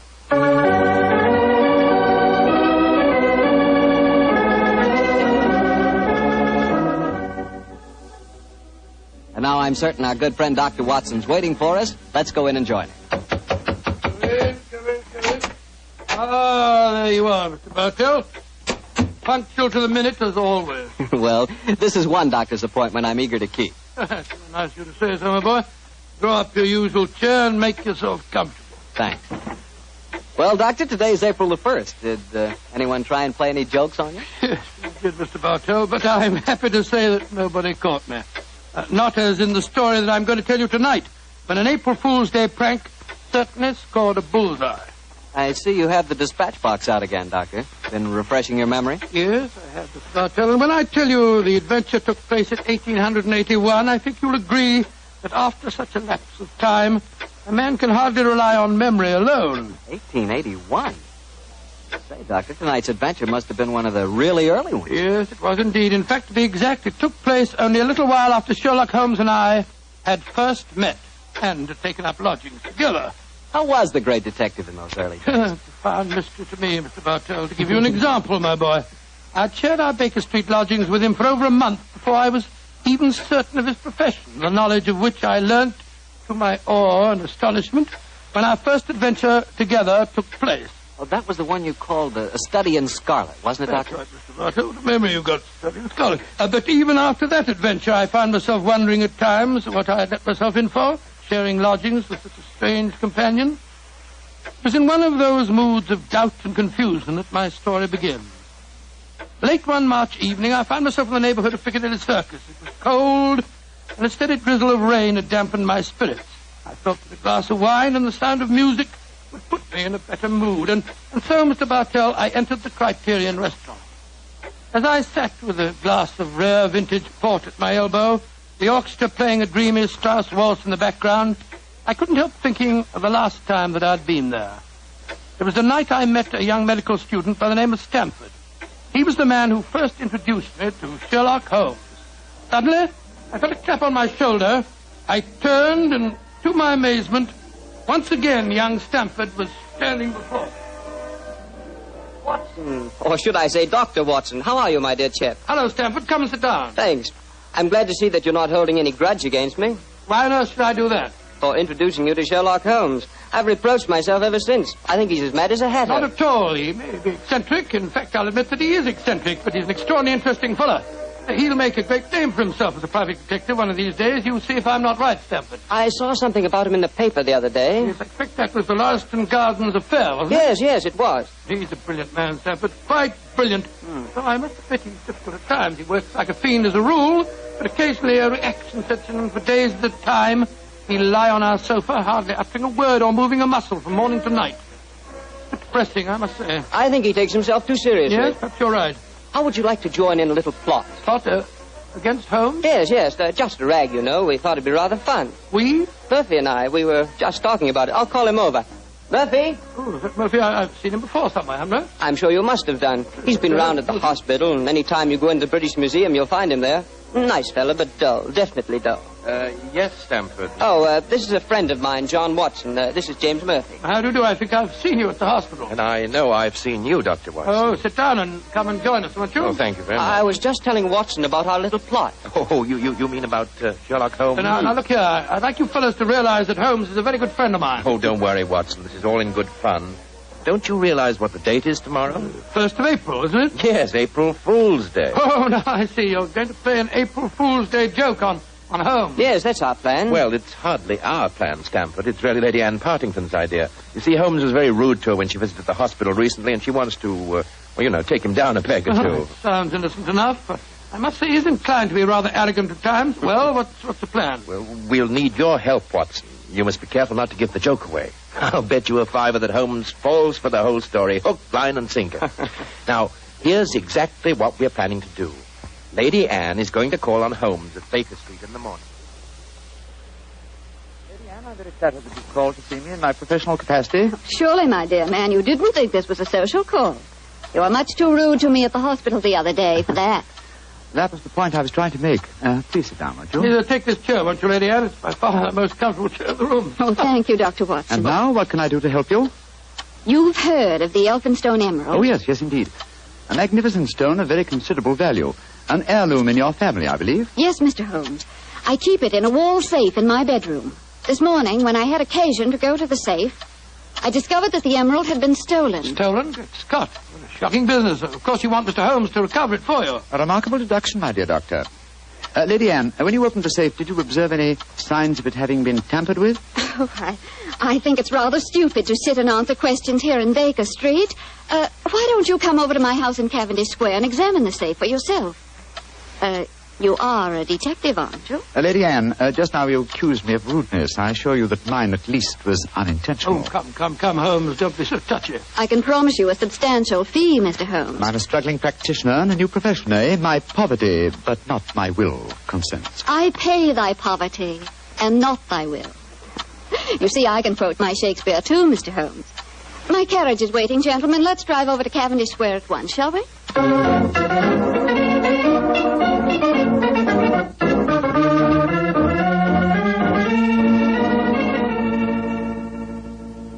This is the wall safe, Mr. Holmes. Not too difficult a safe to crack for an expert. You placed the emerald in it last night, you say? Yes, when I went to bed.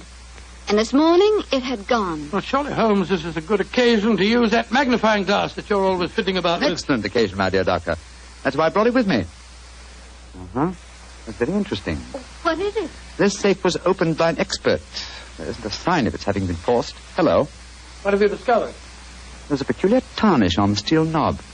It was obviously handled by someone whose fingers are habitually stained with chemicals. Amazing, Holmes. Elementary, my dear doctor. Where does that door lead to? My boudoir. I should like to examine it if I may. Oh, but of course. Thank you, Lady Anne. Dr. Watson, this is the most beautiful April Fool's Day fraud I've ever played. I must say, Murphy was right. He has fallen for it. Hook, line, and sinker. Just the same, I'm beginning to feel guilty. I can't help feeling a bit disloyal. Oh, nonsense. It's all in fun. Are Stamford and Mr. Murphy listening? Yes, they're next door in my drawing room. I'm sure their ears are positively glued to the keyhole. Well, I do hope Holmes won't be angry with me. Shh, here he comes. Nothing of any interest in there. The windows haven't been tampered with. We may presume, therefore, that the thief did not enter by an upstairs window. Lady Anne. Yes, Mr. Holmes? This room has not been touched since you discovered your loss? Oh, no. I told the servants to leave it exactly as it was while I came to fetch you. Splendid. Deep pile carpet, eh? Couldn't be better. The thief was a tall man with a long stride. Oh, come, Holmes. I know your methods, but there aren't any footprints on this carpet that you can identify, even with your magnifying glass. My dear doctor, I've studied many crimes, and I've never seen one yet that was committed by a flying creature. As long as a criminal remains on his two legs, there must be some trifling displacement can be detected by a keen observer. I assure you that the marks on this carpet indicate that the thief was a tall man with a long stride. Traces of tobacco ash, pipe tobacco, shag tobacco that sells at 4p an ounce. Oh, now, really, Mr. Holmes, how can you possibly identify an individual tobacco? Oh, it's a hobby of mine. In fact, I've even written a monograph on the subject. Now, one more look at the safe itself. Hello. What's this powdered dust here? It's rosin. Distinct trace of rosin. Lady Anne, I suggest that you get in touch with Scotland Yard at once. You mean that you've solved it, Holmes? I mean, my dear doctor, that I can give you a reasonably complete picture of the thief, and that picture is so individual that I'd be surprised if it would fit more than one man in London. But this is pure magic, Mr. Holmes. Please describe him to me. Well, he's a tall man. The width of his stride indicates that, and he's thin. Well, what enables you to tell that, Holmes? His footprints have made a remarkably light indentation on the nap of the carpet. Our thief dabbles extensively in chemicals, as indicated by the tarnishing of the knob on the safe, and the traces of rosin would suggest that he plays the violin also. He smokes shag tobacco, has a great practical knowledge of the ways of combination locks, and he's obviously in close contact with the criminal classes. How do you know that, Mr. Holmes? Well, he wouldn't steal a famous stone unless he knew how to dispose of it through some trustworthy fence. Yes, it's a very comprehensive picture, Holmes. I almost feel as if I knew the chap. Thank you, Doctor. I'm sure there's only one man in London, and it shouldn't be hard to trace him. I agree entirely, Mr. Holmes. Dr. Watson, I think the joke has gone far enough. Joke? What do you mean? You're quite right, Holmes, in saying there's only one such man in London. You've just given a perfect description of yourself. April Fool. Dr. Stamford, Mr. Murphy, you can come in now. April Fool, Holmes. April Fool. April Fool.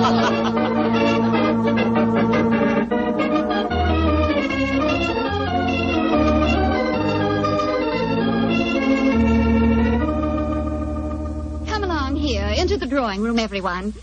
Let us drink a glass of wine to Mr. Holmes, who has so graciously forgiven us for the little trick we played on him. And also to Dr. Stamford, who thought of the whole idea. No hard feelings, Holmes. Oh, no, Doctor. Though it was a rather embarrassing experience. Yes, when Murphy told me about the plan, I just couldn't resist joining him. Ah, here you are, Holmes. Here's a drink. Thank you, Stamford. You know Murphy, don't you?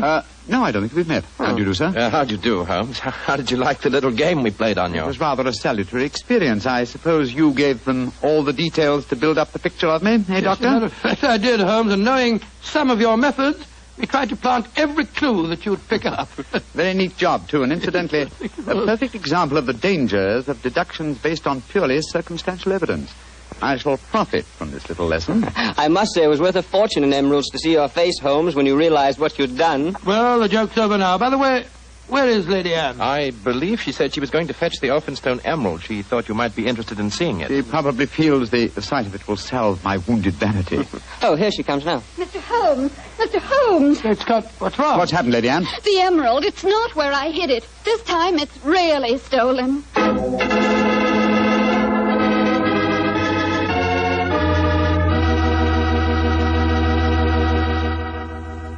Dr. Watson's story will continue in just a few seconds, so I've just time to remind you that there are many, many different types of wine. But if you want one wine that's fine for almost any occasion, then you want Petri California Sherry. Petri Sherry is fine before dinner, of course. But Petri Sherry is good after dinner, too. And it's the perfect wine for cocktail time or any time friends drop in. Everybody will love the real heart-of-the-grape flavor you get in every sip of Petri Sherry. And you can serve Petri Sherry proudly, because those letters P-E-T-R-I spell the proudest name in the history of American wine. Petri wine. Well, Dr. Watson, your April Fool Day plot kind of backfired on you, didn't it? Yes, Mr. Bartell, it was a perfect example of the biter bit. Well, what happened next? I suppose Sherlock Holmes went into action once again. That's fair, Mr. Bartell, and it gladdened my heart to see the change in the Fuller.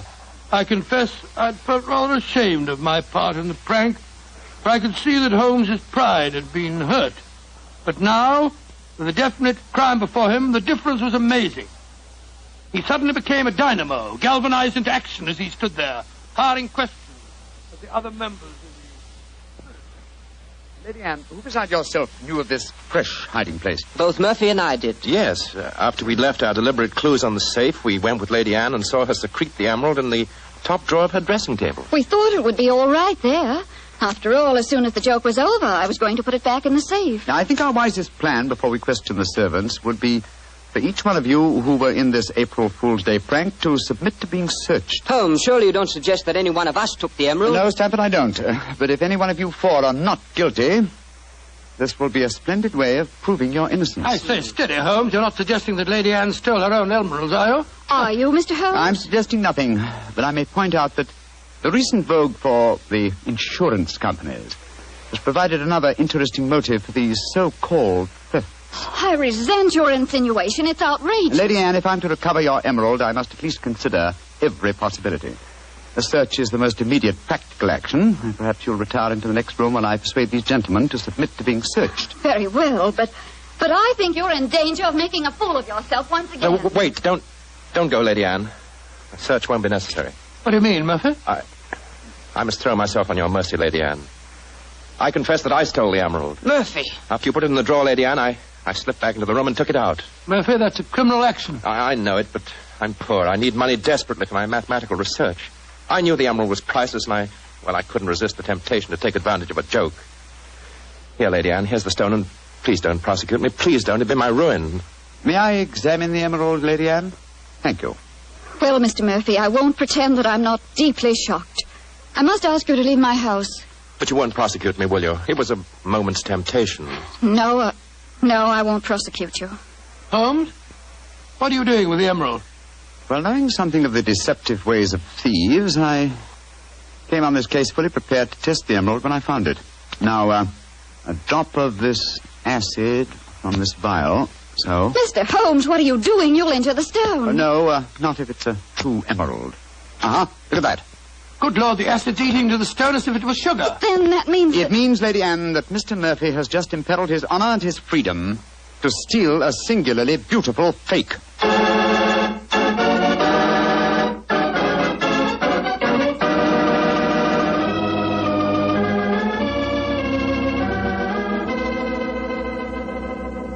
Mr. Holmes, this joke has turned into a nightmare. Is there no way of recovering my emerald? I hope so, Lady Anne. I've been taking steps in their logical order. The servants have all been questioned. We've searched Mr. Stamford and Mr. Murphy. Yes, most humiliating experience. Made me feel like a criminal. Well, personally, I was only too thankful to submit to a search this time. I knew I had nothing to worry about. And you yourself, Lady Anne, you consented to being searched by the police matron that Holmes sent for? Only because he threatened to send for the police if I didn't. But distasteful though it was, I'd rather endure that than have this story on the front pages of the newspapers. And in spite of all these rather unfriendly proceedings, we've got exactly nowhere as regards finding the emerald. No, Stamford, but we have at least eliminated the possibility that the thief is secreting the jewel on his person. Still somewhere in these two rooms, eh, Holmes? I think so, though there is one remaining possibility. And that is? That the fake stone was substituted for the real emerald sometime before all of you engineered your April Fool's Day joke. Oh, no, Mr. Holmes, that's not possible. I know it was the genuine emerald I took out of the safe this morning. How can you be sure? The substitute was an excellent imitation. Without a chemical test such as I performed, it would be hard to be certain. I can tell you why I'm certain. Last night, Papa came to dinner and brought a Mr. Vanderleider of Amsterdam. He examined the stone. And you'll agree that a jewel expert like that couldn't be fooled. That's true, Lady Anne. And what did you do with the emerald after Mr. Vanderleider left? I locked it in my safe and went to bed. Mm-hmm. I didn't unlock the safe again until Dr. Stamford and Mr. Murphy came here this morning. That settles it, then. The real emerald is still hidden somewhere in these two rooms. But where? That's the question. I must say it's completely mystifying. Well, let's go back to what we were all doing at the exact moment you came into the room, Lady Anne, and informed us of the loss of your stone. Now, we were drinking a toast to you That's and... it. Lady Anne, hard thinking is, well, it's thirsty work. Oh, I'm so sorry. Let me get you something. A glass of port, perhaps? No, thank you. But I observe that you have a remarkably comprehensive assortment of liqueurs. I wonder if I might have a glass of creme de menthe. Oh, of course. I'll get it for you. Creme de menthe in the middle of the day, Holmes? I knew you were eccentric, but this really takes... This bottle, it clinged as I picked it up. I thought it might, Lady Anne. There's something inside it. Allow me, madam. Thank you. I'm sure you won't mind if I waste this liqueur on the aspidestra. No, of course not. So... Lady Anne, allow me to restore to you the Elphinstone Emerald. Great Scott. Amazing. Fantastic. Ingenious. The one safe hiding place in the room. Where could a green gem be more effectively hidden than in a bottle of green liqueur? But who stole it? Who substituted the fake stone? Frankly, I don't care. The gem is restored. That's all that matters. I prefer not to go to court. Neither you nor I, Mr. Sherlock Holmes, would show up in the best of lights. And my father would disapprove of this whole affair, I'm afraid. Just as you wish, Lady Anne. In either case, I shall expect your check for my services in due course.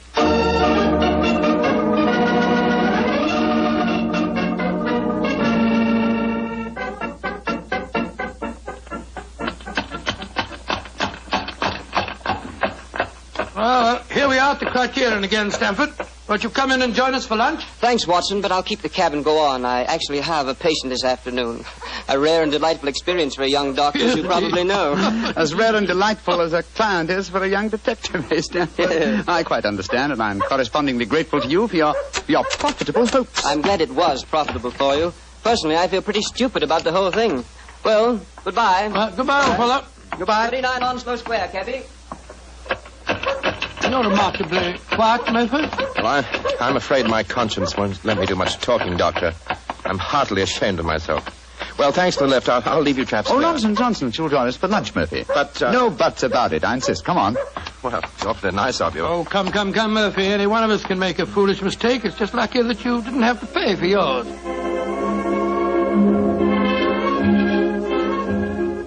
Monsieur wishes a table? Yes, for 3, please. This way, monsieur.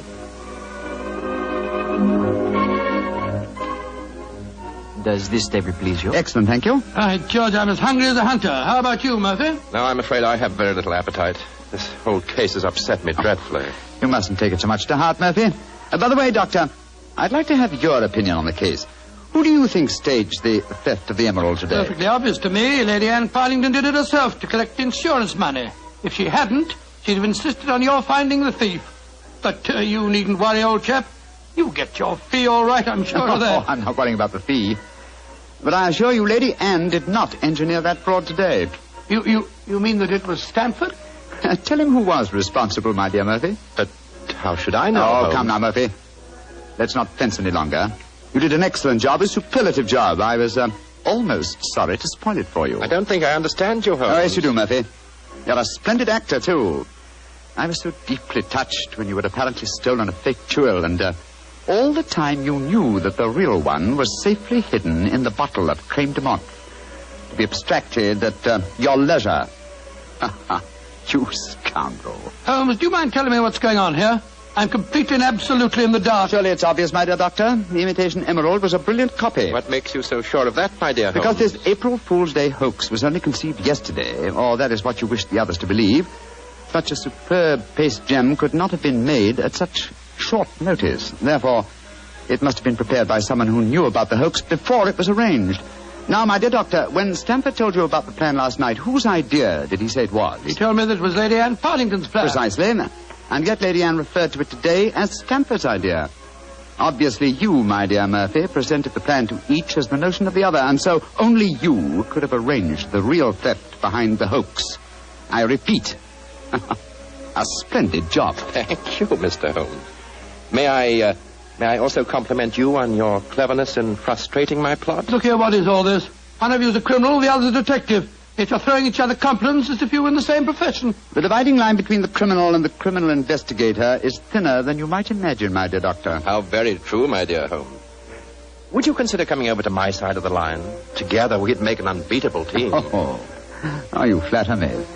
Nevertheless, I must decline your offer, Mr. Murphy. Oh, a pity. On your side of the line, you'll never be a rich man.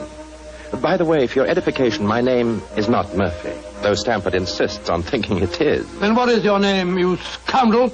Your friend says the word scoundrel so much better than you, Doctor. My name is Mertry. Oh, indeed. Spelled M-U-R-T-R-Y? No. Dear me, I have so much trouble with my name. People will either misspell it or mispronounce it. I'm afraid I'll have to begin calling it the way it looks. M-O-R-I-A-R-T-Y. Moriarty. Moriarty. I shall remember that name. I have a feeling we shall meet again. I trust that we shall. You've won the first round, Sherlock Holmes, I admit that. But I believe that a return match is indicated. I shall look forward to it, Moriarty. And now, Doctor, I can't stand your baleful glare any longer. Let's order lunch, shall we?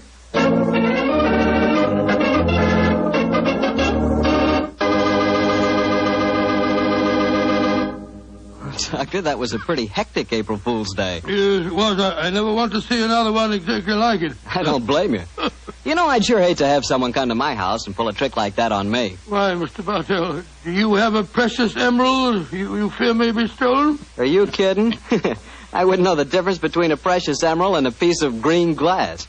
But when it comes to rubies, now that's something else. Oh, you would know a ruby when you saw it? Sure, because a ruby has exactly the same color as a glass of Petri, California port held up to the light. Mr. Bartell, you can find more excuses for talking about Petri wine than any man in the entire world. Believe me. Excuses, Doctor?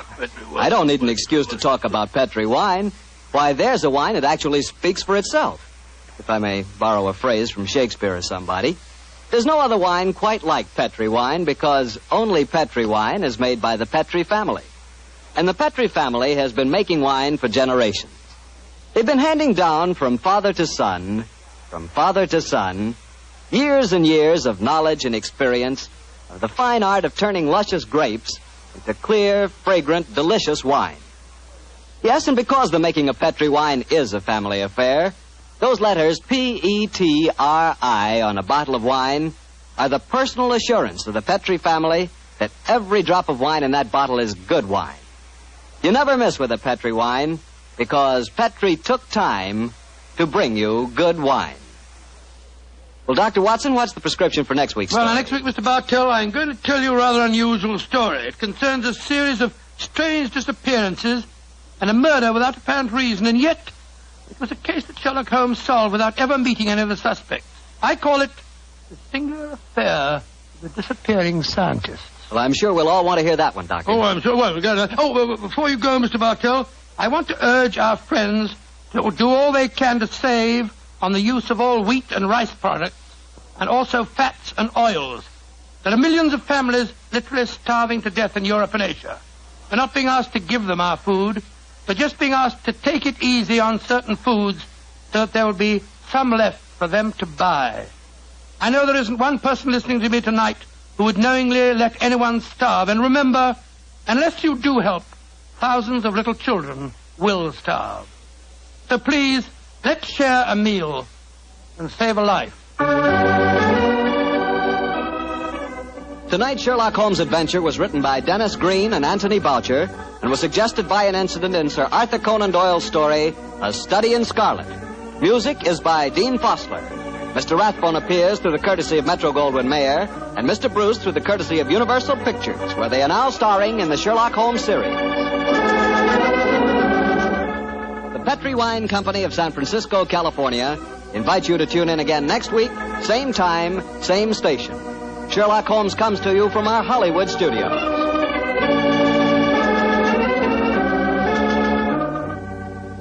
This is Harry Bartell saying goodnight for the Petri family.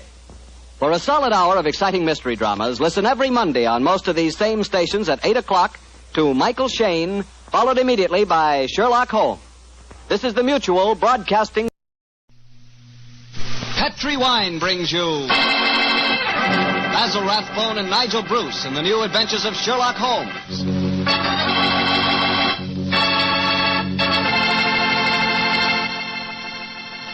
The Petri family, the family that took time to bring you good wine, invites you to listen to Dr. Watson tell us another exciting adventure he shared with his old friend, that master detective, Sherlock Holmes.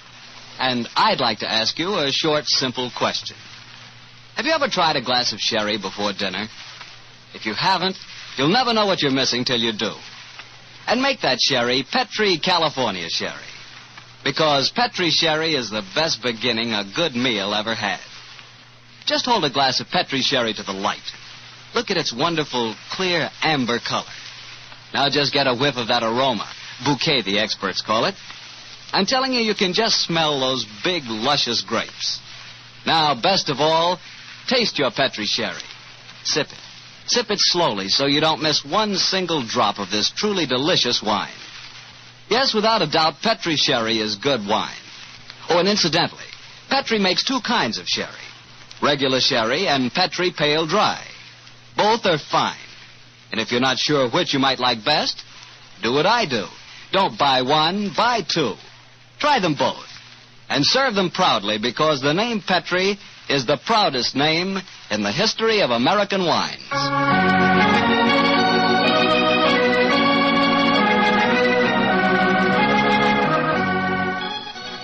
And now I'm sure our good friend and host, Dr. Watson, is waiting, so let's go in and join him. Good evening, Doctor. Good evening, Mr. Bartell. Here. Down, Monty. Down there. Dogs seem very chipper tonight.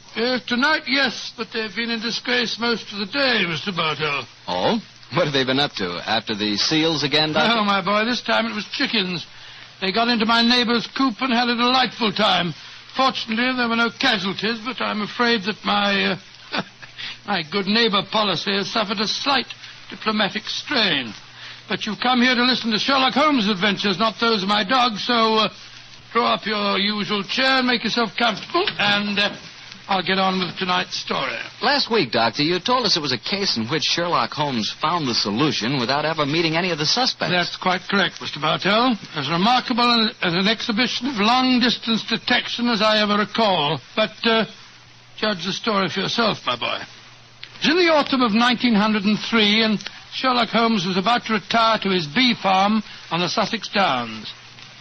I must confess, Mr. Bartell, that my heart was heavy during those last few weeks we spent at Baker Street. I thought of the countless adventures that we'd shared together.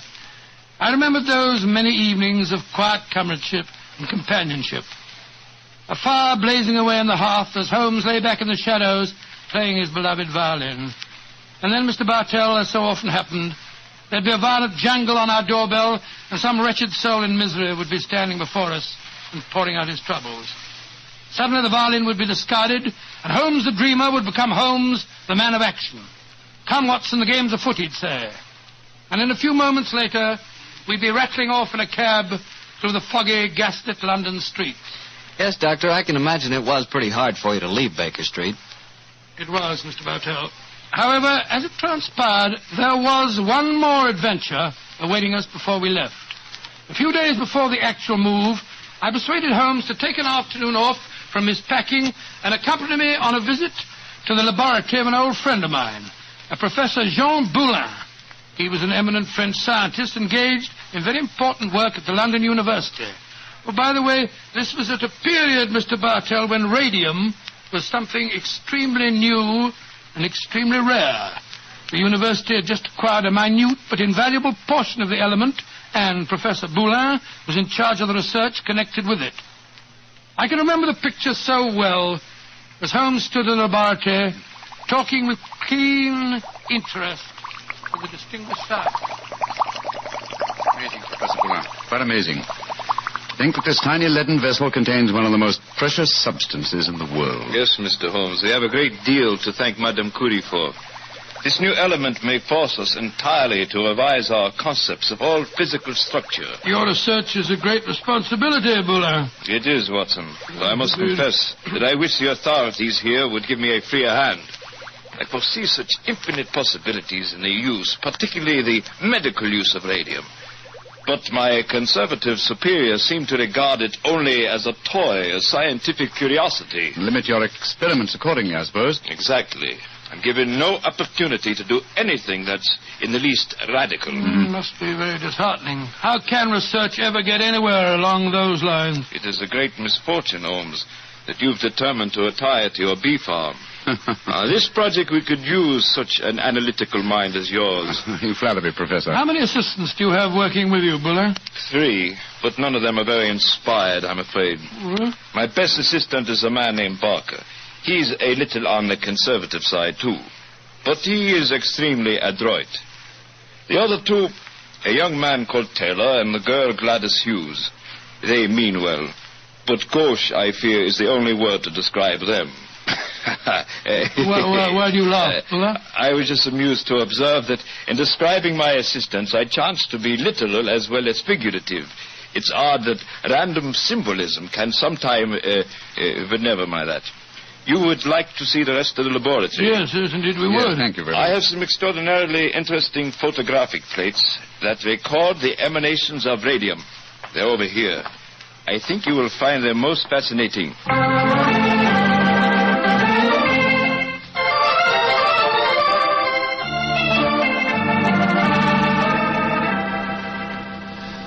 Baker Street, particularly when our rooms are full of packing cases, seems rather drab after the scientific stimulations of Professor Boulin's laboratory, doesn't it, old chap? Yes, it seemed drab even if we hadn't been to see him. I feel frightfully depressed, Holmes. I just don't know what I'm going to do without you. Oh, you're still a young man, Watson, and a susceptible one. You'll marry again. No, I won't. Yes, you will, old chap. And you'll end up by being glad that your old roommate, your difficult, rather unsociable old roommate, is living in retirement on the Sussex Downs. Rubbish. I shan't feel anything of the kind. In any case, I don't think you'll be able to stay in retirement for long. Your mind is much too alert to be satisfied by being a sort of midwife to a bunch of beastly bees. Oh, dear Watson. I feel that you'll never eat honey again. Yes, you can laugh, Holmes, but I could see how excited you were when Boulin suggested that you might help him with his radium experiment. A flattering suggestion, I must admit, my dear fellow. Just the same, Oh, now, who the devil's that? From the urgency of the tug on the bell pull, I'd say that it was a client. Then go and head him off, will you, old chap? Yes, I'll do my best. Oh, Watson, explain that I'm no longer in practice. Too late, Holmes. He's brushed past Mrs. Hudson. Here he comes rushing up the stairs. Oh, confound it. I beg your pardon, sir. You but, Mr. Sherlock Holmes? No, I am not Sherlock. Then you must be Mr. Holmes. That is my name, sir. But may I ask what accounts for your rather whirlwind entrance? My housekeeper, Mrs. Hudson... I haven't any time to consider etiquette. My sister Gladys Hughes has vanished. Vanished into thin air. You've got to find her for me, Mr. Holmes. I'll pay you any fee you name, but you've got to find her. Mr. Hughes, I'm extremely sorry that your sister has vanished, but I'm afraid that I can do nothing to help you. I'm retiring. I'm giving up my practice. If you won't help me, I'll go to someone who will. That's exactly what I mean, sir. I suggest that you go to the police, or if you insist on a private investigator, I can strongly recommend Mr. Martin Hewitt. Yes. His address is 39 Pont Street, Knightsbridge. Good day to you. Good day, Mr. Hughes. 36 Pont Street, Knightsbridge. Mr. Martin Hewitt. Yes, I can understand his concern, but his manners leave a great deal to be desired. Holmes. Gladys Hughes, his missing sister. That was the name of one of Professor Boulin's assistants, wasn't it? True, old fellow, but it's probably only a coincidence. What? Both Christian and surnames are extremely common ones. Well, I have a feeling that it may not be a coincidence. Oh, come now, my dear fellow. Don't you try and embroil me in a fresh adventure. I've retired and I'm leaving for Sussex in a few days. And if any more clients come wrenching at my doorbell, I shall ignore them.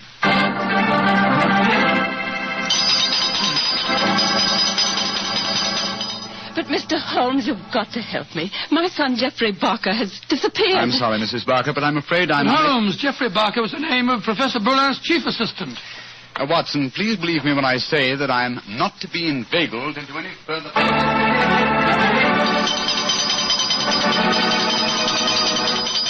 Mrs. Taylor, I'm sorry, but I can't help you. Oh, but Mr. Holmes, it's my husband. He's disappeared. We've only been married 3 months, and now... Oh, it's terrible. I've been so worried ever since he started to work on that strange new radium with Professor Jean Ballon. Holmes, you can't pretend it's coincidence any longer. Gladys Hughes, Geoffrey Barker, and now Taylor. The 3 assistants of Professor Boulin. I know it, Watson. Mrs. Taylor, the moving van will be here tomorrow to take my things to Sussex. I shall follow them immediately. I have retired, madam. Do you understand that? Retired.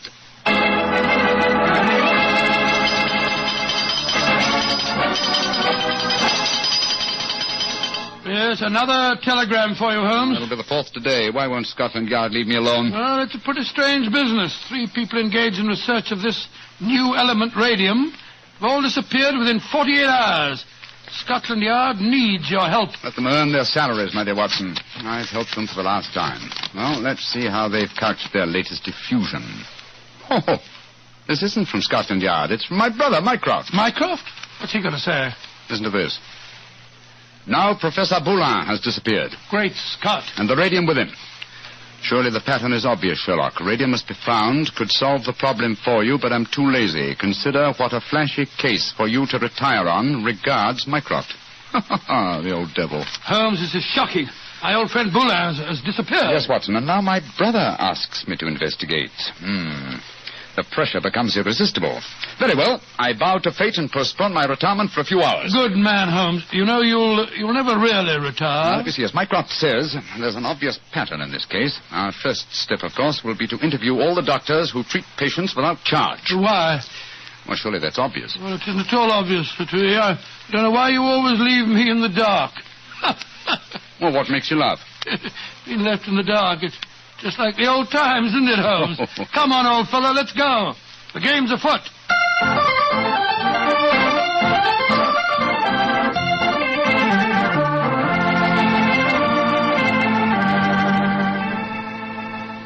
Dr. MacDonald. This is Mr. Sherlock Holmes. Mr. Sherlock Holmes. I'm very glad to meet you. And are you, Dr. MacDonald? I swear that I've never been in as many doctors' offices as I have today. But Mr. Holmes is in search of some information. Perhaps, Doctor, you can help him. I'll do my best. What do you want to know, Mr. Holmes? Whether you have any charity patients with skin eruptions or growths of any kind. I mean, patients that have not kept their appointments recently, perhaps. Now, let me see. Why, yes, I do. Old Mrs. Pendle. She has a very bad case of lupus.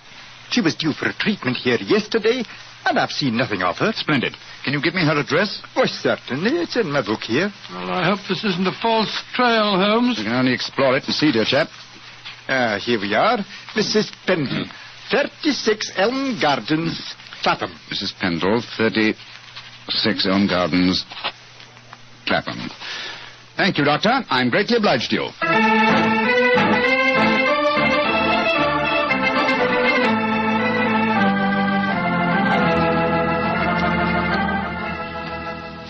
Getting restless, Watson? Yes, I am a little. We've been waiting outside Mrs. Pendle's house for over an hour. Why don't we knock on the door and see if she's at home? Oh, no, my dear chap. We mustn't frighten her. I hope that she's going to lead us to our quarry. You see... Shh. Front door's opening. A woman's coming out. Yes, it's Mrs. Pendle, beyond doubt. Look at that bandage around the upper part of her face. Hello, she's turning down the street. We're going to follow her, I suppose. Naturally, but let's give her a start, shall we? We don't want her to spot us. Well, while we're waiting, perhaps you clear up 1 or 2 points for me. I'm still very much in the dark. With pleasure, old chap. What puzzles you? Well, one of the things that Come on. What? We've given her enough of a start. Let's follow her. Oh, very well. But look here, Holmes. You asked me what I didn't understand. 2 things puzzle me. What did Mycroft mean by the pattern of the case? And why are we following a poor sick old lady through the London streets? I'll answer the first question, and I think the answer to the second will be self-apparent. The pattern of the case is clear. Professor Boulin and his 3 assistants had vanished together with Iradium, but their disappearances were not simultaneous. Had they been so, it would have been a transparent case of theft. But with the disappearances gradual rather than simultaneous, the emphasis has been subtly shifted. Yes, I can see that, Holmes, but what do you suppose is at the back of the whole business?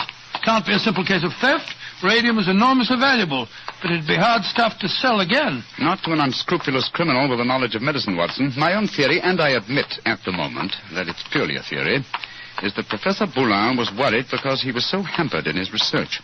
You remember that he stressed his great faith in the medical values of the new element, radium. Yes, he did. It's more than possible that he places the rights of science above the rights of property, that he's determined that he and his group will carry on their invaluable research unhampered by the conservative restraints of the university. I see what you mean, Holmes, but how does Mrs. Pendle, the poor woman that we're following, enter the picture? Because one of the chief lines of radium research on the continent so far has been with her sort of trouble. Professor Boulin's obvious move, if my theory is correct, would be to contact poverty-stricken patients, promise them relief, induce them to abandon their regular treatments, and submit to him. By Jove, yes, Holmes, that seems perfectly logical, and yet I can't believe that Boulin would... Mrs. Pendleton has reached her destination. She's turned down a driveway. Yes, she's walking up to what looks like a deserted warehouse. Hurry, old chap. Don't let her out of our sight. She's opened the door without knocking. She's gone in. We'll wait here for a moment or 2, then we'll follow her. I have a feeling that your old friend, Professor Boulin, is not far away, Watson. Yes, you're probably right. But I hope we can do something to protect him from the consequences of what he's done. It might easily mean the finish of a brilliant career. I'll do everything in my power, but you know as well as I do... Shh, look. Mrs. Pendle's coming out again. Yes, and she's in trouble. Come on. Mrs. Pendle, what's wrong? I don't know how you know my name or who you be, but you ask me what's wrong. They tell me to come here to this address, and I find a doctor who'd help my face. I comes here, and what do I find? What did you find, madam? A corpse, sir. That's what I find. A dead man lying there in a great pool of his own blood.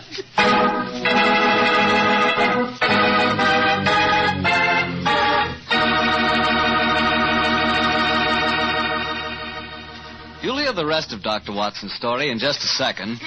So I'm just going to remind you that there's one wine which everyone likes and which is good on any occasion. Petri California Sherry. Do you want a swell wine to serve before dinner? The perfect answer is Petri Sherry. If you want a wine that's delicious after dinner, or later in the evening when you're just talking things over with your friends, again you want Petri Sherry. And if you want a wonderful wine to serve at cocktail time, naturally you want Petri Sherry.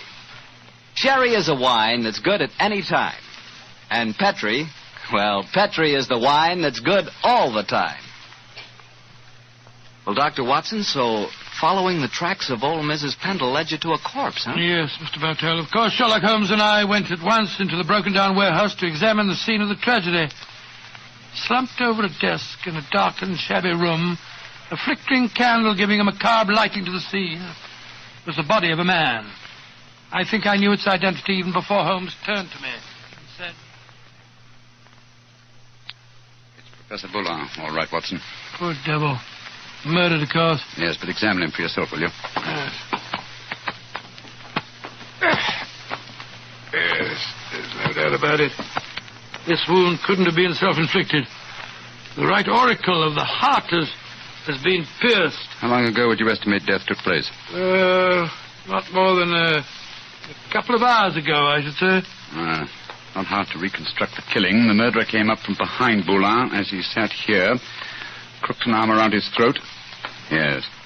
See the finger marks on the right-hand side of the neck? Here. Then stabbed him in the chest. And then withdrew the weapon and disappeared. Leaving no traces, confound it. A dusty room is an ideal place for recording footprints, but there are half a dozen different prints here, including Mrs. Pendle's. Hello. Here's the print of a smaller woman's shoe. Well, must be that of Gladys Hughes, his assistant. Undoubtedly, but that really proves nothing except that she was here with him. A fact that we were convinced of anyway. Question is... Come on.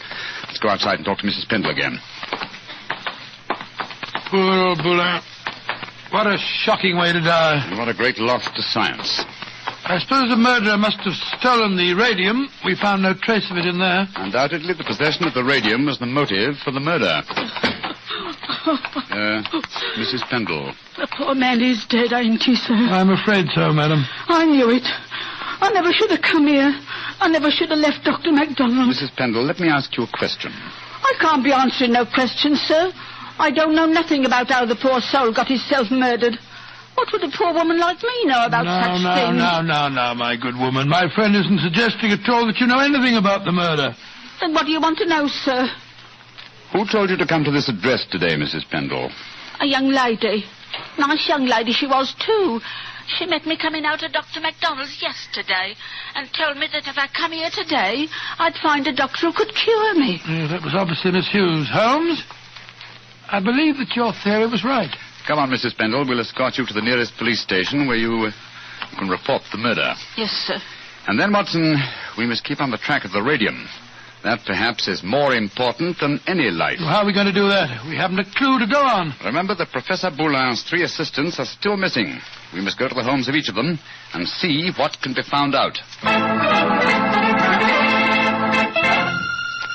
Mr. Hughes, you must realize by now that your sister's disappearance is part of something vastly more significant than you think. I must ask you in the My first... sister didn't disappear, Mr. What do you mean, sir? You came to us and said that she had. Oh, it was all a mistake, gentlemen. She came back today. She'd just been down to the seaside for a short rest, and she'd forgotten to let me know. I'm sorry to have bothered you. May I see your sister at once, please? I'm sorry, Mr. Holmes, but she's out just now. I don't know where she's gone or what time she'll be back. Mrs. Barker, I've come to you about your son's disappearance. I'm afraid that... But my son didn't disappear, Mr. Holmes. It was all a misunderstanding. He came home today. Then may we speak to him, please, Mrs. Barker? Oh, I'm afraid that's impossible. You see, he just... Mrs. Taylor, I want to talk to you about your husband's disappearance. Oh, that. He came home this afternoon, Mr. Holmes. At first I was so suspicious, but when he explained, well, I'm sure you know how it is in the first few months of marriage, those little tips.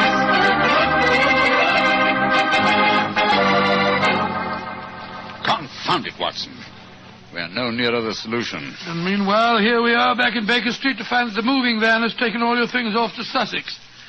Perhaps you should give up the case, Holmes, and follow them. Close my career on a note of failure? No, my dear fellow.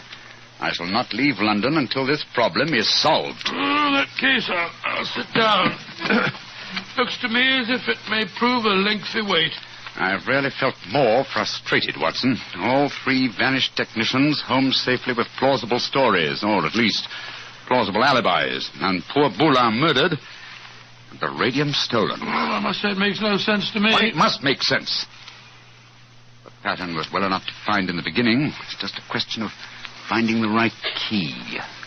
In a way, it's clear enough what's happened. One of the 3 assistants, placing the financial value of radium above its value to science, murdered Boulin to obtain the prize. The other 2, fearing that their complicity in the original plot would involve them as accomplices in murder, ran home and established an alibi. And the murderer did the same thing, for it's obvious one of the 3 must be the killer and the thief. Yes, the question is, which one of the 3 is the culprit? If only poor Boulin were alive, he could help us. My dear chap, if Boulin were alive, there would be no murderer. Of course it wouldn't. Now, let's see. Boulin gave us a few bare facts about his 3 assistants. I wonder... But of course, Watson! I have the answer. The case is solved. What do you mean, Holmes? How can it be solved? You haven't done enough investigation. If it comes to that, you haven't even seen any of your 3 suspects. That isn't necessary. Oh, you know who did it? Yes, Watson, and so should you. But we know nothing to set them apart from each other, except that one of them's a girl. We know more than that, my dear fellow. Think hard. Well, Boulin told us that Geoffrey Barker was an excellent technician, while the other 2 were somewhat clumsy. We know even more than that. Well, I'm just if I know what, Holmes. I shan't even need to stay in London and follow the case through to its logical conclusion. A telegraph to Mycroft and another to Scotland Yard to take care of it, yes. And I can be in Sussex before the moving van, after all. You mean you're going now before the case is solved? But it is solved, my dear fellow. All that remains to be done is some purely routine work. What's the time? Look, it's just 3 o'clock. Splendid. If we hurry, we can catch the 3:45 express from Waterloo. We? Yes, I was counting on you spending a few days down there with me, old chap. I hope you can spare the time. I should hate to make so drastic a change without my good old friend Watson at my side. Oh, of course, I'll be delighted, but... But what, my dear boy? The case of the disappearing scientists. Wait until we get to Sussex, shall we? As soon as I get an answer to my telegrams, I'll explain the whole thing to you. And now let's hurry, shall we? Our train leaves in 40 minutes.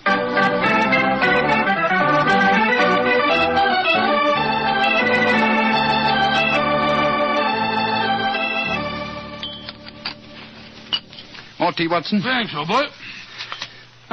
Peaceful down here, isn't it? Extremely. At the moment, I must confess, I find it rather nerve-wracking. Oh, why?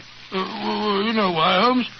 I want you to open that telegram and tell me if your solution to the Boulin case was the correct one. Very well, my dear chap. Let's see. What is it? It's from Mycroft. Listen.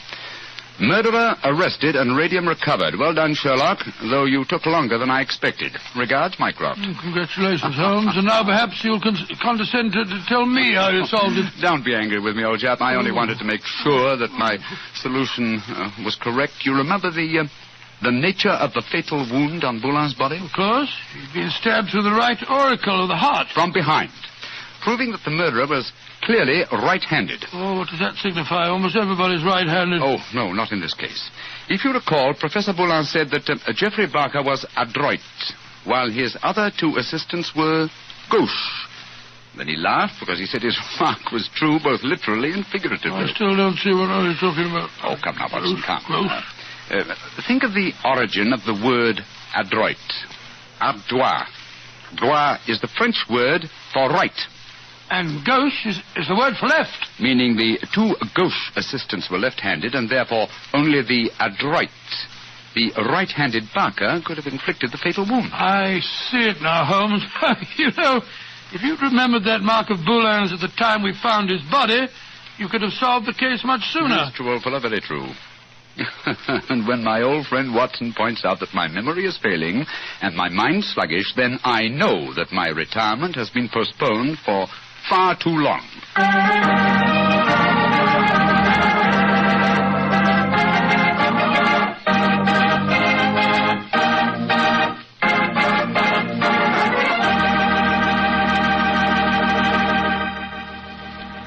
Well, so Holmes really went through with his idea of becoming a bee farmer. Yes, of course. It became one of his favorite hobbies. do you know anything about the raising of bees? Oh, nothing at all. The only connection I've ever had with bees was very remote.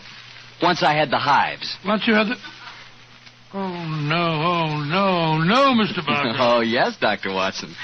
But seriously, I do know one thing about bees. Even when you know all about them, you're apt to get stung. That's true enough. So I'll make my hobby Petri wine. You know, you can't miss when you buy Petri wine, because Petri wine is always good wine. The Petri family has been making fine wine for generations. In fact, they started way back in the 1800s. And they've handed on down from father to son, the knowledge and experience absolutely essential to the making of truly fine wine. And since the making of Petri wine is a family affair, you can be sure that the name Petri means something on a bottle of wine. Those letters Petri are more than a trademark. They're the personal assurance of the Petri family that every drop of Petri wine is good wine. So when you buy wine of any type, you can put your faith in the Petri label, because Petri took time to bring you good wine. Well, Dr. Watson, what new Sherlock Holmes story are you going to tell us next week? Well, now, let me see. Next week, Mr. Bartell, I'm going to tell you about one of the weirdest adventures that Holmes and I ever had. It concerns a haunted chapel in the wilds of Cornwall, strange organ music that played at midnight, and the headless ghost of a murdered monk.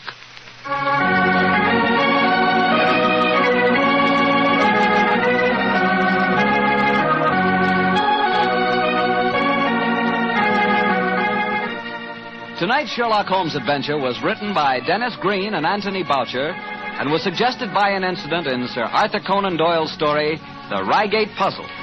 Music is by Dean Fossler. Mr. Rathbone appears through the courtesy of Metro-Goldwyn-Mayer, and Mr. Bruce through the courtesy of Universal Pictures, where they are now starring in the Sherlock Holmes series.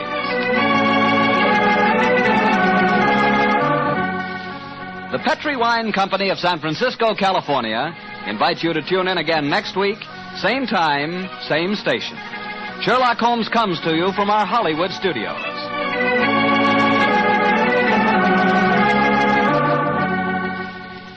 This is Harry Bartell. Petri Wine brings you Basil Rathbone and Nigel Bruce in the new adventures of Sherlock Holmes.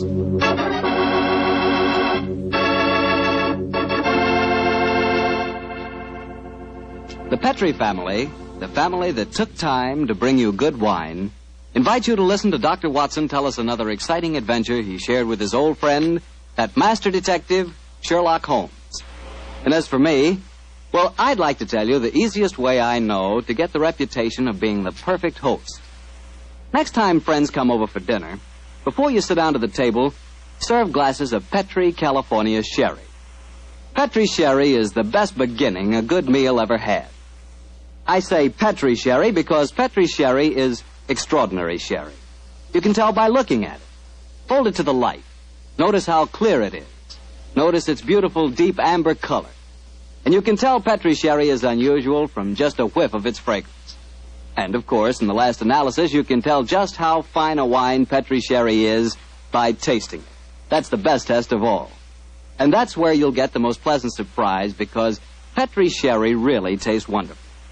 A flavor right from the heart of the grape. So serve Petri sherry to your family and your friends, and serve it proudly, because the name Petri is the proudest name in the history of American wines.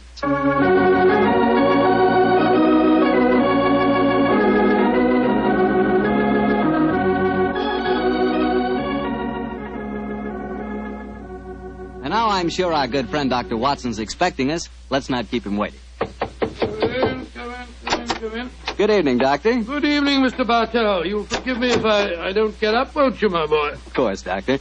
What's the matter, a touch of rheumatism? No, I've played 18 holes of golf today. I hope that when I'm your age, Doctor, I can be half as sprightly. Oh, it's very nice of you, but if you don't mind, we won't discuss the question of my age. So draw up your chair, make yourself comfortable. I'll get on with tonight's new Sherlock Holmes adventure. Well, from the hint you gave us last week, it sounded like quite a spooky story. It was, Mr. Bartell. It certainly was. Towards the end of November in the year 1895, A dense yellow fog had settled down over London. For 4 or 5 days, it was impossible from our rooms in Baker Street to see the outline of the houses opposite. A real London pea-souper, huh, Doctor? Yes, my boy, and it became most depressing. The first day, Holmes had spent in cross-indexing his huge book of criminal references. The second and third had been patiently occupied with a subject which he had recently made his hobby, the music of the Middle Ages. But when on the fourth day, on pushing back our chairs after breakfast, we saw the greasy, heavy brown swirl still drifting past us and condensing in oily drops upon the window panes, Sherlock Holmes' impatient and active nature could endure this drab existence no longer. He paced restlessly about our sitting room, chafing against the inaction.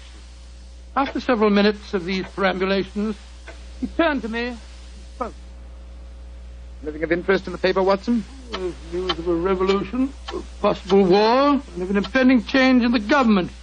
Nothing to interest you, though. No crimes of any importance. The London criminal is certainly a dull and unenterprising fellow these days. Look out of the window, Watson. See how the figures loom up, are dimly seen and then blend once more into the foggy depths. What a day for a thief or a murderer. He could roam London as the tiger does the jungle, unseen until he pounces, and then evident only to his victim. That's a cheerful thought, I must say. Hello. I wonder who that is. Probably a visitor for Mrs. Hudson, or perhaps the local plumber has finally condescended to pay some attention to the faulty gas jet in our hallway. I don't think you're right on either count. I can hear Mrs. Hudson's footsteps on the stairs. Come in. Come in. Yes, Mrs. Hudson, what is it?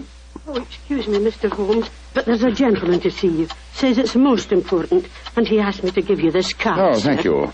Oh, Mortimer Harley, eh? Show him up, please, Mrs. Hudson. Very good. Mortimer Harley, and who's he? I've not had the pleasure of meeting him personally, but I'm quite familiar with his scientific reputation. Scientific? In what does he specialize? Oh, I suppose one might refer to him as one of the greatest authorities on all matters connected with the occult. You mean the fellow dabbles in supernatural stuff and all that sort of thing? I mean, my dear Watson, that Mortimer Harley is an extremely intelligent man with a thoroughly comprehensive and scholarly knowledge of his field and an intense belief in the existence of the supernatural force. Now, here he is to speak for himself. Oh, come in, Harley. Thank you, Mrs. Hudson. You're Mr. Sherlock Holmes? Yes, sir. This is my colleague, Dr. Watson. How do you do, Mr. Harley? How do you do, Doctor? Won't you sit down, sir? Thank you. Well, you fellas are probably wondering who I am and what's brought me here. Well, we're not wondering who you are, Mr. Harley. My friend Holmes was just telling me of your scientific eminence. I'm flattered that you know of me, Holmes. Just the same, you're wondering why I'm here. Naturally, sir. Well, since you know I'm a student of the occult, I'll get right down to my problem. Mr. Holmes, have you ever heard of the headless monk of Trevennis Chapel? Oh, yes, indeed, Mr. Harley. An apparition to be counted among our more intangible national treasures, I should say. I'm sorry to appear stupid, but I have never heard of the headless monk of whatever it is chapel. Well, then, let me tell you about it, Doctor. Yes, I wish you would. Trevennis Manor in Cornwall was once an abbey. It was expropriated during the reign of Henry VIII, and several of the monks were killed in some of the minor difficulties attendant on such an act. But one of the murdered monks, a certain Brother Hugh, the chapel organist, was persistent. He still haunts the chapel today. He still plays the organ, and since he was beheaded, he always appears headless. It's a charming little legend, Mr. Harley, but you don't expect us to believe it's anything but a legend, surely. Skeptic, eh? How about you, Mr. Holmes? I'm extremely curious to know why you come to see me, Mr. Harley. I'll tell you why. I have a rare opportunity to investigate the phenomena. You see, the son of an old friend of mine, a young fellow by the name of Leonard Miles, is secretary to the owner of Trevennis Manor. He asked me to stay there, and I find the invitation irresistible, particularly since the phenomena have curiously increased of late, Mr. Holmes, almost as though some more mortal agency were motivating them. Oh. Now I see why you've come to me, Mr. Harley. I knew you would, Holmes. You see, I'm like my good friend and fellow investigator, Carnacki. I believe in being prepared to meet phenomena on either the natural or the supernatural plane. If the phenomena are real, then they fall legitimately in my field. Whereas if, as I'm sure you suspect, they are being contrived by human forces, then you think that's more in my department, eh, Harley? Exactly. Well, what do you say, Holmes? A little trip to Cornwall would be a nice few days. We'd probably escape the fog down there. Oh, the places with the weather, Watson. What? I'm much more concerned with the fog that surrounds the appearances of the headless monk of Trevennis Chapel. And Mr. Harley, I accept your invitation with pleasure. There's still time to catch the Cornish Express. We can be at Trevennis Manor before the moon is up.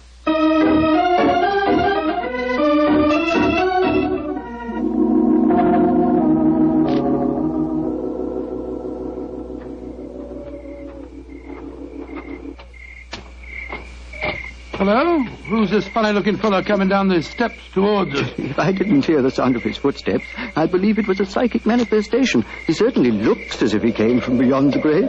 Who be ye, gentlemen? Where be ye going? Well, supposing you tell us who you are first, my good man. Who be I? I be David Pendragon, sir. That's who I be. Stable hand here at the manor. And I ask you gentlemen again where you be going. We're staying at the manor, and we're just going to take a look at the chapel. Oh, don't ye do that, sir. People that go in there don't often come out the way they go in, sir. Don't ye do it, gentlemen. What are you talking about, my good fellow?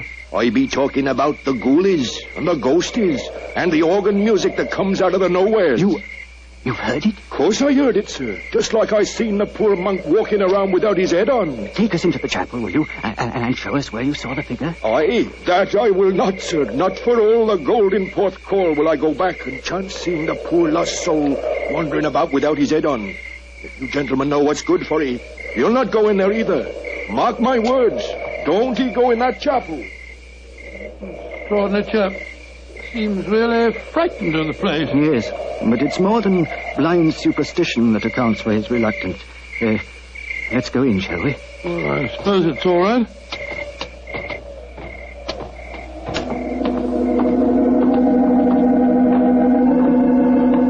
Great Scott! Listen to that. The organ. The ghost's playing it. We're extremely fortunate. A psychic manifestation as soon as we enter. Remarkable. Psychic manifestation rubbish. Look who's sitting at the keyboard. It's Holmes. Holmes? What's the matter, Watson? What's the matter? You frightened us to death, didn't he, Holly? Well, speaking for myself, Doctor, it disappointed me. I thought it was a genuine phenomenon. What do you think you're doing, Holmes? I thought you were still behind us. I'm sorry if I frightened you, Watson. I was curious about this organ. I slipped in by the side door ahead of you and tested the instrument. It's in astonishingly good condition for a disused chapel, don't you think, Harley? Yes, I do, Holmes. One might reasonably presume that someone tends it with great care. In fact, I would go further and say... What are you doing in here? We are guests at the manor house, and we decided to pay a visit to the chapel before we paid our respects to our host. Oh, my father is your host. I'm Dorothy Brownlee. How do you do, Dorothy? My name is Holmes, and these gentlemen are Dr. Watson and Mr. Harley. How do you do, Dr. Watson? Mr. Harley. I heard the organ music, and I was terribly frightened. You've heard of the legend, I suppose. You mean about the headless monk and the ghostly organ and music, Miss Brownlee? Yes, Doctor. And it's more than a legend, I assure you. That's why I rushed over here as soon as I heard it. It must have frightened all the servants within hearing distance. Why were you playing the organ? I was curious to see whether it was in good repair. Obviously it is, Mr. Holmes. Well, my father and his secretary, Mr. Miles, are expecting you, I know. Let's walk over to the house, shall we? I'm sure you've seen enough of the chapel for tonight.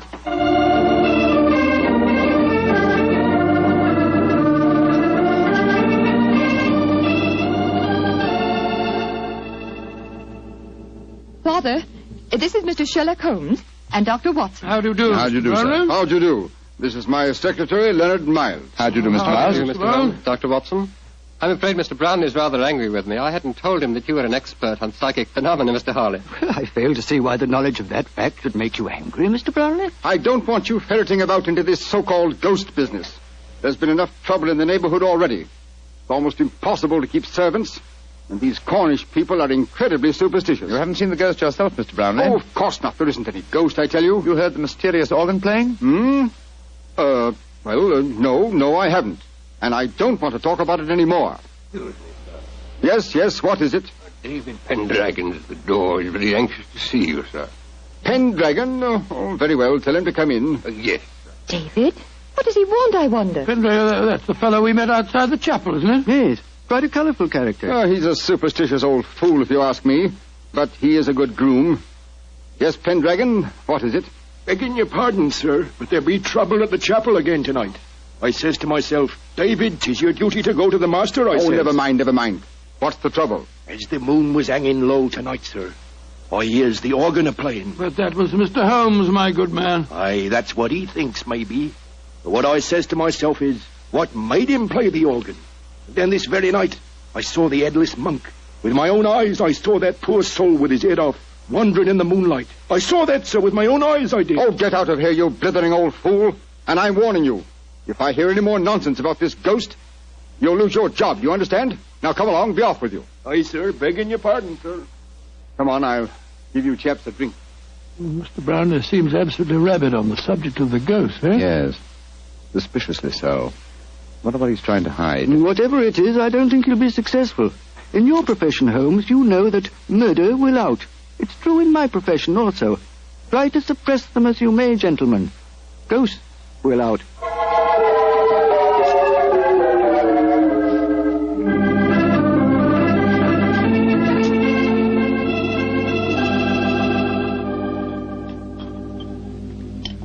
Well, Holmes, this place may be haunted, but I swear that I never spent a better night anywhere. Good morning, Mr. Holly. Good morning. Good morning, sir. Good morning. I'm glad to see I'm not the only late riser. Oh, were you up late too, sir? Yes, I was, Doctor. I decided to ignore the veiled threats of Mr. Brownlee, and so I did a little investigating in the chapel. Would you mind passing the teapot? And what were the results of your investigations, Mr. Holly? Well, there was no psychic manifestation, you understand, but I'm sure of one thing. That chapel is evil.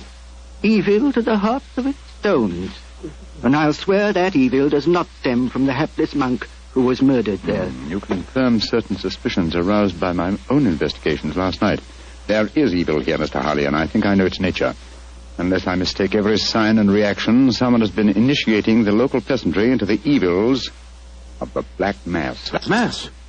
Good Lord, what a shocking thought. My own sensations last night confirm your theory, Holmes. There is a coven here, I swear it, hiding its own obscene practices under cover of the haunting. Well, that sounds quite feasible. After all, the people are so superstitious that they'd keep as far away as possible from the chapel when they heard the organ playing. This problem falls into both our fields, Harley. The practice of black magic is a criminal offense. Perhaps it's just as well the old laws against witchcraft are still in force. I imagine, Mr. Harley, that you have your own methods of combating such forces as we're up against. Oh, yes, Holmes, though mine are not connected with the legal aspect of the case. May I ask what you plan to do, sir? Well, I have several rather elaborate preparations to make, Doctor. It'll take me most of the day, I'm afraid. However, I shall explain them to you all after dinner tonight.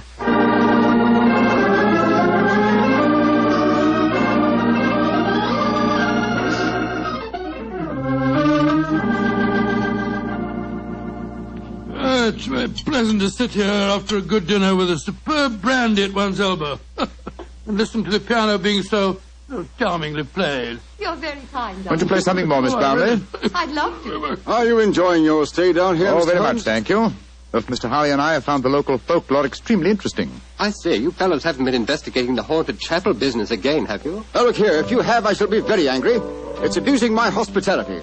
I told you distinctly I didn't want any more talk of ghosts. We are not talking of ghosts, my dear Mr. Brownlee.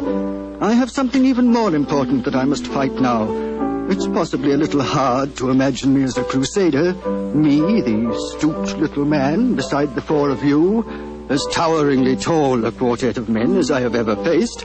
And yet, I am your St. George. What on earth are you talking about, sir? I'll tell you in secrecy. This mustn't reach the ears of the peasantry. I refer to myself as St. George because I go to wipe out an evil that lives in your midst. A living, modern dragon. Oh, please, Mr. Holly. That sounds dreadfully frightening. And to rid you all of this fiend, I must cleanse the chapel, purify it, exorcise it, remove its residue of psychic evil. That, gentlemen, is my mission tonight. Dorothy! She's fainted. Get some smelling salts, quickly. I'm afraid you were a little too graphic, Mr. Holly. I'm sorry if I frightened the young lady, but I'm sure that after tonight she will have no further grounds for fear in Trevennis Manor.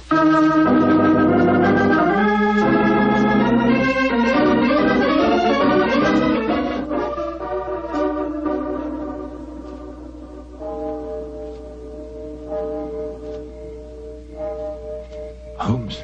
Yes, old chap? Did you hear anything? Nothing but the owls and the clock striking midnight. I'm getting awfully jumpy. What do you suppose Harley's up to? I can imagine his procedure. Midnight, the crucial hour, I suppose, in his endeavors. I wish him luck.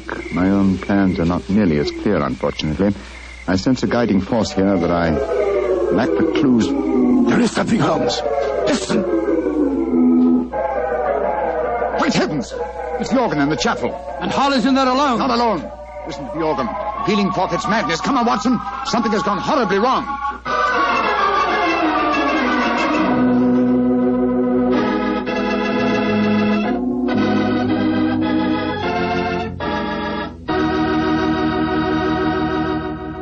You'll hear the rest of Dr. Watson's story in just a second.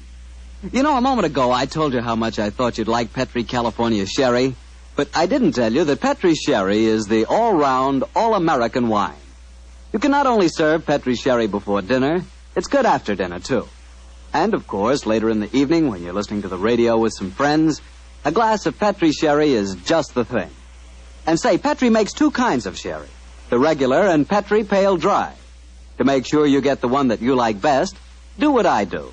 Don't buy one, buy two. But remember, always buy Petri. Dr. Watson, that was a heck of a place to break off your story. Then let us continue it as speedily as possible, my boy. As soon as we heard that devilish organ music, Holmes and I rushed out of the house and raced in the moonlight down the path leading to the ruined chapel. By the time we reached the entrance, the organ music had ceased, and the tall, gangling figure of David Pendragon was standing in our path. You gentlemen be wanting it this time of night. What are you doing here? I be here because the gentleman gave me 5 shillings to stand outside here and see that no one disturbed him. That's why I be here. And nobody did come or go. He still be there, he be. But when you heard that organ music, why the devil didn't you go in? Organ music? I heard no organ music, come on, sir. Watson.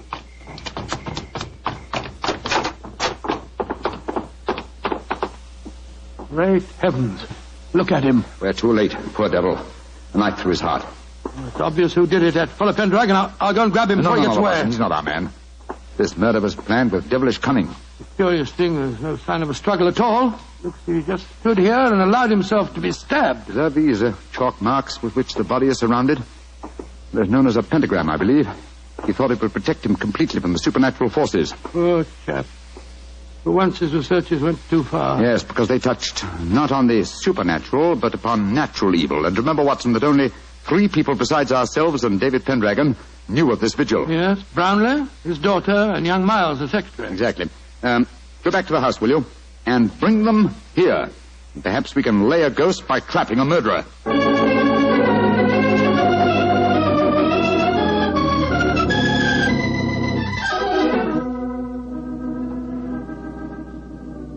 And that's all I know, Mr. Holmes. Well, you've not established much so far, Holmes.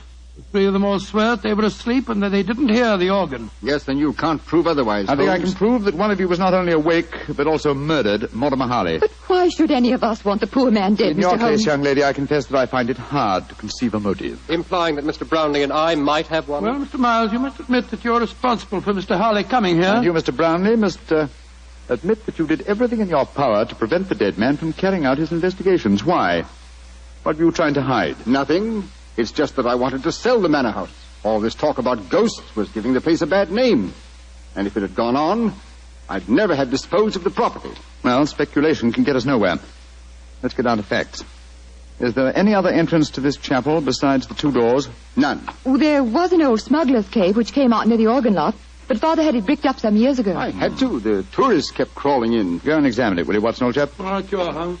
If you don't mind my saying so, Mr. Holmes, it seems obvious who did this murder. You told us David Pendragon admitted that no one went in or out as he stood guard. He must have done it himself. Oh, the man's half-witted. And superstitious. He might have killed Mr. Harley because he was attempting to interfere with a ghost. And then played the organ to celebrate the occasion? I think you overestimate David Pendragon's capabilities, Miss Brownlee. Mr. Miles. Yes, Mr. Holmes. Pendragon is waiting outside. Would you be kind enough to ask him to come here for a moment, please? Certainly. What did you find out, Watson? Well, it's easy to see where it was bricked up, but it's a solid wall now. No one could get in that way. But if no one came in or out, who else could have killed Harley except Pendragon? The ghost, or rather the person disguised as a ghost. The dead man expected a psychic manifestation. When he saw the supposed ghost coming towards him, he offered no resistance. He believed that the magical pentagram would protect him. Ah, there you are, David. Aye, here I be, sir. But I don't know nothing more than what I told ye. No, don't be frightened, Pendragon. All we want is the truth. That's what I told thee, sir. And tell us a little more, will you? When you said no one had entered the chapel tonight, you meant that no mortal man had entered, didn't you? That I did, sir. But how could I say I'd seen the ghost when Mr. Brownlee here had told me I'd lose my job if I spoke of the ghost again? Oh, now we're getting somewhere. So you did see the ghost? That I did, sir. The poor soul walking through the moonlight with no head on his body. You saw it quite clearly? Just as clearly as I sees you now, sir. How tall was he? He was... Would you mind standing against the wall, sir? Yes, of course. He was as tall as... Well, his shoulders come to just where your shoulders come now, sir. You're a tall man, then, so we narrow it down to either you, Mr. Brownlee, or you, Mr. Miles. But this is utterly ridiculous. Of course it is. On the contrary, gentlemen, the case is solved. Which one of them was it, Holmes? Neither. Remember that the ghost is headless. That means that the imposter must have built up fake shoulders covering the head. On either of these men, they could have brought their shoulders to the level of my head. Great Scott, it was... Bravo, Mr. Holmes. I didn't think you'd catch me. Dorothy! No, I don't believe Miss Brownlee, I must warn you that... Keep back. Don't any of you come near me. As you see, I have a revolver. Dorothy, for heaven's sake! Don't speak to me of heaven! You thought I was a sweet little girl, didn't you, Father? You didn't know your dear, demure daughter could murder a man, did you? Why did you kill Mortimer Harley? Because he was a meddler. For months I've been practicing black magic here. For months I've been building up the legend of the headless monk and the organ music. It made me so wonderfully alone, so gloriously free to practice the right. And then he came here. I let him live that first night because I thought he was a fool. But on the second, when he said he was going to exorcise this chap, to purify it, as he said, he signed his death warrant.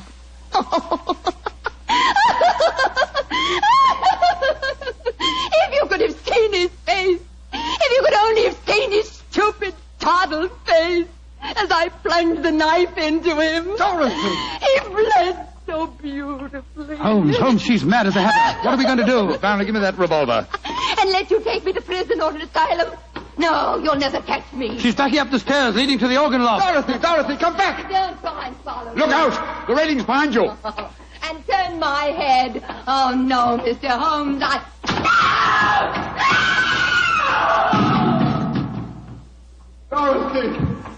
Dorothy! My poor little girl. Mr. Brownlee, the powers of evil are frightening. Your daughter had killed one man and might have killed more. She was insane. Hopelessly insane.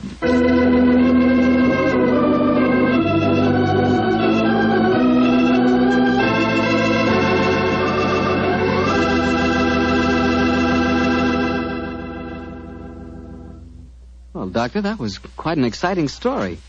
You know, I wish I could play the organ and write music for it.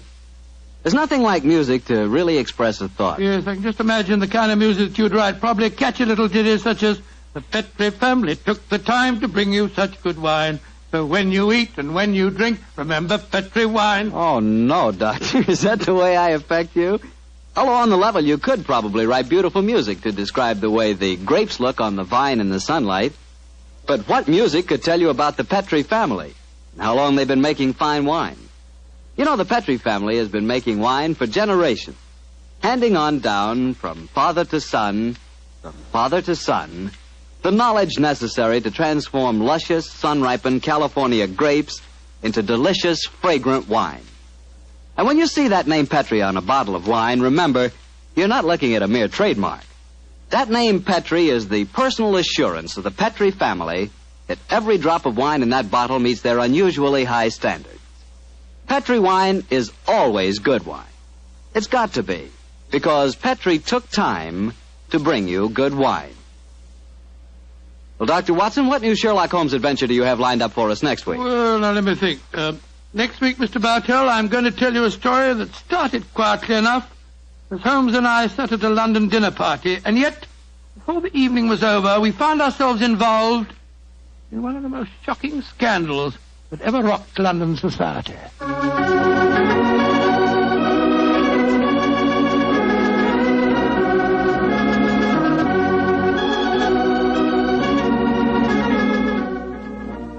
Tonight's Sherlock Holmes adventure was written by Dennis Green and Anthony Boucher and was suggested by an incident in Sir Arthur Conan Doyle's story, The Adventure of the Devil's Foot. Music is by Dean Fossler. Mr. Rathbone appears through the courtesy of Metro-Goldwyn-Mayer, Mr. Bruce through the courtesy of Universal Pictures, where they are now starring in the Sherlock Holmes series.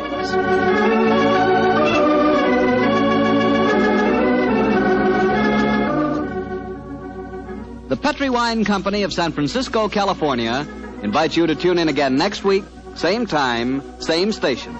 Sherlock Holmes comes to you from our Hollywood studios.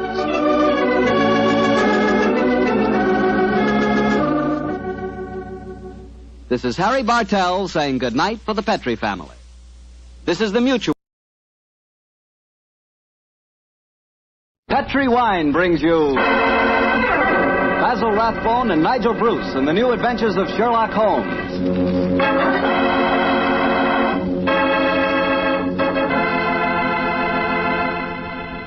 The Petri family, the family that took time to bring you good wine, invite you to listen to Dr. Watson tell us another exciting adventure he shared with his old friend, that master detective, Sherlock Holmes. And I know that Dr. Watson will agree with me when I tell you that the best way to begin a good meal is with a glass of Petri California sherry. Before you sit down at the table, pour yourself and your family a glass of Petri sherry. Try it. There are many ways to tell a good wine, by its color, its aroma, and its flavor. On every count, Petri sherry is outstanding. The color of Petri sherry is a clear, deep amber. Perfect. The aroma? Well, Petri sherry is as fragrant as a bunch of dew-covered grapes picked in the early morning. But most important to you, and to me, is the flavor of Petri sherry. We want a wine that tastes good. And believe me, you couldn't ask for a more delicious wine than Petri sherry. And just to make sure you get a wine that's exactly the way you want it, Petri makes two kinds of sherry, the regular and Petri Pale Dry. If you're not sure which you like better, why not try them both? Don't buy one, buy two. Just be sure you always buy Petri Sherry.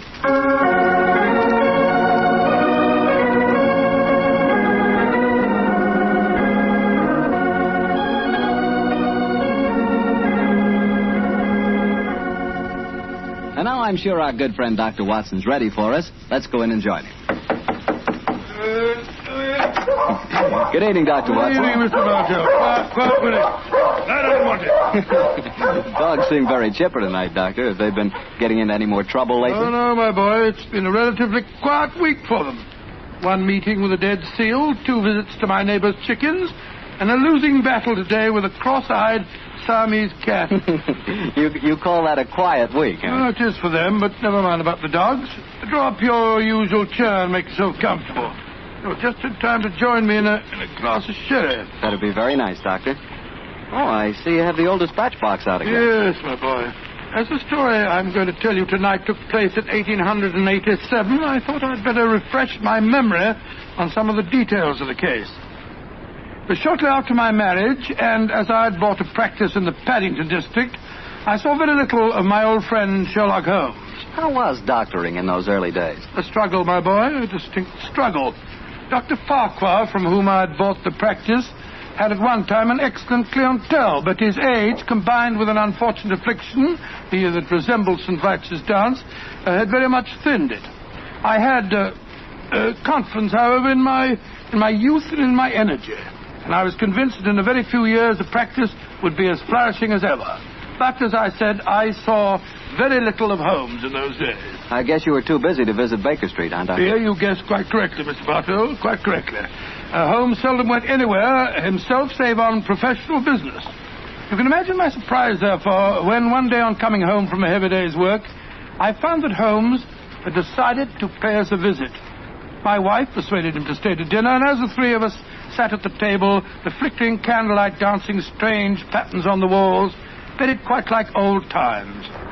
Holmes was in an unusually gay mood, and I can remember the twinkle in his eye as he turned to my wife.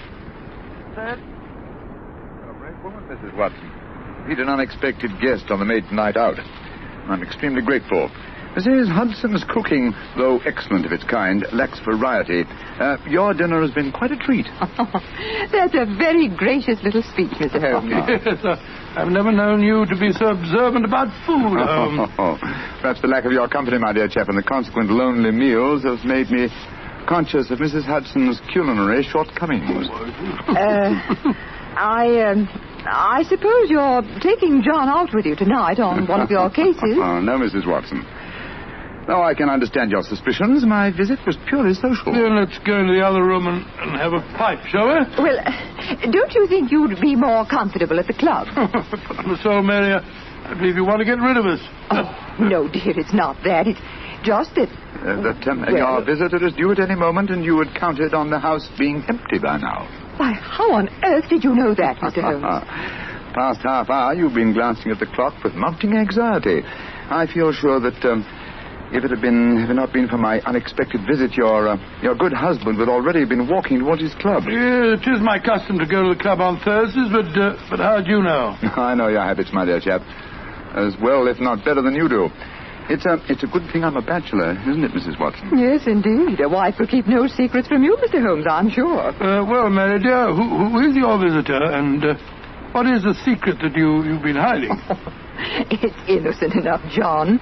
As Thursdays is the maid's night out, and you've been going to the club, I've been letting Alicia Wentworth meet her young man here, with me as chaperone, of course. Oh, so that's the mystery. Well, Watson, young love is on the wing, and I'm sure we're dreadfully in the way. Let's stroll to Baker Street, shall we? Yes, of course, I'll get my coat. Why didn't you tell me, Mary? Well, I was afraid you might be angry, John. Angry, of course, ma'am. Alicia's such a sweet girl. And Harry Prendergast is a very charming young man. He comes from an excellent family, has a commission in the infantry, and the children are tremendously in love. But her beastly guardian forbids them to meet. Oh, there she is now. Well, we can pretend that we were just leaving anyway. Yes, I'll get my coat. Hello, Alicia, dear. Oh, Mrs. Watson, I'm so glad to see you. Come here. Alicia, this is my husband and Mr. Sherlock Holmes. How do you do, my dear? It's a shame that we have to go now, but my friend and I have some very important business to attend to. You're Mr. Sherlock Holmes, the detective, aren't you? Yes, Miss Whitworth. Please don't go, Mr. Holmes. Please don't. I need help so badly. Why, Alicia, what's wrong? You're as white as a ghost. Let's go into the drawing room, shall we? What's troubling you, Miss Wentworth? It's Harry, Captain Prendergast. I don't know exactly what's the matter, but something dreadful has happened to him. Oh, now sit down here beside me, dear. That's it. Miss Wentworth, what reason do you have to suppose that Captain Prendergast is in trouble? I've seen friends of his today. They spoke of him almost as if he were dead, and yet they wouldn't tell me why. And just now I went to his club, and they told me that Captain Prendergast was not a member. But he is a member. He's been a member for years. Oh, what's happened to it? What has happened to it? Yes, there, dear. Mr. Holmes will help you. Now, don't you cry. Have you been to the police, Miss Wentworth? No, Doctor. You see, I went to my guardian, but he wouldn't let me go to the police. He said there'd be a scandal. Prendergast are a fine family. Why does your guardian object to him so strongly? I don't think he would approve of anyone I choose. He doesn't want me to get married. Oh, sounds like a positive ogre to me. Who is your guardian, my dear? Colonel Moran.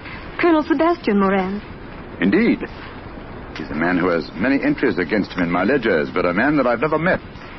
I have long hoped to cross swords with him directly. But how could Uncle Sebastian have anything to do with the criminal profession, Mr. Holmes?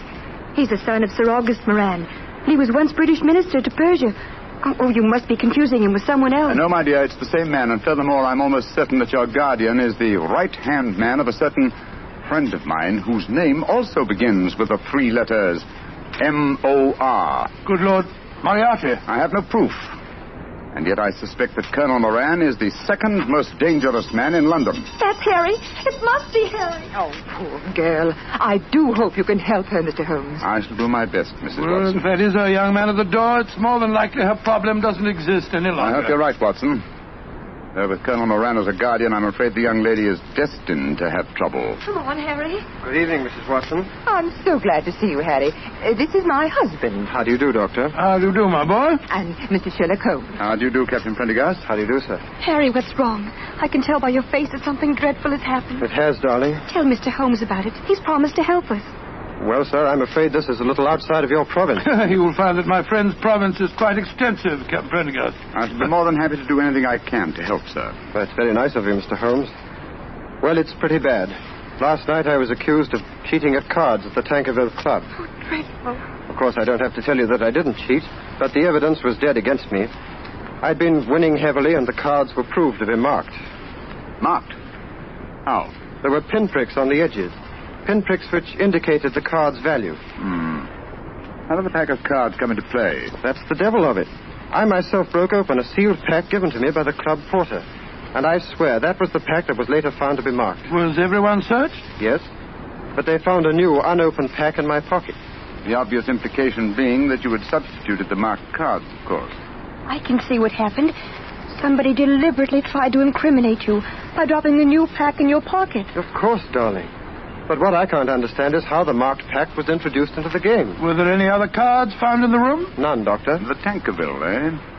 Colonel Moran is a member of the club, isn't he? Yes, he is. Uncle Sebastian uses it all the time. He was present at the game last night, Alicia. Oh, Harry, now we're worse off than ever. If he thinks you cheated at cards, he'll never let us get married. Now, don't worry, Alicia. I'm sure that Mr. Holmes can find a way out of this. I'm afraid it'll be too late. I couldn't marry you now, Alicia. What do you mean, Harry? They forced me to resign from the club. That's a bad enough disgrace. But I know there's worse to come. You see, I was expecting my promotion to major any day. Now it'll be a miracle if I'm not cashiered from the regiment. What kind of a life can I offer you? Harry, you're talking absolute nonsense. I think, Captain Prendergast, the next step is obvious. We must remove this apparent stain on your character. But how? Miss Wentworth can stay here with Mrs. Watson. The doctor and I will drive over in a cab with you to the club and see what can be done.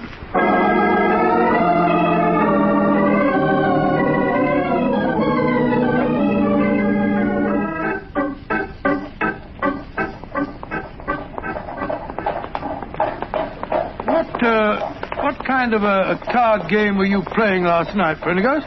Stud poker.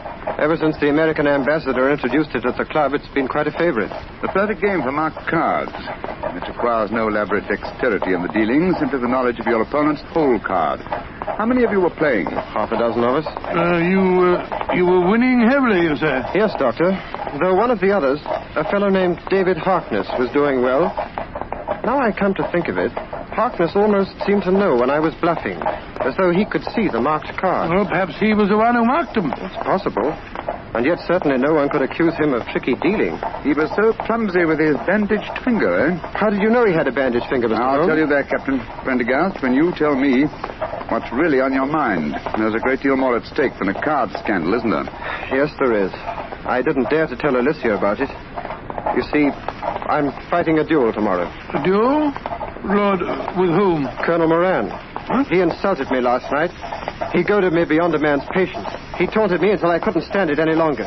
And so I challenged him. And in so doing, gave him the choice of weapons. Yes, confound it. Of course, he chose revolvers. Moran is a big game hunter of note. He was reputed to be the best shot in England. And I'm probably the worst in London. If only I could shoot as well as I can box. I'm regimental champion, you know. Revolvers? Good heavens, man, revolvers. A duel with Moran is suicide for you. No, it's not suicide. At the Tankerville Club. Here, cabby. Keep the change, will you? Oh, blimey. Thank you, Governor. Suicide. No, it's not suicide. This is a carefully laid plan for murder. Pray heaven that we're not too late to avert it.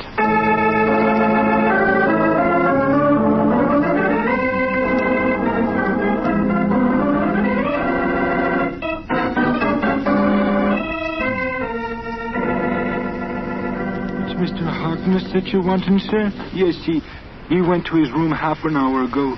Number 108. Up the main stairs and down the corridor, sir. Thank you. I want you to follow us in precisely 1 minute and bring a sealed pack of the club's playing cards to Mr. Harkness's room. Do you understand? Oh, yes, sir. And thank you.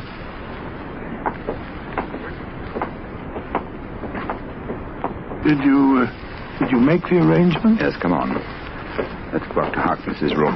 The 3 members have cut me dead since I came in here. It's a most humiliating experience. A little patience, Captain Prendergast, and I'm sure your honor will be entirely vindicated. I wish I knew what you were up to, Holmes. I'm going to try and restage the drama that was presented in this club last night. The only difference being that my production will have a cast that's a little different.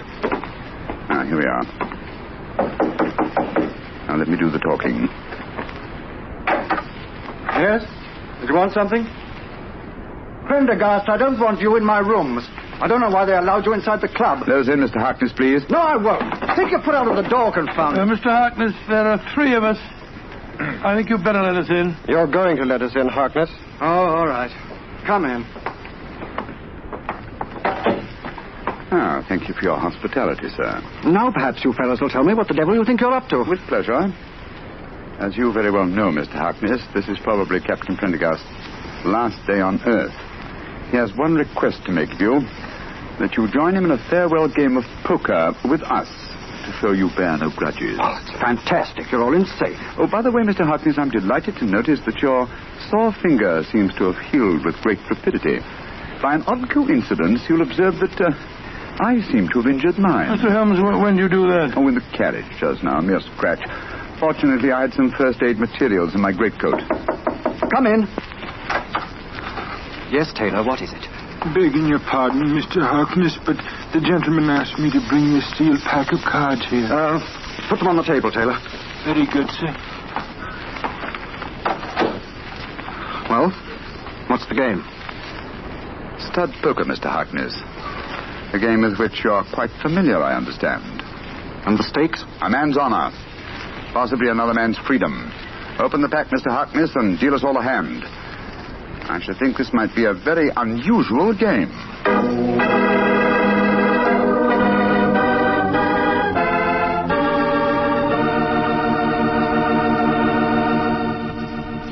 You'll hear the rest of Dr. Watson's story in just a few seconds. Time for me to explain that Petri California Sherry is not only an ideal wine to serve before dinner, but it's also the perfect wine for almost any occasion. Petri Sherry is fine after dinner, when you're listening to the radio or just sitting around talking. And, of course, you couldn't ask for a finer party wine than Petri Sherry, especially if your party is at cocktail time. If you don't know what wine to buy, you can't go wrong with Petri Sherry. But be sure it's Petri. Look for the letters Petri. They spell the proudest name in the history of American wine. Well, Dr. Watson, that was quite a game of poker you were settling down to. I have a feeling that Sherlock Holmes had an ace or two up his sleeve, didn't he? Well, figuratively, he did, Mr. Bartell, though at the time I must confess that, as usual, I was pretty much in the dark. David Harkness opened the new sealed pack of cards, and the 4 of us played a hand of poker. It was easy to see that our unwilling host was far from happy. His ferrety eyes darted from one to the other of us as he played our cards. He knew that he was the victim of a conspiracy, and so he was watching every move we made. Finally, as that strange game progressed, Captain Prendergast leaned across the table and said, I think you're bluffing, Harkness. Do you? Well, it'll cost you exactly the limit to find out. How curious are you? By Joe, I think you are bluffing, Harkness. I'll see you. You'd be a fool to, Watson, when he has a straight flush. What do you mean, Holmes? My dear Harkness, the markings are quite apparent, I assure you, to someone who knows what he's looking for. Scott, you mean that these cards are marked too? Examine them for yourself, old chap. They are marked. They're pinpricked just like they were last night. Oh, that's impossible. Harkness broke the seals on your pack just now. We all saw him do it. He couldn't have switched the pack. And why would I do that, even if I could? I wouldn't try and cheat Mr. Sherlock Holmes, would I? No, Mr. Harkness. I just wanted you to know that I understood the trick. What trick, Mr. Holmes? The same one that was played on you last night, Captain Prendergast. This was a demonstration of how easily a sealed pack of cards may be turned into a marked one by a man with a sore finger. What on earth's the sore finger got to do with it, Holmes? Oh, it's very simple, Watson. A pinhead or a thumbtack. Hidden under the bandage, a tiny pressure against a card one wishes to mark as it comes into one's hand, and after several deals, hey, presto, a marked pack. Oh, so that's how it was done. You can't prove it, Holmes. You can't prove a thing. You weren't here last night. No, unfortunately, I wasn't, Mr. Harkness. Otherwise, I should have had the great pleasure of exposing your trick at the time. As it is, I shall have to rely on a public confession. You'll never get a confession from me. Possibly not, but I'm sure that you'll be interested to know that I've made quite an extensive study of card sharping. In fact, I've considered giving a little lecture or demonstration here at the club. What are you talking about? This game that we've just played was in the nature of a rehearsal. I should, of course, stress this particular method as being of great local interest. I'm sure most of the gambling members will recall one man who has had unusually bad luck with his fingers. Holmes, you're trying to ruin me. Well, you were willing to see Prendergast ruined. And killed. where a pistol duel with Colonel Moran is almost equivalent to murder. What do you want me to do? From the direction of your glance, Mr. Harkness, I'm certain that you keep a loaded revolver in your desk drawer. That's a very poor solution, I assure you. Why not be a man, write a confession, and sign it? It'll free Captain Prendergast from any stigma, and it'll help to trap the real culprit, Colonel Sebastian Moran. Moran? Where does he come into the picture, Holmes? Mr. Harkness knows, don't you? And I think I know now. Why don't you tell us, Harkness? One thing at a time, Prendergast. I owe it to you to write a confession. I'll do that, rather than face a public exposure in the club, but that's as far as I'll go. If you have any ideas about Moran, go and talk to him yourselves. There's a certain honor, you know. Even among thieves? Thank you for the implication, Mr. Harkness. You have writing materials here? Yes, I have writing materials, Holmes. Splendid. Then while you're telling the truth about last night's episode, we'll call on Colonel Sebastian Moran. Have you any idea where we might find him at this time of night? Yes, I have every idea. You'll find him in the gun room. Thinks he has a duel on his hands tomorrow. In the gun room, eh? Thank you, Mr. Harkness. We'll go and talk to him. You may expect us back within half an hour.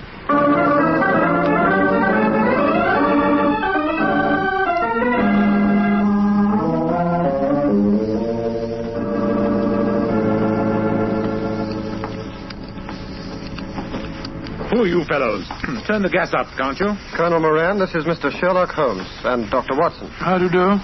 Colonel Moran, I've been wanting to meet you for a very long time. Sherlock Holmes, I've heard a lot about you. And I've you, Colonel. Harry, what are you doing inside the club? Mr. Holmes brought me back.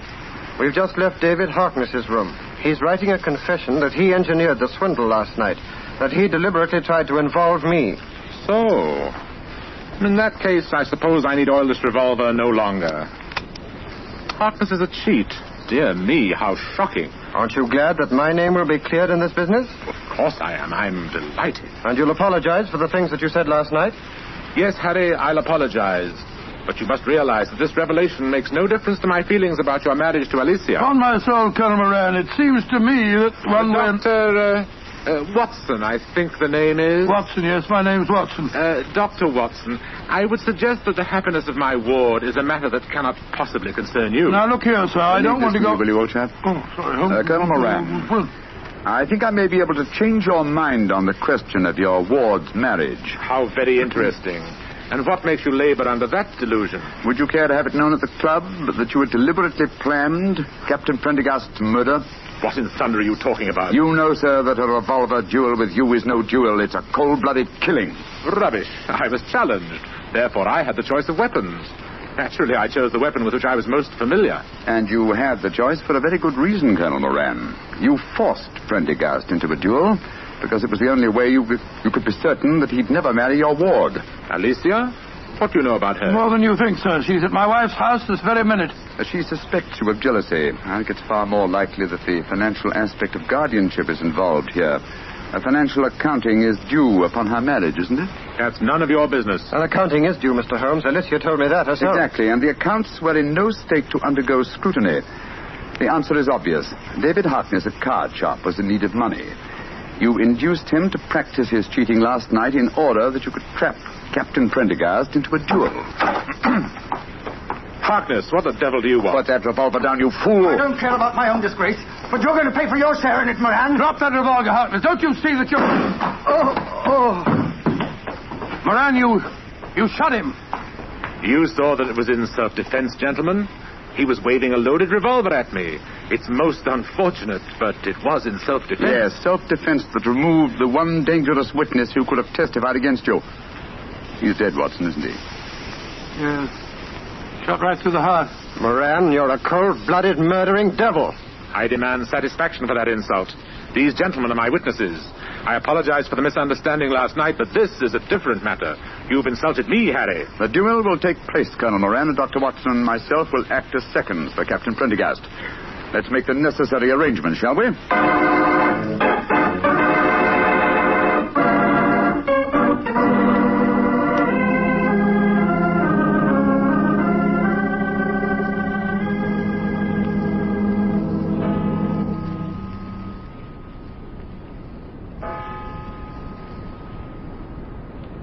Mrs. Watson?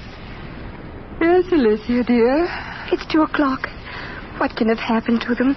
They left here just after 8. Oh, well, If you'd been married to John for any length of time, my dear, you wouldn't worry. When your husband goes out with Sherlock Holmes, you're prepared not to see him for a few days. Mrs. Watson, what are you saying? I haven't got a husband. Oh, now, Alicia, don't glower at me like that. What did you say the time was? It's just after 2, and they left here at 8. What can have happened? Well, I don't know. But Mr. Holmes was with them. So don't worry, my dear. He's frightfully clever. I wouldn't be surprised. There's the front door now. They're back. Oh, dear me. Now I'll have to make cocoa. Harry, darling, what's happened? Oh, lots of things, darling. I'm a member of the Tankerville Club again. I'll probably become a major, and you'll certainly become Mrs. Prendergast before very long. Oh, it all sounds wonderful. What have you two been up to, John? Oh, it's the old story, Mary dear. Holmes solved the case, and it all ended happily. Happily? My dear Watson, that's hardly the word to use. Harkness is dead, and Colonel Moran is probably in hospital. Please, tell me what happened. Well, your guardian challenged Captain Prendergast to a duel. He overlooked the fact that since he was the challenger, the choice of weapons belonged to his opponent. Perhaps you can guess what that choice was. Boxing gloves. We've just come from the gymnasium at the club, Alicia. I'm afraid I really gave him a thrashing. And a well-deserved one, too. I'm only sorry that I couldn't put him where he belongs, behind prison bars. Oh, Harry. He'll be the laughing stock of London. I'm glad of it. But that means that he'll never consent to our being married. I disagree, Miss Wentworth. If we keep his secret, and we've hinted that we might, I'm quite certain that he'll withdraw his objections to the marriage, and somehow he'll make up his deficiencies in his guardianship account. Probably by borrowing money from Professor Moriarty. Oh, I think it's all wonderful. But it's well after 2 o'clock in the morning. Let's go into the kitchen, shall we? I'll make some cocoa. Cocoa? Spot of whiskey. Harry, you and Alicia stay here. You probably have some plans to make. Oh, cocoa's not a very exciting drink. Oh, shush, John. Oh, sorry. As soon as the cocoa's ready, we'll call you.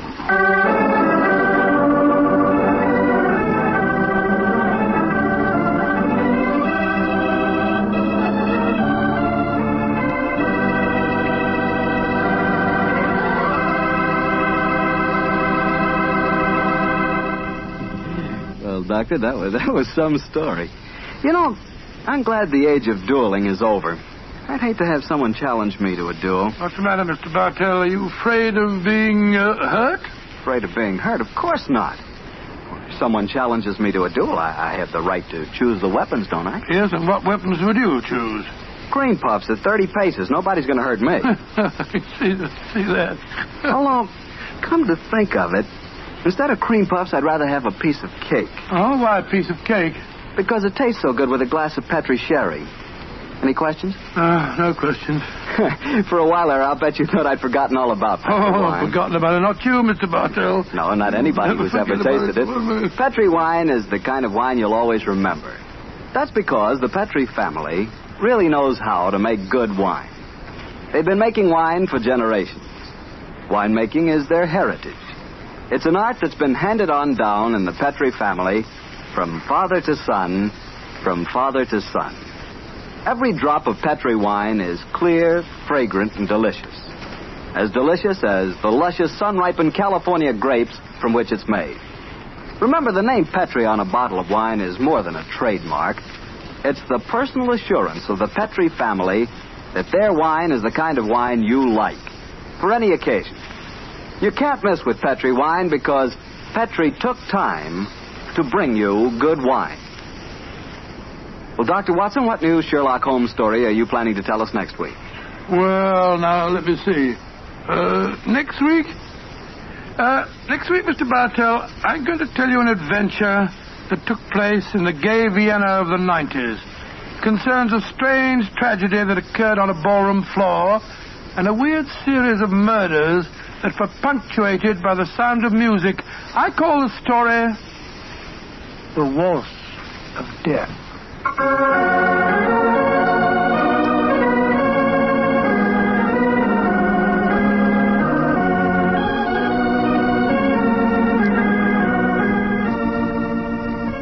Tonight's Sherlock Holmes adventure was written by Dennis Green and Anthony Boucher and was suggested by an incident in Sir Arthur Conan Doyle's story, The 5 Orange Pips.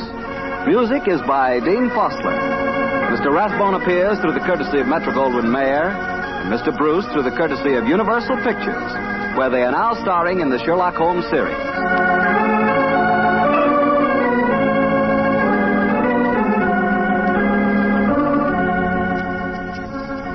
The Petri Wine Company of San Francisco, California, invites you to tune in again next week. Next week, many communities will change time, and this program will reach some of our listeners at a different hour. Consult your local newspaper or mutual station for the exact time in your area. Sherlock Holmes comes to you from our Hollywood studios. This is Harry Bartell saying goodnight for the Petri family. Petri Wine brings you Basil Rathbone and Nigel Bruce in the new adventures of Sherlock Holmes.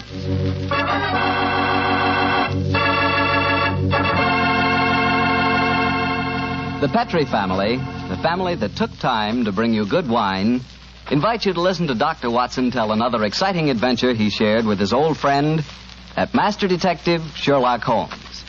Before he starts, I can tell you something that's really worth knowing. Simply this.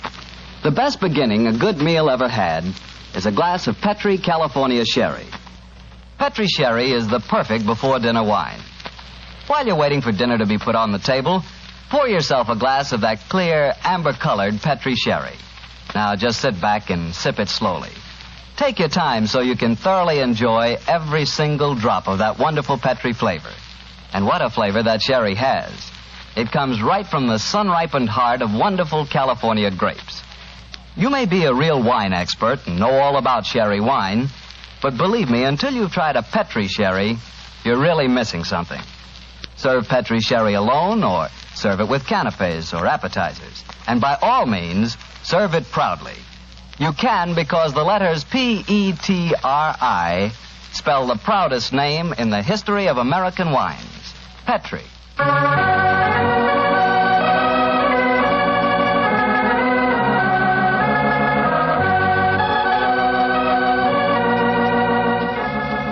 And now let's visit our good friend and host, Dr. Watson. Good evening, Doctor. Good evening, Mr. Bartell. Draw up your usual chair and make yourself at home. How about a glass of sherry? That'd be very nice. All ready for tonight's story, Doctor? Yes, my boy. Here's your sherry. Thank you, sir. My story begins on a June night in 1889. My wife and I had spent a quiet evening at home, I remember. It was just about the hour that a man gives his first yawn and glances at the clock, when the tranquility of the scene was broken by the discordant jangling of our front doorbell. An emergency call for you, I suppose, Doctor. Not exactly, Mr. Bartell. It turned out to be a certain Mrs. Aisha Whitney, an old friend of my wife's who'd come to us in trouble. Her husband, she told us, had been missing for 48 hours, and, knowing him to be the victim of the shocking habit of taking opium, she was convinced that he was lying drugged and stupefied in some foul den amid the London waterfront. And I suppose you went out to try to find him? Yes, Mr. Bartell, I did. She told me that her husband had mentioned frequenting a place called the Bar of Gold in Upper Swandam Lane, so naturally that's where I began my search. I quickly located it, and after ordering my cab to wait, I entered the place. A strange sight met my eyes. Through the smoke-ridden gloom, I could catch a glimpse of bodies lying in strange, fantastic poses as they smoked the pipes of death. Most of the unhappy creatures lay silently, but some muttered to themselves and others talked together in strange, low, monotonous voices, their conversation coming in gushes and then trailing off into silence, each mumbling his own thoughts and paying little attention or heed to the words of his neighbor. As I entered, an attendant hurried up to me with an opium pipe and a supply of the drug and beckoned me to an empty berth. Master may lie here. I haven't come to stay here, my good man. I'm looking for a friend, Mr. Aisha Whitney. No one by that name here, Master. Well, I'm going to search this place just the same. Please not to make trouble, Master. Watson? Is that you, Watson? Whitney, thank heavens I've found you, man. What time is it? It's nearly 11. Of what day? What day? Friday, June the 19th. Oh, good Lord, I thought it was Wednesday. It is Wednesday. You're trying to confuse me. I tell you it's Friday. Your wife has been waiting 2 days for you. You're mixed up in your dates, Watson. I've only been here a few hours. 3 pipes, 4 pipes, I forget how many. I'll go home with you. Here, I'll give you a hand. That's it. I have a cab waiting. I must owe some money. Will you settle up for me, Yes, of course. Here, wait here for me. Stop pulling at my sleeve, my good fellow. Who are you and what do you want? A word in your ear, please, sir. Very well. What is it? Get rid of your friend and join me outside. Holmes, what on earth are you doing here in the stand? Your cab waiting? Yes? Then please use it to send your befuddled friend home in. And if you feel up to it, I should also recommend that you send a note to the cabman telling your wife that you have thrown in your lot with me. I'd be exceedingly glad to have a little talk with you. Yes, of course, Holmes. Splendid. Then conclude your business here, old chap. I'll meet you outside in about 10 minutes. Where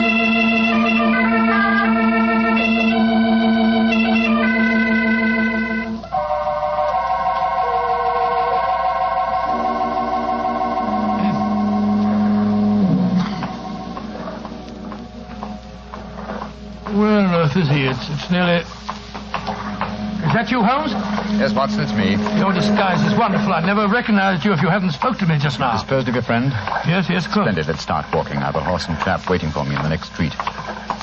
Oh, what on earth were you doing in the Bar of Gold, Holmes? Trying to get news of a missing man. You, Simon, I'm in the midst of a very remarkable inquiry, and I'd hoped to get a clue from the incoherent ramblings of those poor devils back there. There's the horse and trap under the street lamp on the corner. You'll come with me, Watson? Yes, of course, if I can be of any use. A trusty comrade is always of use. My room at the Cedars has 2 beds in it. The Cedars? Yes, that's Mr. Neville St. Clair's house and our present destination. It's near Lee in Kent, about 7 miles from here. I'm using it as a headquarters while I conduct my inquiries. Evening, Mr. Holmes. Everything all right? Yes, thank you, John. Get in, Watson. Right, John. I shan't need you any more tonight, John. Here's half a crown for you. Look out for me tomorrow about 11. Right you are, Mr. Holmes. Good night, gentlemen. Good night, John. Go on, get up. Well, Holmes, if we have a 7-mile drive ahead of us, perhaps you'll tell me about the case that you're working on. With pleasure, old chap. But first, take the reins for a few minutes, will you? I want to remove my makeup and take off my wig and be comfortable. After that, I'll tell you why we are headed for the Kentish countryside at this hour of the night.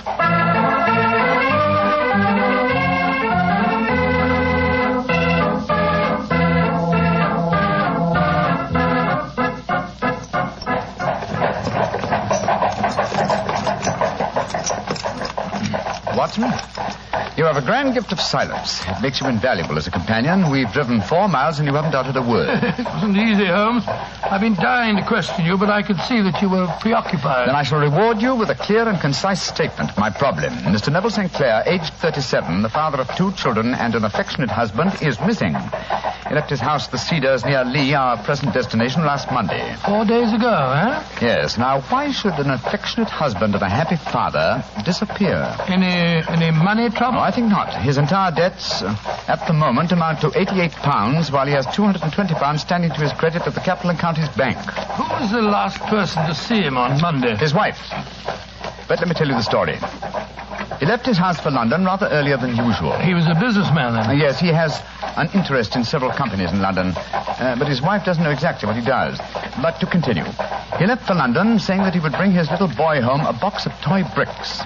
Now, by the merest chance, his wife received a telegram shortly after his departure saying that a parcel of considerable value was waiting for her at the offices of the Aberdeen Shipping Company. Aberdeen Shipping? Why, their offices are in Fresno Street. I drove by them tonight. Exactly. And Fresno Street branches out of Upper Swandam Lane, where the Bar of Gold is situated. Ah, now I'm beginning to understand. Go on, Holmes, go on. Mrs. St. Clair took a train for London and at exactly 4:35 on Monday last found herself walking past the Bar of Gold. Suddenly, she heard a cry and, looking up, was horrified to see her husband beckoning to her from a second-story window. Great Scott, was he a prisoner or was he there of his own free will, do you suppose? Undoubtedly, he was a prisoner. The window was open, and she distinctly saw his face, which she described as being terribly agitated. Really? He waved his hand to her frantically and then vanished from the window so suddenly that it seemed to her that he had been dragged back by some irresistible force from behind. Oh, gracious me. One singular point which struck her quick feminine eye was that although he wore the coat he had left for London in, he wore neither collar nor tie. Oh, what did she do? Rushed down the steps into the Bar of Gold and attempted to go up the staircase leading to the second floor. I suppose that Oriental fellow that I talked to tonight stopped her. Exactly. In fact, he pushed her out of the door and slammed it after her. She rushed down the lane and a few moments later was lucky enough to meet a sergeant and 2 constables. She took them back with her to the Bar of Gold, of course. Yes. They went with her to the room in which Neville St. Clair had last been seen. Of course, there was no sign of him. In fact, on the whole floor, there was no one to be found except a hideous, deformed beggar who seemed to live there. From what Mrs. St. Clair told me, it appears that the sergeant conducted the examination quite intelligently. Certain you saw your husband at this window, Mrs. Sinclair? I'm positive, Sergeant. And Alaska swears no one's been upstairs this afternoon. Well, he's probably lying. But let's see what this cripple fellow has to say for himself. Here, you. What do you want with me? I ain't done nothing. Now, you heard what this lady said. Did you see her husband go in this room a few minutes ago? I didn't see nobody, and I've been here all the afternoon. You live here? Yes. And you swear on oath that no one's been in this room for the last few hours? Yes, I do. Mrs. Sinclair, I know that you think you saw your husband, but don't you suppose... Look on the table. Just a wooden box, ma'am. But I know what's inside it. There, see? Oh, it's a lot of wooden bricks like kids play with. My husband came to London today especially to buy them for our son. You can't disbelieve me now, Sergeant. Don't think I can, ma'am. I'll take another look round. Where does this door lead to? My bedroom. Yeah, you won't find nothing in there. Oh, we'll look just the same. Hello. There's bloodstains on this window ledge. Fresh bloodstains. How do you account for that? Well, I don't know nothing about it. And the window overlooks the river, just where the water's good and deep, too. Nice place to tip a body out. Here, come here, you. Yeah, I ain't done nothing. You've got bloodstains on your right sleeve. What do you got to say about that? Well, I cut my finger, see? And then I went and opened the window later. That's how the blood got there. Did you think I was born yesterday? Let's have a look in this chest of drawers. Hello. Hello, whose clothes are these? Pair of trousers, socks, shoes, hat, everything except the coat, eh? Mrs. Sinclair, will you come in here, please, Mum? What have you found, Sergeant? These clothes. Are they your husband's, Mum? Yes. Yes, they are. What's happened to him, Sergeant? I'm afraid he's met with foul play, Mum. And this man knows what happened, only he won't talk. I don't know nothing, I tell you. No, don't you? Well, I arrest you in the name of the law, and I warn you that anything you say... And so, Watson, the sergeant arrested this crippled beggar. No, I'm not surprised. What have they been able to find out about him? Surprisingly little. His name is Hugh Boone. And he's a professional beggar, quite a successful one, I gather. His pathetic appearance attracts great sympathy. There's a shock of orange hair and a pale face that is disfigured by a horrible scar which has twisted the outer edge of his upper lip. And he was the last man to see Neville St. Clair alive, eh? So it would seem. The Lascar downstairs has been cross-examined relentlessly, but he swears that he has no knowledge of the crime. Have there been any further developments? Oh, yes, old chap. Yes, indeed there have. The ebbing tide gave a fresh clue. Do you mean St. Clair's body was washed up? No, his coat. What? With every pocket stuffed with pennies and halfpennies. 421 pennies and 270 halfpennies, to be exact. There's no wonder that it had not been swept away by the tide. But a human body was a different matter. Yes, there's a strong eddy between the house and the wharf. It seems likely that the weighted coat had remained when the stripped body had been carried away into the river. Well, the other clothes were found in the room. Why would the body be dressed in a coat alone? We can only surmise, old chap, but supposing that this man Boone had thrust Neville St. Clair through the window and into the river, what would he do then? Try and dispose of the telltale garments. Yes, that would be logical, wouldn't it? He would seize the coat and be in the act of throwing it out of the window when it would occur to him that it would float and not sink. So he loaded the pockets with coins to make it sink? Quite so. Yes, of course. But he has little time, for he has heard the scuffle downstairs when Mrs. St. Clair tried to force her way up. He only succeeded in getting as far as throwing the coat out when the police arrived on the scene. Well, that seems perfectly feasible. Well, it'll do as a working hypothesis anyway. Neville St. Clair disappeared on Monday, and yet we still don't know what he was doing in the opium den. What happened to him when he got there, or where he is now? Oh, what Hugh Boone, the beggar with the twisted lip, had to do with his disappearance. Here we are at our destination. Well, there's a light burning. Mrs. St. Clair must be waiting up for you. Yes, poor woman. I hate to return here with no news of her husband, but she's being brave, Watson, extremely brave. We must do everything we can to comfort her.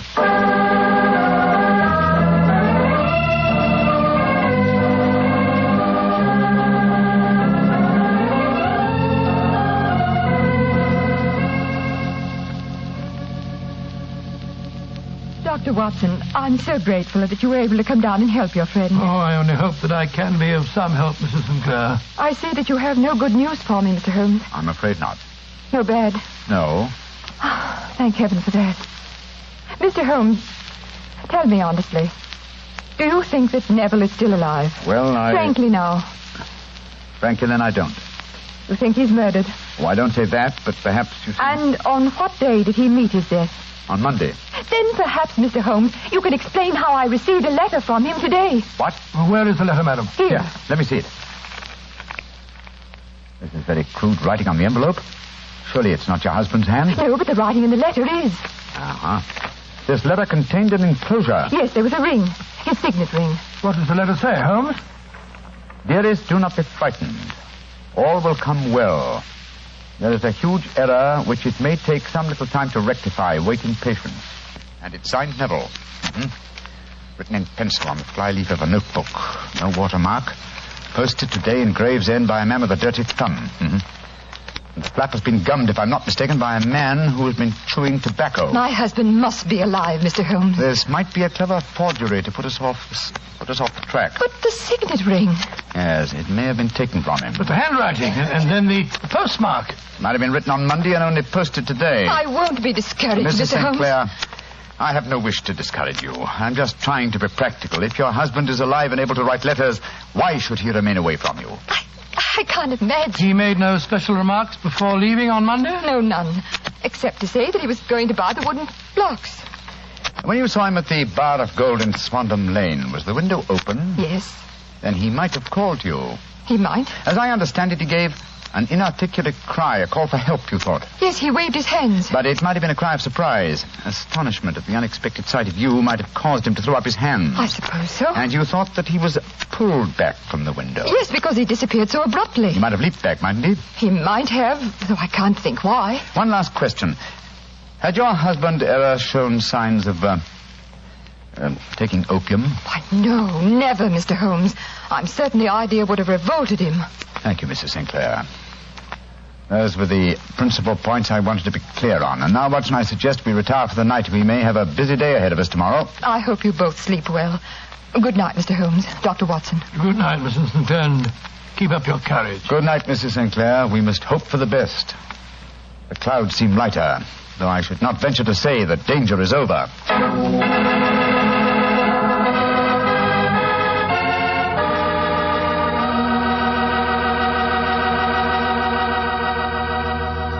You'll hear the rest of Dr. Watson's story in just a second. So I'm just going to remind you that when you buy Petri California sherry, you have a choice of two kinds of sherry. You can choose Petri regular sherry, or if you prefer your sherry dry, not sweet, ask for Petri pale dry sherry. They're both fine wines. And if you don't know which you'd prefer, don't buy one, buy two.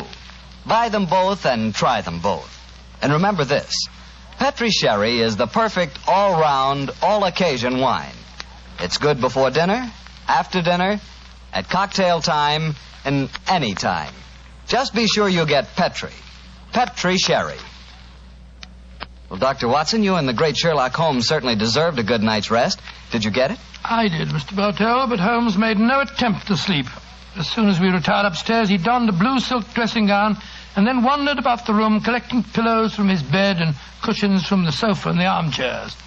With these, he constructed a sort of eastern divan on which he perched himself cross-legged with an ounce of shag tobacco and a box of matches laid out in front of him. He was all set for a session of thinking, I guess, huh? Yes, my boy. In the dim light of the lamp, I saw him sitting there, an old briar pipe clenched in his teeth, his eyes fixed vacantly on a corner of the ceiling, the blue smoke curling up from him, silent, motionless. So he sat as I dropped off to sleep, and so he sat when I wakened in the morning to find the summer sun shining into the room. The pipe was still between his lips, the smoke still curled upward, and the room was full of a dense tobacco haze. But nothing remained of the heap of shag which I had seen on the previous night. Watson? Awake, Watson? What time is it? 20 minutes past 4. Lord Holmes, you haven't been to bed. True, old chap, I had to think. I couldn't allow my brain the luxury of sleeping. You game for a morning drive? Certainly. I'll get dressed. Good. No one's stirring yet, but I know where the stable boy sleeps. I'll have the horse and trap out in no time at all. Where are we going? To prison. To visit Hugh Boone, the man with the twisted lip. Holmes, you're unusually excited. What's on your mind? I want to test a little theory. I think, Watson, that you are now standing in the presence of one of the most absolute fools in Europe. I deserve to be kicked from here to Charing Cross, but I think I have the key to the affair now. Oh, where is it? In the bathroom. What? You're joking, Holmes. No, I've just been there and removed it. It's in my coat pocket now. Hurry and get dressed, old chap. And we'll drive over to the prison and see whether my key fits the lock.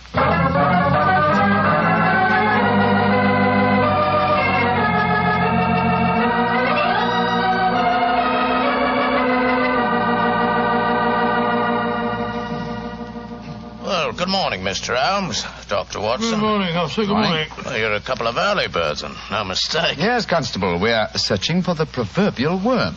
Who's on duty? Inspector Bradstreet, sir. Oh, here he is now. Good morning, Bradstreet. Oh, hello, Mr. Holmes. Good morning, Doctor. Good morning, Inspector. What can I do for you, gentlemen? We called about Hugh Boone, the beggar man who is charged with being concerned in the disappearance of Mr. Neville St. Clair. You have him here?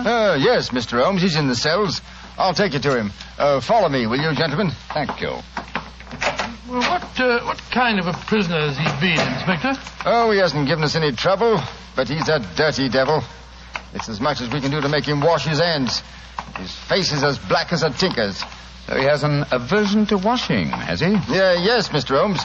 Well, once his case has been settled, he'll have a regular prison bath, and when you see him, I think you'll agree with me that he needs it. Well, here we are. This is his cell. He's still asleep. Good Lord, what a filthy, repulsive-looking fellow. Yes, he's a beauty, isn't he? Want to go in, Mr. Holmes? Please, Inspector.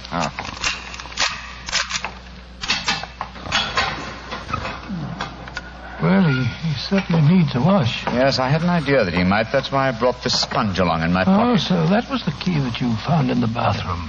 You're a funny one, Mr. Holmes, and no mistake. What did you bring a sponge along for? I'll show you. Is there any water in this cell? In the jug on the table there. Yes. I soak the sponge in the water so, and then apply it to the prisoner's face, so. Great Scott, his complexion's 3 shades lighter underneath, and the scar on his lip has disappeared. What are you doing to me? Now a tug on this mop of red hair, and I think we'll find it's a wig. Yes, come on. That's right. Let me introduce you to Mr. Neville St. Clair of Lee in the county of Kent. Good Lord, Mr. Holmes, it's the missing man, all right. I recognize him from the photographs. All right. I'm Neville St. Clair. What am I charged with? With making away with Mr. Neville St. Oh, no, you can't be charged with that unless we make a case of attempted suicide of it. Well, since I'm the missing man, then it's obvious that no crime has been committed, and therefore I'm illegally detained. No crime, but a very great error has been committed. You would have done better to have trusted your wife. It wasn't only my wife, it was the children. I couldn't bear to have them know that their father was a common beggar. Now you've exposed me. What can I do? Well, if you leave it to a court of law to clear this matter up, sir, you can hardly avoid newspaper publicity. But if you're perfectly honest with us now, I'm sure that the inspector and Mr. Holmes won't be too hard on you. No, Mr. St. Clair. Inspector Bradstreet will, I'm sure, make notes on the information that you give us and submit them to the proper authorities. But now, sir, your story, please. Why have you been posing as Hugh Boone, a crippled beggar with a twisted lip? Well, it's a simple enough story. Some years ago, I was a newspaper reporter. One day, my editor wanted an article on begging in the London metropolis. I suppose you thought the best way to get your facts was to disguise yourself as a beggar. Yes, I'd been an actor in my youth, and it wasn't hard for me to adopt a convincing disguise. But that was the point where all my troubles started. On that first day I sat in the London streets, I found to my amazement that I received no less than 26 shillings and 4 pence. Almost as much as your weekly salary as a reporter, I imagine. Yes, Mr. Holmes. Well, you can imagine how hard it was to settle down to arduous work at £2 a week when I knew that I could earn as much in a couple of days by smearing my face with paint, laying my cap on the ground and sitting still. Only one man knew my secret. The Lascar at the Bar of Gold in Upper Swandam Lane, eh? Yes, Mr. Holmes. Mm-hmm. Every morning I would emerge from there dressed as a beggar, and in the evenings I'd return and transform myself into a well-dressed man about town. The fellow was well paid for his rooms, and Well, I knew that my secret was safe in his possession. And when you got married, you couldn't bring yourself to confide in your wife, I suppose. No, I couldn't. My wife knew that I had a business in the city. She little knew what. When you saw your wife from the window last Monday, you quickly changed back into the character of the beggar, I suppose. Yes, Mr. Holmes. Of course. And then weighted my coat and threw it into the river. Mm-hmm. Well, I don't think there's anything else I need explain, is there, gentlemen? One point. The signet ring that you sent your wife. Well, I knew that she'd be worrying. So I gave it to the Lascar at a moment when no constable was watching me, together with a hastily scribbled note. That note only reached her last night, Mr. Sinclair. Last night? Oh, poor Catherine. What a dreadful week she must have spent. The police have been watching that Lascar. He probably found it difficult to post the letter for you without being spotted. Yes, I would surmise he gave it to a sailor customer of his to post. A sailor who chewed tobacco and had a dirty thumb. Yes, I think all the ends are tied off very neatly now. One last question, Mr. Sinclair. Have you ever been prosecuted for begging? Oh, many times, but what was a fine to me? It's got to stop here and now, Mr. Sinclair. If the police had asked this thing up, there must be no more of you, Boone, the beggar. I swear it. And you must tell your wife the truth at once. If you'd done that a long time ago, you'd have saved both of yourselves a very great deal of misery, sir. I shall tell her everything. Well, Mr. Holmes, we're very much obliged to you for having cleared this matter up. I wish I knew how you reached your results, though. Well, in this case, my dear Inspector, I reached them by sitting upon 5 pillows and consuming an ounce of shag tobacco. I only wish that all my problems might be solved so comfortably.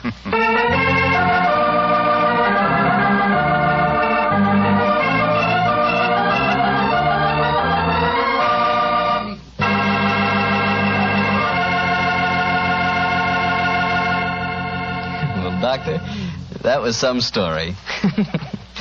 Imagine arresting a man for committing a murder and then finding out that he's the fellow who's supposed to be dead. It is a bit bewildering, isn't it? You said it. Boy, being a detective sure has its surprises. Nothing like that ever happens to me. Oh, come. One would believe to hear you talk that you lead a very uneventful life. Oh, but I do, Doctor, I do. Why, I never get any surprises.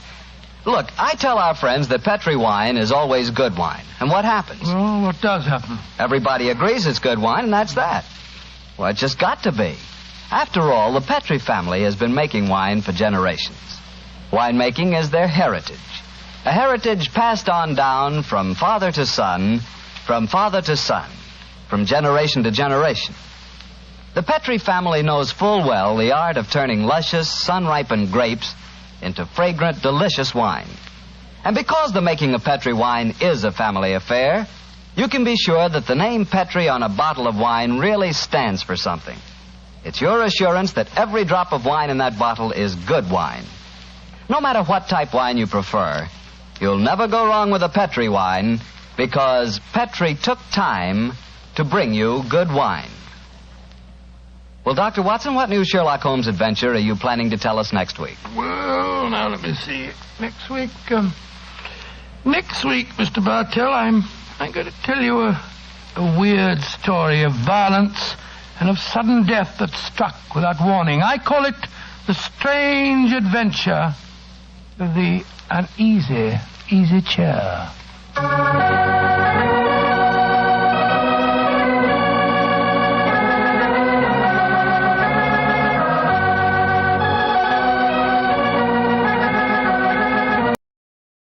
Petri Wine brings you Basil Rathbone and Nigel Bruce in the new adventures of Sherlock Holmes.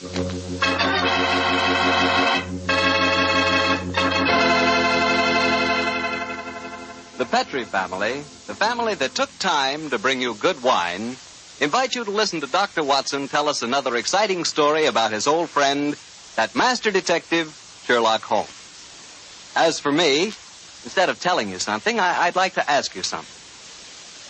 Do you like chicken? How do you like it best?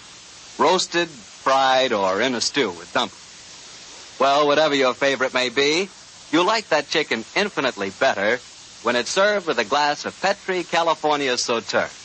Now there's a combination. Chicken and Petri Sauterne.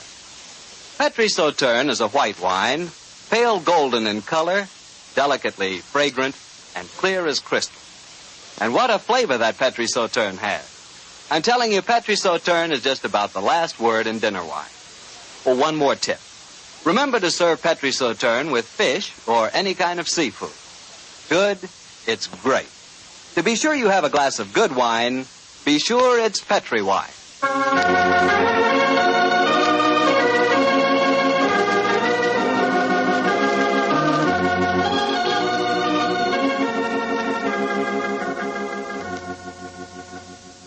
And now I'm sure our good friend Dr. Watson's expecting us. Let's go in and join him. Good evening, Doctor. Good evening, Mr. Bartell. Punctual to the minute, as usual. Draw up a chair and settle down, my boy. Well, I won't settle down too far, Doctor. You have a habit of keeping me on the edge of my chair during most of your stories. Just as should be, Mr. Bartell. I hope tonight will prove no exception, so light up your pipe and I'll get on with my story. Doctor, from the hints you gave us last week, it sounded like quite a thriller. How did it begin? On a cold winter morning in 1897, Holmes and I, our breakfast just concluded, sat on either side of a cheery fire in our Baker Street lodging. A thick fog rolled down between the line of dun-colored houses, and the opposite windows loomed like dark, shapeless blurs with a heavy yellow wreath. Another London pea souper, huh, Doctor? Exactly, Mr. Bartell. Our gas was lit and shone its flickering light on the white cloth and glimmer of china, for the breakfast table had not been cleared. Holmes was busy cross-indexing his record of crime, while I was engrossed in one of Clark Russell's fine sea stories. Our morning was not destined, however, to be a quiet one. So shortly after 11 o'clock, Mrs. Hudson ushered a young lady into our room. A young lady...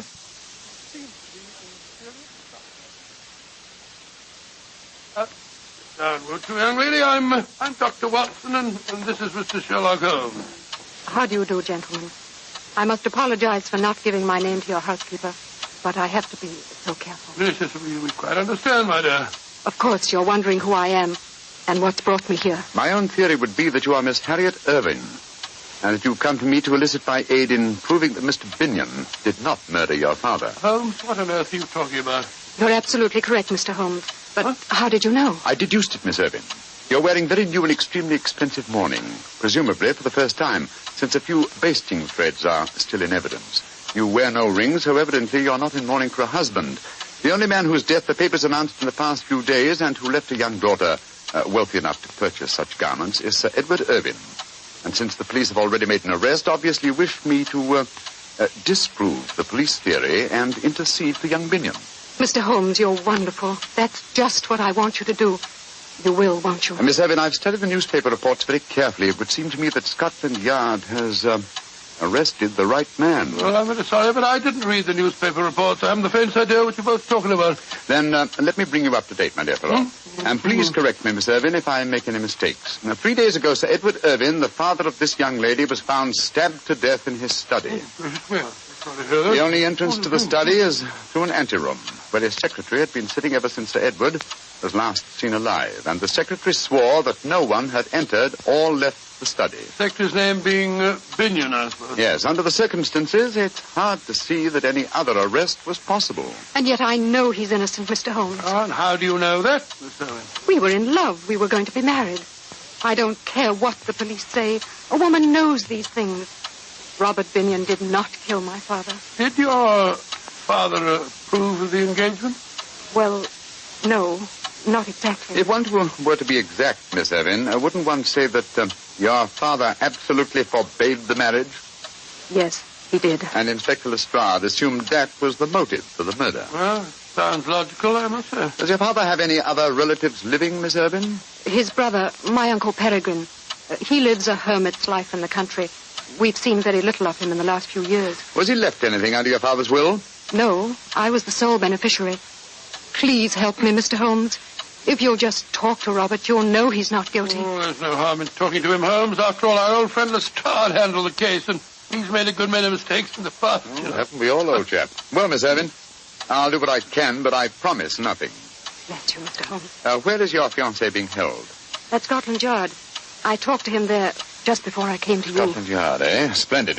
We can talk to Lestrade at the same time. Watson, your hat... My hat and coat? Precisely, old fellow, your hat and coat.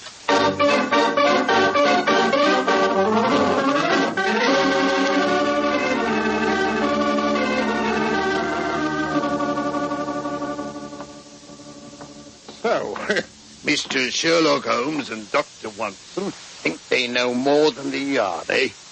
Come over here to teach us our business, I suppose. Nothing of the sort, Lestrade. We came over here to make a few inquiries. I'll tell you, gentlemen, that you're wasting your time.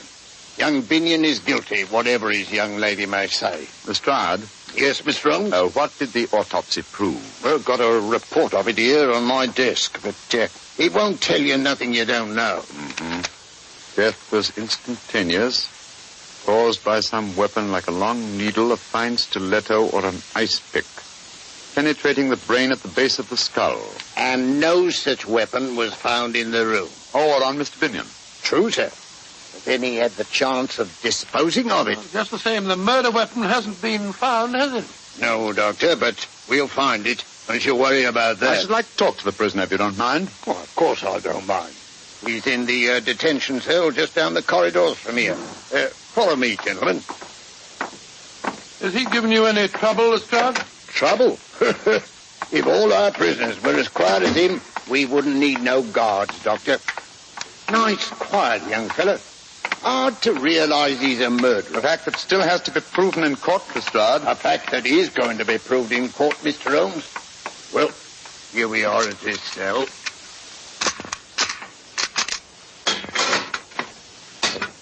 You've got visitors, Binion. Very distinguished visitors. Who are you, gentlemen? My name is Holmes, Sherlock Holmes, and this is my colleague, Dr. Watson. I'm sorry to see you in this plight, Mr. Binion. Mr. Sherlock Holmes. Then Harriet did come and see you when she left here. I'm so glad. You'll get me out of this mess. I know you will. Even Mr. Sherlock Holmes can't get you out of this one, young fellow. Mr. Binion, I promised your fiancée that I'd try and help you. My obvious course is to go to Sir Edward's house and examine the room in which the tragedy occurred. But before I do that, I'd like to ask you a question or two.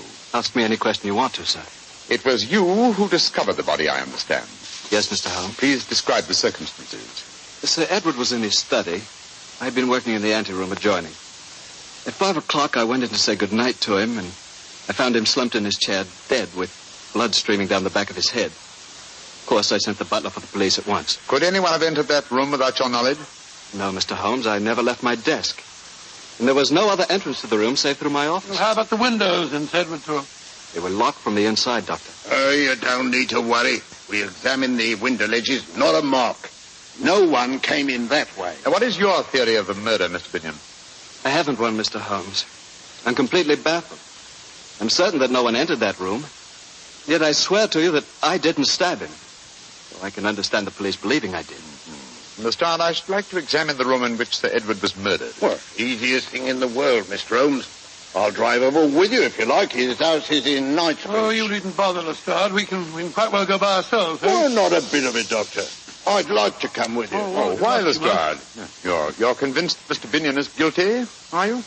Won't you be wasting your time? Not me. For once I know you're on the wrong side of a case, Mr. Holmes, and I want to be there and see your faces when you find it out.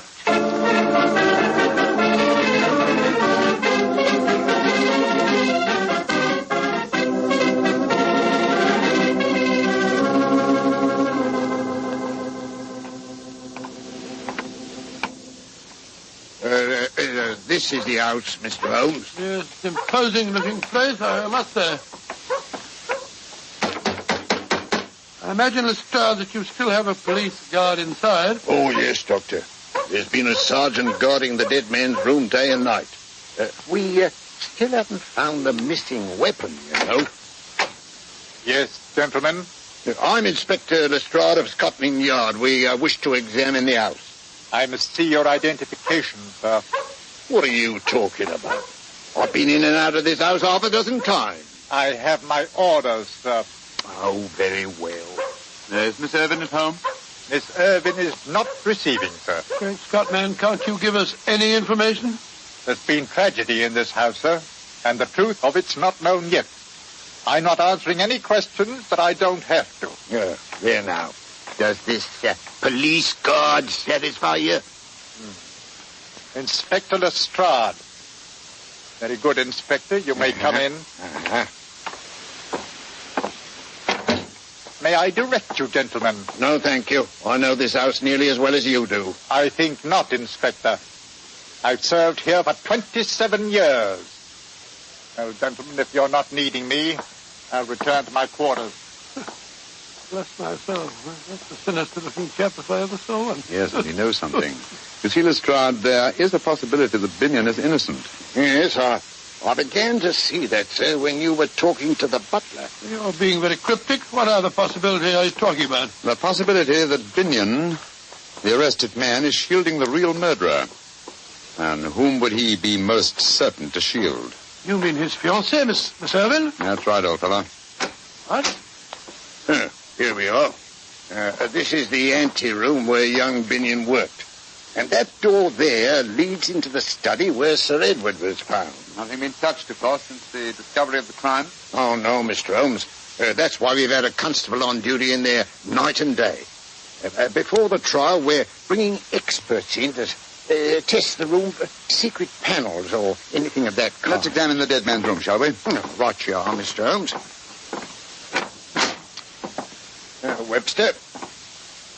Webster, get out of that chair and stand up, can't you? You're on duty. Asleep. Carty. He's dead. Yes. The trickle of blood oozing out from the base of his skull. Well, strike me pink. He's been killed the same way as Sir Edward was. I presume you'll agree that Mr. Binion didn't commit this murder, Lestrade? Well, of course not, Mr. Holmes. He couldn't have done it. He's locked up at the yard. Well, what are we going to do? Ask the butler to come here, will you? Right you are, sir. What do you make of their wound, Doctor? Well, it fit the description of the one that killed Sir Edward. There's a fine puncture here at the base of the skull. By Jove, Holmes, they mentioned a stiletto or an ice pick. A wound like this might be caused by one of those long steel hat pins that women wear. Yes, it's a possibility, Watson, a distinct possibility. And Miss Irvin was wearing a long hat pin this morning, if you remember. Plastered walls. A little chance of secret panels here, I should say. And the window's locked from the inside, eh? Yeah. Here he is, Mr. Holmes. Oh, yes. And by the way, what's your name? Travers, sir. You see what's happened, Travers? Yes, sir, I've seen. The constable's been killed just like my master. Now, tell me, Travers, is this room exactly as it was in Sir Edward's lifetime? Yes, sir. Except that my master was not in the habit of keeping the corpses of policemen in here. Don't try to be funny, Travers. Don't you realize you're mixed up in a murder case? I meant no offense, gentlemen. Mark's in very bad taste, my good fellow. The point of my question, Travers, was to find out if any of the furniture in here had been moved lately. Not moved, sir. But there has been a piece of furniture added. That armchair the dead man's lying in. The same chair in which Sir Edward's body was found. Of course, that's the answer. Travers, when was that chair delivered? And who delivered it? It was delivered the day before Sir Edward died. It came from Silver Schwartz's antique shop in Bond Street, sir. The game's afoot, Lestrade. See to the removal of this poor man's body. Seal the room, and for heaven's sake, keep this latest death a secret for a day at least. Within that time, I hope to have your murderer for you. Then we're going... You're going, my dear chap, to Silver Schwanz's antique shop in Bond Street.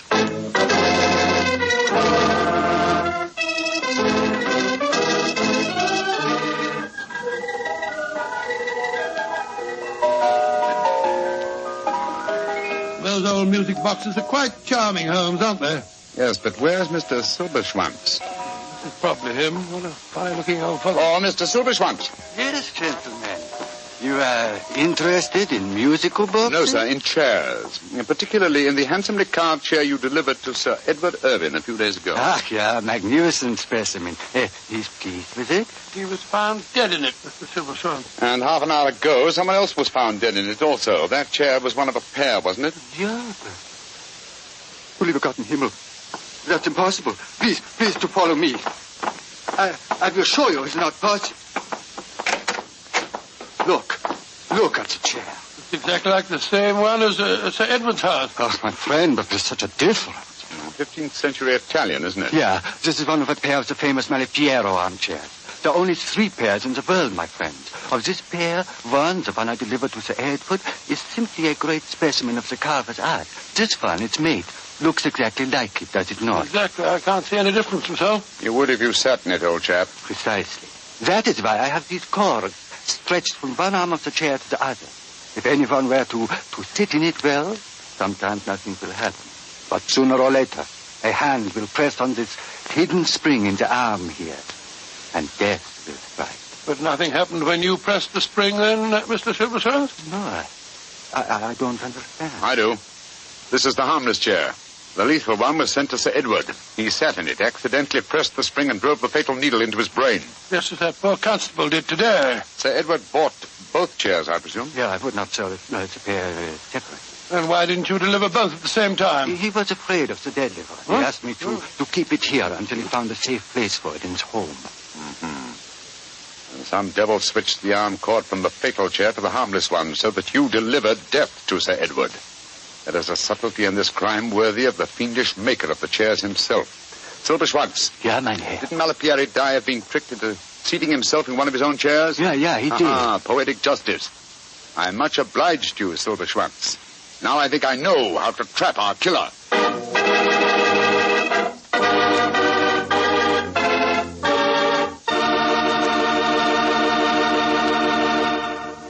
Dr. Watson will bring you the rest of his story in just a second, so I'm just going to tell you that after a good dinner, there's nothing quite like a glass of good Petri California port. Petri port is really a wonderful wine. A deep, hearty red in color and rich and truly delicious in flavor.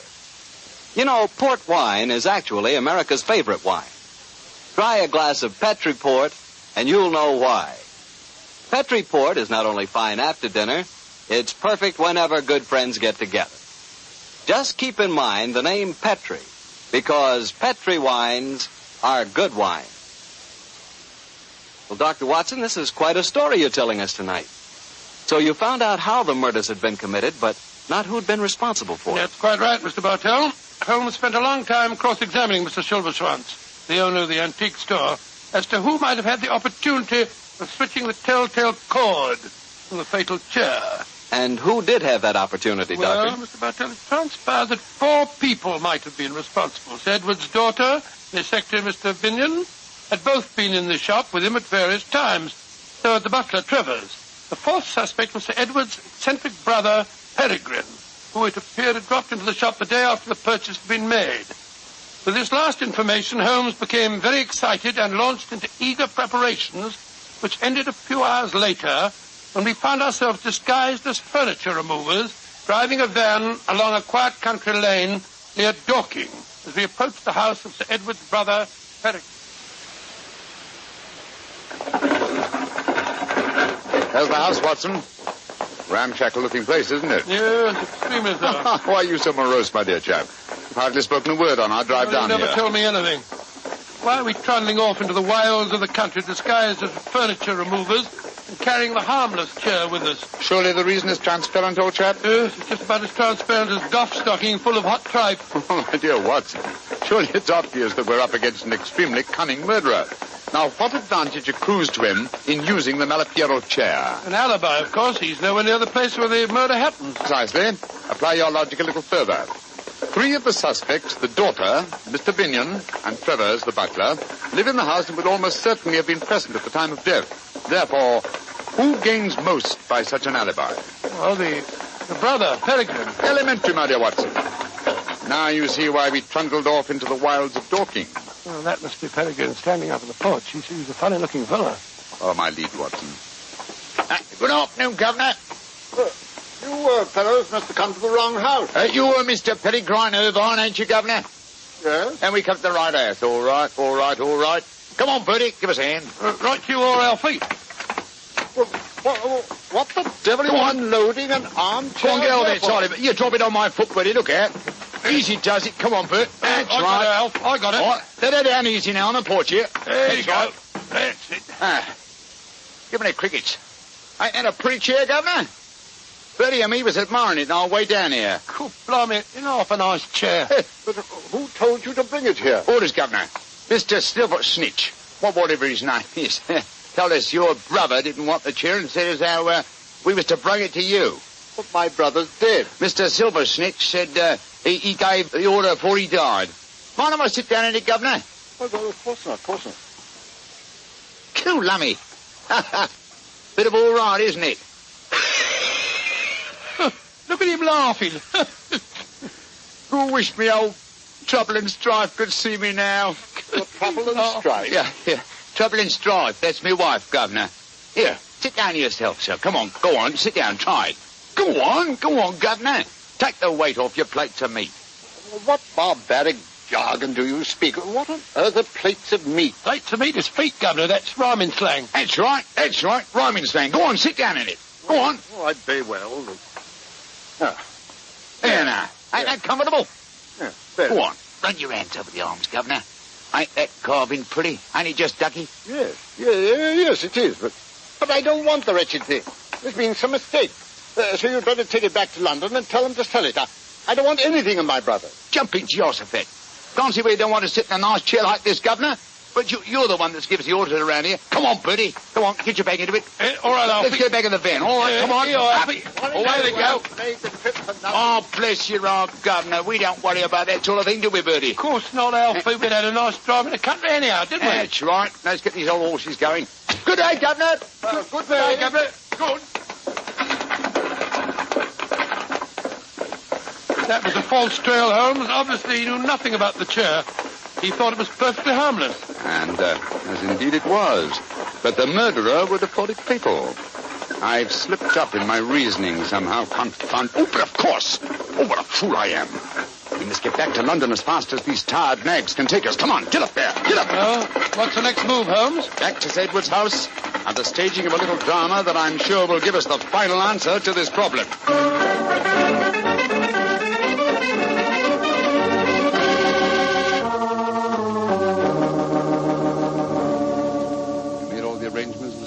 Yes, Mr. Holmes, I've got Miss Irvine, young Binion, and the butler waiting outside.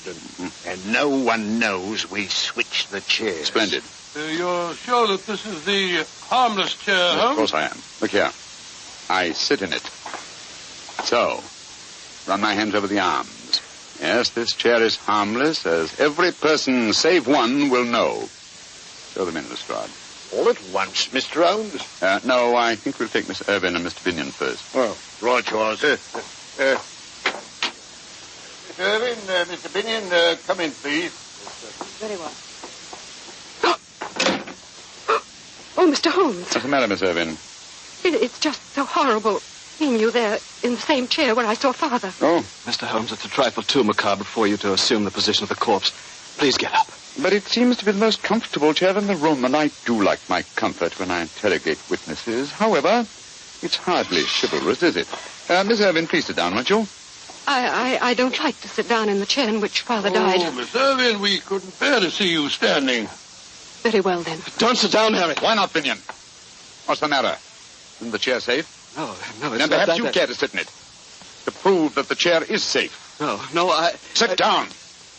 Very well. There. Splendid. Curious chair, isn't it, Mr. Binion? I wonder about these carvings on the arms. They look almost as if they might activate concealed springs. I wonder what would happen if I... No, for heaven's sakes, Mr. Holmes, you're trying to kill me. Kill you? Then you know how Sir Edward and the policeman were murdered, eh? I knew it must have something to do with the chair. You knew more than that, Robert. You planned it.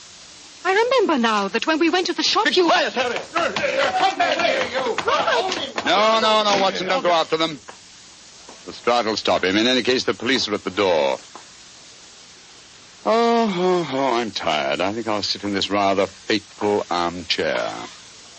So it was young Binion all the time, eh? Yes, and he all but outsmarted me. I reasoned that somehow the murderer must have intended the device of this chair to clear him. And suddenly I saw the real motivation. How better establish his innocence than seeming to be obviously guilty and yet leaving a trail whereby an astute deduction could seem to clear him. Yes, his idea that Miss Irvine came to you. He used you as a cat's paw. That's right, Watson. I'm afraid this whole case is a rather humiliating experience for me. Well, why do you say that? Lestrade had arrested the right man in the first place. Oh, my dear Watson, I shall never hear the end of this. Never.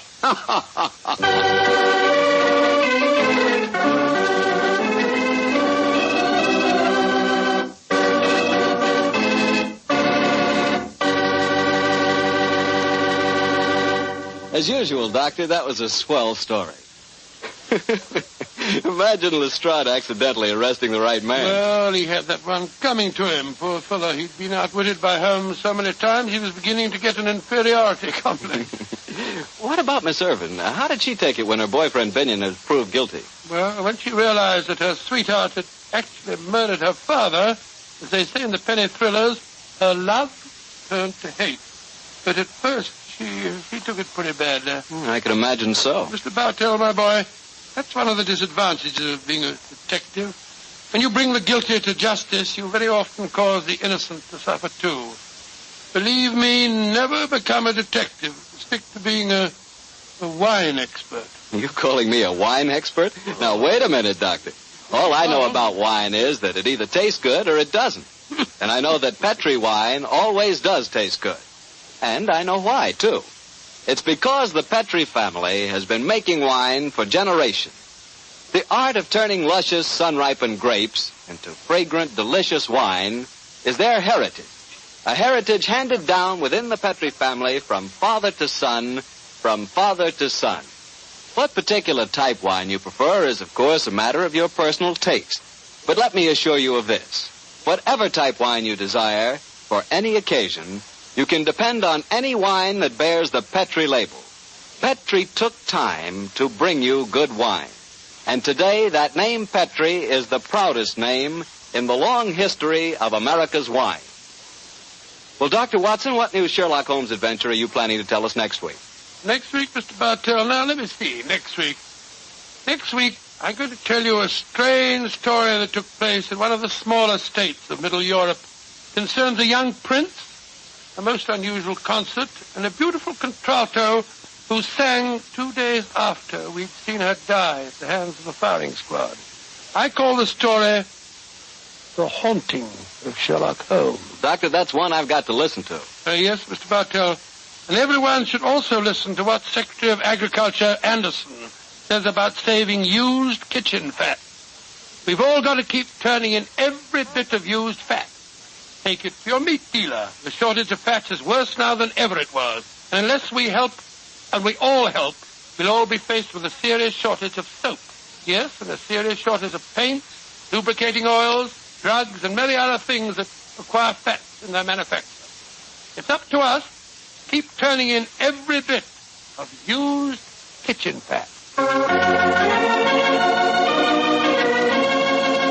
Tonight's Sherlock Holmes adventure was written by Dennis Green and Anthony Boucher and was suggested by an incident in Sir Arthur Conan Doyle's story, The Musgrove Ritual.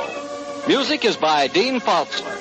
Mr. Rathbone appears through the courtesy of Metro-Goldwyn-Mayer, and Mr. Bruce through the courtesy of Universal Pictures, where they are now starring in the Sherlock Holmes series.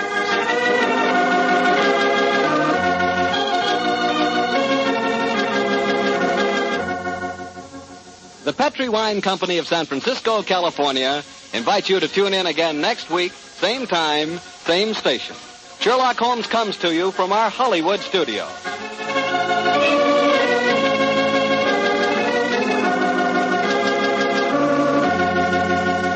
This is Harry Bartell saying goodnight for the Petri family. For a solid hour of exciting mystery dramas, listen every Monday on most of these same stations at 8 o'clock to Michael Shayne, followed immediately by Sherlock Holmes. This is the Mutual Broadcasting System.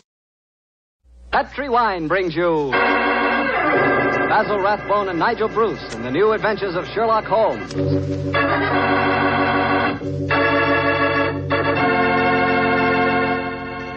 The Petri family, the family that took time to bring you good wine, invite you to listen to Dr. Watson tell us another exciting adventure he shared with his old friend, that master detective, Sherlock Holmes.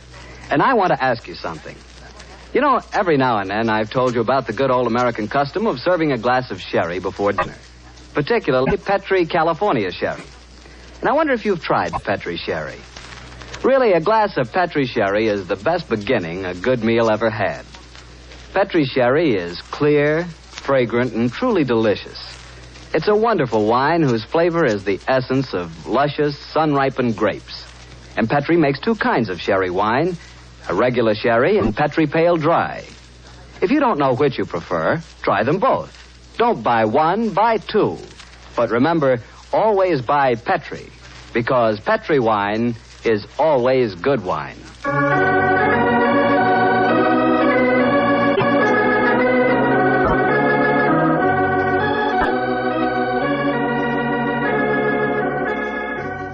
Well, I'm sure Dr. Watson's ready for us. Let's go in and join him, shall we? Come in. Good evening, Mr. Bartell. Evening, Doctor. Quiet, Willie. Quiet, Monty. Lie down. The dogs seem very pleased with themselves tonight. Did they have a good day? Yes, the three of us did, my boy. Go on, run off out in the patio. I took a 7-iron and some old golf balls on the beach this afternoon. I improved my game, I think, and the dogs had a great time chasing the golf balls. On the way home, the little rascals had a furious battle with an elderly pelican, so their day was complete. I'll have to join you on one of your afternoon strolls, Doctor. You and the dog seem to have so much fun. Oh, I'll be glad of your company, Mr. Bartell. Well, drop your usual chair, and I'll get on with tonight's Sherlock Holmes adventure. From the hints you gave us last week, I guess a Frenchman played a prominent part in the story? Yes, indeed he did, Mr. Bartell. His name was Francois Lavilla, and he was a detective of some note in his own country. The time my story begins, it was in 1889, to be exact. Lavilla had come over to London to discuss with Holmes the difficulties of translating some of his monographs into the French language. At this particular time, I was in the early days of my marriage, Mr. Bartell, and this fact, combined with a busy practice, meant that I saw very little of my old friend. He must have missed you, Doctor. Oh, he did. Well, of course, he'd never admit the fact, but to get on with my story. One cloudless June afternoon, I found myself in the neighborhood of Baker Street, and I couldn't resist paying a visit to Holmes. Mrs. Hudson was out, but having retained my old latchkey, I let myself in and mounted the familiar stairs. It gave me a strange feeling as I raised my hand to knock on what once had been my own living room door.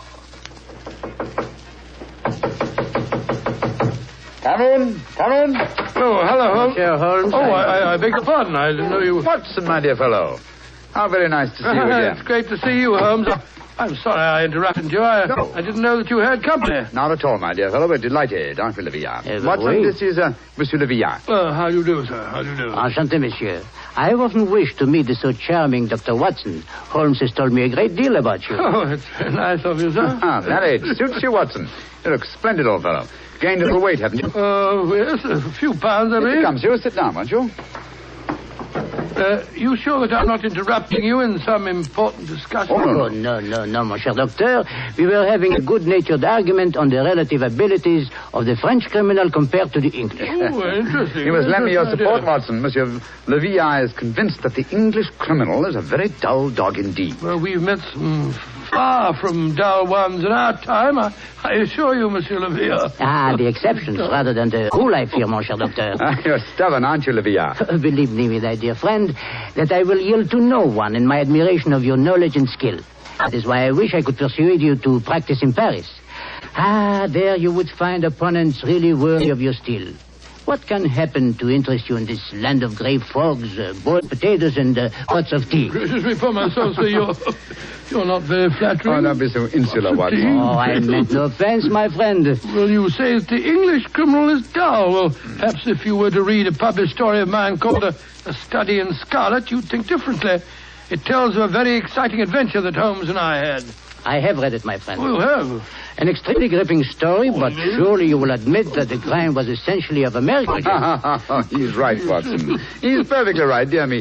What can I do to vindicate the dishonor of the London criminal? Let me see. Oh, yes, of course. A copy of today's Times. That's fine. I shall introduce you to a section known as the agony column. Where is it now? Oh, yes, here we are. This should convince you of the color and variety of English life. The agony column? Mm-hmm. It sounds most painful. What is it, pray? A personal column is liable to contain anything from a lover's frantic appeal to his lady love to a ransom note. In my profession, I've frequently found it an invaluable medium for contacting the underworld. Yes, now, here we are. There's something. Dear me. Oh, dear, no. Today's column seems rather uninspired, I'm afraid. May I examine it? Of course, here you are. Merci. If the lady who helped my little boy across the road at the corner of Threadwell Street and High Auburn last Wednesday at 4 will get in touch with Box 845, she will learn of something to her advantage. We can be more colorful than that in Paris, my friend. Yes, I think we can do better than that, too. Yeah, look at this, will you? The printer must have been half asleep when he set up the type for this advertisement. Will any gentleman interested in discussing cryptography and cipher writing please communicate with Box XQL 696, the time? Well, I fail to find this message any more stirring than the preceding one. You notice the execrable printing, don't you? Indeed I do. It is all mixed up. The first word, will, starts with a capital W and a capital I. The second word, any, starts with a small a, and then has a capital N and Y. It is a shocking example of typography. And when it occurs in a paper noted for its excellence in typesetting, one realizes that this is no mistake. What do you mean, Holmes? This is undoubtedly a code message. Oh, come now, my friend. I defy even you to make a history out of a printer's negligence. I accept your challenge, my dear Levian. If you recall, the Baconian bilateral cipher depends upon the use of two sizes of type. If we group the letters in units of 5, the arrangements of small and capital letters within the group should give us the message. Now, let's see. 2 capitals followed by 3 small gives us the letter H. Then 2 capitals, 1 small, 2 more. That gives us E. H. I still think you are trying to make an adventure out of a mere printing accident. No mere printing accident could so readily fall into one of the great traditional ciphers. Now, let's see. This message reads H-E-L, help. Q, too small. Q-U-I, quilter, help, quilter. L, too small and large. Elms, help, quilter, elms, there it is, yes. Penge, help, quilter, elms, penge. Help, quilter, elms, penge. What does that mean? Presumably that a man named Quilter, who lives at a house called the Elms, in the village of Penge, needs help. Ah, I see it now. A helpless victim held prisoner. He smuggles out this message as a harmless personnel, with strict instructions that it be printed on this art form. He knows that the amateurs of cryptography, to whom it is addressed, will decipher this call for help. Et voilà. Monsieur Villa, you seem ready to grant that adventure can exist in London, after all. The advantage, my dear Watson, of a more mercurial temperament than we Englishmen possess. Well, Levian, what about it? Shall we set off for Penge and rescue the ingenious Mr. Quilter from whatever dire fate awaits him in the elms? I'm all impatience. Splendid. Watson, I suppose you're too busy to join us. Too busy? Well, I'm in your practice. I'm sure that you have patience to attend to. Yes, of course. Yes. As a matter of fact, I have 2 further visits to make today. One to a peppery old miser who has gout, and the other to a wealthy society woman who has acute attack of hypochondria, as they call it. The 2 places with a to hell with both of them. I'm coming with you, Holmes, if you want me. Bravo, Watson. Then grab your hat and coat. The game's afoot.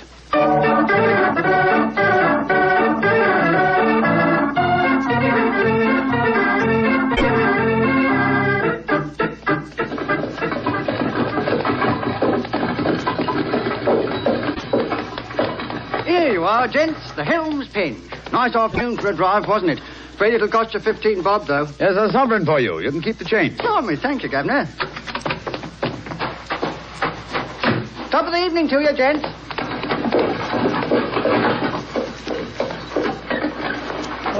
So this is the Elms, eh? Quite a bit of land for such a modest neighborhood. To call it the Elms seem remarkably inappropriate. I cannot see an elm tree in sight. So you see, Levian, the English have more imagination than you give them credit for. Are you just going to walk up to the front door and knock, Holmes? Why not? The direct approach is often the most satisfactory. Oh, you disappoint me. I had hoped that perhaps you would adopt one of the disguises in which you are so adept, I am told. Well, since it's unlikely that these people know me by sight, that's hardly necessary, is it? However, I trust that this little problem may reward you with some colorful highlights before we're through. Oh. Great Scott. Revolver shots. They came from the house. We are too late. Monsieur Quilter has been murdered. No, I think not. You will observe that the next-door neighbor to the elm was mowing his front lawn as we drove up. He is still engaged in the same occupation. Obviously, revolver shots attract little attention in this vicinity. Mon Dieu, you mean that violence and sudden death are so common that they do not attract even passing interest? No, yeah. Even the British are not as phlegmatic as that. Then what is the answer to those shots, Holmes? Some member of this household is addicted to pistol practice. The fact that a shooting target is nailed to the back of that fence over there would further support the theory. Well, that's rather ominous, in my opinion. Well, here we are at the front door. Let's keep our wits about us anyway. Are you carrying a revolver, Dr. Watson? No, only a stethoscope, I'm afraid. I was prepared for sickness when I left the house today, and not for crime. I, too, am unarmed. How about you, Monsieur Holmes? Only a magnifying glass, I'm afraid. Hardly a very lethal weapon. Yes? My friends and I were calling on Mr. Quilter. Oh? Who are you? My name is Sherlock Holmes, and these are my friends, Dr. Watson and Monsieur Leviat. How do you do, madam? How do you do? Is Mr. Quilter expecting I don't know. We read his advertisement in the agony column of the Times today and came down here at once. Are you a relation of his? I'm his niece. Oh. My name is Doris Faversham. Come in, won't you? Miss Faversham, I suppose it is? Yes, Doctor. It's Miss Faversham. We heard 3 revolver shots as we were walking up the driveway. They gave us quite a start. Yes, mademoiselle. We were afraid that we might have arrived at the time of tragedy. Yes, indeed. Tragedy? Oh, my hobby is revolver shooting. I was doing some target practice in the back garden as you arrived. Revolver shooting, Miss Faversham. How very interesting. I flatter myself that I'm something of a marksman myself. Oh, really? Well, perhaps we can have a match. Won't you sit down? Your challenge intrigues me, Miss Faversham, but before I accept it, I should like to see Mr. Quilter. Well, Uncle George is paralyzed. Spends all his time in a wheelchair. I'm not at all sure he'll see you. At least you can ask him, can't you, Miss Faversham? It is his custom at this time of the day to take a little nap. Perhaps tomorrow... Doris! He's still awake. Who's here? Yes, Uncle. Some men have come to see you, Uncle. Well, bring him in. Follow me, gentlemen.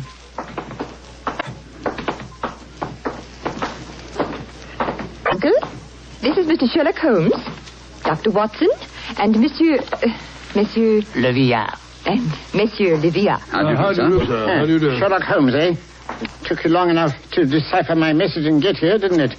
Your brother's a much faster worker, isn't he? Oh, what makes you say that, Mr. Quilter? Received this telegram from him at 11 o'clock this morning. Read it for yourself.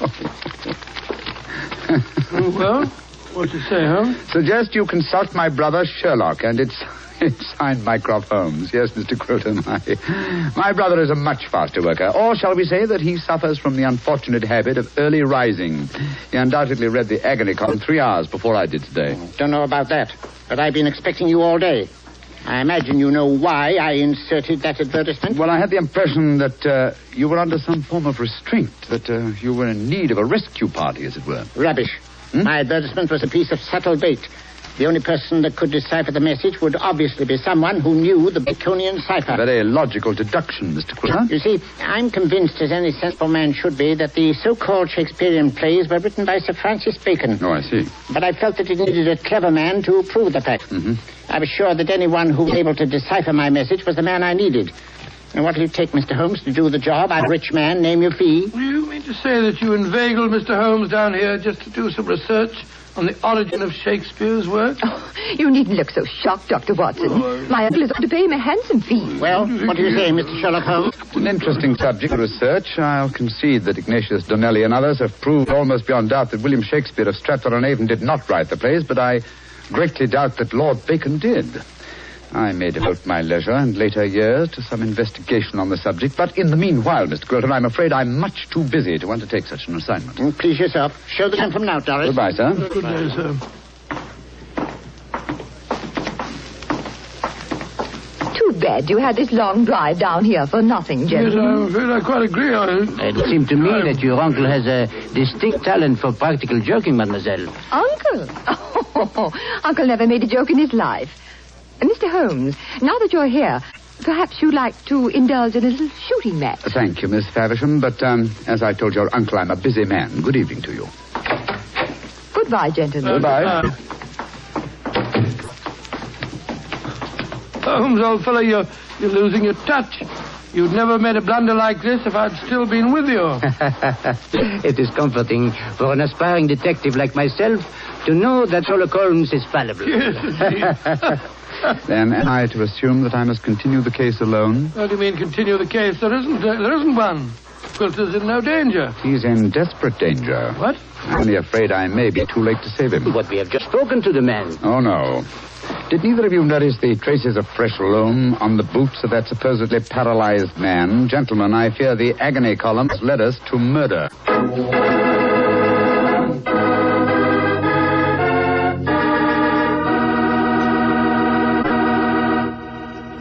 You'll hear the rest of Dr. Watson's story in just a second. Time enough for me to mention that any meal is a better meal when it's served with a Petri dinner wine. If you're having chicken or fish, use Petri California Sauterne.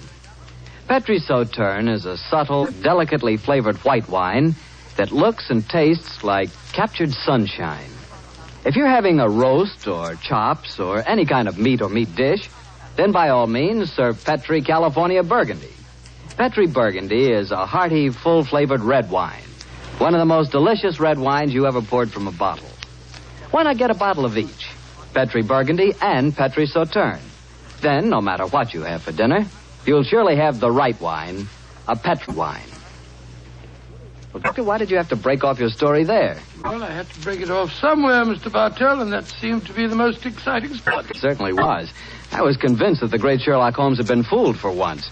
What happened next? Well, needless to remark, we did not get into a cab and go back to London, but let me pick up the story at the same place that I broke it off.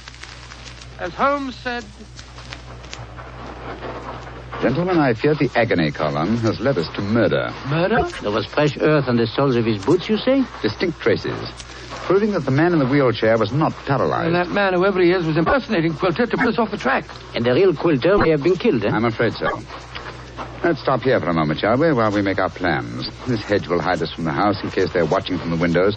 Now, this isn't a hard picture to reconstruct. There undoubtedly is, or was, a paralyzed Baconian scholar named Quilter. He managed to smuggle out that ingenious plea for help, but Mycroft's unfortunate telegram gave the game away. I see it now. The people in there, holding him prisoner, forced him to reveal what he has done, eh? What they may have done to him, heaven alone knows. One of the criminals, guessing from the telegram that I might appear on the case, posed as the crippled Quilter. What's our next move, Holmes? Remember that singularly unattractive young lady skilled with a revolver? We must search the grounds as unobtrusively as we can. Search the grounds? For what? I can answer that question, Monsieur Docteur. We search for signs of the freshly turned earth of a grave.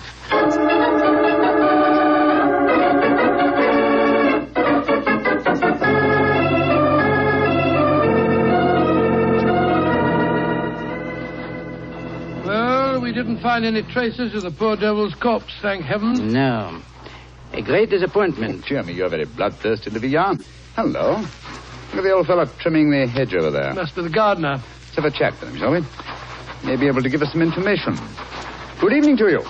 Evening to you, gentlemen. Really? You work for Mr. Quilter? That I do, sir. That I do. Very fine work, too. I've seldom seen a better kept garden. I thank you, sir. I do pride myself in my work. I wonder if you can help me. Be glad to if I can, sir. Did you see a telegraph boy deliver a message here this morning? That I did. The boy came here about 10 o'clock this morning.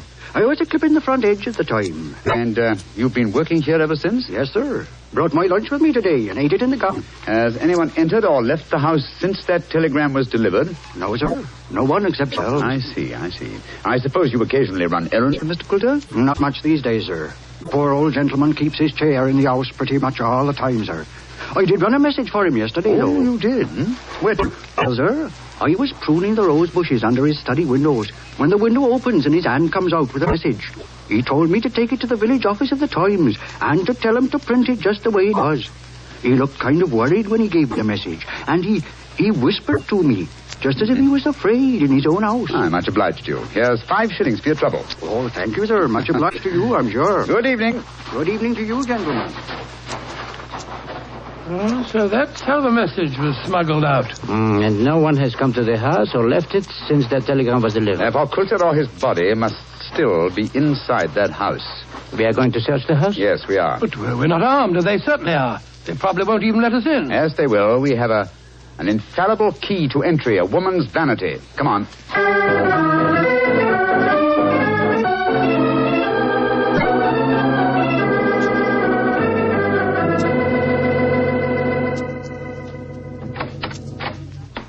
Oh, so you came back. I thought you wouldn't be able to resist my challenge to a pistol match, Mr. Holmes. Exactly, Miss Faversham. We had difficulty in finding a cab and decided to take a train to London. There was an hour's wait, so I thought I'd accept your challenge. Good. Come in. We'll go into the back garden. Thank you. Don't talk loudly. I think Uncle's asleep in the next room. Don't bring anybody in here, Doris. I want to sleep. All right, Uncle. This way, gentlemen. If your uncle wants to sleep, seems a funny sort of alibi. Oh, well, he's used to that, Doctor.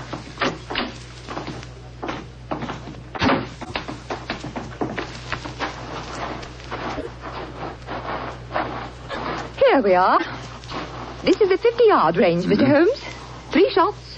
Best aggregate score wins. How much do you want to bet? You name mistake. Name mistakes, Miss Faversham. A sovereign? Certainly. You take the first 3 shots? Very well. I must just check that it's loaded. Yes, 6 bullets. All right, here I go.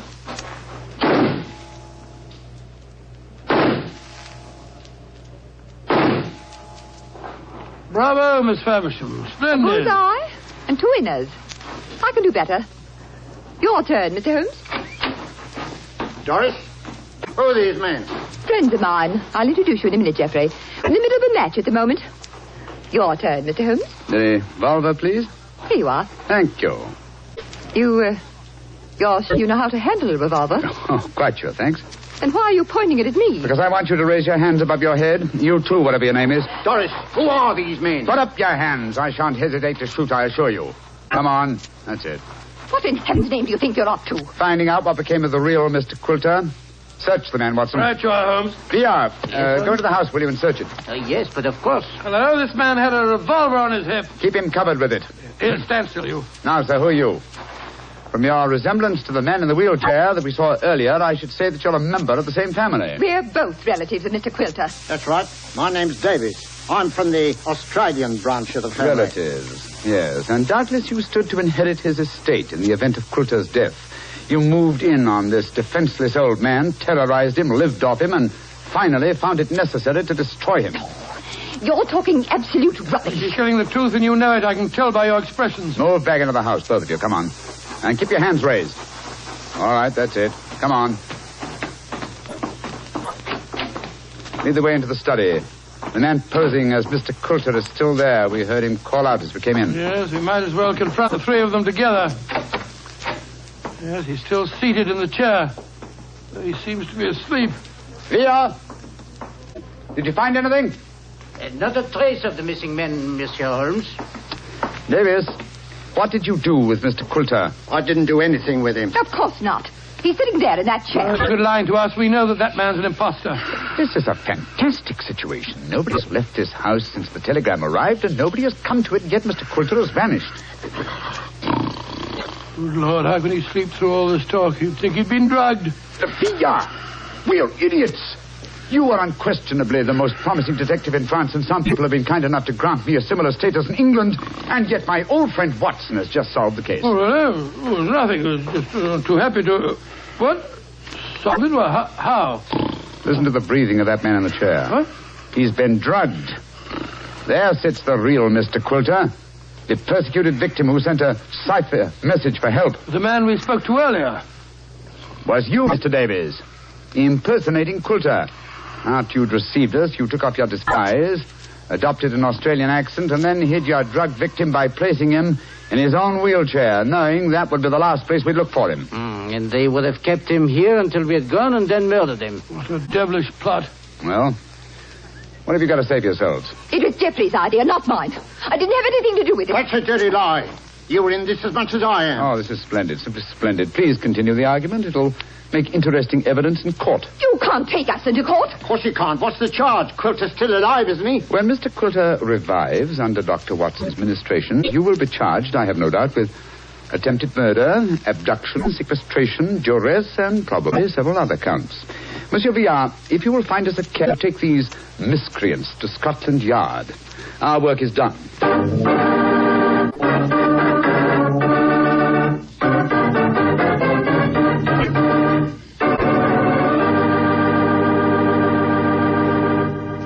Well, Doctor, that was a fine story. What are you fidgeting for? Fidgeting? Well, I'm expecting a guest. I thought I heard him just now at the front door. A guest? Now, you're being as mysterious as Mr. Holmes. Oh, not quite. You see, come in. Dr. Watson, how are you old rascal? Gregory, my boy. It's great to see you again. Mr. Bartell, meet my friend, Mr. Gregory Hood. Not the Gregory Hood. Mr. Bartell, I like the way you say that. Yes, Mr. Bartell, this is the Gregory Hood. Mr. Bartell, if you listen to Dr. Watson, he'll lead you to believe I'm much more important than I am. I'm quite a simple person, really. I'm kind to dogs, just love little children, and always help old ladies cross the street. I also know how to make a fire by rubbing two sticks together. Yes, and unlike my old friend Holmes, you pretend to know very little about criminals and crime, and yet you're one of America's outstanding criminologists. So I've heard. A hobby, Mr. Bartell, a hobby. My real business is importing. Headquarters, San Francisco. Need any old masters? Perhaps I can sell you a nice piece of jade, or would you rather have a bit of old Balinese sculpture? Now, wait a minute. This is all a little too fast for me. Yes, you learn that Gregory is a little too fast for everybody. But, Mr. Bartell, I'm sure you'll get to know Mr. Hood a good deal better. You see, as I've told you, I've always wanted to take a trip back to England, and now I have a chance to do so. But, Doctor, won't I see you again? What about our story? Oh, I shall be back in the fall, but meanwhile, I've asked Mr. Gregory Hood to get together with you at this time every week and tell you some of his experiences. Which, of course, makes me feel very important. Mr. Hood, as you know, has been involved in many famous cases dealing in crime. His importing business and his hobby criminology are a strange combination. I learned that he keeps a diary of these cases, and it's a fascinating book. The Case Book of Gregory Hood. The Case Book of Gregory Hood. Sounds intriguing. Intriguing? It certainly is. Thank you. Well, then I can tell all our friends, be sure to listen next week at the same time and every Monday night through the summer to The Case Book of Gregory Hood.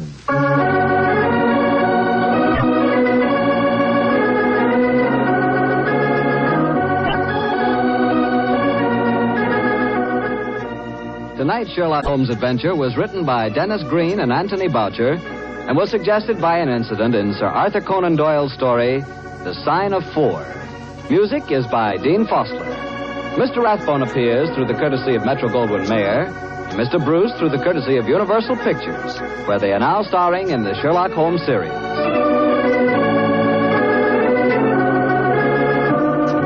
The Petri Wine Company of San Francisco, California, invite you to tune in again next week, same time, same station. Sherlock Holmes comes to you from our Hollywood studios.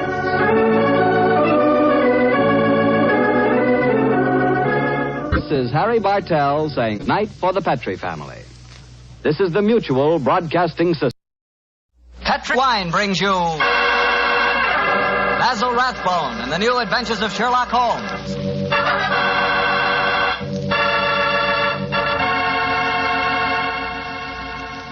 The Petri family, the family that took time to bring you good wine, invites you to listen to Dr. Watson tell us another exciting adventure he shared with his good friend, that master detective, Sherlock Holmes.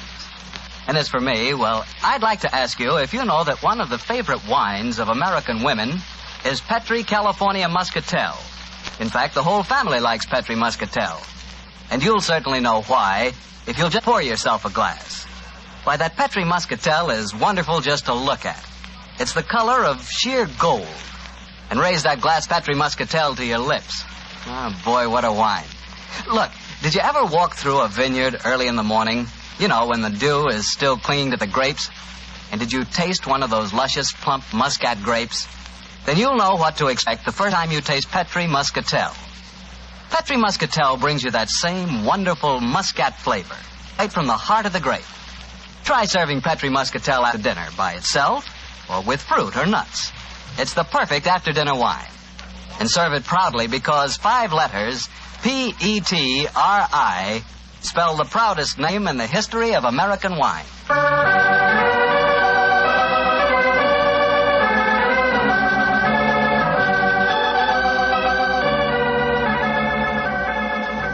And now I'm sure our good friend Dr. Watson is ready for us. Let's go in and join.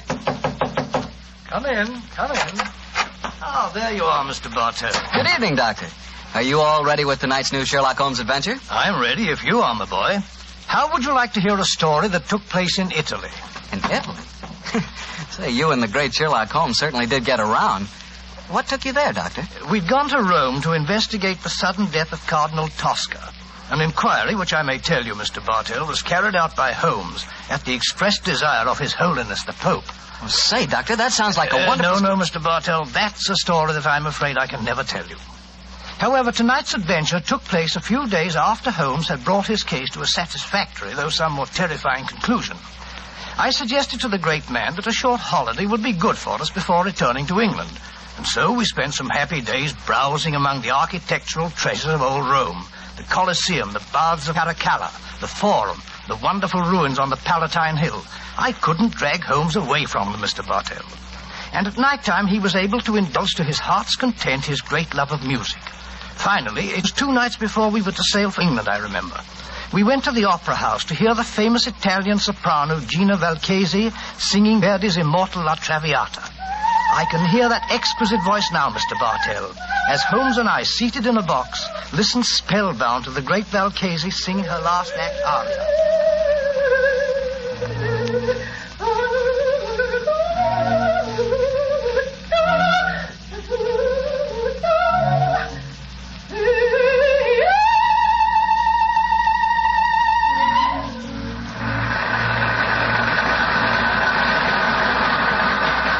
Voice, Watson. What a magnificent voice. Yes, it is, Holmes. A pity, though, that most opera stars who sing like nightingales seem to have the figures of unusually well-fed pouter pigeons. Poor woman, she must weigh at least 20 stone. Nevertheless, you mustn't refer to her as poor, my dear chap, despite her somewhat unfortunate portions. Signora Gilda Valchesi remains one of the greatest and wealthiest of contemporary sopranos. Listen to the applause. Yes, undoubtedly she'll sing an encore. We might as well go back to her dressing room now. The opera's almost over. Why are we going back to her dressing room? Because during the last intermission I received a note from her requesting my attendance. Oh, what did the note say? Well, it seems that the lady is not too popular with certain members of the opera company. Well, I've no wish to become entangled in any opera clash of temperaments. I confess I find myself not a little interested in meeting the lady. Shh. She's going to sing an encore.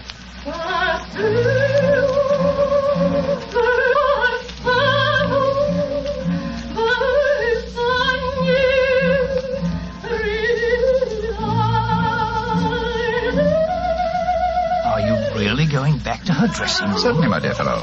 A summons from Gina Valchesi is no more to be disobeyed than a royal command.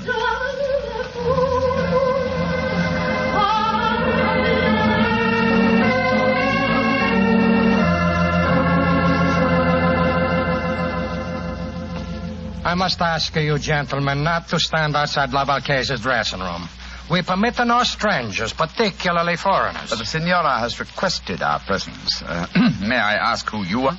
Permit me to introduce myself, gentlemen. I am Armando Bellini, Inspector of Police. My name is Holmes, Sherlock Holmes, and this is my friend, Dr. Watson. Sherlock Holmes? But this is a great honor. Allow me to apologize. Here in the Opera House, we have to be so careful, you understand, of intrigues. There are so many. But Senor Holmes and his friend, I am so happy to meet you both. At headquarters, I hear wonderful reports of your work in the Cardinal Tosca affair. I should prefer not to mention that unfortunate matter, Inspector, except under conditions of extreme privacy. Oh, quite so. And behind the scenes at the opera is not the most secluded place. Please to forgive me. You are waiting till La Valchesi? Yes. She is still on the stage. She has requested your presence, you say, Senor Holmes? Yes, I trust the meeting is to be a social and not a professional one. We're sailing for England in a couple of days. And you came to hear the great Valchesi sing before you left. Most understandable. A magnificent voice, Inspector. Yes, Doctor. And still, well, I am a devout opera lover myself. Yet I cannot help but feel its future lies with those who can add a youth and beauty to a great voice. That's true. True, Signor. But where can you find such a combination? I have found it. Here in the opera, there is a girl. She is my protege. Someday, I hope she will be my wife. At the moment, she is only understudying La Valchesi. If she should ever get the opportunity of singing in her place, then a new star will be born. Oh, really? What's her name? Lisa Bordoni. She has but recently come to Rome from Milano, where she was studied with the great Alfieri. Confidentially, I think that La Valchesi is so jealous of her that... Oh, here is Lisa now. And that is her brother with her. Lisa, cara mia, please to join us. By George, what a beautiful girl. What is it, Armando? Permit me to present the famous English detective, Senor Sherlock Holmes, and his friend, Dr. Watson. How do you do? How do you do, young lady? Glad to meet you both. This is my brother, Wally. How do you do, sir? I certainly feel that I know a lot about you two gentlemen. You know, I can't tell you how many times I've read your stories, Dr. Watson. Indeed, sir. I'm very flattered.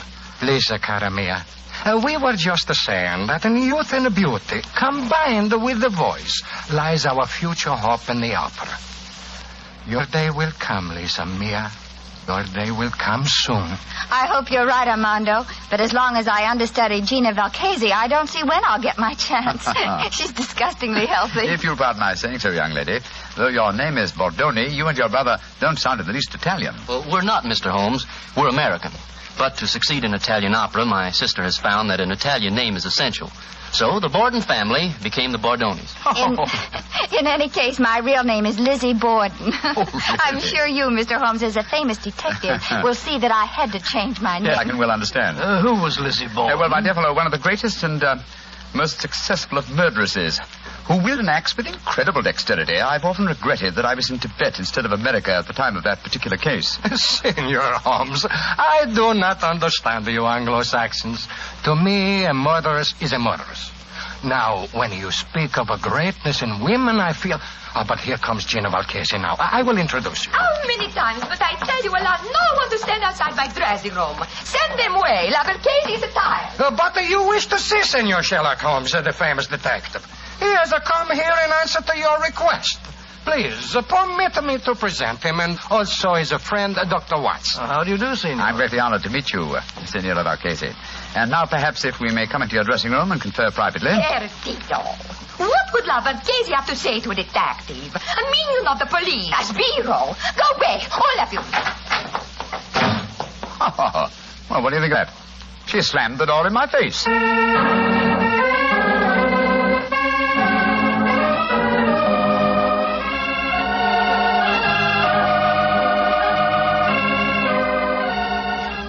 Oh, waiter. Si, senor. Bring me some more coffee, please. Si, senor. Very pleasant dining here on the hotel terrace, I must confess. Very. Amazingly warm, considering yesterday's snow. Yes, it is. Later, I suggest we pay another visit to the opera and hear La Valchese sing Gilda and Rigoletto. Upon my soul, Holmes, it seems to me that you're astonishingly casual after the way that woman insulted you last night, slamming the door in your face as if you were a tradesman. Shocking. What would you have me do, my dear chap? Force my way into a room, demand an apology, or have my friend challenge her to a duel in order to avenge my honor? Oh, don't try to be funny, Holmes. You know perfectly well what I mean. The lady asks you to come and see her, and when you do, she pretends she's never heard of you. And here it is nearly 24 hours later, and you've done absolutely nothing about it. Oh, dear old Watson. You're really quite upset over the affair, aren't you? Well, if it'll make you any happier, let me tell you, I have done something about it. I'm delighted to hear it. What? This morning, I was able to obtain a specimen of La Valchese's handwriting from an autographed picture in the possession of Inspector Bellini. I compared the writing with that on the note that I received in the box last night. It was the same, proving that the message I received was authentic. Oh, in that case, why did she snub you like that? Well, something must have frightened her, I suppose. Something or someone who was standing at the dressing room door with us. Well, who was there? Inspector Bellini, Lisa Bordoni, and her brother. Precisely, my dear fellow. Therefore, we may assume that La Valchese had no wish to recognize me in their presence. But if you think that, Holmes, why haven't you been in touch with her today? She may be in some dreadful danger. Oh, if she is, she can find me easily enough. And meanwhile, I'm perfectly happy to be left alone. The last few weeks have been sufficiently strenuous without becoming involved in some fresh case. On my soul, Holmes, you must be tired. I've never known you to be so indifferent to a case. Great Scott. What is Watson? Look, walking towards us. It's Signora Valchese herself. Oh, and judging from the lady's expression, she seems to be in some distress. Good evening, Senora. Signor Holmes, I must speak Please to sit you. down, won't you? This is my colleague, Dr. Watson. How do you do? First, I must apologize for my behavior last night. It would have been dangerous if La Valchese had acknowledged that she had to communicate with you. That's just what my friend assumed, madam. Please speak quite freely now, Senora. No one can overhear us. Signor Holmes, I am being persecuted. My life is in danger. You must save me. You've been threatened. See, Signor. And now today, tragedy has struck. My sister, my beloved Bella, lies near death from a murderous attack. An attack that was meant free. Good Lord, what happened, madam? If you will please to keep quiet, and let the Algiers speak will I learn what happened. Oh, I'm so sorry, madam. This morning, always myself take my dog for a walk. But this morning, I feel a trace of a cold. I asked my sister to take the dog for a walk. Please do understand that my sister is very much like me in appearance. Yes, I understand, Senora. Please continue. She walk alone in the park. From nowhere, a horseman come galloping right her down. This much I learned from the traces in the snow when I hurry and go to find her. Was she able to tell you who the horseman was? No. She cannot speak, senor. They say at the hospital that her skull is a fracture, that she may not live. Senor Holmes, that attack, it was meant for me. You must protect me. Senora, I shall do everything in my power to... No! What's wrong, madam? Somewhere there is a cat. I know it. Make it go away. I cannot stand cats. They drive me mad. No! Oh, make it go away, please. I cannot stand them without even a thing. No. Shoot, run away, shoot. No. I can't see one. It must be your imagination.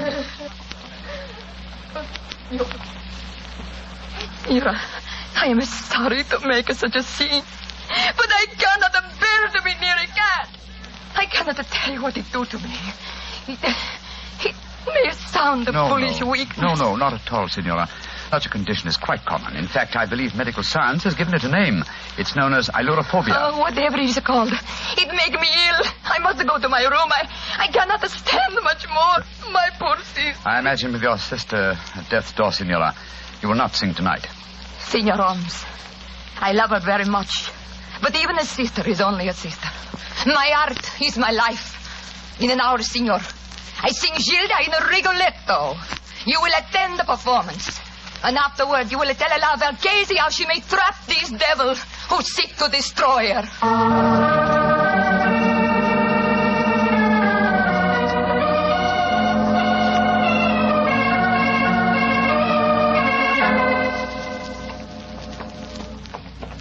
Holmes, it's after 9:30. We've missed quite a lot of the opera. It's hardly worth going to our box now. We've just been in time to hear La Valchese sing the incomparable Caronome.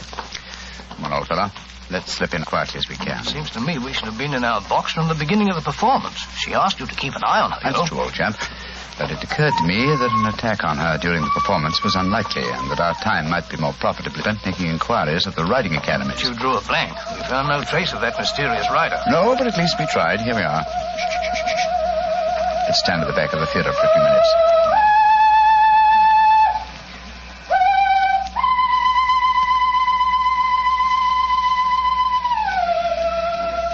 Great Scott! That isn't Valchese singing. It's the understudy, Briony's protege, the American girl, Lisa Bordoni. What a beautiful voice. Like one, but with a beautiful, wonderful range. Look here, we've no time to listen to her now. We must go to the Valchese's dressing room at once. We know she left for the theater tonight with the intention of singing. I'm very much afraid there's devil's work afoot, Watson.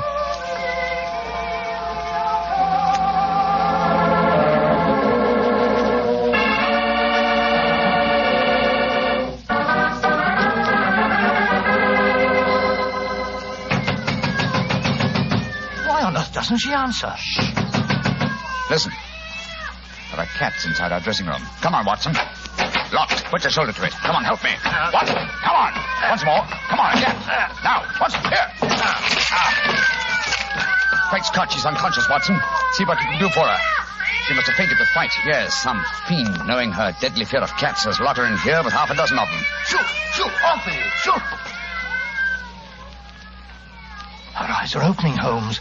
She's coming to. Signora Valchese. Her lips are moving. She's trying to speak. Signora Valchese, tell me, who did this to you? Great heavens! Her voice gone. I've known many vicious crimes in my lifetime, Watson. But to murder a voice that was one of the treasures of the world, is as vile a killing as I've ever encountered.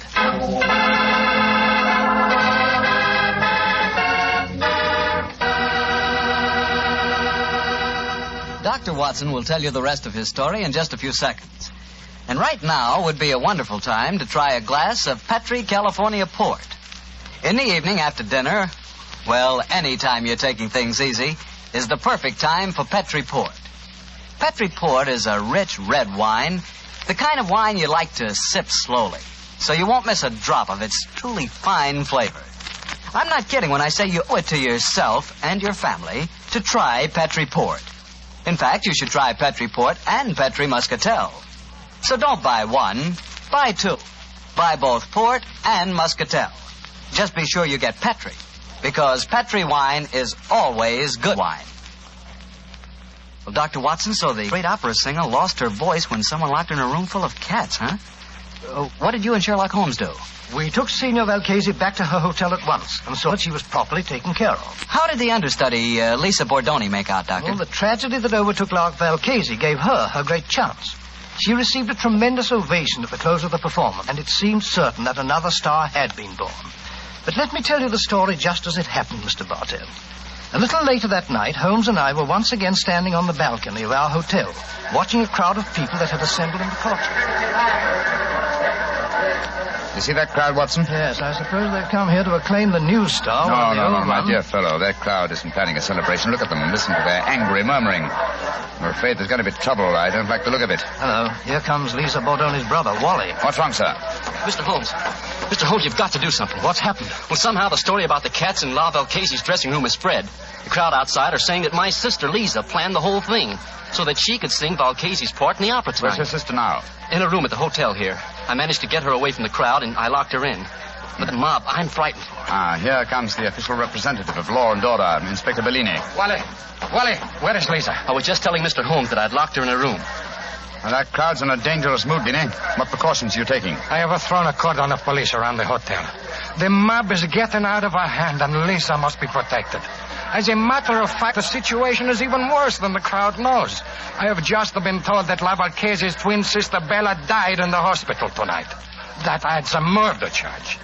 If the crowd knew about that, I tremble to think what might happen. Did you say that La Valchese's sister was a twin, Inspector? Si, Senor Holmes. She was her exact double in everything but voice. Indeed, how very illuminating. If you don't mind, I should like to have a few words in private with my friend, Dr. Watson. Excuse us for a moment, please. What do you make of it, Holmes? What do you, old chap? Well, the American girl seemed very charming and all that, but she might have done it. It had to be either her brother, or the inspector himself. They all had a motive for wanting La Valchese to lose her voice. But I must say I can't understand the motive behind the murder of her twin sister. I think I can give you the answer to that question in a very few minutes. But meanwhile, the mob gets uglier and uglier. The only way to avert violence, Watson, is to give them quick proof and a certainty of conviction. I must go back to Bellini and the American. I want to keep an eye on them. Meanwhile, I want you to slip out and get me a cat. Cat? What on earth for? You'll find out soon enough. But Holmes, what kind of a cat? Oh, any kind, but hurry.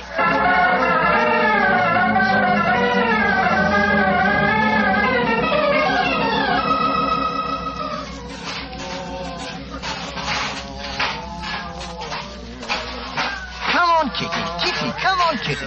There's a good kitty. Here. What you do in the hotel kitchen, senor? Oh, you want to play with my cat? Oh, is he your cat? Charming little fellow. I'd like to borrow him for a little while. Why you want to borrow my cat? Oh, I thought I'd take him up to my hotel room and have a little game with him. I've got some old socks he can play with. Deal. The English, they are a crazy race. My cat does not like to play with the old socks. Look here. Here's 50 lira for you. Wait. Oh, no. I tell you, my cat does not like to play with old socks. My cat will stay here, and you can keep your money. I'll give you 100 lira. So that you may stuff my cat full of old socks? No. Give me back my cat. Oh, the place is with you. You'll get it back later. Stop him. The crazy Englishman is stealing my cat.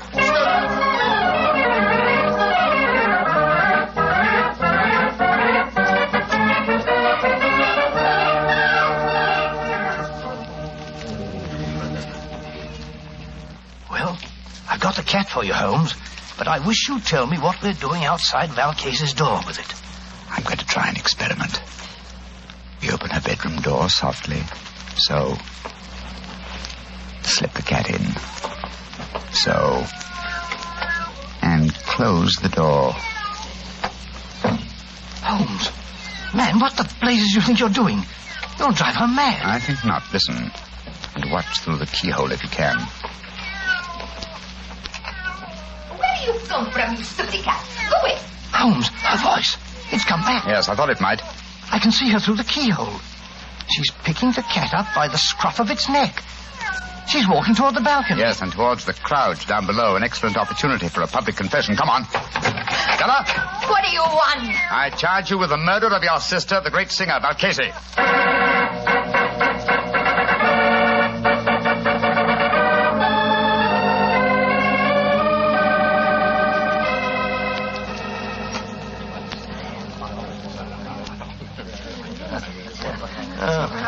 It was magnificent, Senor Holmes. Magnificent. The way you forced her to confess on the balcony in a full sight of the mob. And so you saved Lisa. I can't thank you enough, Mr. Holmes. Nor can I. Though I still don't see how you guessed. She looked so much like her sister that she fooled even me, her understudy. Yes, it was an extremely cunning plot, Miss Bordone. The real Valchese sent me that note last night. When I met her at the dressing room door, she denied having sent for me because the three of you were there. I suppose that she suspected one of us. Oh, yes, obviously, and no doubt. She told her twin sister Bella about having sent me the message and also announced her intention of coming to see me. Bella saw her opportunity, murdered La Valchese, assumed her identity, and to give added realism to her role, followed through with her sister's plan by coming to see me today. But I still don't understand this business, Mr. Holmes. Why did the twin sister lock herself in her dressing room and fill it with cats? What did it accomplish? It gave me the chance to sing. Yes, that's true. Which is why Watson felt certain the criminal must be you, your brother, or Signor Bellini. But you see, the episode with the cats accomplished one other thing. It made it plausible that the great Valchese should never sing again. To whose advantage would that be? An imposter, of course. In the person of a twin sister who could not sing and who must surely end her sister's great will. Exactly, my dear fellow. As soon as I knew they were twin sisters and everything but voice, it became more than a possibility. It became probability, but it had to be tested. That's why I sent for the cat, Watson. When the sister, thinking herself unobserved, exhibited no terror for cats, well, it became a certainty. On my soul, Holmes, this is as fantastic a plot as ever we've met. A diabolical plan, Watson. And I'm only thankful, Miss Bordone, that we were able to expose it before the crowd reached you tonight. I don't know what I can ever do to repay you, Mr. Holmes. Oh, that'd be hard, my dear. A box of Covent Garden for your London debut would be, an ample repayment. And from what I hear of your reception in Rigoletto tonight, I shan't have to wait very long for that reward, eh? It's a promise, Mr. Holmes. Come in. Oh, excuse me, please. All over the hotel I'm looking for my cat. I say to myself, there he is.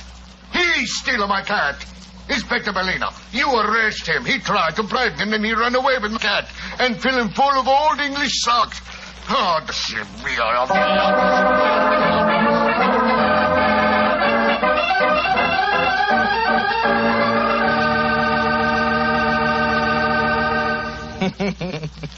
Doctor, I'd sure like to have a picture of you running away with that fellow's cat under your arm.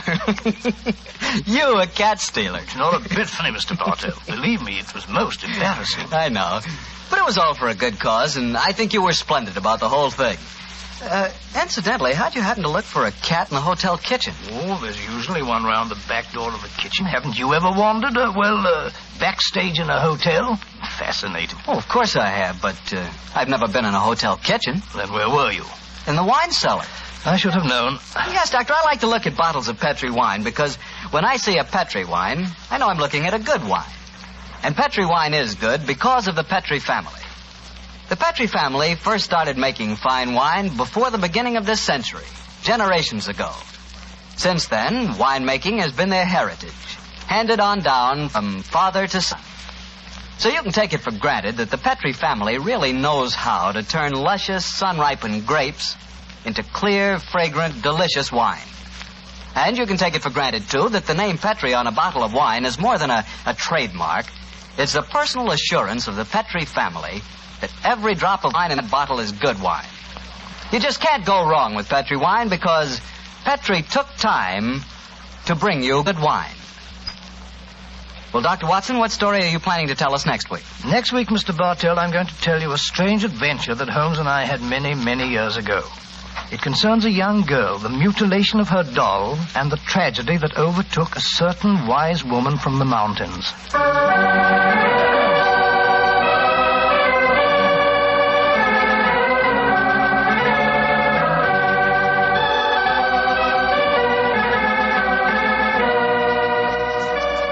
Tonight's Sherlock Holmes adventure was written by Dennis Green and Anthony Boucher and was suggested by an incident in the Sir Arthur Conan Doyle story, The Adventure of Black Peter. Music is by Dean Fossler. Mr. Rathbone appears through the courtesy of Metro-Goldwyn-Mayer, and tonight, Dr. Watson was played by Mr. Eric Snowden, who substituted for Mr. Nigel Bruce. Mr. Bruce is scheduled to return to the program next week.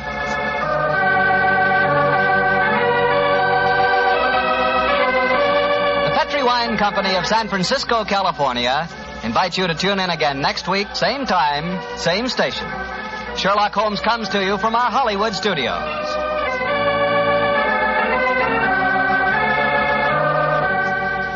This is Harry Bartell saying goodnight for the Petri family. For a solid hour of exciting mystery dramas, listen every Monday on most of these same stations at 8 o'clock to Michael Shayne, followed immediately by Sherlock Holmes. This is the Mutual broadcast. Petri Wine brings you Basil Rathbone and the New Adventures of Sherlock Holmes.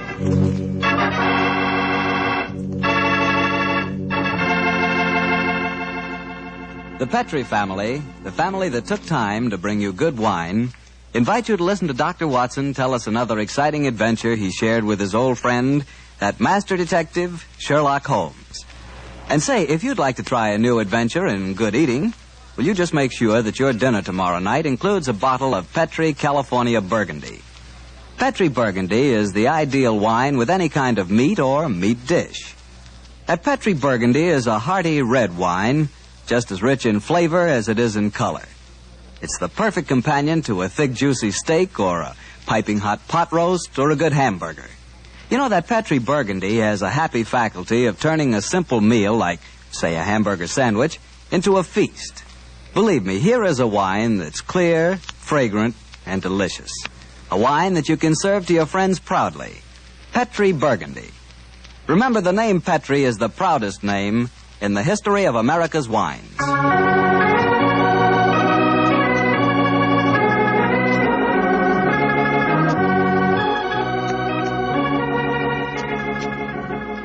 And now let's join our good friend, Dr. Watson. I'm out here on the patio, Mr. Bartell. Well, I see you're making the most of a wonderful evening, Doctor. Oh, yes, my boy. It's pleasant to sit out here on a summer's night with a good friend and a pipe, a bottle of wine. Help yourself to a glass and sit down. Thank you, sir. All ready with tonight's new Sherlock Holmes adventure, Doctor? Yes, and a strange story it is.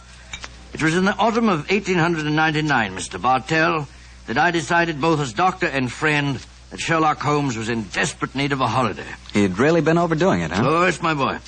It had been an unusually busy year, and at the time my story begins, Holmes was suffering from complete exhaustion. So, my boy, towards the end of October in that year, we found ourselves in the charming city of Kazanlak, capital of the small Balkan kingdom of Grozny. A few nights after our arrival, I remember Pavlu Krasnodar, Groznian Minister of Police, took us to hear the singing of a certain young Hungarian opera star, Miss Lily Rayner, who was then touring Europe. At our table was her fiancé, the charming young aristocrat Prince Stefano. And it was very easy to see as he sat there listening to the song that the boy was head over heels in love. It was a haunting melody that she sang, Mr. Bartell. I can almost hear it now.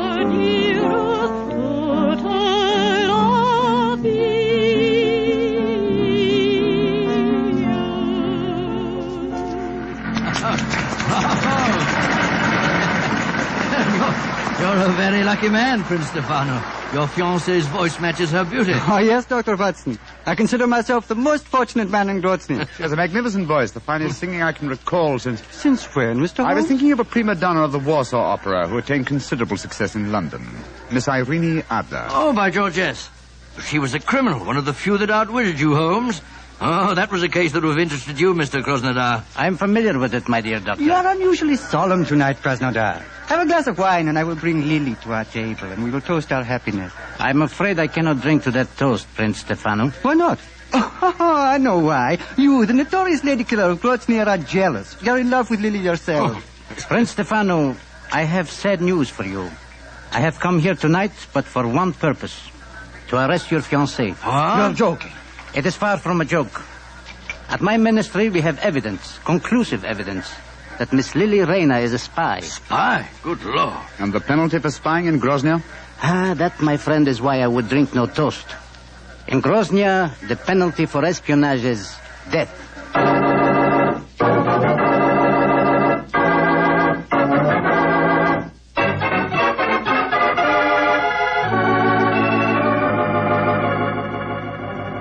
Yes, I know, but Holmes, you must do something to save that girl. You can't just turn in for the night without trying to help her in some way.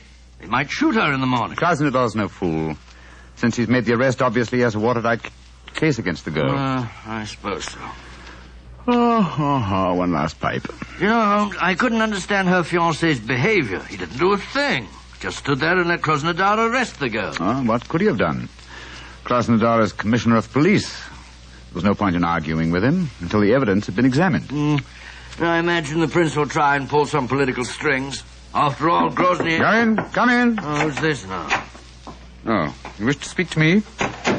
Mr. Sherlock Holmes, I've come to talk to you about my baby. My name is Martha Greggett. Your baby? Mr. Holmes doesn't... Oh, my baby, she is 20 years old, and she is flaxen-haired and beautiful. Oh, that's an entirely different matter. We'll be delighted to help you, delighted. Sit down, won't you? On whose behalf have you come to me?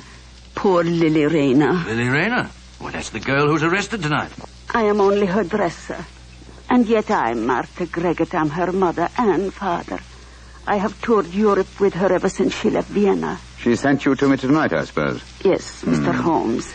She said you would understand. What does she mean by that, I wonder? She said that Mr. Holmes would take care that a talent like hers should not perish, just because she had broken a few laws. In other words, she wishes me to establish her innocence in the same breath as she confesses her guilt. And I'm afraid I don't take that sort of plant. Good night to you.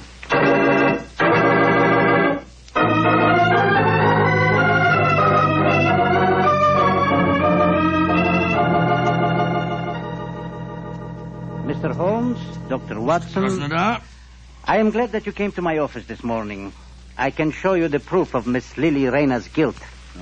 As distinguished foreigners, I should like you to know that though the penalty for political crimes is swift and severe, we are most careful that the incriminating evidence is beyond question. You see these letters? Yeah. We found them sewed into the bodies of her gown. Oh, good gracious me. They're a series of highly dangerous letters from Josip, the leader of the Revolutionary Party with whom she is obviously hand in glove. Here, you may examine them if you wish. Say, it looks like Greek to me. My knowledge of the Groznian language is far from perfect, but these letters certainly seem to incriminate their owner beyond doubt. You will observe that the letters have followed her to each of the cities in which she has been singing. All of them ask questions as to the military garrisons and the chances of a successful revolution. She has been a dangerous spy. Yes, I can see that, sir. But even so, isn't the death penalty excessively severe, particularly for a woman? Dr. Watson, the Balkan states are a hotbed of European intrigue. Our penalties must be severe, and we cannot make concessions to the sex of a culprit. This man Josip, the writer of these letters, have you been able to find any trace of him? None. If only we could. But we have never even seen the man. However, we are fortunate to trap his assistant and apparently the lady of his choice. Lady of his choice? But she was engaged to Prince Stefano. Undoubtedly a blind. In her home, we found an unsigned love letter in English. It was in the same handwriting as these letters from Josip. Are you satisfied, Watson? Well, I suppose. Obviously she's guilty. Well, there's no place for me in this affair, particularly when you consider that she made a virtual confession in sending her dresser to me last night. I suppose you're right, but just the same. If you want to trap this man Josip, I should think you'd be wiser to hold the girl as a hostage. It might bring him on the scene if he's afraid she'll talk. If you hang her, you'll never find him. Dr. Watson, in my country we found that prompt justice gets the best results. And for your edification, we do not hang in Grozny. The death penalty is exacted at the hands of a firing squad. And when is the execution to take place? You have timed your visit well, my friends. Please to step onto the balcony. Oh, dear.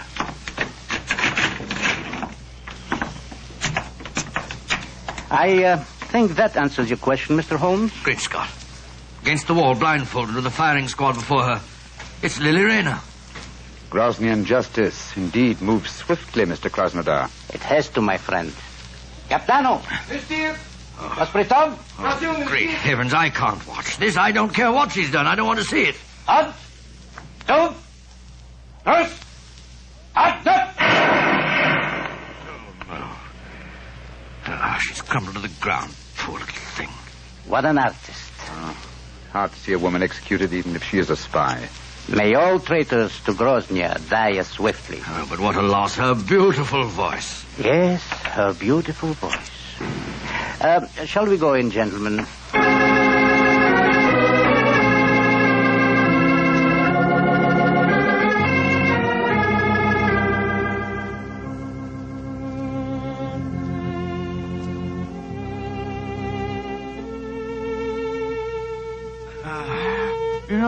Holmes, I can still see that poor girl as she crumbled before the firing squad. So can I, old chap. That's her song you're playing, isn't it? Yes. The melody still haunts me.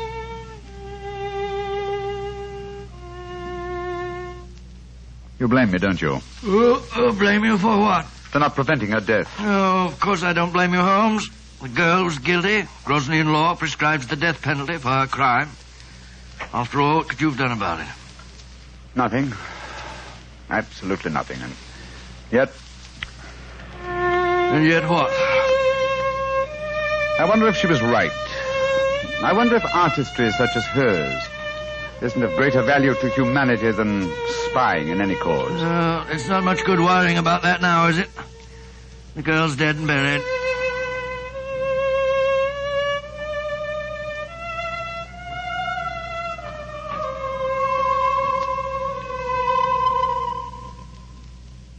Watson. What's the matter, Holmes? Did you hear that? I hear what? I could swear that I heard the dead girl's voice. She was singing her song to my accompaniment. Oh, dear. Your nurse must be in a very bad state, Holmes. Hearing voices indeed. You'd better turn in for the night. Perhaps. It's well, it may be more my conscience than my nerves. I'll give you a sleeping draught if you like. No, my dear Shepard. I'm all right. It's funny, though. I could have sworn that... Oh, well. Play some more of that tune, will you, Holmes?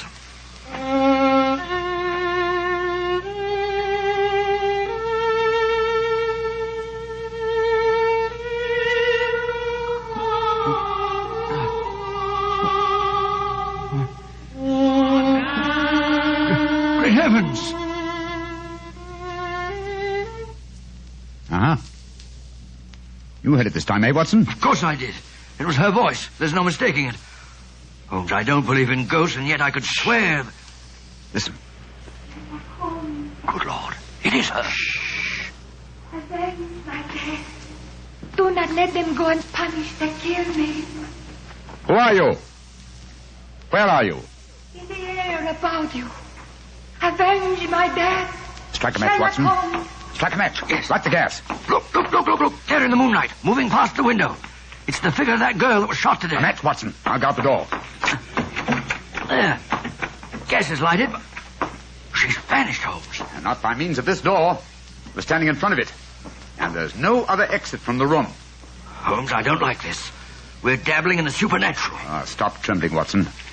Whatever the explanation for this may be, one thing at least I find quite fascinating. And what's that? It's the first time in my career that I've ever had a ghost for a client.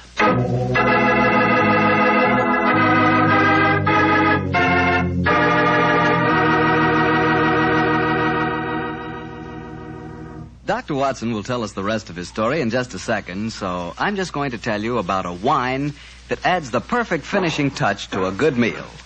Petri California Muscatel. With its sunshiny golden color and its full aroma, you just know Petri Muscatel is going to taste good. And it really does.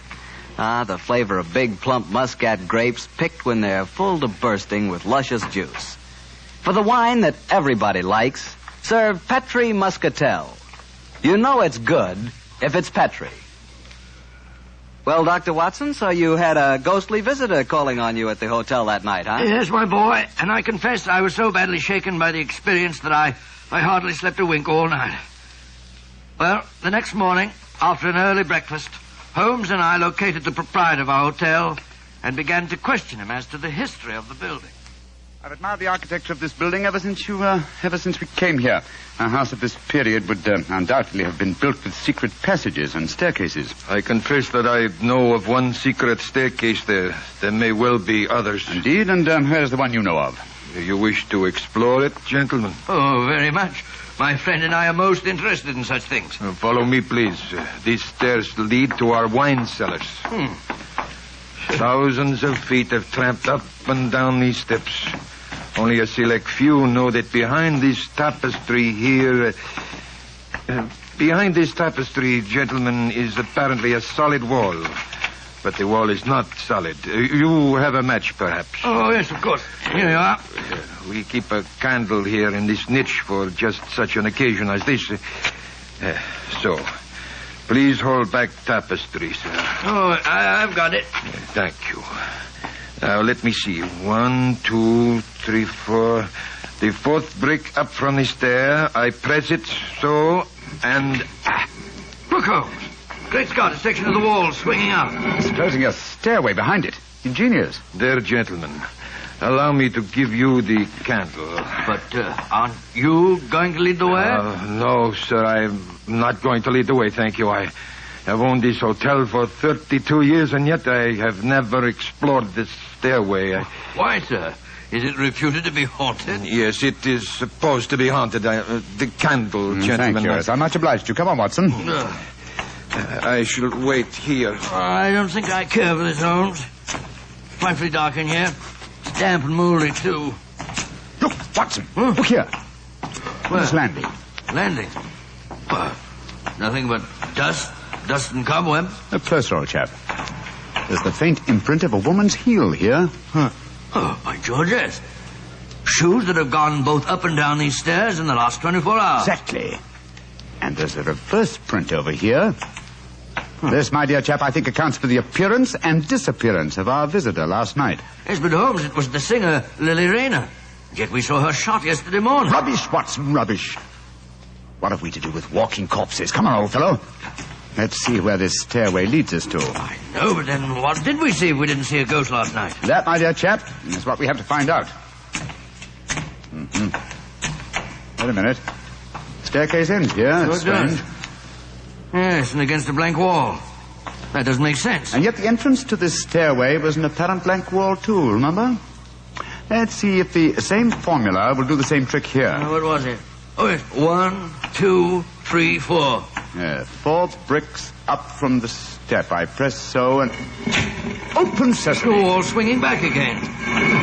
What do we see? Another tapestry. A tapestry that seems very familiar. Well, I should say so. This hidden door leads into your very own bedroom. Exactly, my dear chap. Now we know beyond doubt how the apparent ghost made her appearance last night. Don't you suppose it must have been someone impersonating the dead girl? That, my dear fellow, is a question that can only be answered by calling on her fiancé, Prince Stefano. Let's go over and see him at once, shall we?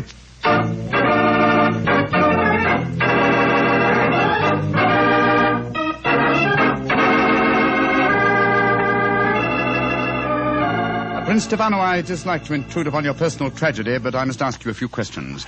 Ask your questions. Did your fiancée have a sister who may have resembled her? No. She had no living relatives at all, Mr. Holmes. Well, tell me this. Who inherits her estate, sir? Her dresser. A faithful old woman by the name of Martha Gregor, who looked after her for some years. I see. Did Miss Rayner have an understudy? As a singer, she could have no understudy. She was irreplaceable. You say as a singer. Was she also an actress? Oh, but yes, Mr. Holmes. Oh, really? How very unusual for an opera singer. Quiet, Watson, please. The first time I saw her was in Tosca. She was not another Berna, but her performance was very promising one, considering her age. In my country, of course, she was not able to appear in anything but opera because she could not speak Grosnian. She didn't speak Grosnian? Now I have the answer. The answer? Yes, to what? To this entire story, from the arrest of your fiancée to certain strange visitations at my hotel last night. What do you mean, Mr. Holmes? If you come to my hotel room tonight, my dear Prince, I can safely promise to make the whole matter clear to you. And I dare go a little further. I think that I can even help you to find consolation in your bereavement.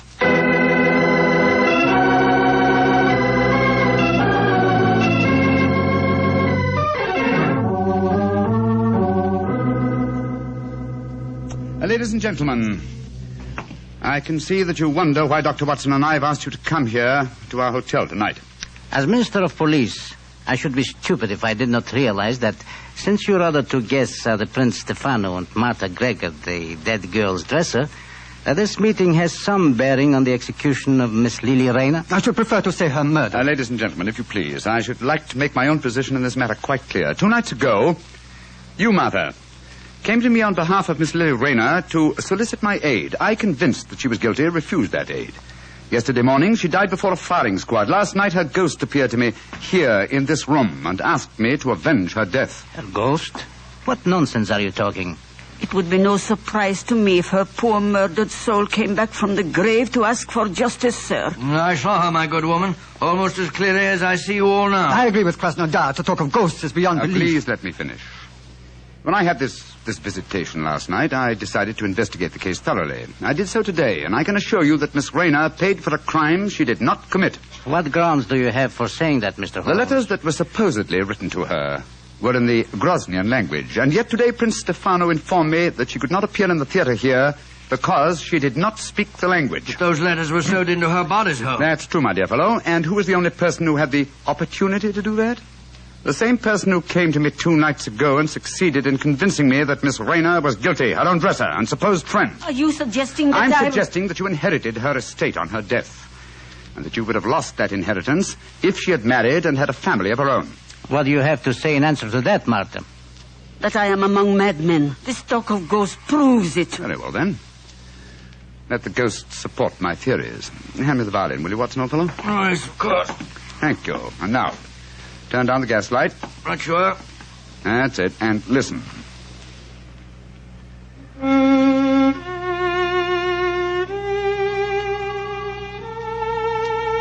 Yes. Yes.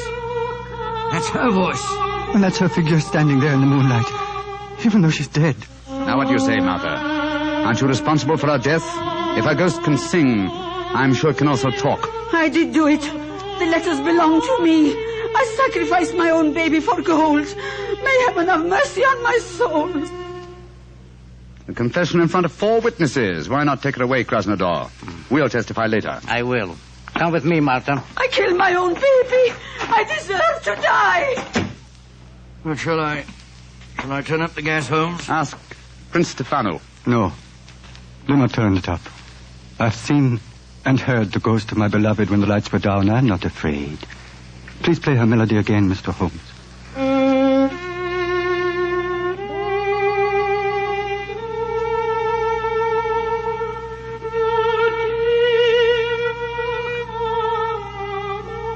Aren't you afraid, Prince Stefano? Why should I be afraid? Lily, my beloved, your spirit I know can be no evil one. I love it as I love you living. The pleasure of love lasts but an instant. Love's regrets last for a lifetime. This is now my lifetime, brightened by your gracious ghost. I'm sure this is a very touching scene, but it's getting dreadfully maudlin. All right, Miss Rayner. You may come from behind the tapestry now. Watson, old chap, turn up the gas light. There's a good fellow. Right, you are, Holmes. Prince Stefano, permit me to reintroduce you to your far from ghostly fiancée, Miss Lily Rayner. Lily, my beloved, you're not dead. No, I am not dead. Though I cannot see how Sherlock Holmes fathomed my secret. And there, my dear young lady, you're in exactly the same boat as I am. Surely the answer is obvious. You gave me the key yourself, Prince Stefano. I did, but how, Mr. Holmes? When you informed me that Miss Rayner had once played the title role in Tosca. Tosca? What's that got to do with anything? Consider Holmes? the plot, Watson. A minister of police who is very susceptible to a lady's charms arranges a false execution. Knowing Mr. Krasnodar's weakness, Miss Rayner, you prevailed upon him to do likewise. Huh. Well, then the whole execution was a piece of pantomime. The rifles must have contained blanks. That's right, old fellow.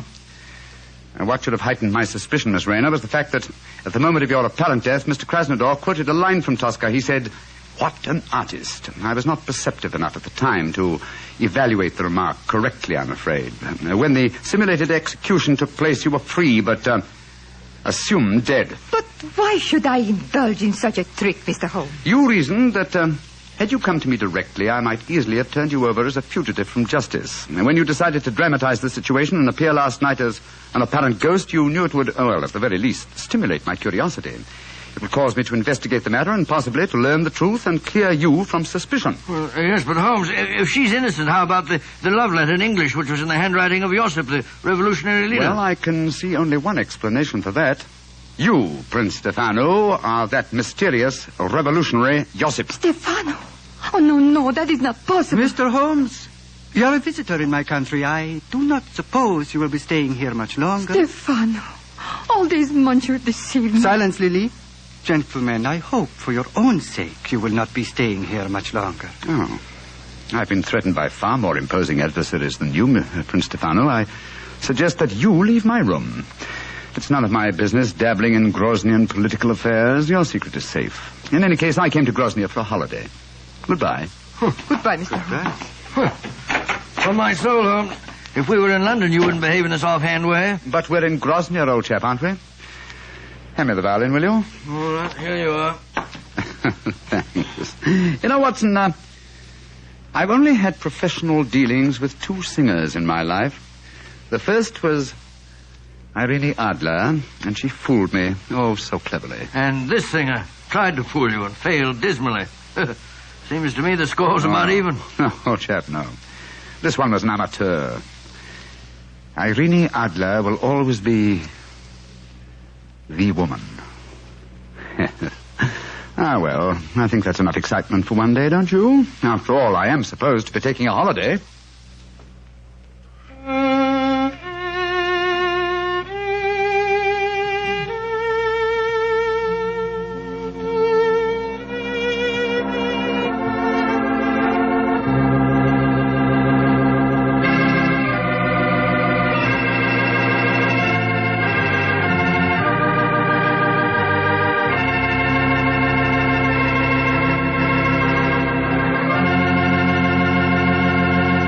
Doctor, that was a swell story. And I'll bet that you were a lot more interested in the beautiful Lily than your story tonight would have us believe. Oh, of course I'm interested in a beautiful woman. But then what man isn't? Check. But don't worry about me, Mr. Bartell. You know, being a family man, I just naturally associate a beautiful woman and home. And that makes me think of hospitality. Well, what do you mean by that? Well, according to you, I'm interested in home life.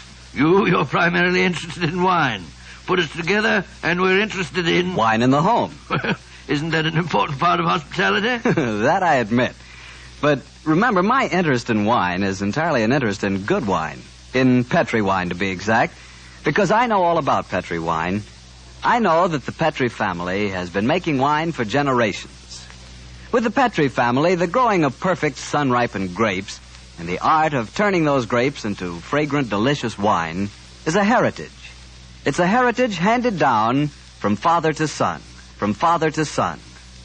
The skills of those generations of winemaking are evident in every drop of Petri wine. The name Petri on a bottle of wine is more than a trademark.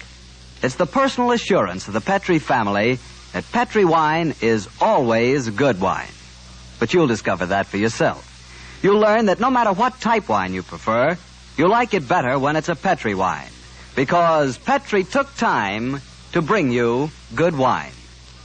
Well, Dr. Watson, what new Sherlock Holmes adventure do you have lined up for us next week? Next week, Mr. Bartell, I'm going to tell you a most unusual story in which Sherlock Holmes crossed swords with a famous Frenchman and proved that although the English have been called a nation of shopkeepers, that a murder did not always prove to be a good bargain.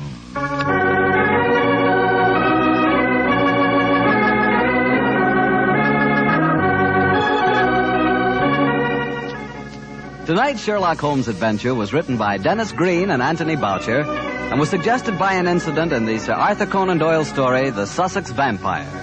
Music is by Dean Fossler. Mr. Rathbone appears through the courtesy of Metro-Goldwyn-Mayer, and tonight Dr. Watson was played by Mr. Joe Kearns, who substituted for Mr. Nigel Bruce. Mr. Bruce is scheduled to return to the program next week.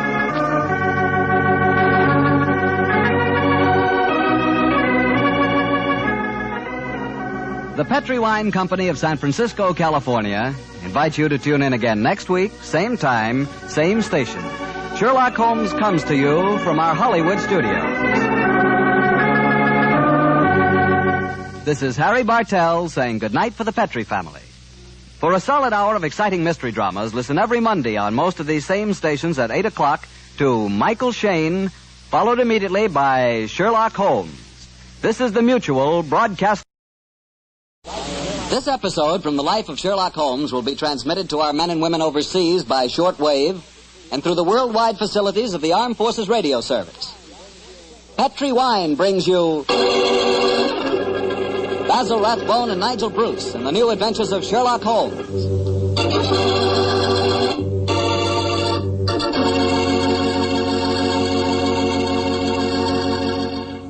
The Petri family, the family that took time to bring you good wine, invite you to listen to Dr. Watson tell us another exciting adventure he shared with his old friend at Master Detective Sherlock Holmes.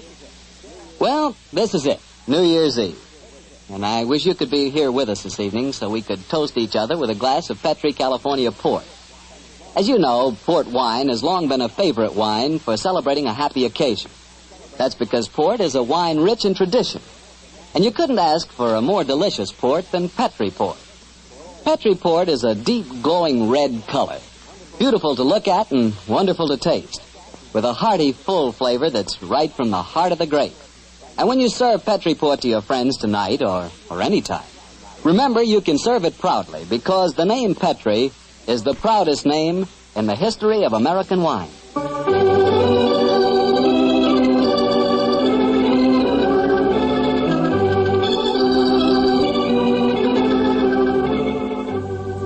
And now I'm sure Dr. Watson's waiting for us, so let's drop in and see him.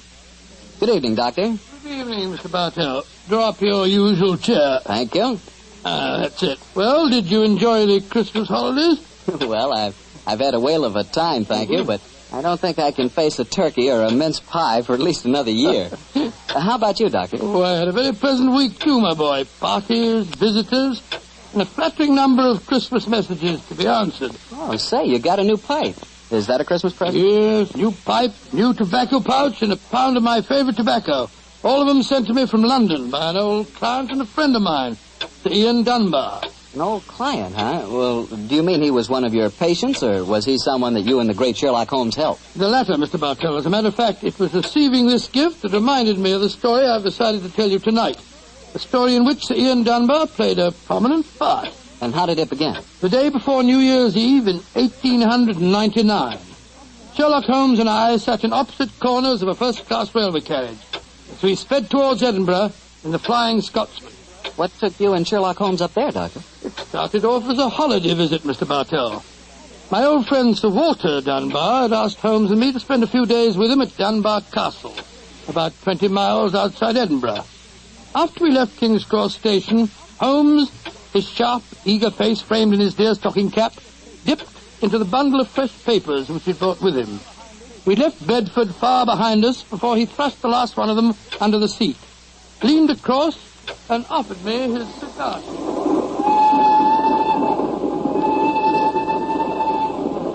Care for a cigar, Watson? No, thanks, old fellow. I'll stick to my pipe. Flying Scotsman's living up to its name. We're going splendidly.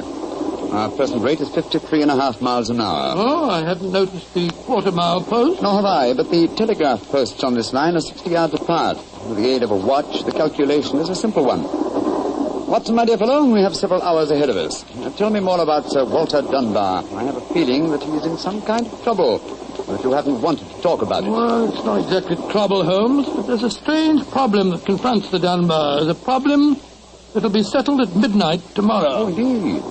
Night of New Year's Eve, eh? Yes, exactly, but to really appreciate the story, I have to begin by telling you of the death of old Sir Thomas Dunbar. The father of the present baronet, I suppose. Yes, he was severely wounded at Waterloo, though he managed to last out long enough to get back to Dunbar Castle. The story goes that as he lay there on his deathbed, he told his wife of his plans for their unborn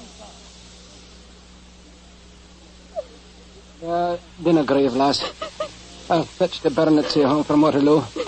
What if I fetch the mortal wound as well? Oh, hush, lass. I'm not afraid to die. All that niggles me is that I shall never see the child you bear.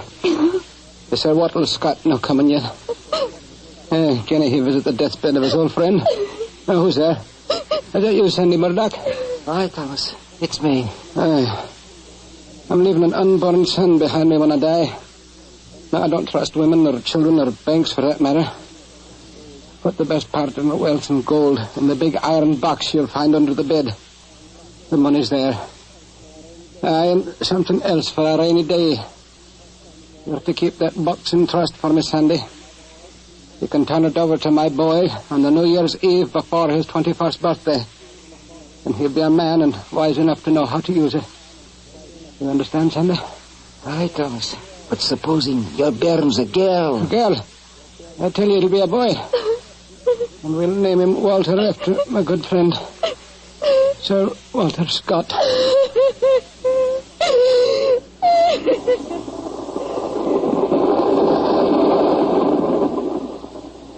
Very interesting story, Watson. And that child, of course, is the gentleman we are going to see now, Sir Walter Dunbar. Exactly. And the first baronet was a friend of Sir Walter Scott, while his son can boast of your acquaintance. Why, it's a family singularly rich in literary friendships. That's not very funny, Holmes. To continue, I suppose you can guess what happened.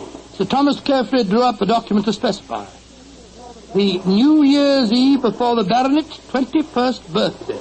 And the poor child was born on February 29th. It was a leap year. Oh, so poor Sir Walter is still waiting for his iron box full of gold. Yes, he'll be 84 next year, and yet legally, with only one birthday every 4 years in the eyes of the law, he'll at last be 21. A most amusing situation, though I'm afraid Sir Walter finds it far from entertaining.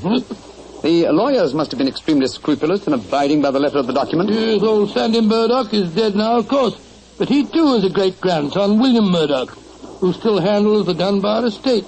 He'll be at the castle tonight to formally hand over the iron box. I'm delighted you accepted the holiday invitation of Sir Walter. My dear fellow, I've needed a rest, but I've always loathed too strict a one. This situation may pose a nice little problem for me. Problem? Yes, I'm reasonably certain that the aged Sir Walter Dunbar will not get his iron box full of gold on this New Year's Eve either. But we shall see, old fellow. We shall see.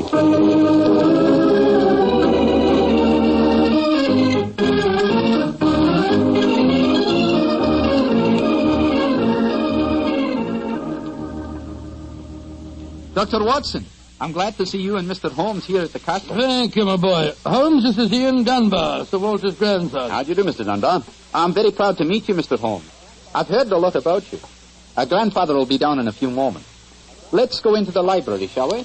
Well, I imagine Sir Walter's quite excited about tonight's ceremony, isn't he? Wouldn't you be, if you'd waited 63 years too long for an inheritance? Thank the Lord I had the foresight to be born on the prosaic date of August the 21st. In the event of your grandfather's death, you will be the next baronet, I take it.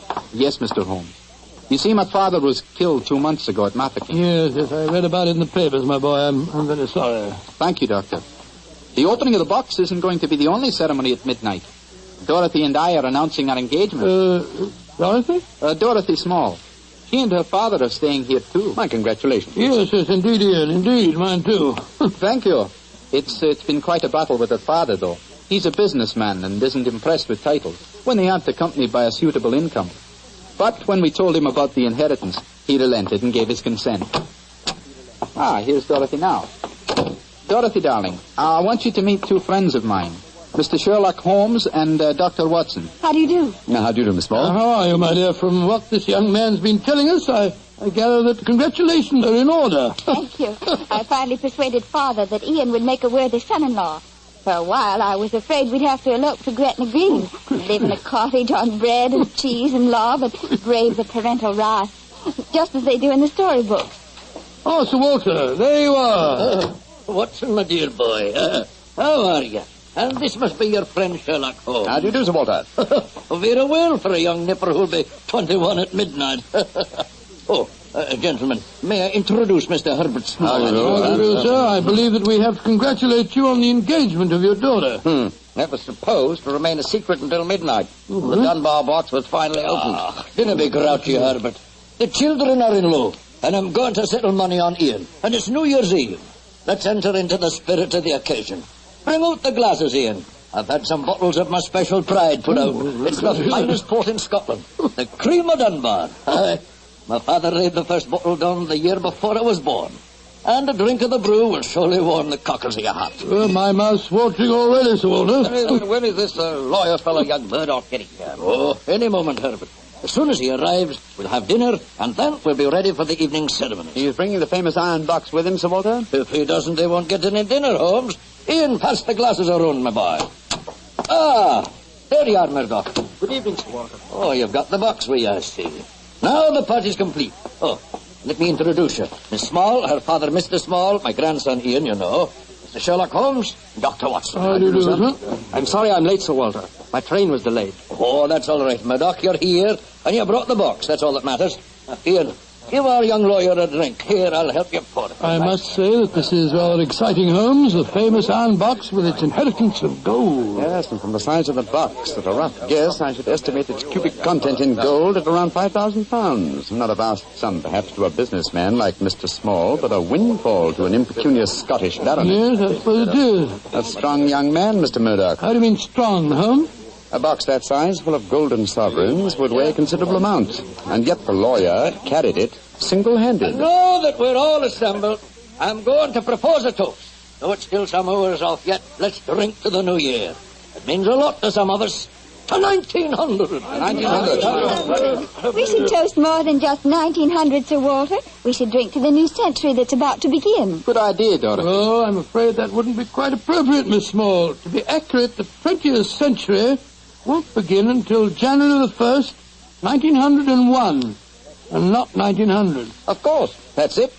Dorothy, I'm afraid your wedding can't take place for some time yet. Father, what are you talking about? I read an article in The Guardian the other day that said just the same thing as you, Dr. Watson. And what's more, it said something even more important.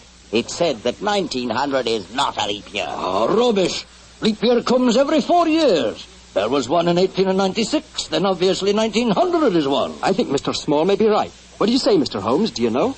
Well, I hope no one would bring up this point, but it's the little problem I referred to on the train, my dear Watson. Yes, I remember. Holmes, for heaven's sake, answer. Is 1900 a leap year or no? I'm afraid it's not, Sir Walter. No? Because of a slight imbalance that would otherwise be produced in the calendar. Of the even century years, only those divisible by 400 are leap years. In other words, 1600 was a leap year, the year 2000 will be a leap year, but 1800 and 1900 are not leap years. Then you have no birthday next year, Sir Walter, and I'm afraid I can't open the box tonight. And the Dunbars won't get their inheritance. And you, my dear, don't marry for a few more years. I won't allow you to marry a pauper. Mr. Holmes, are you sure of your facts? I'm very much afraid that I am, young man. Oh, this is terrible. I can't stand any more. No, don't take it too bad, Mr. Walter. Here, drink this. That's it, after all. You only have to wait another 4 years. Another 4 years? At my age, young man, at my age. Oh, no. I shall never live that long. Aye, what is it, Angus? Dinner is prepared, Sir Walter. You can serve it as soon as you're ready, sir.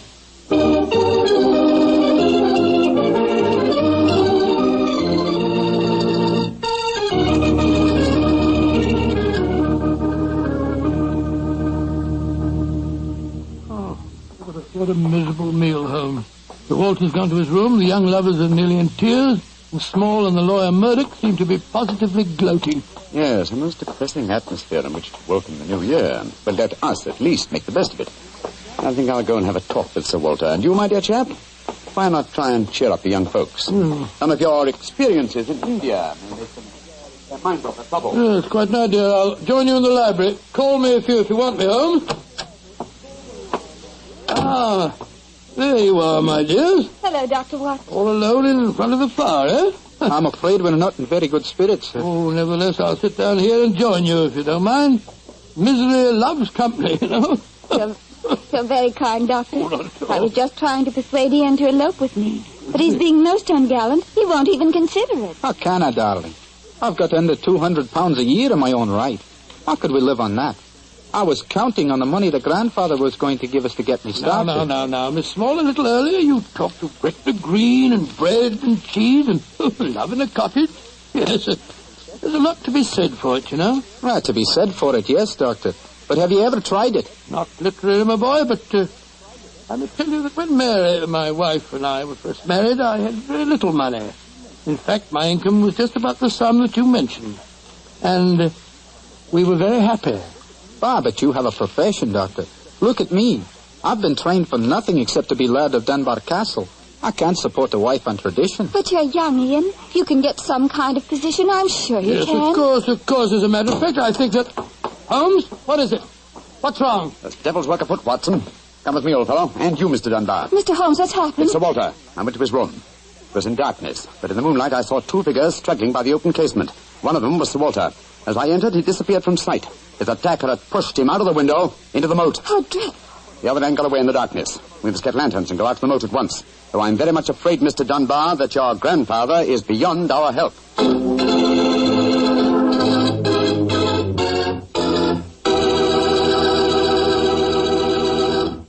Dr. Watson will be back in just a second, so I'd just like to remind you that if you want to serve a wine over the holidays that you're sure the ladies will enjoy, serve Petri California Muscatel. Petri Muscatel is a golden wine with a wonderful flavor. The flavor of big, plump Muscat grapes. And you know what a flavor that is. I'm sure you'll find that Petri Muscatel is the favorite wine of all women, just as Petri Port is the favorite wine with men. And incidentally, if you're not sure which to get, Petri Muscatel or Petri Port, don't buy one, buy two. Get them both, and you'll be sure to please everyone. Now, to get back to our story, someone had pushed poor old Sir Walter out of his bedroom window and into the moat below. Isn't that right, Dr. Watson? Yes, Mr. Bartell. Of course, we grabbed lanterns as fast as we could and rushed outside, but it was a hopeless task. The water was 8 or 10 feet deep, and it seemed obvious that the elderly Sir Walter wouldn't have a chance of saving himself. But we searched on, the flicker of bobbing lanterns and the scurrying figures in the frosty moonlight, forming a weird, fantastic... Angus, bring a lantern over here. Aye, sir. Can you see anything, Holmes? Not a thing. I don't see why your friend doesn't call the police, Dr. Watson. He's accomplishing nothing. We thought there might be a chance of finding the old man alive, Mr. Small. He wants to avoid a scandal, if possible, for your sake, sir, as well as the Dunbars. The scandal can't touch me or Dorothy over this. Her engagement was never announced. Thank heaven. That's a great pity, sir. I should think some new blood in your family would be a great improvement. You're being confoundedly impertinent, Doctor. And you'll be confoundedly heartless, sir. Well, Holmes, have you given up hope? I'm afraid we'll never find him without dragnets and grappling hooks. Have to call the police. What time is it? Sir Ian. You know the time? What did you call me, Mr. Holmes? Sir Ian. By Jove, yes. It does seem a bit premature, Holmes, but of course you're right. If your poor grandfather's dead, Mr. Dunbar, you're the baronet now.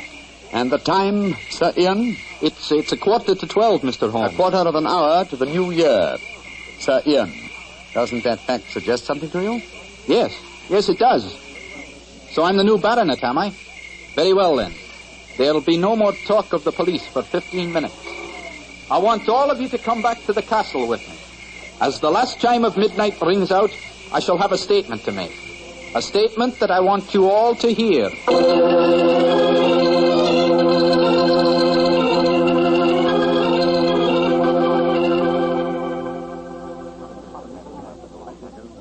What's he brought us all back here for, Holmes? There's something very funny going on. I tell you, I don't like the look of it. And I, Watson, like the look of it very much. I wish you wouldn't be so dashed mysterious. What are you up to? You haven't taken a step yet towards finding the murderer. Haven't I? And I wonder what causes the beads of perspiration on Mr. Small's brow. Small? You mean that Small... And I wonder what causes the singular look of apprehension on the face of Murdoch, the young lawyer. You remember, of course, on my remarking how easily he carried the large iron box. Chris Scott, yes. And it took a strong man to throw Sir Walter out of the window. Watson, huh? The new year is approaching. Ladies and gentlemen, in view of our recent tragedy, this is one New Year's Eve when none of us feels like song and jollity. But there still remains a ritual duty for me to perform. Mr. Murdoch, open the iron box, please. But I can't do that. It was only to be opened for your grandfather. No, Mr. Murdoch. The phrase was that it was to be opened on the New Year's Eve before the baronet's 21st birthday. I am now the baronet, and I shall be 21 next year on August 21st. Open the box, please, Mr. Murdoch. Ian, darling, how frightfully clever of you. Good lad, I hoped you'd think of it. Sir Ian. Murdoch, open that box. Very well, Sir Ian. But I'm afraid you're in for something of a shock. Great Scott, the box is empty. Except for a sheet of notepaper in the bottom. What's the meaning of this, Murdoch? Read that paper, Sir Ian, and you'll understand. I owe you 4,000 sovereigns. And it's signed Alexander Murdoch, on behalf of Murdoch and Murdoch, lawyers. You'd better explain this. It's the family skeleton, Sir Ian. That note is signed by my great-grandfather, the one that witnessed the original deed concerning the box. As soon as Sir Walter was born on that February the 29th, my great-grandfather realized the money wouldn't have to be produced for 84 years. And so he stole it. He borrowed it. He always intended to pay it back, but he was never able to. When he died, he told my father of his secret, and my father in turn told me. We've always planned to put back the money, Sir Ian, but we've never been able to. This is daylight robbery. You should prosecute them, Ian. The firm's still in business. You can ruin them. You can sue them for every penny they have. Mr. Small, you've already shown a marked aversion to my family. I suggest you allow me to handle their affairs. Bravo, Ian. How dare you, Dorothy? Go to your room. No one's going to their room. No one's leaving here until the police arrive. I'm convinced that one of you murdered my grandfather tonight. And if you ask me, it's obvious who that someone is. Who, Dr. Watson? You, Mr. Murdoch. You came here planning to kill poor old Sir Walter because you never intended to open that box. You thought that your secret would die with him. That's a lie. I was going to tell him everything and then ask for time to pay the money. I didn't kill him. Of course he didn't. There's your murderer. You yourself, Ian. Father, what are you saying? I'm saying that Ian's the murderer. He saw that the box wasn't going to be open for another 4 years. He realized out the money couldn't marry Dorothy, so he killed his grandfather and then ordered the box open. You're trying to cover yourself. You pushed grandfather out of that window tonight. You thought that if he died, the box would never be opened. So Dorothy couldn't marry me. You young Gentlemen, please. Upon my soul, Holmes, you seem remarkably calm. Do I, my dear Watson? I must say I'm absolutely fascinated by listening to three people accusing each other of murder, and each of them producing perfectly sound motives. It's a remarkable example of the dangers of reasoning from motive alone. We should profit by experience, Watson. Mr. Holmes, how can you be so calm? There's a murderer in this room. I suppose this game of charades is getting a little out of hand, Miss Small. Let's conclude it. You'd better come out now. That tapestry, it's moving. A happy new year to you all. Grandfather. Sir Walter, oh, am I seeing a ghost? Oh, Sir Walter, you're all right. But what kind of a game have you been playing? It's a bunny game that Holmes and I invented. You might call it forcing the issue. I was determined to have the box open before the next 4 years were out, whilst I was still alive to look inside it. But the trickery of your family, Murdoch, has made me a very unhappy man. Sir Walter, I shall pay back the money in a few years. I swear I will. It'll be too late to do me any good, but I'll take care that Ian gets it.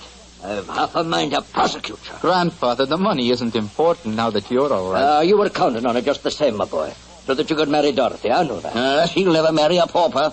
I won't allow it. When I'm 21, you can't stop me, Father, and I am going to marry Ian. Be quiet. Sir Walter, it's a very unsavory business. I think that you owe us an explanation of your behavior tonight. You tell him, Holmes. I fancy a wee drop of cream of Dunbar. Watching you all search for my body in the moat has made me thirsty. The explanation is a very simple one, ladies and gentlemen.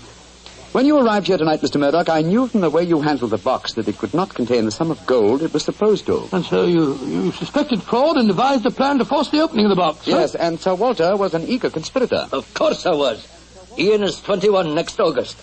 Supposing I had died after he came of age, and before my next birthday, 4 years hence, the box would never have been opened. And so we invented the fake murder story. By the way, Ian, I must congratulate you for grasping the possibilities of the situation so speedily. If you hadn't demanded the opening of the box, the Murdoch secret might still be a secret. Well, it's a clever plan, Holmes. It's too bad that it had to have such a miserable ending. I'm not sure that we have finished with the matter. Mr. Murdoch. Yes, Mr. Holmes? You say that your family took £4,000 from that box? Yes, Mr. Holmes. Curious. I would have sworn from its size that it would hold closer to 5,000.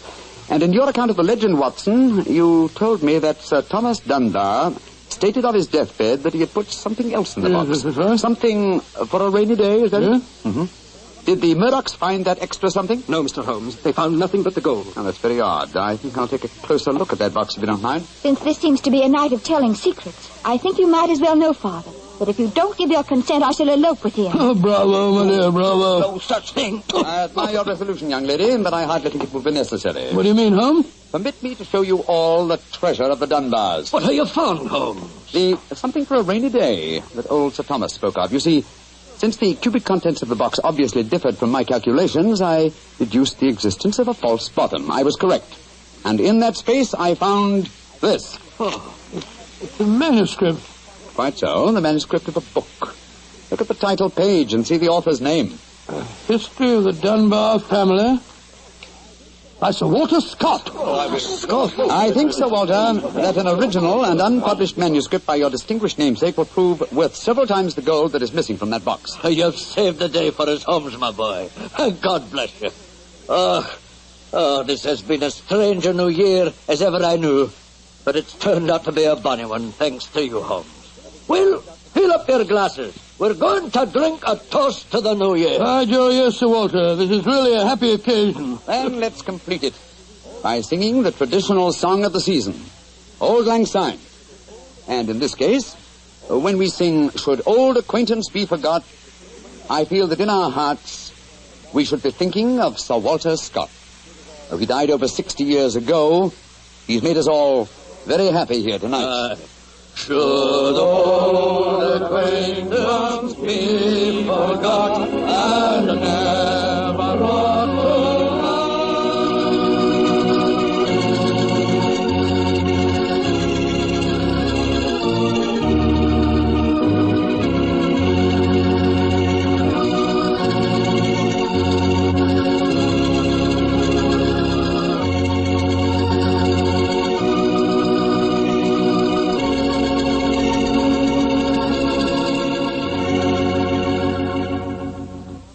Well, Doctor, that turned out to be a very happy new year for all concerned. Yes, that's one new year that I'll never forget. Well, I sure hope you'll always remember this one, too. Oh, just a second, my boy. That calls for a glass of port. Fine.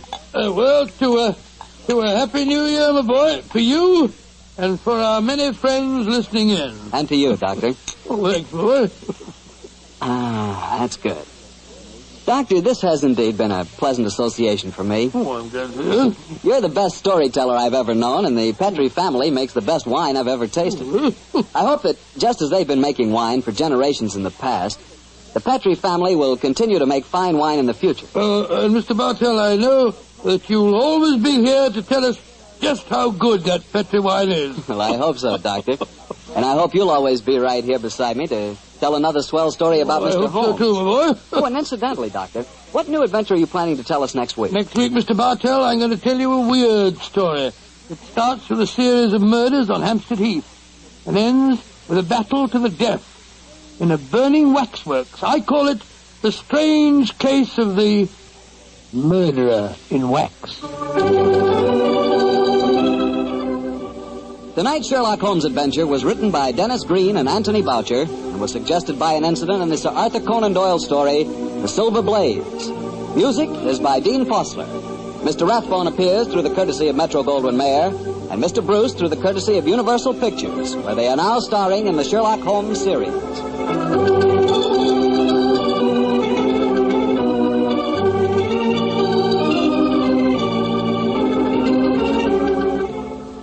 The Petri Wine Company of San Francisco, California, invites you to tune in again next week, same time, same station. Sherlock Holmes comes to you from our Hollywood studio.